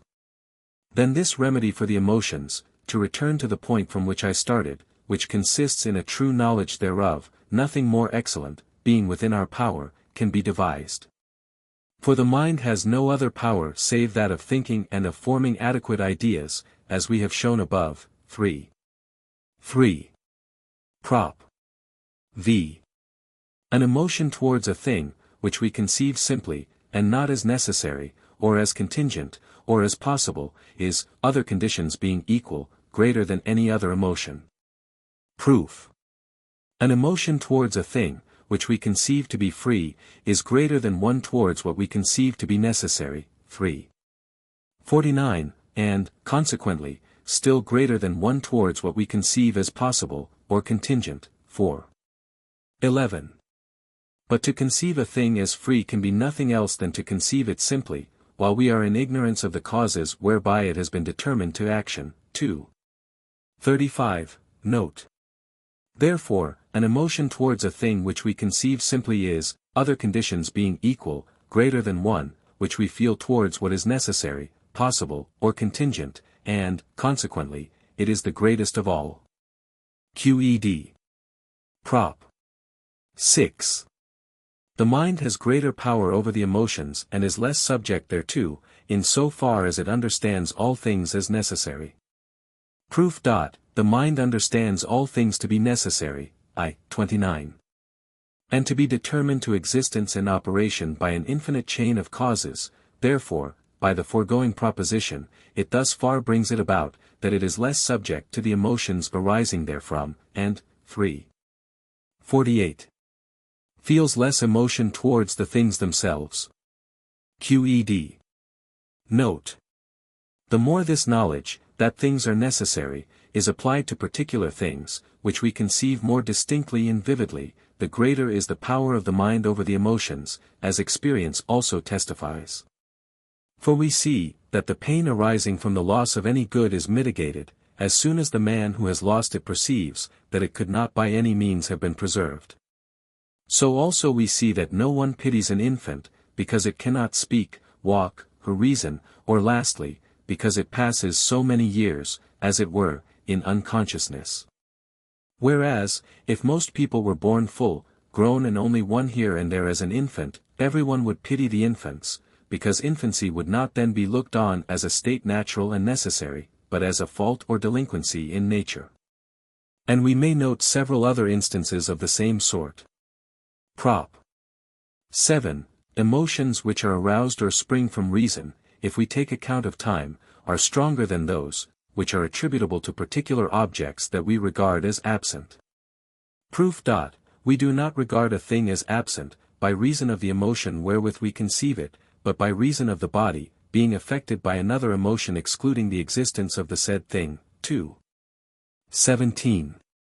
Wherefore, the emotion, which is referred to the thing which we regard as absent, is not of a nature to overcome the rest of a man's activities and power. 4. 6. But is, on the contrary, of a nature to be in some sort controlled by the emotions, which exclude the existence of its external cause. 4. 9. But an emotion which springs from reason is necessarily referred to the common properties of things, see the def. Of reason in 2. XL, note. 2. Which we always regard as present, for there can be nothing to exclude their present existence, and which we always conceive in the same manner. 2. 38. Wherefore an emotion of this kind always remains the same, and consequently, v. ax. I.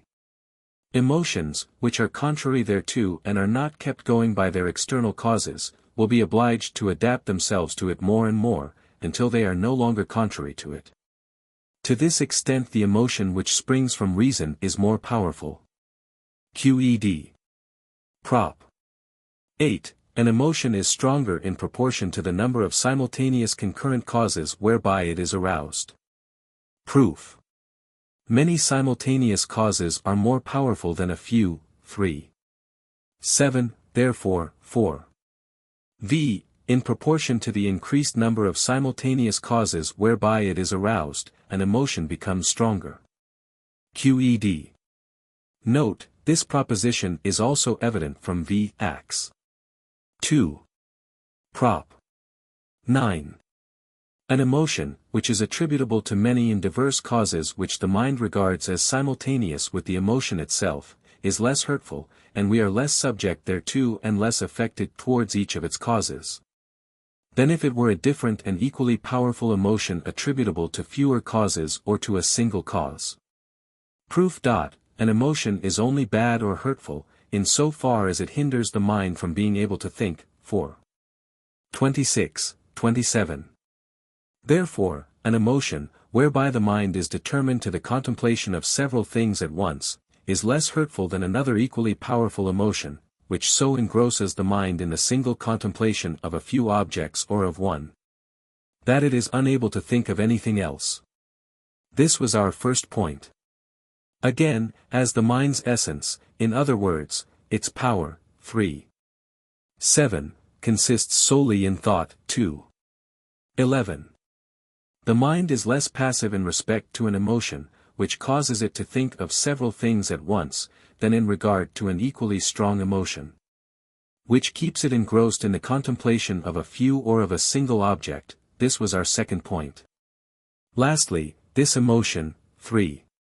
48, in so far as it is attributable to several causes, is less powerful in regard to each of them. Qed. Prop. X. So long as we are not assailed by emotions contrary to our nature, we have the power of arranging and associating the modifications of our body according to the intellectual order. Proof. The emotions, which are contrary to our nature, that is, 4. XXX, which are bad in so far as they impede the mind from understanding. 4. 27. So long, therefore, as we are not assailed by emotions contrary to our nature, the mind's power, whereby it endeavors to understand things. 4. 26. Is not impeded, and therefore it is able to form clear and distinct ideas and to deduce them one from another. 2. XL, note. 2, and 2. 47, note. Consequently we have in such cases the power of arranging and associating the modifications of the body according to the intellectual order. Qed. Note. By this power of rightly arranging and associating the bodily modifications we can guard ourselves from being easily affected by evil emotions. 4. V. 7. A greater force is needed for controlling the emotions, when they are arranged and associated according to the intellectual order, than when they are uncertain and unsettled. The best we can do, therefore, so long as we do not possess a perfect knowledge of our emotions, is to frame a system of right conduct, or fixed practical precepts, to commit it to memory, and to apply it forthwith. 16. To the particular circumstances which now and again meet us in life, so that our imagination may become fully imbued therewith, and that it may be always ready to our hand. For instance, we have laid down among the rules of life. 4. 46, and note, that hatred should be overcome with love or high-mindedness, and not required with hatred in return. Now, that this precept of reason may be always ready to our hand in time of need, we should often think over and reflect upon the wrongs generally committed by men, and in what manner and way they may be best warded off by high-mindedness. We shall thus associate the idea of wrong with the idea of this precept, which accordingly will always be ready for use when a wrong is done to us. 2. 18. If we keep also in readiness the notion of our true advantage, and of the good which follows from mutual friendships, and common fellowships. Further, if we remember that complete acquiescence is the result of the right way of life, for Lee, and that men, no less than everything else, act by the necessity of their nature, in such case I say the wrong, or the hatred, which commonly arises therefrom, will engross a very small part of our imagination and will be easily overcome. Or, if the anger which springs from a grievous wrong be not overcome easily, it will nevertheless be overcome, though not without a spiritual conflict, far sooner than if we had not thus reflected on the subject beforehand. As is indeed evident from v. 6. 7, 8. We should, in the same way, reflect on courage as a means of overcoming fear. The ordinary dangers of life should frequently be brought to mind and imagined, together with the means whereby through readiness of resource and strength of mind we can avoid and overcome them.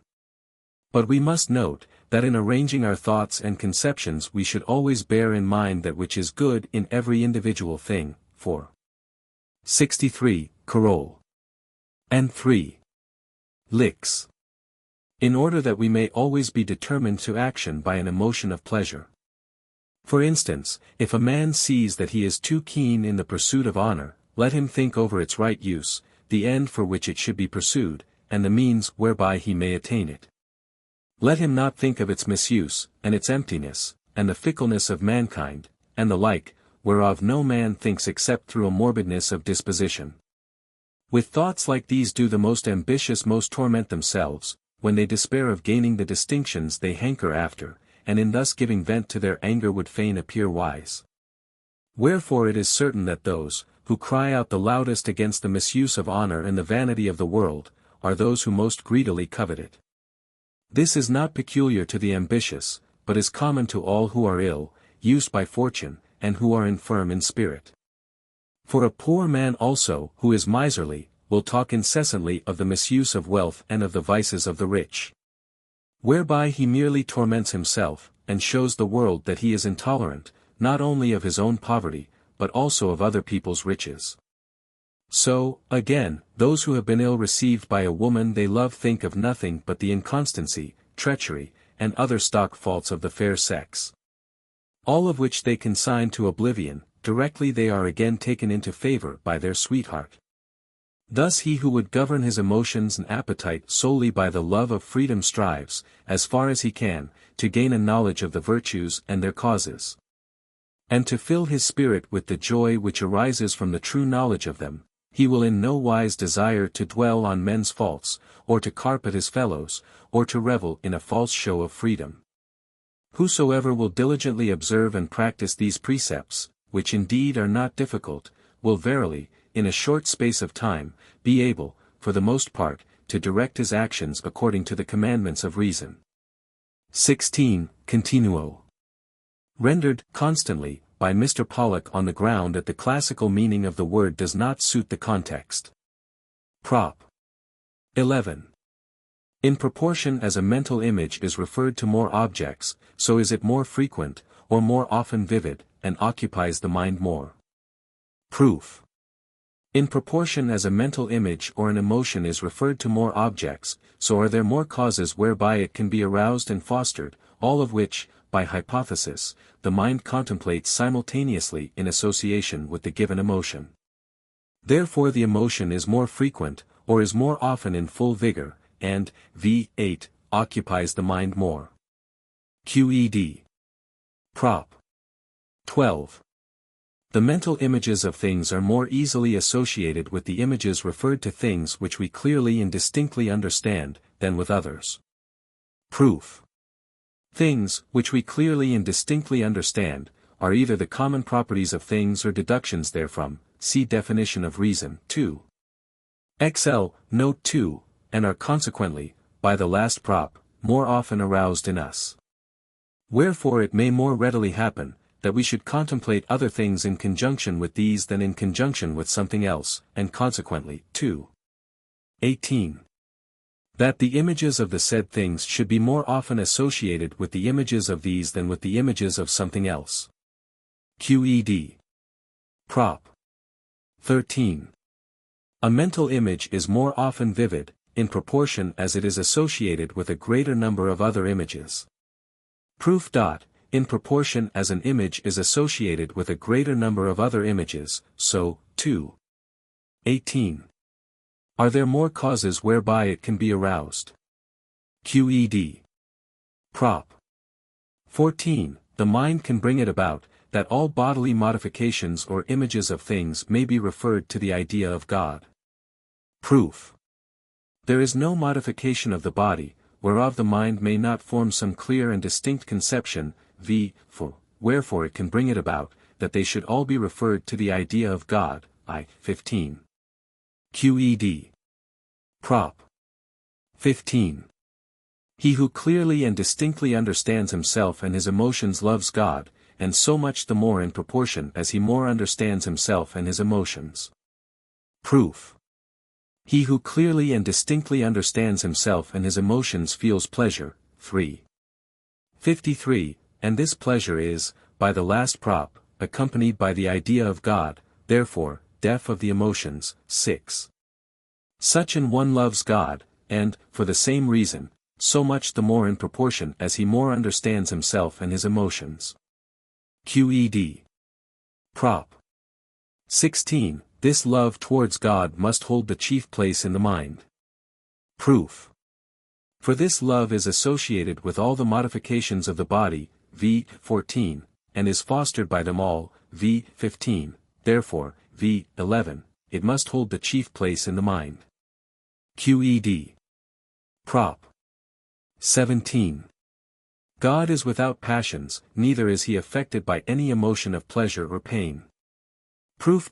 All ideas, in so far as they are referred to God, are true. 2. 32, that is, 2. Def 4, adequate, and therefore, by the general def. Of the emotions, God is without passions. Again, God cannot pass either to a greater or to a lesser perfection, ixx. Coroll. 2, therefore, by def of the emotions. 2. 3. He is not affected by any emotion of pleasure or pain. Corollary. Strictly speaking, God does not love or hate anyone. For God, by the foregoing prop, is not affected by any emotion of pleasure or pain, consequently, def of the emotions. 6. 7. He does not love or hate anyone. Prop. 18. No one can hate God. Proof. The idea of God which is in us is adequate and perfect. 2. 46, 47, wherefore, in so far as we contemplate God, we are active. 3. 3, consequently, 3. Licks. There can be no pain accompanied by the idea of God, in other words, def of the emotions. 7, no one can hate God. Qed. Corollary. Love towards God cannot be turned into hate. Note. It may be objected that, as we understand God as the cause of all things, we by that very fact regard God as the cause of pain. But I make answer, that, in so far as we understand the causes of pain, it to that extent, v. 3. ceases to be a passion, that is, it ceases to be pain. 3. Licks, therefore, in so far as we understand God to be the cause of pain, we to that extent feel pleasure. Prop. 19. He, who loves God, cannot endeavor that God should love him in return. Proof. For, if a man should so endeavor, he would desire, v. 17. Coroll, that God, whom he loves, should not be God, and consequently he would desire to feel pain. 3. 19, which is absurd. 3. 28, therefore, he who loves God, and qed. Prop. XX. This love towards God cannot be stained by the emotion of envy or jealousy, contrariwise, it is the more fostered, in proportion as we conceive a greater number of men to be joined to God by the same bond of love. Proof. This love towards God is the highest good which we can seek for under the guidance of reason. 4. 28. It is common to all men. 4. 36. And we desire that all should rejoice therein. 4. 37. Therefore, def of the emotions. 23. It cannot be stained by the emotion envy, nor by the emotion of jealousy, v. 18. See definition of jealousy, 3. 35, note. But, contrariwise, it must needs be the more fostered, in proportion as we conceive a greater number of men to rejoice therein. Qed. Note. We can in the same way show, that there is no emotion directly contrary to this love, whereby this love can be destroyed. Therefore we may conclude, that this love towards God is the most constant of all the emotions, and that, in so far as it is referred to the body, it cannot be destroyed, unless the body be destroyed also. As to its nature, in so far as it is referred to the mind only, we shall presently inquire. I have now gone through all the remedies against the emotions, or all that the mind, considered in itself alone, can do against them. Whence it appears that the mind's power over the emotions consists in the actual knowledge of the emotions, v. 4. Note. 2. In the fact that it separates the emotions from the thought of an external cause, which we conceive confusedly, v. 2, and v. 4. Note. 3. In the fact, that, in respect to time, the emotions referred to things, which we distinctly understand, surpass those referred to what we conceive in a confused and fragmentary manner, v. 7. 4. In the number of causes whereby those modifications, 17, are fostered, which have regard to the common properties of things or to God, v. 9. 11. 17. Affections. Camera reads affectus, emotions. v. Lastly, in the order wherein the mind can arrange and associate, one with another, its own emotions, v. X. Note and 12. 13, 14. But, in order that this power of the mind over the emotions may be better understood, it should be specially observed that the emotions are called by us strong, when we compare the emotion of one man with the emotion of another. And see that one man is more troubled than another by the same emotion. Or when we are comparing the various emotions of the same man one with another, and find that he is more affected or stirred by one emotion than by another. For the strength of every emotion is defined by a comparison of our own power with the power of an external cause. Now the power of the mind is defined by knowledge only, and its infirmity or passion is defined by the privation of knowledge only. It therefore follows, that that mind is most passive, whose greatest part is made up of inadequate ideas. So that it may be characterized more readily by its passive states than by its activities. On the other hand, that mind is most active, whose greatest part is made up of adequate ideas, so that, although it may contain as many inadequate ideas as the former mind, it may yet be more easily characterized by ideas attributable to human virtue, than by ideas which tell of human infirmity. Again, it must be observed, that spiritual unhealthiness and misfortunes can generally be traced to excessive love for something which is subject to many variations, and which we can never become masters of. For no one is solicitous or anxious about anything, unless he loves it, neither do wrongs, suspicions, enmities, and arise, except in regard to things whereof no one can be really master. We may thus readily conceive the power which clear and distinct knowledge, and especially that third kind of knowledge, 2. 47. Note, founded on the actual knowledge of God, possesses over the emotions, if it does not absolutely destroy them, in so far as they are passions, v. 3. and 4. Note, at any rate, it causes them to occupy a very small part of the mind, v. 14. Further, it begets a love towards a thing immutable and eternal, v. 15, whereof we may really enter into possession, 2. XLV, neither can it be defiled with those faults which are inherent in ordinary love. But it may grow from strength to strength, and may engross the greater part of the mind, and deeply penetrate it. And now I have finished with all that concerns this present life, for, as I said in the beginning of this note, I have briefly described all the remedies against the emotions. And this everyone may readily have seen for himself, if he has attended to what is advanced in the present note, and also to the definitions of the mind and its emotions, and, lastly, to propositions I and 3. Of Part 3. It is now, therefore, time to pass on to those matters, which appertain to the duration of the mind, without relation to the body. Prop. XXI. The mind can only imagine anything, or remember what is past, while the body endures. Proof.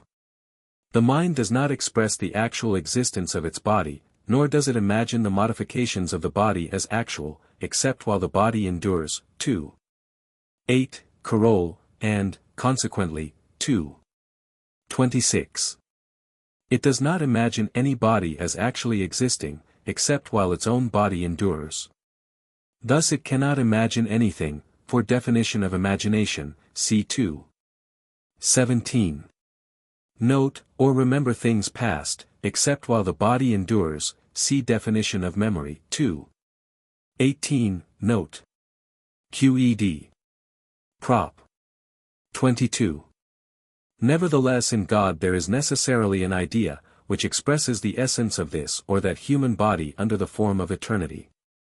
Proof. God is the cause, not only of the existence of this or that human body, but also of its essence, I. 25. This essence, therefore, must necessarily be conceived through the very essence of God, I. Acts. 4, and be thus conceived by a certain eternal necessity, I. 16, and this conception must necessarily exist in God, 2.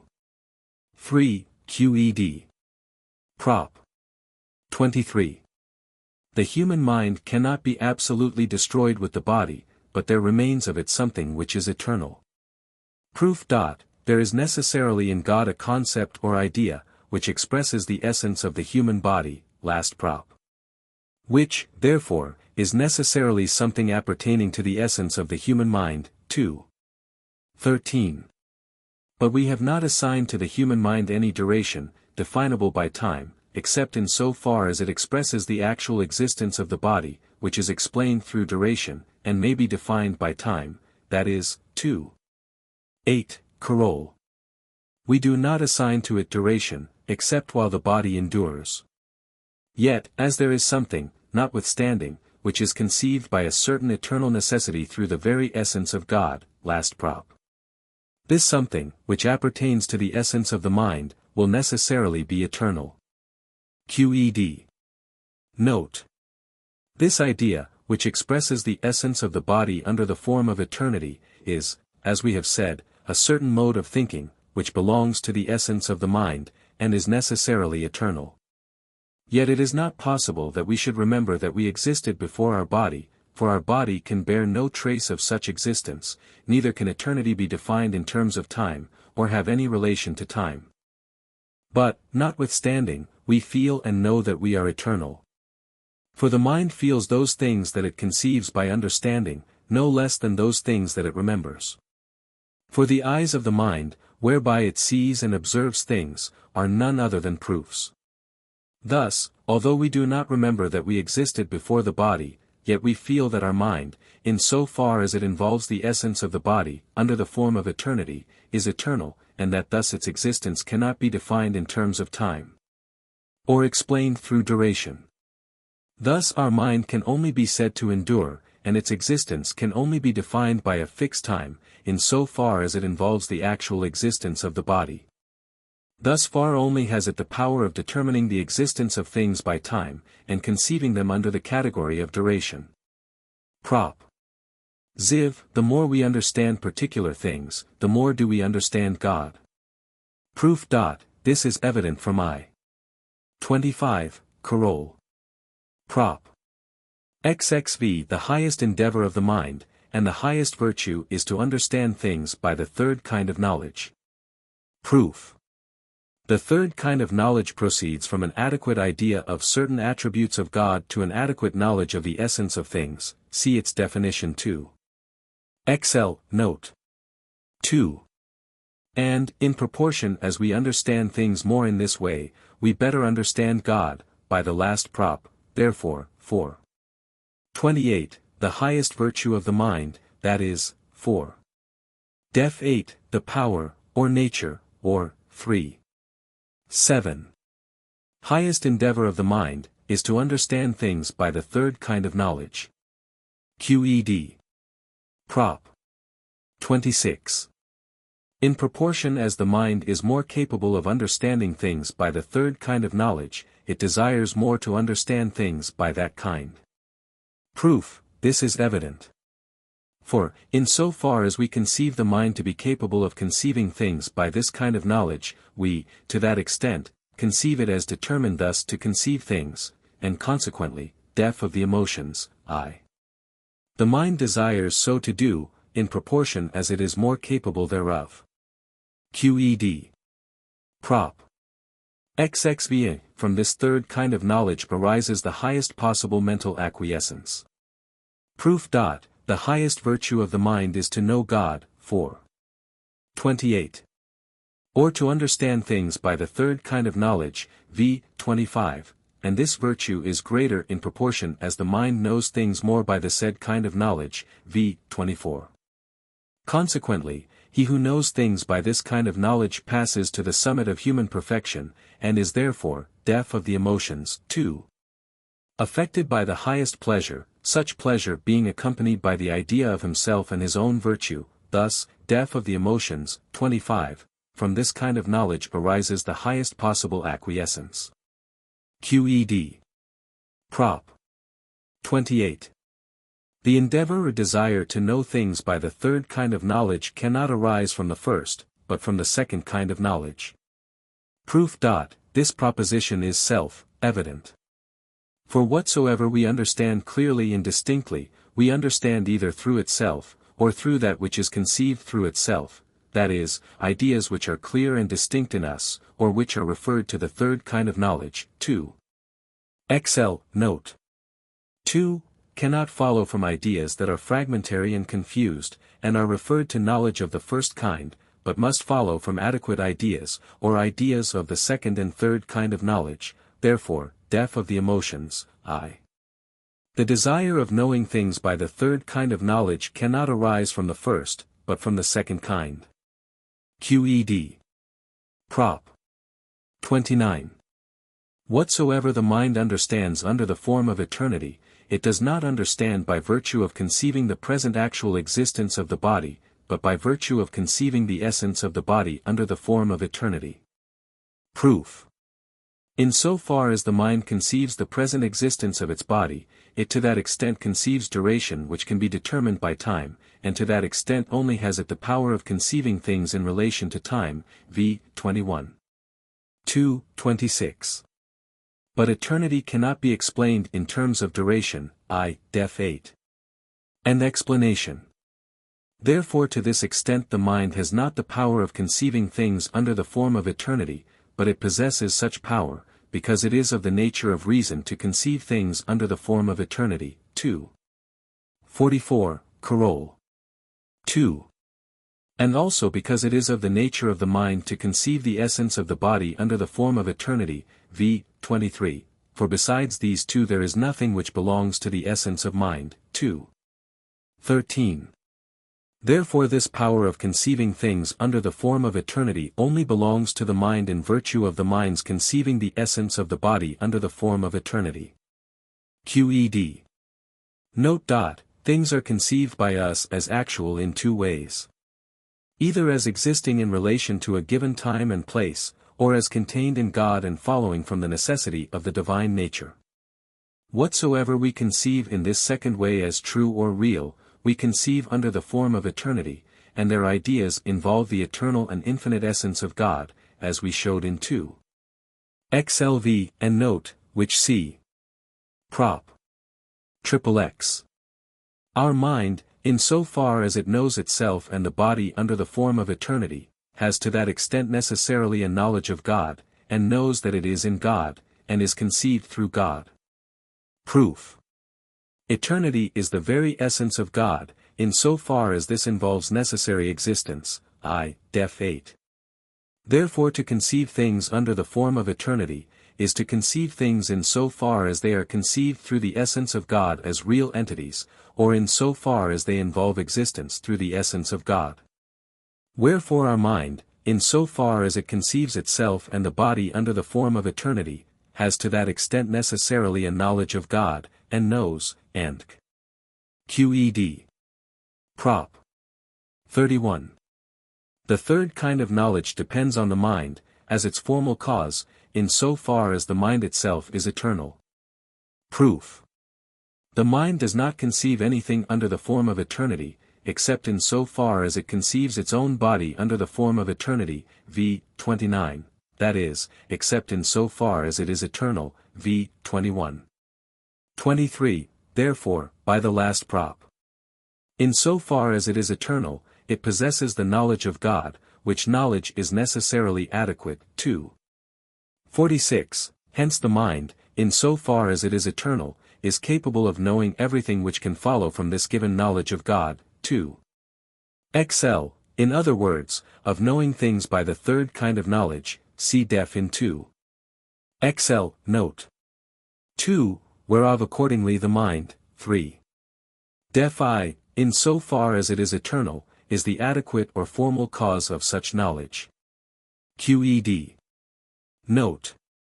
In proportion, therefore, as a man is more potent in this kind of knowledge, he will be more completely conscious of himself and of God, in other words, he will be more perfect and blessed, as will appear more clearly in the sequel. But we must here observe that, although we are already certain that the mind is eternal, in so far as it conceives things under the form of eternity, yet, in order that what we wish to show may be more readily explained and better understood, we will consider the mind itself, as though it had just begun to exist and to understand things under the form of eternity, as indeed we have done hitherto. This we may do without any danger of error, so long as we are careful not to draw any conclusion, unless our premises are plain. Prop. 32. Whatsoever we understand by the third kind of knowledge, we take delight in, and our delight is accompanied by the idea of God as cause. Proof. From this kind of knowledge arises the highest possible mental acquiescence, that is, def of the emotions, 25, pleasure, and this acquiescence is accompanied by the idea of the mind itself, v. 27, and consequently, v. XXX. The idea also of God as cause. QED. Corollary. From the third kind of knowledge necessarily arises the intellectual love of God. From this kind of knowledge arises pleasure accompanied by the idea of God as cause, that is, def. Of the emotions, 6, the love of God, not in so far as we imagine him as present, v. 29, but in so far as we understand him to be eternal, this is what I call the intellectual love of God. Prop. 33. The intellectual love of God, which arises from the third kind of knowledge, is eternal. Proof. The third kind of knowledge is eternal, v. 31. Ax. 3, therefore, by the same axiom, the love which arises therefrom is also necessarily eternal. QED. Note. Although this love towards God has, by the foregoing prop, no beginning, it yet possesses all the perfections of love, just as though it had arisen as we feigned in the Carol of the last prop. Nor is there here any difference, except that the mind possesses as eternal those same perfections which we feign to accrue to it, and they are accompanied by the idea of God as eternal cause. If pleasure consists in the transition to a greater perfection, assuredly blessedness must consist in the mind being endowed with perfection itself. Prop. 34. The mind is, only while the body endures, subject to those emotions which are attributable to passions. Proof. Imagination is the idea wherewith the mind contemplates a thing as present, 2. 17, note. Yet this idea indicates rather the present disposition of the human body than the nature of the external thing, 2. 16, Carol. 2, therefore emotion, see general def. Of emotions, is imagination, in so far as it indicates the present disposition of the body, therefore, v. 21, the mind is, only while the body endures, subject to emotions which are attributable to passions. QED. Corollary. Hence it follows that no love save intellectual love is eternal. Note. If we look to men's general opinion, we shall see that they are indeed conscious of the eternity of their mind, but that they confuse eternity with duration, and ascribe it to the imagination or the memory which they believe to remain after death. Prop. XXXV. God loves himself with an infinite intellectual love. Proof. God is absolutely infinite. Def 6, that is, 2. Def 6, the nature of God rejoices in infinite perfection, and such rejoicing is, 2. 3. Accompanied by the idea of himself, that is, 11.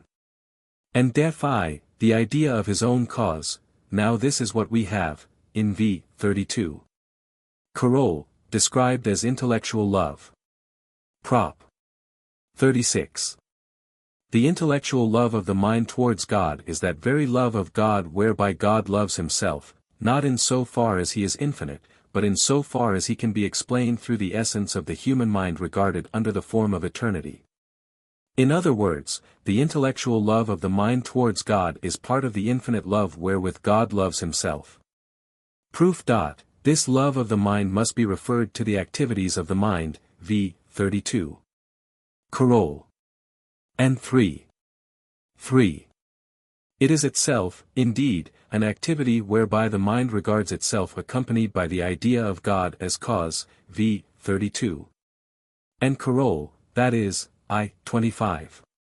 Coroll. And 2. 11. Coroll. An activity whereby God, in so far as he can be explained through the human mind, regards himself accompanied by the idea of himself, therefore, by the last prop, this love of the mind is part of the infinite love wherewith God loves himself. Q. Ed. Corollary. Hence it follows that God, in so far as he loves himself, loves man, and, consequently, that the love of God towards men, and the intellectual love of the mind towards God are identical. Note. From what has been said we clearly understand, wherein our salvation, or blessedness, or freedom, consists, namely, in the constant and eternal love towards God, or in God's love towards men. This love or blessedness is, in the Bible, called glory, and not undeservedly.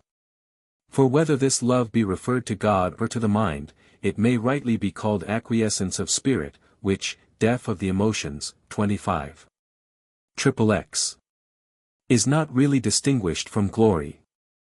In so far as it is referred to God, it is, v. 35, pleasure, if we may still use that term, accompanied by the idea of itself, and, in so far as it is referred to the mind, it is the same, v. 27.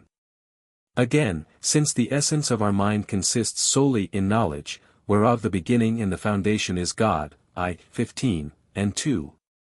47. Note, it becomes clear to us, in what manner and way our mind, as to its essence and existence, follows from the divine nature and constantly depends on God. I have thought it worth while here to call attention to this, in order to show by this example how the knowledge of particular things, which I have called intuitive or of the third kind, 2. XL, note. 2. Is potent and more powerful than the universal knowledge, which I have styled knowledge of the second kind. For, although in Part 1, I showed in general terms, that all things, and consequently, also, the human mind, depend as to their essence and existence on God, yet that demonstration, though legitimate and placed beyond the chances of doubt, does not affect our minds so much as when the same conclusion is derived from the actual essence of some particular thing, which we say depends on God. Prop. XVI. There is nothing in nature, which is contrary to this intellectual love, or which can take it away. Proof. This intellectual love follows necessarily from the nature of the mind, in so far as the latter is regarded through the nature of God as an eternal truth, v. 33. And 29. If, therefore, there should be anything which would be contrary to this love, that thing would be contrary to that which is true, consequently, that, which should be able to take away this love, would cause that which is true to be false. An obvious absurdity. Therefore there is nothing in nature which, and QED. Note.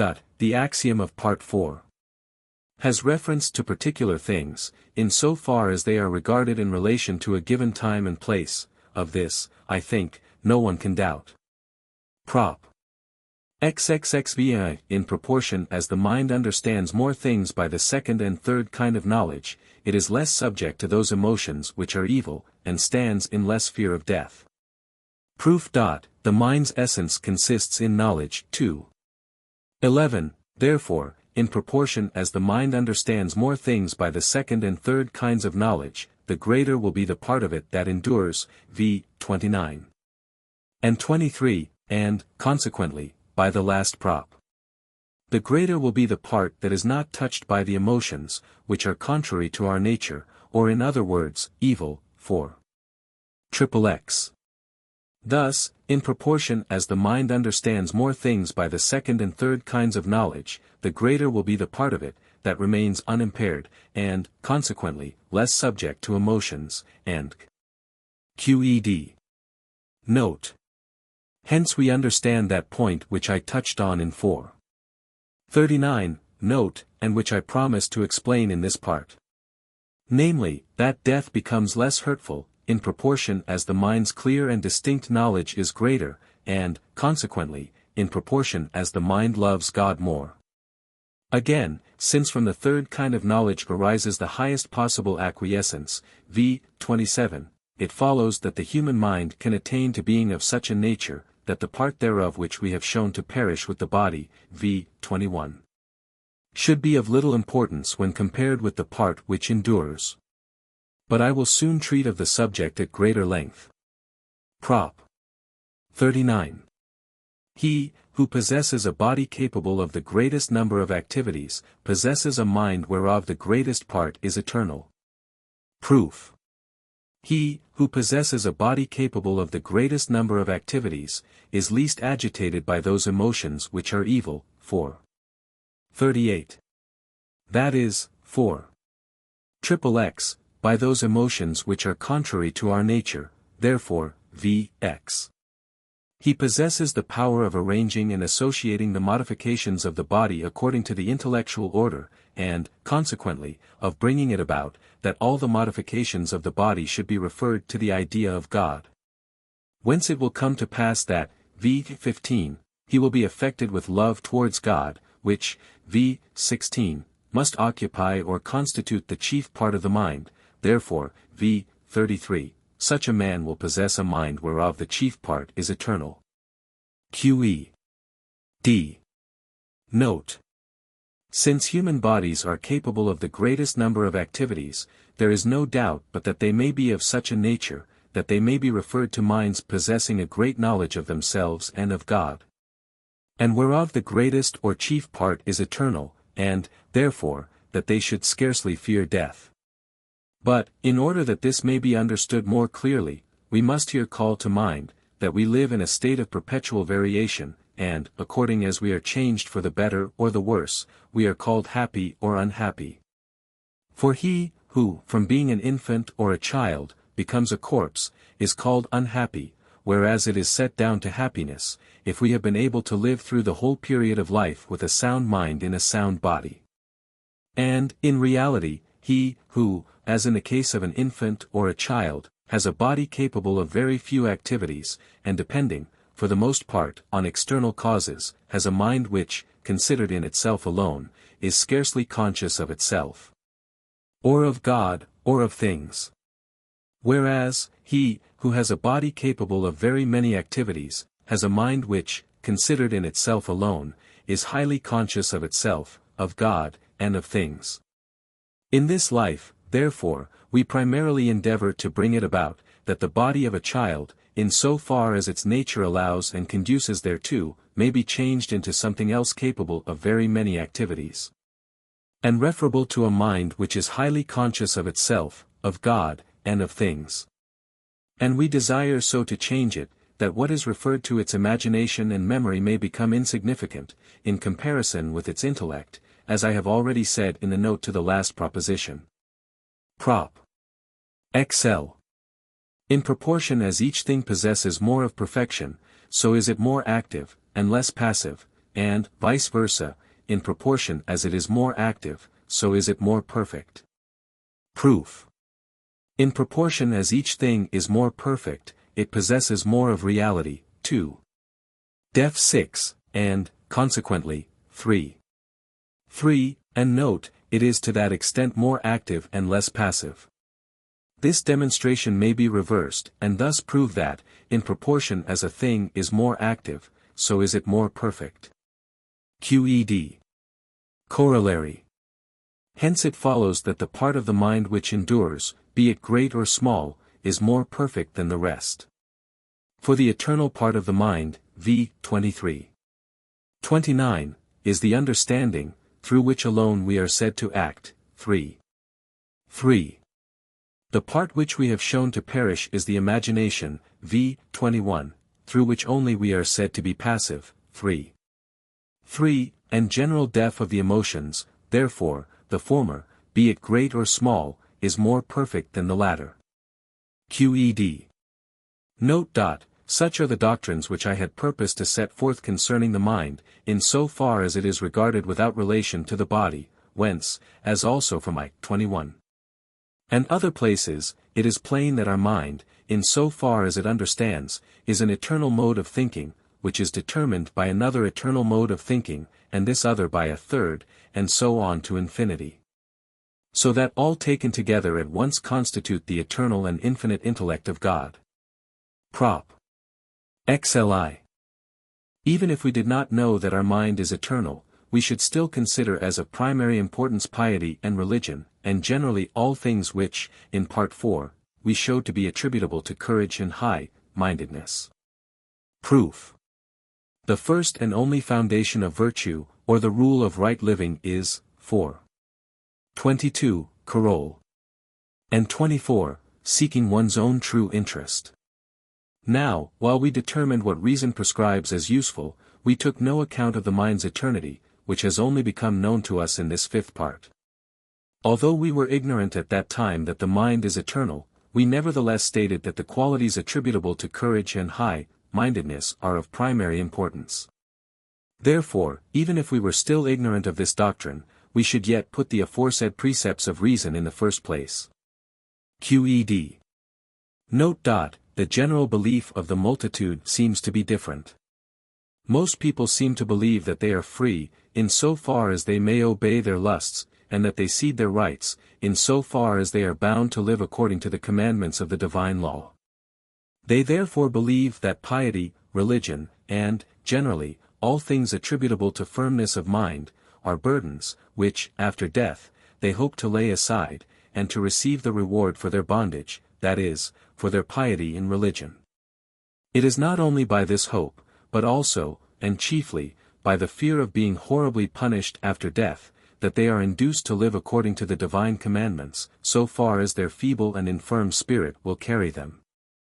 If men had not this hope and this fear, but believed that the mind perishes with the body, and that no hope of prolonged life remains for the wretches who are broken down with the burden of piety, they would return to their own inclinations, controlling everything in accordance with their lusts, and desiring to obey fortune rather than themselves.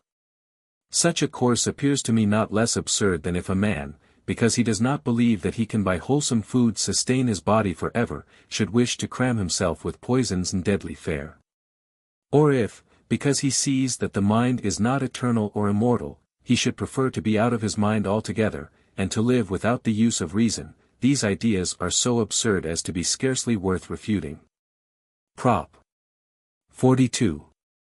Blessedness is not the reward of virtue, but virtue itself, neither do we rejoice therein, because we control our lusts, but, contrariwise, because we rejoice therein, we are able to control our lusts. Proof. Blessedness consists in love towards God, v. 36 and note, which love springs from the third kind of knowledge, v. 32. Coroll, therefore this love, 3. 3, licks, must be referred to the mind, in so far as the latter is active. Therefore, 4. Def 8, it is virtue itself. This was our first point. Again, in proportion as the mind rejoices more in this divine love or blessedness, so does it the more understand, v. 32, that is, v. 3. Coroll. So much the more power has it over the emotions, and, v. 38, so much the less is it subject to those emotions which are evil. Therefore, in proportion as the mind rejoices in this divine love or blessedness, so has it the power of controlling lusts. And, since human power in controlling the emotions consists solely in the understanding, it follows that no one rejoices in blessedness, because he has controlled his lusts, but, contrariwise. His power of controlling his lusts arises from this blessedness itself. Qed. Note. I have thus completed all I wish to set forth touching the mind's power over the emotions and the mind's freedom. Whence it appears, how potent is the wise man, and how much he surpasses the ignorant man, who is driven only by his lusts. For the ignorant man is not only distracted in various ways by external causes without ever gaining the true acquiescence of his spirit, but moreover lives, as it were unwitting of himself, and of God, and of things. And as soon as he ceases to suffer, ceases also to be. Whereas the wise man, in so far as he is regarded as such, is scarcely at all disturbed in spirit, but, being conscious of himself, and of God, and of things, by a certain eternal necessity, never ceases to be. But always possesses true acquiescence of his spirit. If the way which I have pointed out as leading to this result seems exceedingly hard, it may nevertheless be discovered. Needs must it be hard, since it is so seldom found. How would it be possible, if salvation were ready to our hand, and could without great labor be found, that it should be by almost all men neglected? But all things excellent are as difficult as they are rare.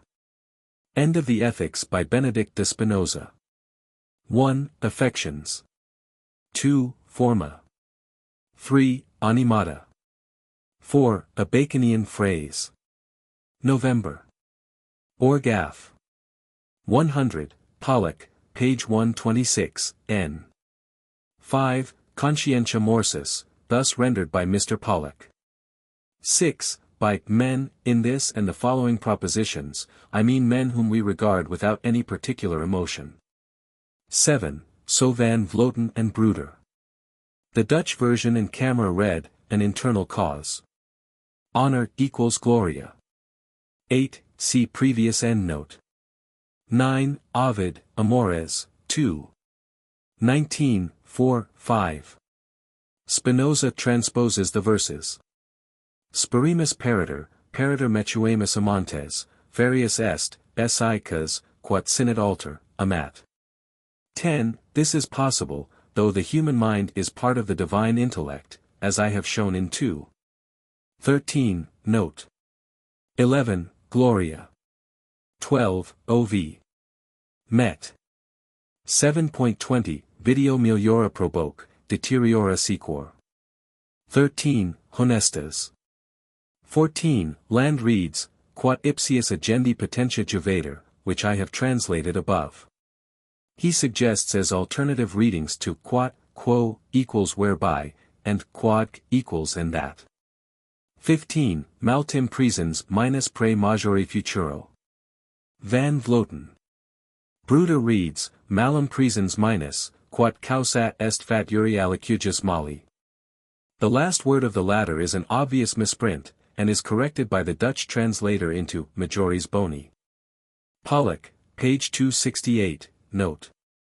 16, Continuo. Rendered, constantly, by Mr. Pollock on the ground that the classical meaning of the word does not suit the context. I venture to think, however, that a tolerable sense may be obtained without doing violence to Spinoza's scholarship. 17, Affections. Camera reads affectus, emotions.